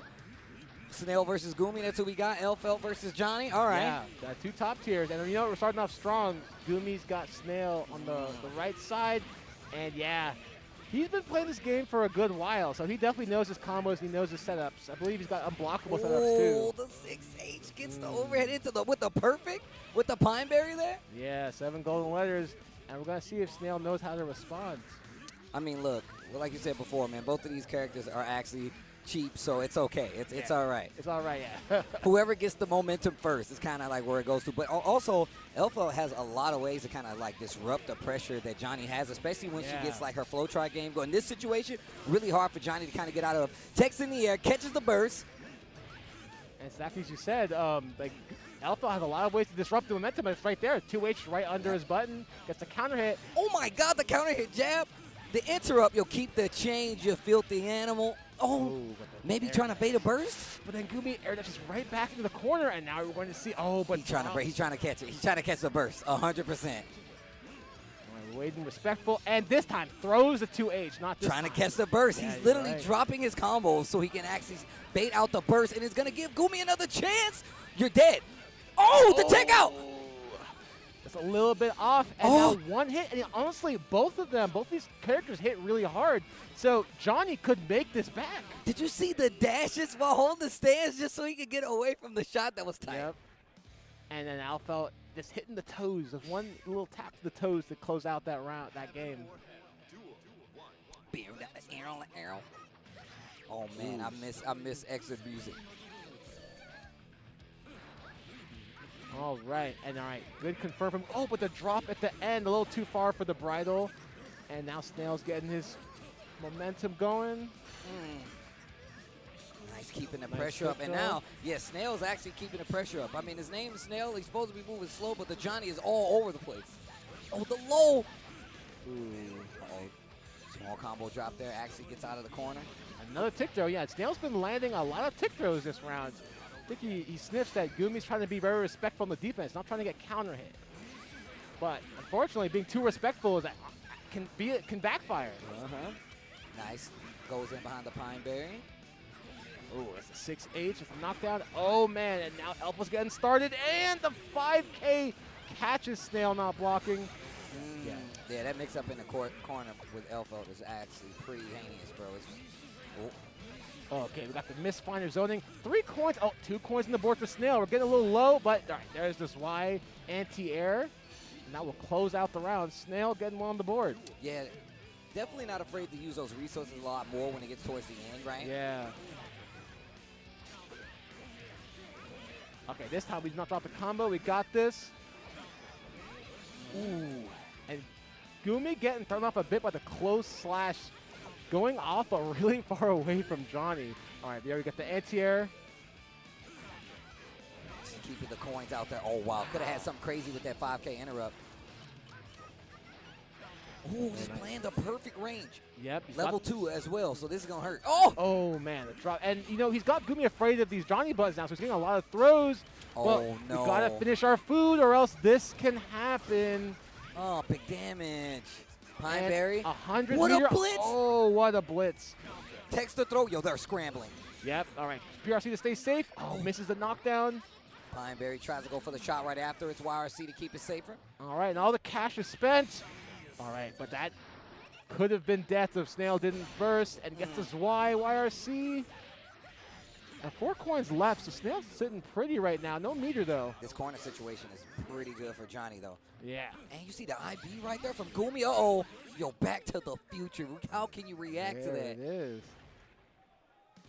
Snail tying up the set, though. Yep. And yeah, like, it was looking like kind of rough at first. But like you said, these are both top-tier characters being handled by very expert players. So one thing I like about this is that, like, yeah, we're seeing, like, these 2 really strong characters go at it, but they're still working to try to get the kill. Peep the damage on Elfelt, though. Again. Ooh, Yo. the JDYRC, and that's, you know, the Alpha war crimes are coming in. the war crimes. She doesn't need this. Oh, great that angle. It's just wrong. Yo, the shot. Pete the Pineberry. Wow, the zoom in right there. Oh, man. And 1 hit, even chip, and there it is, the far slash. Bridal Express to close the distance. I was waiting to see when we were going to see that because obviously she does have like a lot of tools to like kind of like slow Johnny down. Johnny, if he preemptively hit buttons, we saw it with the 5K, the 2P, he really can kind of disrupt it back himself. But changing up how fast she can go in, especially considering, you know, Johnny doesn't actually have like a run, right? He has a dash, so it makes it a little easier. That's very true. Oh, man. 2H under the misfinder. Neither of them get hit. Look, guys, keeping the coins. No conversion, though. Yeah. Gets it this time. And that could be it coming up for the next setup. Like, guess for round right here. Oh, good throw. What a throw. Definitely expecting to be thrown, but Snail, I like that. Delays the fall. 5K. That was actually really good. Yep. Okay. Oh, man. And look at that. Starting to use Bridal Express more. Yeah, getting in there. All right, we got Johnny on the right side. Oh, man. And that trade did not work out, and now we got a full combo. Oh, man, but another drop from Gumi. OTG burst. Close S. Didn't get the burst, but still taking the offensive side of things here for Gumi. Bridal Express to the corner at the end. Yep, good blitz, but unfortunately, okay, well, he gets out and gets the 6K. Oh. And I'm thinking we're going to see like a close S attempt here from Gumi, but man, especially on some of these tech situations, gets away from his Y. Oh, teching forward. You don't want to do that in this situation. And oh, my God. Just wake up. Yes, wake up with it. Cross up. No burst. Not yet. Johnny in trouble. And that's going to be it. Oh, no. The drop. Pineberry spending a lot of meter on the faultless defense. Uses the stance to delay the fall, but Gumi's going to take it. Yep, and that's Shotgun stance view. Shotgun has it all. It's got a 3-frame button. It's got the anti-air. It's got the massive shot. It's got a command grab. I'm about to say you got the gun butt. You got the command grab, the shots.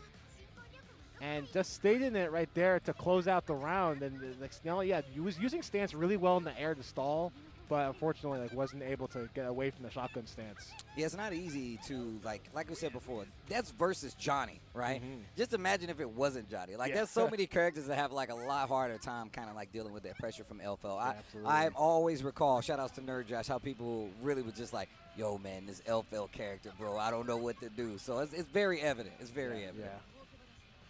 All right, I think next up, we've got Lids and BXR. Okay. Lids is a NorCal biking, part of the Holy Orders. Okay. I don't know if you're familiar with them, but a group of up-and-coming Guilty Gear players. I'm not familiar. Yeah, and Coquette created that group, and they've been helping each other get strong. And they're now a lot of them are really fearsome right now. Okay. And a lot of them started off babies in the scene, and now they're contenders nationwide. So Liz is biking. BXR, I'm not as familiar with. Okay. But a biking, you said? You said a biking? Yes, biking, I think we've got a different stat match coming up. Espada, okay, so Espada and Sornissima. Yeah, okay. Espada, another NorCal player. Okay. May. Friend of mine, actually, close friend of mine. We're actually rooming together. Okay.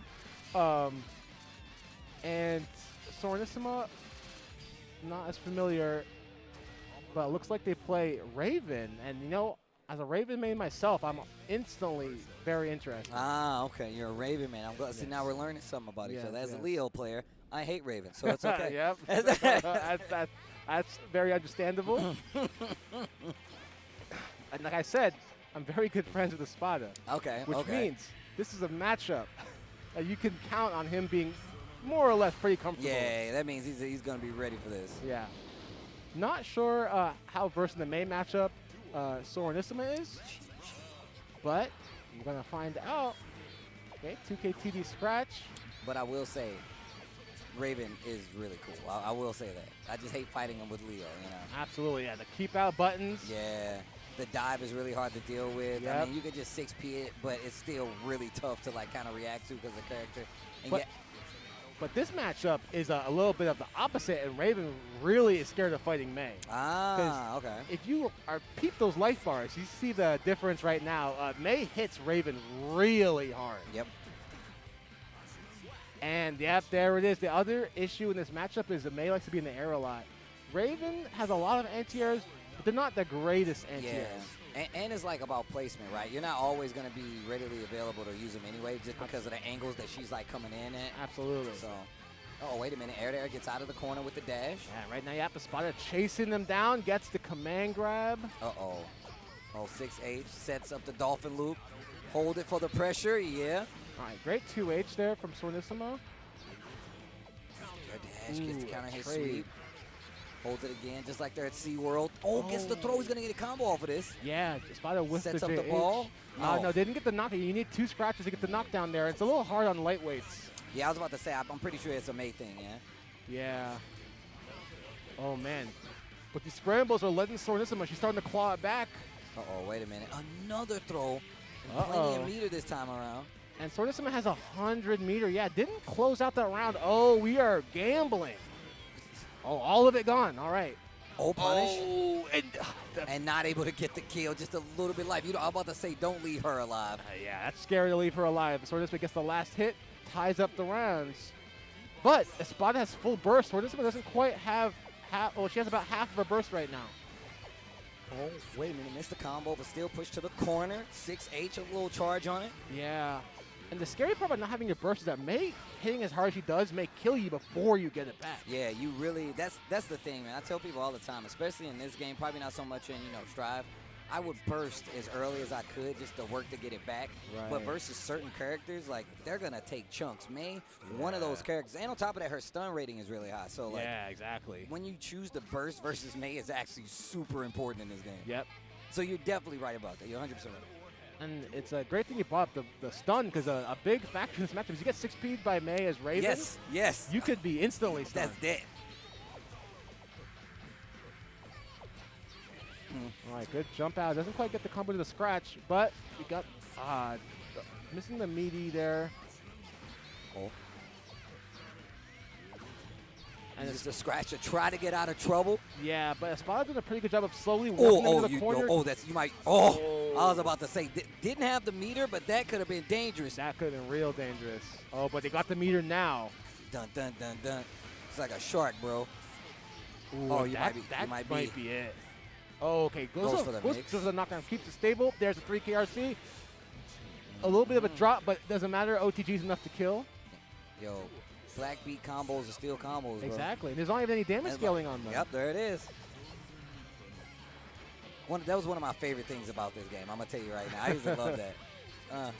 I like that. Starting to use the 6P, especially in these air situations. You can catch a lot of people with like a rare 6P because they tech forward and not being prepared. And for May, that's death. They're just sending you to the firing squad. That's exactly how it is. Oh, stop jumping. Oh, my God, dude. You are playing a dangerous game. Okay. Sorenissima blocking beautifully in the corner right now, but it's scary because the risk is going up, and the 6H hits the jump. So I'm going to tell you right now, Espada is definitely getting greedy. Oh, absolutely. 100% getting greedy. I can see it right now. I can tell you right now. He plays greedy sometimes. Oh! But sometimes it pays off like that. And Espada takes that one, 2-0. Espada, like you said before, should be well-versed in the matchup right here. So. Yeah. Definitely showing off his stuff. Good stuff to him. And then next up, we got AA Landline and Borodin. And I'm going to tell you right now, AA Landline's another friend of mine. We are represented well in this I was about to say, you are in the trenches, my guy. Yeah, he's a strong NorCal Elfelt. Very knowledgeable. Like, this guy, he gets a hit, and you better know he knows like how to get the optimal damage off of it. And you said Elfelt? Yeah. Okay. Another one. And who is Vorden? And you said Vorden is? Vorden, I'm not as familiar with. Okay. So we're gonna find out who he plays as soon as you get to the character select screen. Man, I miss this song. Every time I see Rev 2, the music. I have like the collected like actual CD OST. Oh, yeah, I'm one of them, bro. I love that stuff. So I already own it. It's been a minute since I've actually been talking about and playing some Rev 2, but damn, I get the feels every time I talk about it again. So yeah, it's got a great soundtrack. That's the thing. Guilty Gear, like, very rock-centric series. So if you like rock music, even sometimes we got some that are a little branch out, not straight up rock, right? So like just a little bit of something for everyone. Yeah, I saw a guy. He was wearing one of the Guilty Gear, the Rage hoodies or jackets. And I saw him in a random airport. And once I saw him, I'm like, oh, dude, like, you play Guilty Gear. And he was just like, what's Guilty Gear? And he just like, the character just looks sick. And I was like, and I asked him, I was like, so what kind of music do you listen to? He's like, oh, I just listen to a lot of metal, a lot of rock. I was like, you love Guilty Gear. He was like, what? I was like, you don't even know it, but you love Guilty Gear. You're a fan, bro. Yeah. Secretly, you like probably like this game series. I like finding people like that. That's how you know it's pure. They'll come and just listen to the music and be like, I have no idea what I'm looking at, but it's amazing. Yep. All right, and it looks like it's a mirror. Mirrors. All right. Wow. All button check. Like I said, Landline is very knowledgeable about this character, and that extends to the mirror. All right. I mean, yeah, that's absolutely true. Doing a button check, good old-fashioned button check. And it looks like Vorden is from Texas, and so Texas, he's from the same region as like Akai and Autodidact. And so Autodidact is one of the top Elfelts in the country. Oh, I remember Autodidact. So in the same region as him, you probably you got a good role model for strong Elfelt play. Yeah, and this is a mirror match, so it's really about like who has that experience over who right now. Yeah. Here we go. Hey, yo, can we turn the music up? Can I turn the music up? I just want to hear the game a little bit more. Nice. Right, 5H. We're jousting off of space already. And Landline looks like Landline's doing a lot of the chasing. Ooh, but there's no TG burst. You can't get too much of the punish of that. Oh, here's the command throw. We got you in the corner. Oh, what an interrupt with the 2H. Nah, wow. Wake up throw. Too close. You too close, man. Wake up, yo. You got to split up the bride. These two are going back and forth in the wake-ups. Oh, the bride and the bride, I should say. Oh, man. There is no respect for anyone's block strings here. Keep it tight or get out. Right? It's like, oh, you're an LFL player? It's like, yep, we're both LFL players. You think I respect you as an LFL player? Hell no, I don't. Good pressure. Watch that guard gauge. Close S. Tries to go for a little Oki. Not going to work out. Voiding. Oh, man. This is slightly over the JH. And, you know, Landline, yep, gets the last hit. But that was a very close round. They were, you know, going back and forth. It was scrapping. Okay. Gets the Bridal Express, push to the corner. Ooh. So while the 5H going completely over her head, but that Pine Berry is like, nope, you better not move. Oh, wow. Oh, man, I think Landline's pushing for the close slash there. Didn't quite get it, but gets the knockdown with 6H. Oh, this is going to be pretty decent damage. The knockdown in the corner. Pine Berry. Oof. Oh, I thought I was going to see a close ass spike. And yeah, Vorda's getting the hits, but isn't quite converting them into combos. So it's kind of just letting Landline attack back immediately. Oh. All right, gets the knockdown. Oh, but the OTG with the bridle. And then Landline gets the first game. Lots of swinging right there. They're really not trying to let either one of these characters get started, bro. Yep. Okay, all right, nice start. Oh, wow. That's going to be a full combo straight to the corner, but Vorda burst Landline into the corner. Oh, Air Bridal Express counter hit, though. 6H. Uh-oh. Uh-oh. And there's bar. And there's bar. Yeah, Next bar. exchange that's could gonna be the game. Especially with the stun in there. The optimal, you do a little bit of a blitz to take some of their burst bar out of there.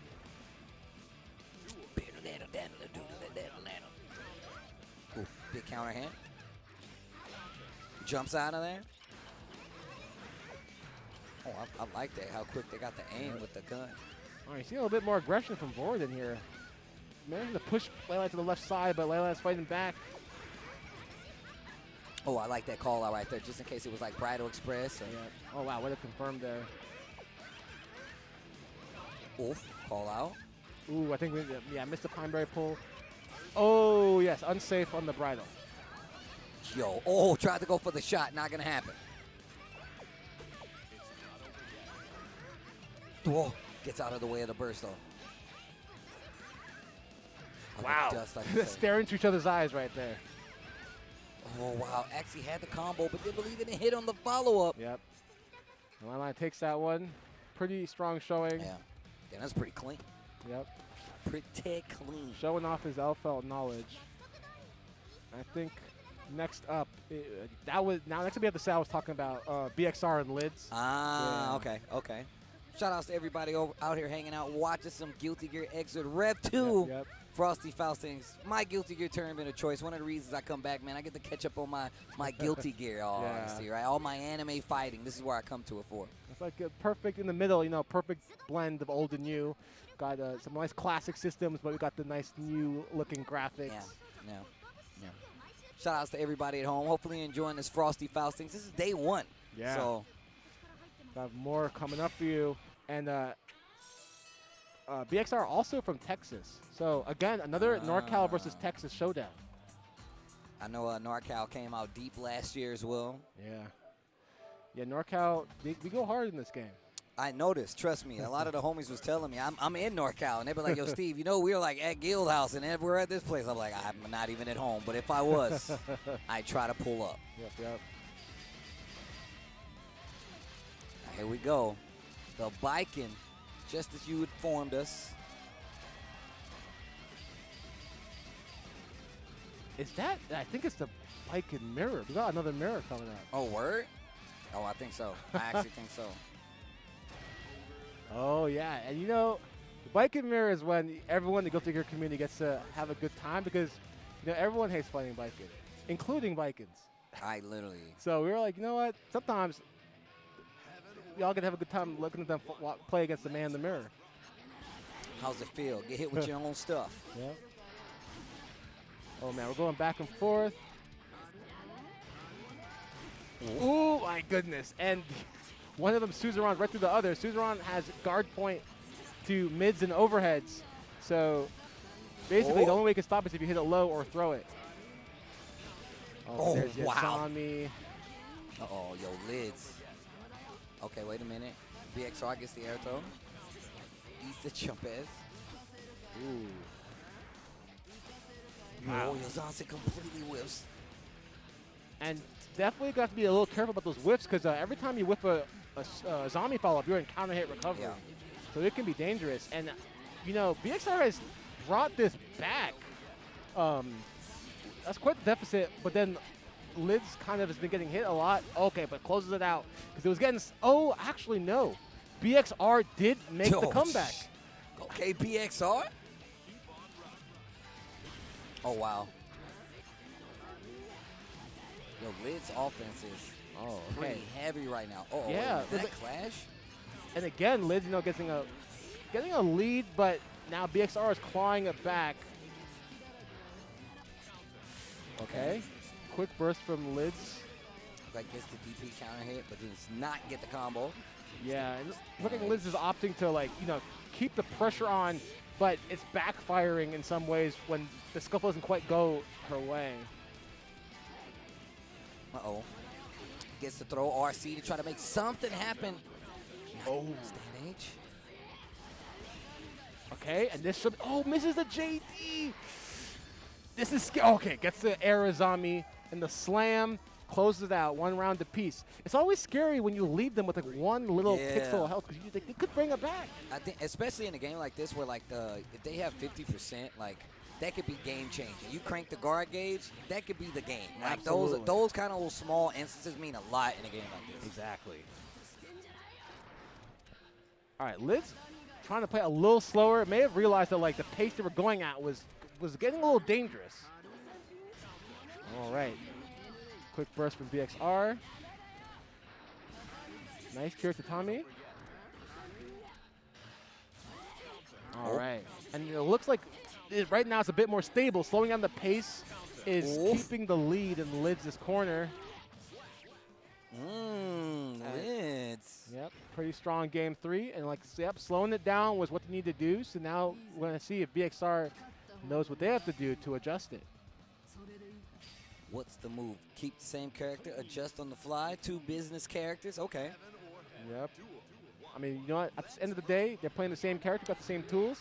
So, whatever you're doing, I can do it too. Mm-hmm. In some instances, better. Anyways. Yep.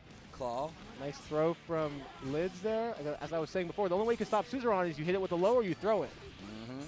But it's dangerous trying to go for a throw. We've seen both of them willing to wake up and do 2P. Absolutely. So you really got to respect that. On top of that, Vikings low normals are mad annoying. Yeah, even crazy. versus her. So wow, double YRC. Oof. Oh man. See, that's exactly what I'm talking about. And I Yep. think Lids is aware of this too. Oh, the throw. Absolutely. Yeah, good throw. To Tommy? No. Goes for the 6 carry, the plus frames. Not able to quite. Oh, it gets closes out with the JS. BXR in trouble. Lids. Yeah, Lids on set point. Oh, caught him grounded, so not going to be able to get the. And there's the follow-up. classic, the blocked Rokensogi. It's straight into Azami. You can't punish, so I might as well keep the RPS going. Jumps away from the throw or the potential throw. Oof. Look at the pressure. What are you going to do? Ooh, and even Bike has got to fall for the anti-air Kabari. Wow, trying to look for a reset, maybe grab it, snatch it with the grapple. Burst to get out to Tommy. Meaty interrupts the burst. Oh, I think it's going to whiff. I think Moraro coming on the other side. Oh. Okay, drops a combo. Gets a throw. Oh, man, misses the Kiri to Tommy. Look at the jumping around. Not trying to get caught. Jump H. Yep. Oh, man. And they're scrapping to get every inch of ground they can get. And BXR takes it, gets one on the board here. Okay. Stops the bleeding. Is that paper or is that like crackers that she's cutting up? I think it's a cloth. I think she's like wiping her sword, I think. Ah. You know, like how samurais, you know, when they're done with their deed, they have to wipe the blade. Like, okay, all right, that makes sense. Yeah. Thanks for clearing that up. All right, that makes a lot more sense than what I was thinking. All right, here we go. Tatami. Oh, that's going to hit. The moon. The moon. Ooh, and the gold burst, 100 meter. What can we do? All right, YRC, keeping the advantage. Ooh, wow, we are swinging, JS. Tatami guy. Nice Izami. That's going to be a knockdown.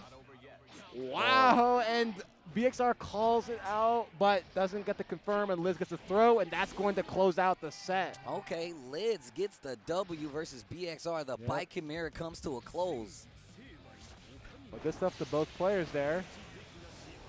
Liz will be moving on, and I think BXR is still going to have the loser's bracket ahead of them in that pool. And then next up, we got Joy and Gekio.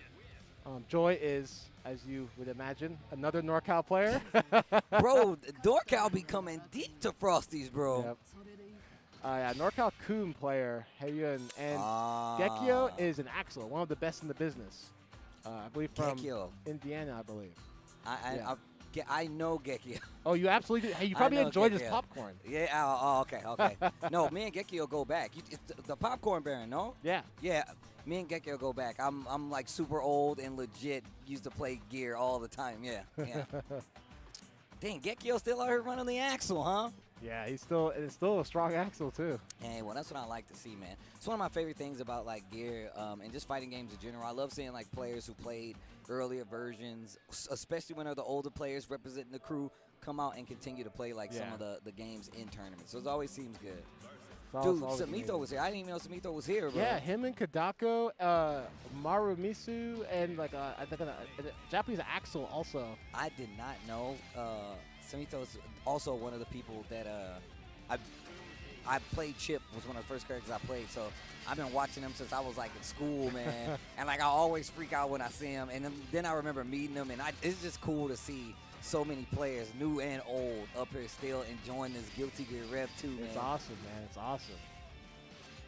And so Joy is also in the Holy Orders we were talking about before. Okay. And like I said, one of those players who started out new in the scene, like during the pandemic, post-pandemic, and then became a national threat. I think he went and got top 8 at ECT.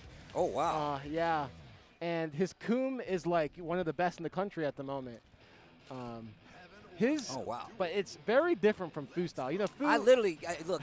Me and Fu have history. We play games together all the time. Yeah. So, and I've had history with the Heiyun, but always felt like a problem for the characters I was playing. Man, it wasn't really easy to deal with. Right. Oh, nice. The air But you'll throw. see that like where Fu tries to like kind of keep things controlled, Joy revels in the scramble. Oh, in the chaos. In oh the wow! Chaos. This man loves the chaos. All right, right now we got knocked down to the treacherous ball, Oki. Yo, Grandpa Viper? Oh, man. Yo, RC the conversions are crazy. Yeah, okay. He has the combos, which is why he loves scrambles, because he knows he has the counter hit conversions on deck. And, all right, there it is, like I was talking about, the Shinken counter hit. Gekio had to burst there. People know how to deal with it a little better, so it's really smart to, like, switch it up, go for the air tech, get the conversion, gets the knockdown. Look at the staircase pressure, and the air throw. Get your ass out this air. Get out of the air. That's another thing. Joy is extremely good at getting the craziest air throws. We've been seeing him already since this entire thing. Gets the charge kick off the wall. Yo, the combos are crazy. Yeah. Nice.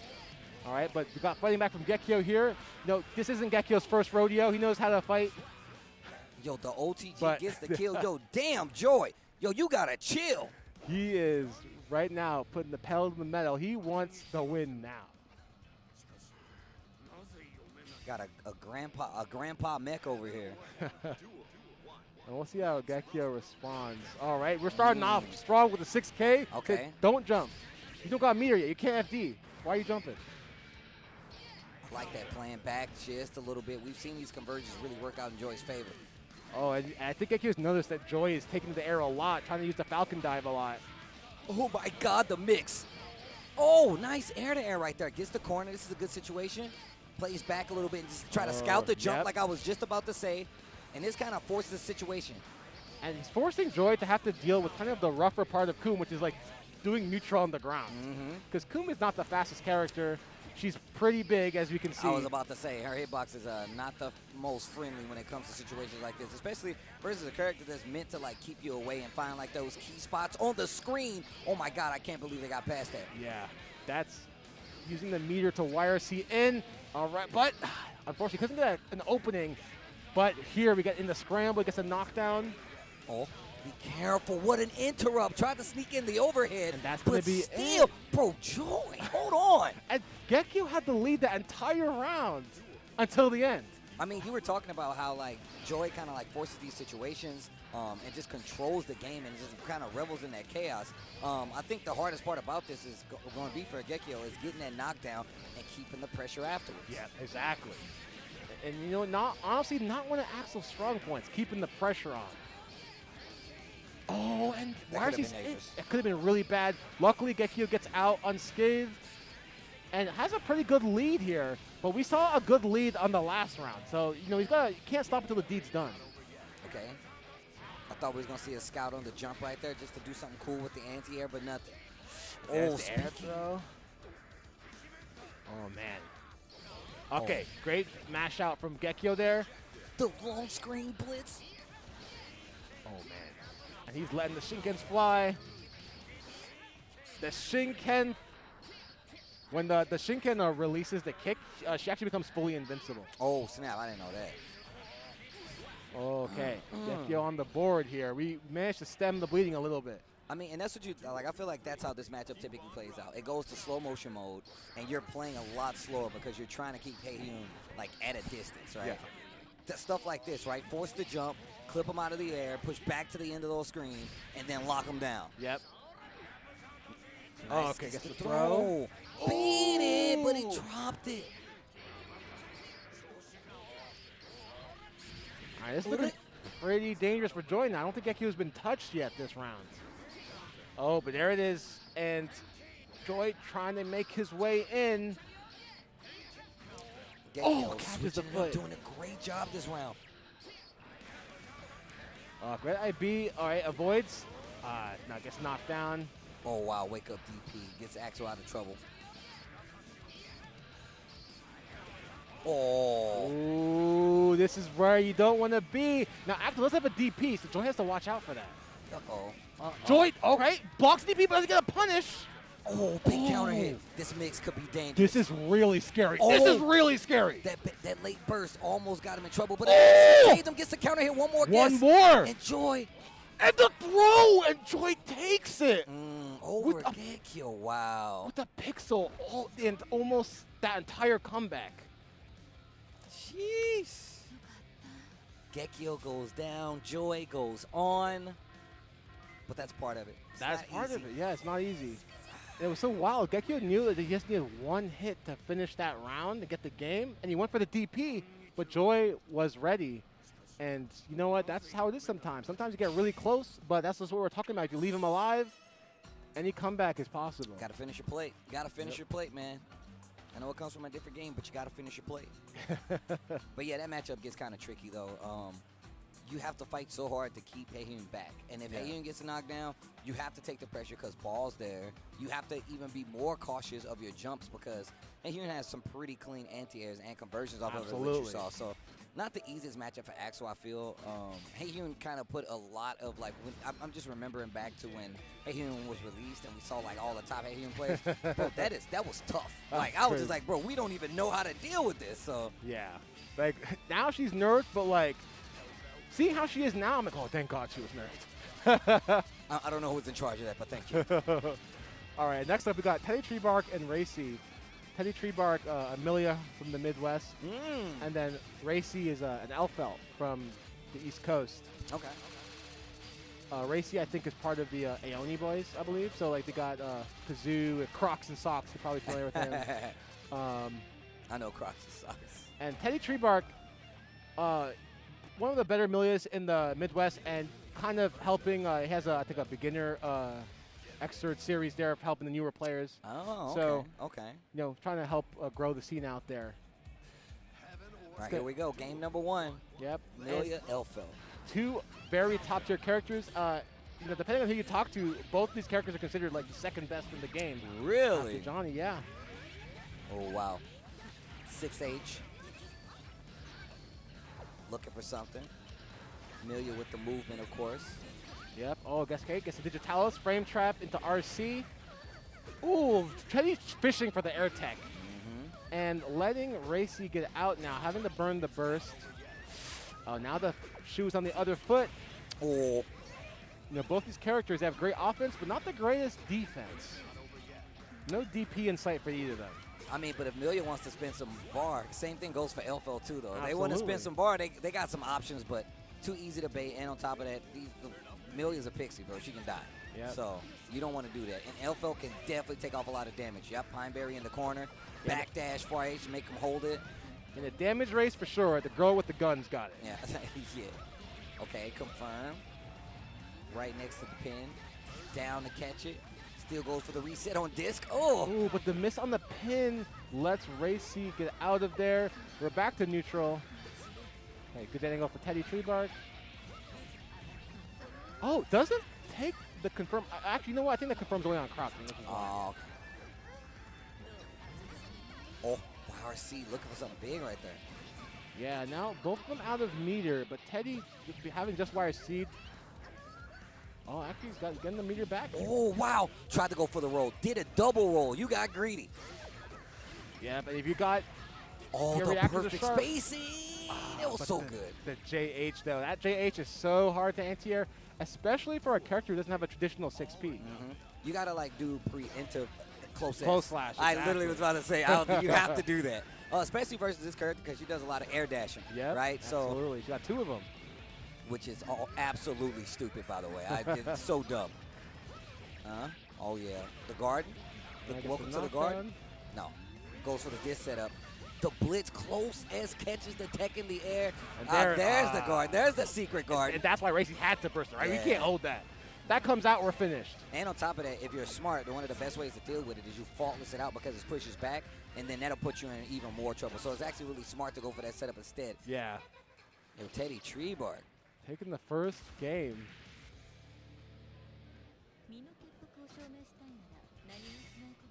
Oh. Also, I really like the win quotes from this game too, bro. They seem so specific, man. It was so cool. Oh, nice. Pin there. Gets the duck to pick it up. Oh, jeez. 6P.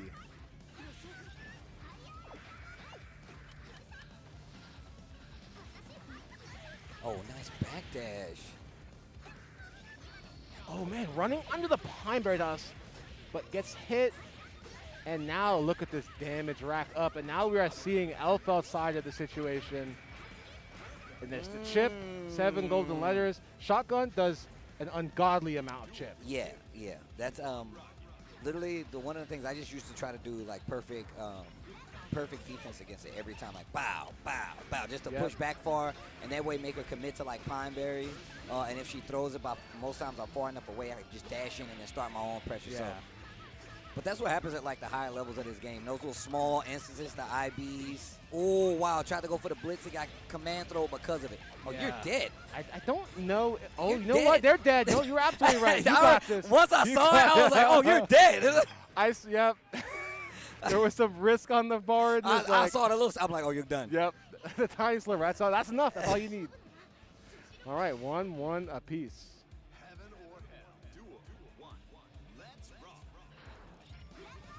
Backdash into the Pineberry release.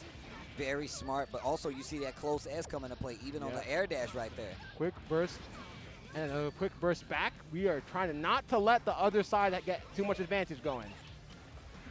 Oh, that was so good. Pushing to the Pineberry. Look at the pressure. Frame trap. Look at the damage. Oh, wow. Drops the combo, though. Could have got like a bounce combo with the Pineberry and kept the corner, but drops it. Yep. Okay, Lust Shaker plus frames. Good backdash from Racy. And the overhead, and that's the drop. Oh, wait, disc? Yep. Oh. And Wait.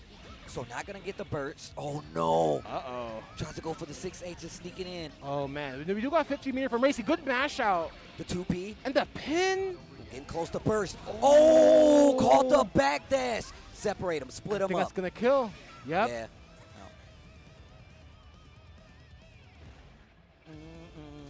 Dude, Elfeld's theme on this game is ridiculous. Right. It's absolutely ridiculous. I just thought about it. It just builds up. It just keeps going. Close S. Once again, we're seeing this match play out like in our dreams, bro. It's like deja vu. Oh, man, Bridal nice Express? confirm. No. That's so good. Pineberry on the wall. Get the explosion afterwards. This is big damage. Is this a tech setup or are we going to go for a reset? Oh, and that's it. That's it. Racy takes it. And, man, so many perfects in that set. Yeah, I mean, it's really the thing is we talked about how good Elfeld is. If you get somebody that like actually understands the Pineberry pressure, knows how to Bridal Express push to the corner, it becomes significantly harder to stop Elfeld. You have to spend so many of your resources, whether it be burst, whether it be your tension because of faultless defense. Those kinds of things really go up for grabs when you fight a character like Elfeld. I mean, it's kind of the same versus Milia, but like a good burst will at least alleviate most of the pressure. You can get the pin away, and then you get to play your game. But that don't happen versus Elfeld. You're getting Pineberry away from Elfeld. Yeah. Get away. Get another one. She pulls out another one. Oh, man. Thank you guys for tuning in, man. It's been good. Man, it's been dope, actually. Every time I come to Frosties, because like I said, this is like the only tournament I get to talk about this game now. And I'm instantly caught up on I'm like, damn, people are still going ham in this game. And it makes me happy, man. You guys really make me happy, bro. And, hopefully, the extra scene, we got newer players that started during the pandemic, that started after. So, we're going to be going for a long time. Yeah, I heard about that, especially with like the whole rollback thing too. So that really did change things as well. So, but next up we got White Beast and Sportslander. These names. And we got a lot of repeats so far. White Beast is another Milia. Yeah. One of the best in the country, arguably the best Milia. I think. I think the conversation right now is between him and Karmaquan. And Sportslander, I am not as familiar with. Okay. The name is making me feel like it might be a Japanese player. The Sportsland. Oh, yeah, like an actual arcade or something like that? Yeah, the arcade. Okay, well, I guess we're going to find out. We're going to find out. Oh, you know what? Sportslander. I don't think I'm familiar. But here we go. Milia and Faust. Oh, man. My man's got the all brown. The actual paper bag Faust.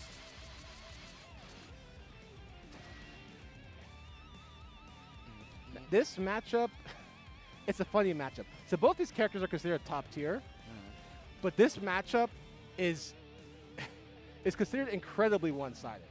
It is miserable for Faust. Yeah. It's one of the few matchups I believe Elvin has said he does not like. Yeah, he's definitely said that. And he is the Faust god in the U.S. Yeah. And if he does not like this matchup, you better believe it's bad for a reason. I mean, the thing is, like, if you get knocked down, what do you do? Yeah, absolutely. I got knocked down. Well, next round. And he has a bit of a slower wake-up. So she gets to do more on him than against most characters. Yeah. And she has a really low-profile run. She can run under some of his pokes. Like, his far slash is 5K. His scalpel thrust, he just runs literally right under. Yeah, if you run right, you're definitely right. I remember that. It's crazy. Let's change everything. Well, we'll see. You know what? It's no secret, so we'll see how Sportslander tackles this.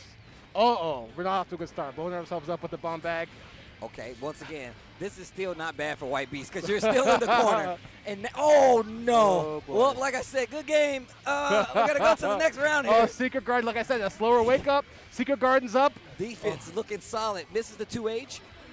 Going my way. Ooh. No, you can't.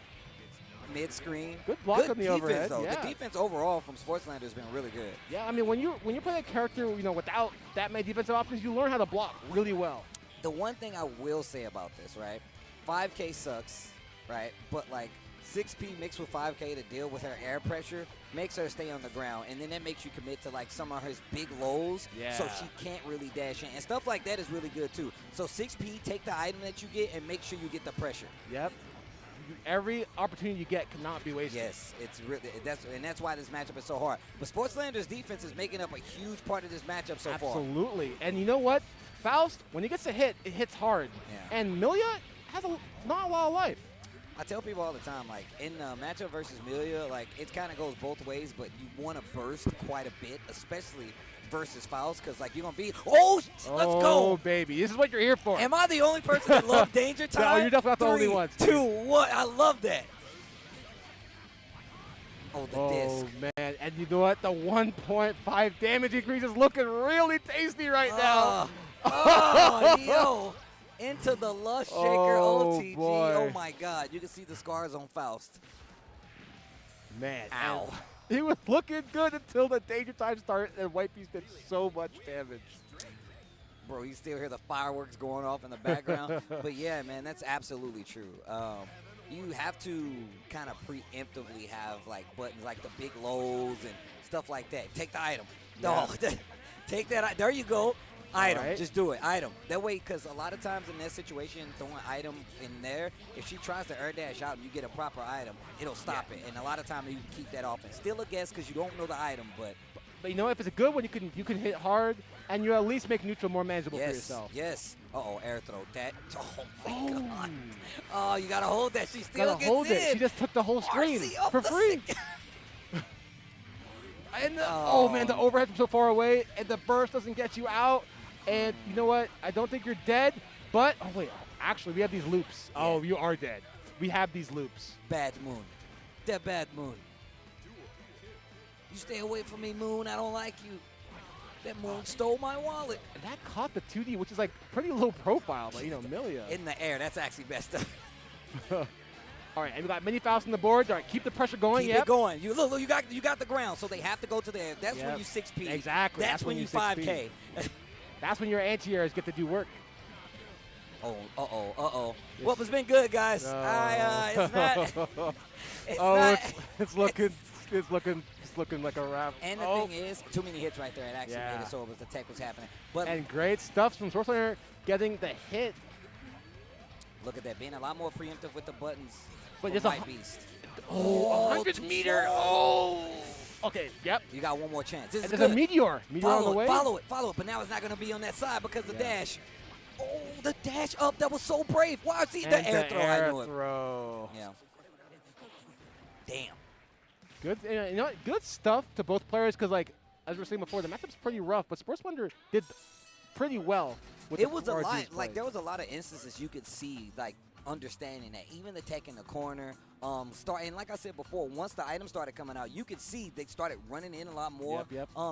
One thing I would have liked to see, and like I know that matchup sucks, give me 6P item. Like I feel like the highest part of that is that, right? Forcing the jump, forcing back the tech in the air. Yeah. Because if you get a knockdown in the corner with Faust, you know a lot of people like to mash the tech off the wall. They'll fall into it, 5K, reset, do it again. Absolutely. You have to play around that. Yeah. But if you force them to use the normal, you can if you have a burst, make them guess between it. It gets a little easier to deal with, but you still can't get knocked out. Absolutely. You're speaking the truth. And, you know, hopefully sometimes things don't always go the way we want at these tournaments, but, you know, we can get stronger. We can watch back the footage. I tell people all the time, run it back. Just go look, man. And I'm a demon, bro. Like, people, if you played fighting games with me, you know I'm just like, yo, we can run it until the sun comes up. And as long as I learn, I'm going to be having fun, I'll take it. But that's what tournaments are about, man. Understanding the matchup, being, you know, well-versed enough to be able to adjust on the fly. It's not easy, especially in a game like Rev 2, bro, because this game is looking like it's at its peak in a lot of times, you know? All right, next up. Oh, with that being said, I think we're going to go to some ads real quick before we get back to these matches. So I'm not sure if do we cut the break during these? Okay, so we're going to cut the quick break. I just wanted to be sure. I didn't want to be here still on the mic while we're going through the ads. Take a look at some of our fine sponsors here for Frosty Faustings. We will be right back with more Guilty Gear Xrd Rev 2 right after this.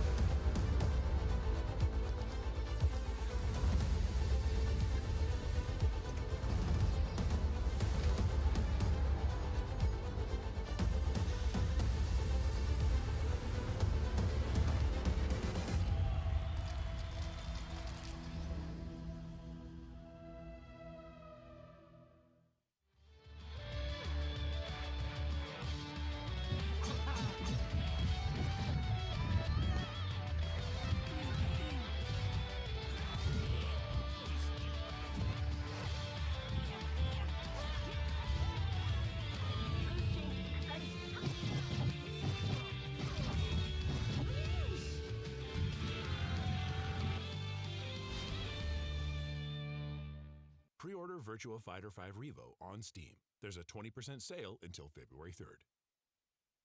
There's a 30th anniversary edition available that will feature bonus content like the 30th anniversary swimsuit costume set, Legendary and Yakuza series DLC, pre-production artwork, and the Virtua Fighter 30th anniversary music selection. Pre-order Virtua Fighter 5 Revo on Steam. There's a 20% sale until February 3rd.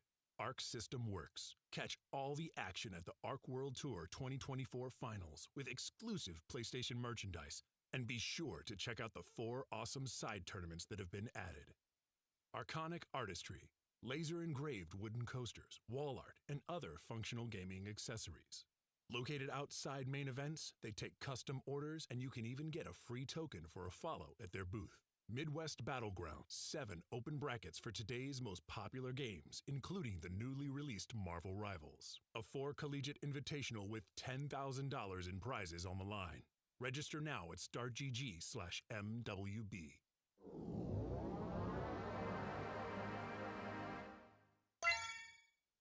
Gaming Gen. Make Gaming Gen your first call when planning your event. Gaming Gen is your source for gaming equipment rental and event services. Slashback returns for the 3rd year in 2025. Returning to Guildhouse. 7 official tournaments and registration is live now. Don't miss out on one of the best anime FGC majors of the year. SNK, bringing you Fatal Fury. Pre-order the special edition of Fatal Fury City of the Wolves for just $59.99. You'll get the base game and the first season pass included. Pre-order now and you'll get a DLC costume for Terry and 3-day early access to the game. Boston Bluebeat, returning to a hotel venue with over 10,000 square feet, featuring a park meetup on Friday before tournament-packed Saturday and Sunday. A base lineup of 13 games with more eye-catching side tournaments to be announced. Hitbox. The Hitbox Ultra is the upgraded version of the original Hitbox, featuring new enhancements designed for optimal performance at all gaming levels.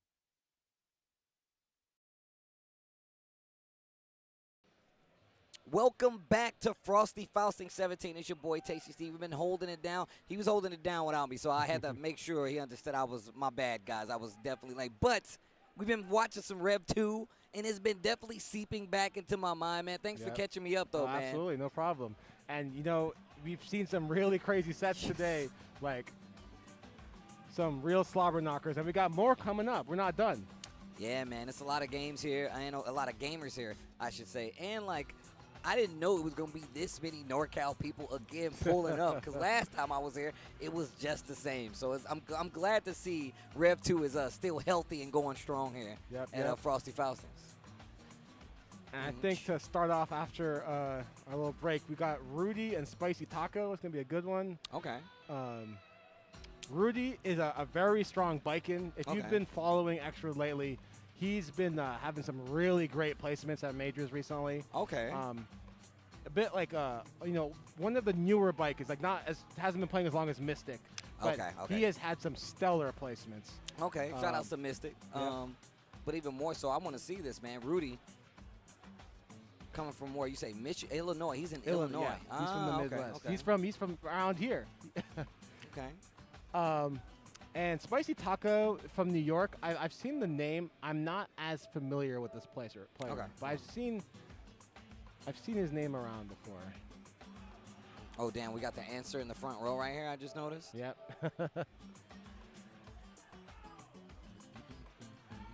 I always love, like, one of the greatest things about, you know, coming to Frosty, it being right here in the Midwest, is I get to see a lot of the East Coast talent I'm not familiar with. Because, of course, me being in California, I'm very familiar with West Coast and Midwest players. Yeah. But East Coast, sometimes my knowledge doesn't go as far.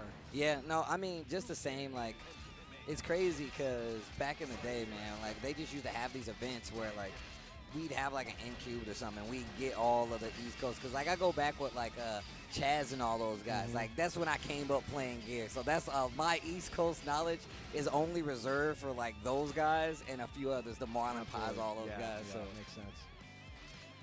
The nerd Joshes, y'all know what it is, man. So we're having Bikin versus Soul.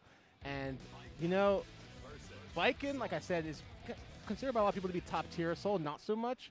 But if there's a character that Baiken, is afraid to be hit by, it's Soul. Yeah. I mean, I think one of the things about Soul in this matchup is, like, he has, like, the normals that Baiken does have to second guess. She really has to get a flow for what Soul wants to do before she can really kind of, like, take charge. And that's why you see him kind of playing this kind of strong neutral game. And on top of that, like, Gunflame is a really good tool for just dealing with the neutral and forcing Baiken to jump. And then you can start doing, like, 5K and stuff like that. So. And then, one of Baiken's defining traits is she has a zombie, right? A counter. And what does Soul have? He's got command grab. Yes, yes. Leads into combos, no less. But you know what? Right now, Rudy is showing off why he is one of the best Baikens around. He's got Spicy Taco in the right side, fighting for his life. Oh, man. There's a counter hit, and this might be guess for the round. But you know what? Great 2D from Spicy Taco. And look, jumped over the Gunflame, ate the 5K. 5K'd, and now suddenly you are fighting for your life. Oh, my gosh. And you know what? That's kind of a trademark of Rudy. He's got those. That super is really hard to pull I know. off. I was about to say, that's kind of crazy. Yo, Rudy, hold on. I know he loves to show off like how good he is at doing that super. Oh, that was a bait. Looking for the burst. All right, I guess the Azansen. Ugh, instance. Okay, knockdown. No tatami, just a jump H. Oh, bruh. Oh, no. Oh, man, misses the last pickup. Tries to staircase it. And, Rudy has a 100-meter, right? 75-meter now. But you know what? That's all he needs. Wow, backdash, run up, instant Yozasu RC. When he has meter, like when Baiken has meter, you have to really watch out for basically anything, like just blocking. Because you're about to eat the high-low of your life into a full conversion. Oof. Oh, man, whiffs into the throw. That's a Kira Tatami. Oh, but a little too early. Letting Spicy Taco get a mash out there. Ooh. And you don't want to get countered too much because Baiken, she can get stunned pretty easily. Oh. Wow. No, that's facts about the Baiken stun as well. Okay, burst. Dashes in. Yozasu once again. I love the Rudy is kind of using the defensive staircase against him. Sometimes he'll just go for the jab, but a lot of times Spicy Taco is trying to duck, so Yozasu is going to hit you. So if you have any kind of meter, you really got to be careful. Absolutely. Oof. Yo, the grapple hook, the fishing line, the claw game. 6P keeps the pressure. Yeah, and Spicy Taco kind of letting a lot of the block string happen right now. It's it's hard to know when you can fight back. Gets a nice sweep here. Oh, that whiff could have been really scary. Speaking of whiffs, tatami, pressure, yeah. Oh, just a little too deep. Just a little too deep. Yep. Oh, trying 2D to get through it. But no confirms. And you can tell right now, Spicy Taco trying to bait the burst out. Trying to get the close out. That'll be a good move going into this next round. If you can bait the burst, but wow. Yeah, it's so annoying. Tough. Yeah, all of these like little exchanges, not big combos, but a lot of them. You have to deal with Baiken's buttons constantly, and Rudy takes it 2-0. Jeez. That last round was like, there wasn't really any big confirms happening, but you had to constantly deal with Baiken's amazing buttons. Yeah, and like, Rudy was doing a great job of just mixing up, like, keeping you on the ropes and not knowing when it was going to go in. Like, that is I mean, she's got great buttons. But at least you could do something at certain range. I'm one of those people, if I'm fighting Baiken with Leo, I'm at the range where you're not going to do claw because I'm going to 6P. Like, I'm literally going to be like this. But, like, it's a little harder for Soul. He does have a little further reaching buttons in some instances, but still not easy for Baiken to just go off, Wait, Mr. K? Oh, yeah, no, he's still playing. Oh, that's my guy. So what's crazy is Mr. K, me and Mr. K go back along. We're both. I'm from St. Louis. Right. He's from outside. I think he's further down. So he used to come up when I was around before he started playing, but then he started playing with the boys. He's also a Leo player, so I always got to cheer him on that way. Oh, dang, I didn't even know he was here. I got to say what's up after this. Nice. I think coming up, and he's definitely going to be on stream soon, but I think coming up next we got Ribbon and Neil. Yes. I think I remember Neil, if I'm not mistaken. Oh, yeah. Neil's a very strong Soul. A bit newer in the grand scheme of things, but like very quickly rose to like a very high level of play. So now he's like, one of the best souls we got. Okay. And then Riven, he is one of the many Leos we've got out here. And a very strong Leo. Okay. It's going to be Soul versus Leo, pretty classic matchup. It's a classic matchup. I remember this. I mean, it's not too bad. I had a lot of little specifics that I will fight Soul with, but Soul can get the knockdown and kind of like call you out on a bunch of stuff. You got to be careful with your uppercuts. Yeah. Because it can get you killed, obviously, but good color. Yeah. RS into 8. Ooh, gets the loop crouch it. confirm. Yeah. Loop it. Oh, I would have hit you with one more. I would have hit you with one more, bro. I'm one of them. I'm one of them, Got at least 2 of these. Yeah, bro. Side switch. Yeah. There you go. The big cross. Take him to church. Ooh. There you go. Don't let him get away with that, Neil. Absolutely not. That's the test, though. You do one full record to see how they react, and you go for the sneaky mix-up, and then if they actually react, you're like, okay, I know now. All right, now you got to start rotating. Big damage here. Okay, dead angle to stop the pressure. Tried to bait out the DP right there, but Right, closes it out. I missed that move. The flip. I miss it. I miss it so much. Oh, nice stuff there. Gets the IAD confirm. Right, drops the end of it. That was kind of a big drop too. Damn, dude. This really makes me want to play Rev too. And Neil is really hitting these 6H IAD confirms. Yes. Getting them all Oh, got greedy. Got the hit. Just take it. Just take the confirm. Just take the confirm. Keep the knockdown. At least you keep the corner. Wow, the 2H. Big cross. No, goes in the back turn. Oh, make it. Oh, no. And you are shaking in your chair. Because I'm serious. I'm like, I'm playing right now. In my head, I'm like, dude, I've killed you. But I like that. Keeping it honest. H-boom. Looking for an air tech. Be careful. The back turn P will still clip you. Yep. It's basically his version of 6P. Yep. Oh, break his guard. Shout outs to Yipes. Break his guard. All right. One on the board for Riven. Oof. Oh. And, Neil has been, Bait it. Oh, my Bait it. God. Your soul gone. No, that's it. All right. Gunflame, DP safe. Oki. That's a big combo. And he has these air dash confirmed. Oh, my God. Oh, my God. Jesus. Live. Cross him up. Bro, this is making me ridiculously hyped. This is crazy. Oh, man, great fight. Anti. Oh, man, you left Riven alive, and suddenly things are. Yeah. Oh, okay. Nah. DP. Not while they're standing there. You don't do that while they're standing there. Not Soul. That's going to hit you every time. Yeah. And Soul's DP is like a big thorn in his side, right? It really is, because after the knockdown, a lot of times you're literally like, hey, I can just do big fireball and keep the pressure. And even your cross-ups, actually, you really have to be a lot more careful of. So limits your options just a little bit. I love that. Using the guard point. Oh, make it count. Yes. Keeping him off his toes. I like to call this the Lion's Den. When I get the knockdown and I start crying, I'm like, yo, you in the Lion's Den. Tell his family he's not coming home. Oh, wild throw to the corner. God, Soul's combos are so sick. Yeah. Who thought to get this dude a flaming dive kick? It is way too damn cool. And Neil definitely among the best of them when it comes to the confirms. Oh, okay, DPRC. You still got it in this game. Oh, nice. He got the counter. He was going to go for the combo. That actually would have did crazy damage as well. Yeah. Okay, the plus frame. Oh, and another one. But you got to be careful. Yeah, I was about to say he's IBing. Frisky, yeah. Like he's looking for it. Yeah. You may get away with one, but two? See, right here, in that instance, that's when you take the knock. What a blitz. Kill him. What a blitz. He's got burst. Oh, God. You would definitely would have baited I would have. You're done. I would have blocked 5K. And Neil answering back, one game apiece. This is crazy. Why am I getting so hyped? I can feel this. This is crazy. Yeah. God damn, Guilty Gear, I love you.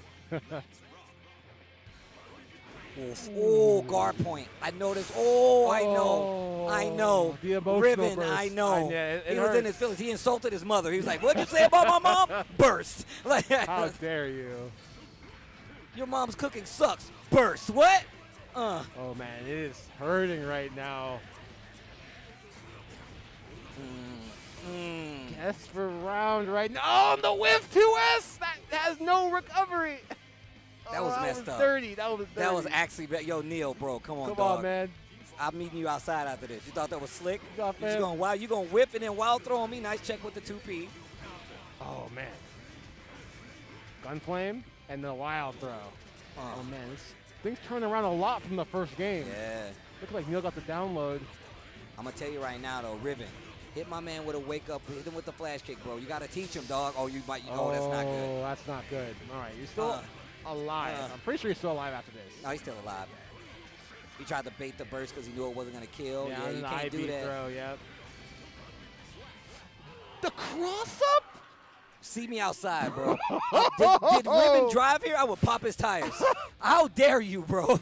Bro. Nah, that was messed up. Wild. You see the reluctance to clap in the front, like that was not even. We're still in awe, man. We actually looked at each other. We saw, like, oh. Yeah. That was dirty. Meet me outside, bro. How dare you? How dare you? You thought that was cute? Pop his tires. How you gonna get home after this, bro? The way we look at each other when that happened. No, we dead ass mate. I was like, nah, bro, that was. Right. But next up, we got Mr. K and Joy. All right, Joy's back. And I think this might be to get out of the pool on the winner's side. And Joy is the May, correct? Or no, Joy is the Coom. The Hey. Yes. Oh, we were talking about this too. And I think what's crazy is that I've definitely. I remember I was commentating the tournament. I can't remember which one it was with Mr. K. He was fighting some and I actually went up and gave him advice. Like, yo, you need to blah, blah, blah. This was years ago. But I'm sure Mr. K's got this under control. We'll see what's happening. I'm just down for the good games. Look, I have no horse in the race. He is from Missouri, so he does have a little Steve power up. But a little horse in the race. Just a little bit. A tiny horse. Just a little bit. And his name is Steve too. I play Leo. He plays Leo. He's from Missouri. I'm from Missouri. It's just a little bit. Just a little tiny bit. But yeah, this is also, like I said, a matchup that is not fun. This is a not fun matchup for Leo, I believe. He tries to do anything 2P. Yep. 2P's out there. Yo, chill out, dude. You're a king. Chill out, dude. And Joy definitely has a lot of Leo experience. We've got Tom out there. We've got Jigs. He, I think when he got top A at ECT, he actually had to. I think he beat Lotus. Oh my God! Yeah. All right, okay, well. No, not Lotus. It was one of the really good Leos. Oh, okay. Maybe not Lotus. Don't quote me on that one, but it was a really good Leo to get in the top 8. Okay, well. Maybe that's the case. Maybe Glacial Rain possibly, but one of the really good Leos. Okay. Well, regardless, Mr. K's got his work cut out for him. Joy's got experience. The matchup itself just seems a little wonky to me, and that's just my, limited experience. But we're going to have a good game here. Best of 3, of course. Mr. K definitely. I mean, at this point, Mr. K is a vet. I remember when he was a rookie, so this lets you know. Definitely, like, this man, he has been in the scene for as long as I've been playing. See? And, you know, definitely for as long as Joy's been playing. So. Okay, oh, damn. I'm showing my age right now. That's legit. Remember, Mr. K was like, "Yo, Mr. K is gonna come to the hookup." I'm like, "I mean, whatever, dude. He's a Leo player." I'm like, "All right, let's run it." All right, but here we go. All right, and there it is, the 2P. Oh, jeez. Now, don't get frisky out here. Oh no. Oh. And there it is.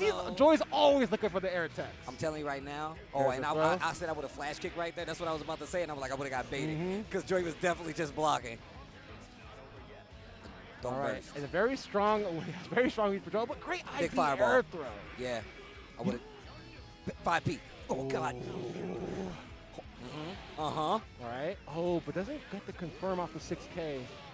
S fireball is definitely really good in this. Jump S, another good tool to contest some of the air stuff. But even from the match that I saw Joy play earlier, Joy is super strong. Yeah, like really strong. Really. He is. He's got good so fast. A great IB throw there. Now gets the overhead, plus frames. Oh man, and Joy is always fishing for that air attack. Just remember, keep it in mind, you're going to see it a lot. Oh. And he is moving in. He's got the kicks. He's got the kicks. He's got more kicks. Yep, there you go. Oh, what a back. Yo, Joy's ridiculous. Right, the got the IB. pressure. 3, 2, 1, danger. Oh Yo, my these hands. God. Oh, my Yeah! God. You're dead. Oh, wait a minute, the burst. He had to burst. He couldn't let it happen. If you get any hit with Leo in danger time, you die. You can kill. Come on now. Oh, man. Oh, fishing for the air tech again. Mr. K didn't give it to him this time, and he's making a comeback here. Okay. This next mix-up is important. Yes, very. Oh, my man says, I don't care, 2P. He says, I don't care, 2P. I mean, he had the life to live through one more combo. He was like, you know what, I might as well. Maybe next knockdown I'll think about it. 26 strings, you're much more delicate than you look. Oh, damn. He, that is bars. He went for the throat. She went for the throat. Oh. Ooh. Okay, oh, the overhead. Didn't quite get the counter out. Okay. Have yet to represent the flash. Yeah. And, you know, honestly, the way Joy is playing, it might be hard for him to get the flash kick out. You can see even right there, the backup was preemptive like you before think he the might be flash blocking. kick. Yeah. No, 100% after that knockdown, the weight is because of the flash kick. Yeah. I guarantee it. And that's how you know Joy is really, really good. Oh, you might be dead. This next mix-up might be it. Oh, what a blitz. I blitz back. Goes for the low instead. I like this. And 100 meter on the board for Mr. K. Oh, I don't care. And he burst. That's. Oh, you're. Wait a minute. 100 meter. What are we going to do here? No, he got hit. He's got to hold it. Yeah. I think he was starting to do the side swap, and he got hit mid dash. You know, I instantly thought of the combo you could do there. Instantly. Oh! Did it involve the boom super? Yes. If I would have got counter hit 2H, I would have back turn, run to the bro. Damn, I'm going to play some Rev 2 when I get okay, got the pass confirms. Yep, the loops. But again, mashing. Joy is getting so much mileage out of the mash 2P on Wake Up. It's good, bro. Oh, the first flash kick. The flash kick. The low blitz. The low blitz. When you see a low blitz, you know what to call out. Yeah, that's a read. That's a hard read. Oh, that was definitely a tech trap. Oh, man. Far S. Okay, knockdown. Okay, and 100 meter on the board. Okay, trying to keep him from mashing. Oh. And that's a really good mix-up to actually put out there on the table. Yeah. Because it's a lot harder to call out no matter who you are, and it just makes it so you actually have to get the hit to make it count. Yeah. But right now, we are guessing for Gamer. 6P. All right, get the staircase in there. Oh, and then unblockable him. Do it! Because Because I swear I know what happens here. Gets the hit. Oh my god. There we go. Listen, I'm playing spiritually through. Like, I'm literally like, I know what happens here. Yo, Joy is ridiculous. He's crazy. The boy is crazy. Okay, nice flash kick from Mr. K. Look at that, an instant check right here from Joy. Tries to sneak in the overhead. Defense looking pretty solid. Oh. That challenge, he didn't reach at the far slash. He kept going. All right, gets a dead angle. Gets orange ball for neutral. Good confirm from Mr. K. Yes. And I think he tried to throw, didn't quite get it, got counter hit for his troubles, and this is going to be a knockdown. Well, not quite a knockdown, but you know how it is. Oh, got him! Oh, my gosh. And just like that, Mr. K has actually tied up the score. He went from potentially going down 0-2. He is popping off. Because he was so close to going down 0-2. He definitely is about to go 0-2. And he brought it back to 1-1. Oh, man, Mr. K. He's feeling himself right now. Joy keeping his composure. Dude, Joy is mad good. Oh, my gosh. And it's impressive because he has a style that a lot of us were like, man, he mashes so much. And then it turns out, I was like, wait a minute, he's actually really good at forcing his style on us. That we're fighting for our lives. Right? He mashes a lot. But I'm still stuck in the vortex. This is crazy. The hole is getting deep right now. When you see the early YRC in the throw, that's how you know. All right, Mr. K trying to knock out what? The flip, hitting all around. And, let me show you how to catch an air tech. I can do this too, you know. Oh, I like that. Tried to get a reaction and still go straight back in the Rekka. There you go. The proper block string. There you go. But Joy's IBs are so good. Yeah. I mean, so the way he has a very YRC heavy playstyle, so he needs to YRC to keep the meter up. Joy having a harder time getting those knockdowns and forcing the mix. The thing that started happening the least is the knockdown ball pressure that we've seen in that first game, right? Oh. And yeah, here's where we can see maybe Joy's playstyle backfiring a little bit. Because Mr. K recognizes what's happening when all these air attacks get caught. He's been around the block for a while. But you know what? Now we're getting tossed for a bit. And this is great pressure right here for Haehyun. Do they have Bs? Okay. Okay, and you can get a loop here too. Yeah, he could have did a 5P in the 6K again. Yep. Oh! The back turn S, such a big button. One more. If he gets a good solid overhead here. Oh, too far for the 5D. Give me one more round though. This would be sick. Wow. So I'm shaking early, gets the counter hit, tries to charge, and catch the tech. Great S fireball. Yep. For S. The guard point 2H, you're dead if you know. Oh, wait a sec. He's okay. He's okay. One more. Oh, man. And that's going to do it. 2-1 That's over gonna Joy do it. for Mr. K. Wow, that was a tense match. Dude, Joy, and you were right about that. Mr. K really started picking up on like, oh, okay, if I don't tech and just let it reset and just let my defense save me, it'll be a lot easier for me to combat this. Yeah. I'm not sure if that was winners or that was a winner's final, so I think they both get out. Okay. But Mr. K goes out winner's side, I believe. Ah, okay. Good match, all in all. Good match, definitely navigated that a lot better than I would. Like I said before, man, I feel like that matchup is really hard to deal with. Yeah. And it's more about like the neutral part after a knockdown because I saw Joy really literally just holding back after knockdown to bait the uppercuts. And by the time they came, I think it was only, 2 maybe uppercuts that entire set. Yeah. And both of them hit. And that's how rare he was doing them. So he knew exactly when he had to do it, but he held back on it most of the time. Didn't let it fly all the time. Yeah. See, that's why he's better than me. I would have been like, no, you're going to respect my flash kicks. I'm going to do it again. You're going to kill me? Prove it. And next up, we got KTP and Racy. KTP, a very strong Mei. From the East Coast, from Tennessee. Okay. Shout outs to Tennessee. Yeah, I think like one of the 2 really strong Meis we got, KTP and Moku. KTP, I think he mentioned that he's been kind of a little less active recently. Okay. But I mean, he's here in winners finals of his pool. So I'm about to say that sounds like an OS Survivor. You know, I haven't been playing as much, but I'm in winners finals of my pool. What? Are you saying those other guys are not? I'm just saying I haven't been playing as much. You know? But I get it. I would say the same. I would do the exact same. Racy, you saw him up earlier. Plays Elfelt. Pretty crispy Elfelt at that. And this matchup is really tricky as well. I feel like Mei has to be even a little careful because Elfelt's normals really kind of control the same kind of range that she wants to be jumping in. Yep, that she wants to be jumping in. Like, so if Mei tries to be jumping on top of you with a J2H, close slash is right there for popping bottles. Yep. It's a celebration. You jumped, we win, guys. But no, you're right, though. But also, you have to be really careful about swinging at that range, stand as, counter hit searching. Like, it's not the easiest thing to, like, kind of navigate at that range. So. And definitely when it comes to the neutral, Elfelt has something that Mei doesn't really have, which is she can confirm off of, like, her far slash. Yep. It's like the tip of her far slash. Mei, she hits a far slash, she's getting a reset at best. Yeah. Not really a confirm. Mei, she's getting Elfelt, she's getting a full combo. All right, and there it is. In the H, Bridal Express to get the knockdown. Wow, the IB still looking sharp for KTP. Yeah. Trying to get that meter generation up. Looking for the jump. Yeah. Wow. What?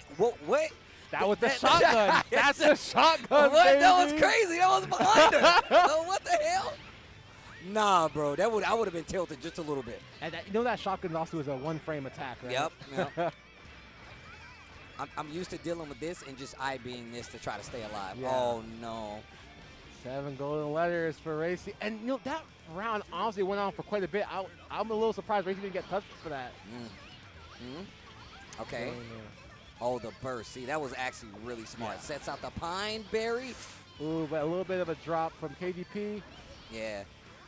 On those counter hit combos like that, a lot of times you have to hit like a little small delay to get the counter hit hard air dash combos like that. It's definitely hard to account for the positioning at that point. And May's pretty small too, so you really got to be wary.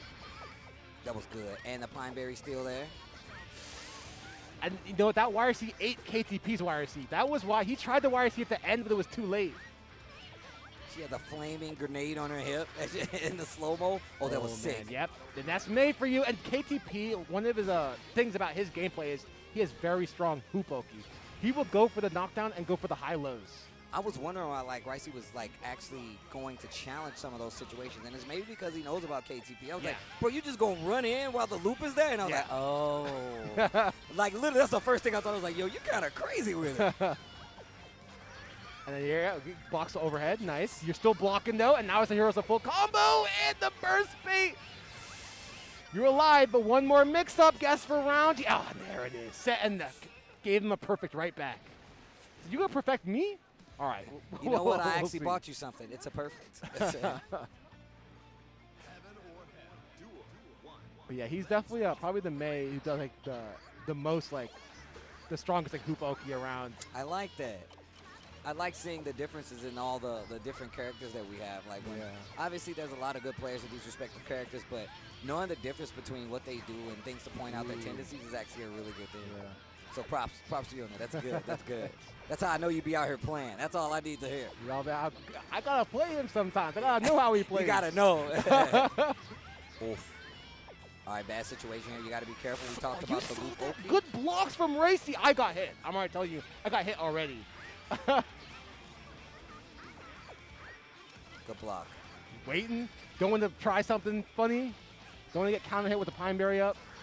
Okay. Oh, there it is. Went low. Gotta do it again. Oh, now the overhead. Oh, no. Do it again. Rinse, recycle, and repeat. Ah, and you're dead. Oh, with the drop. Good bash out. Alpha's a really fast 2P, 4 frames. That's classic right there. That's good. And you got to hold that back dash to try to get a reaction of it. I could have swore that was going to be S. I was not looking for Pine Berry. I was just looking for raw S from Elfo. Okay, gets a knockdown. Oh, quick burst from KDB. Does not want to be knocked down in the corner. Not against Elfo. But you might get knocked down anyway. That's going to hurt. That's going to hurt. And you got to hold the Pine Berry mix after this. Yep. Oh, Racy's kind of pushing that one a little further than maybe they should have.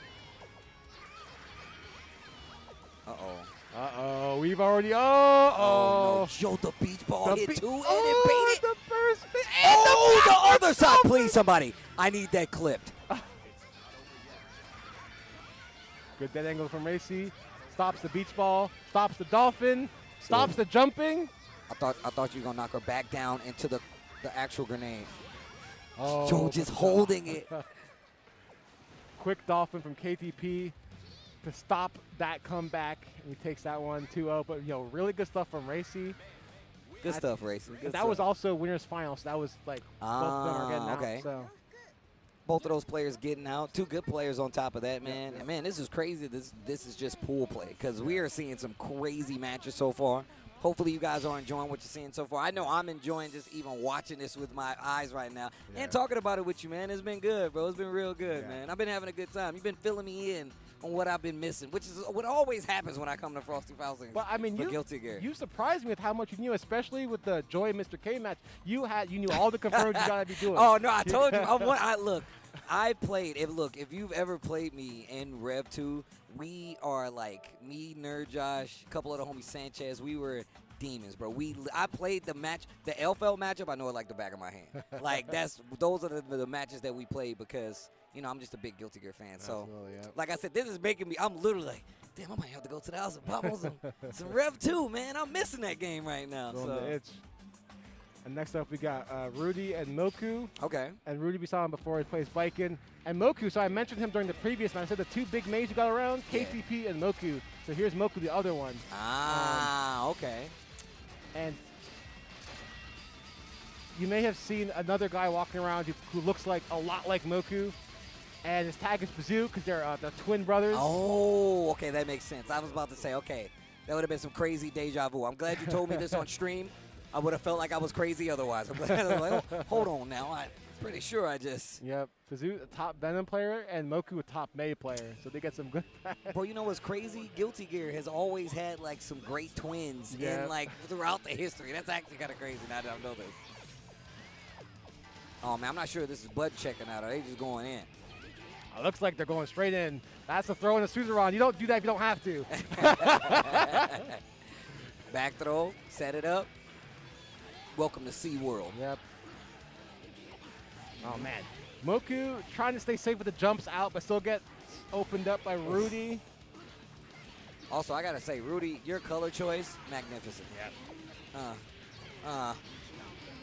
Okay, burst on the safe part from Rudy. Yeah, a lot of RC, because that was an IB. It was going to get punished otherwise.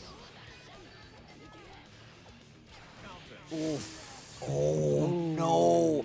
Black beat combo, steel combo. Yep, and you are dead. Gave him a lot of burst back, but you know what? You got to take the round. That's our first priority. And this matchup is very scary for Viking because this is another matchup where she gets stunned very easily. Yep. And as you just saw, she has a command grab. That leads into a full combo. So you really got to be careful on the... Oh, my God. That would have been crazy. Yep. Oh, and the 3K RC gets the lane loop, and there's the stun, like I was saying. Talking about it. Oh, what? You know what? Rudy's mashing is godlike. That's all I can say. That was crazy. The dust mites left quick, bro. Damn, that was the craziest fast match I've ever seen, was bro. Like, it was, I saw it for a split second, and then they disappeared. What is he playing on? All he did was run up for the combo with it. Nope, you don't got that for free either. Okay. Tatami? Right. No. Oh. Maybe looking for a tech just to try to catch with a button afterwards. I think it's hard to combo with lightweight. I think he's dropping it. Oh, the air throw. Good IYRC. Keep yourself safe.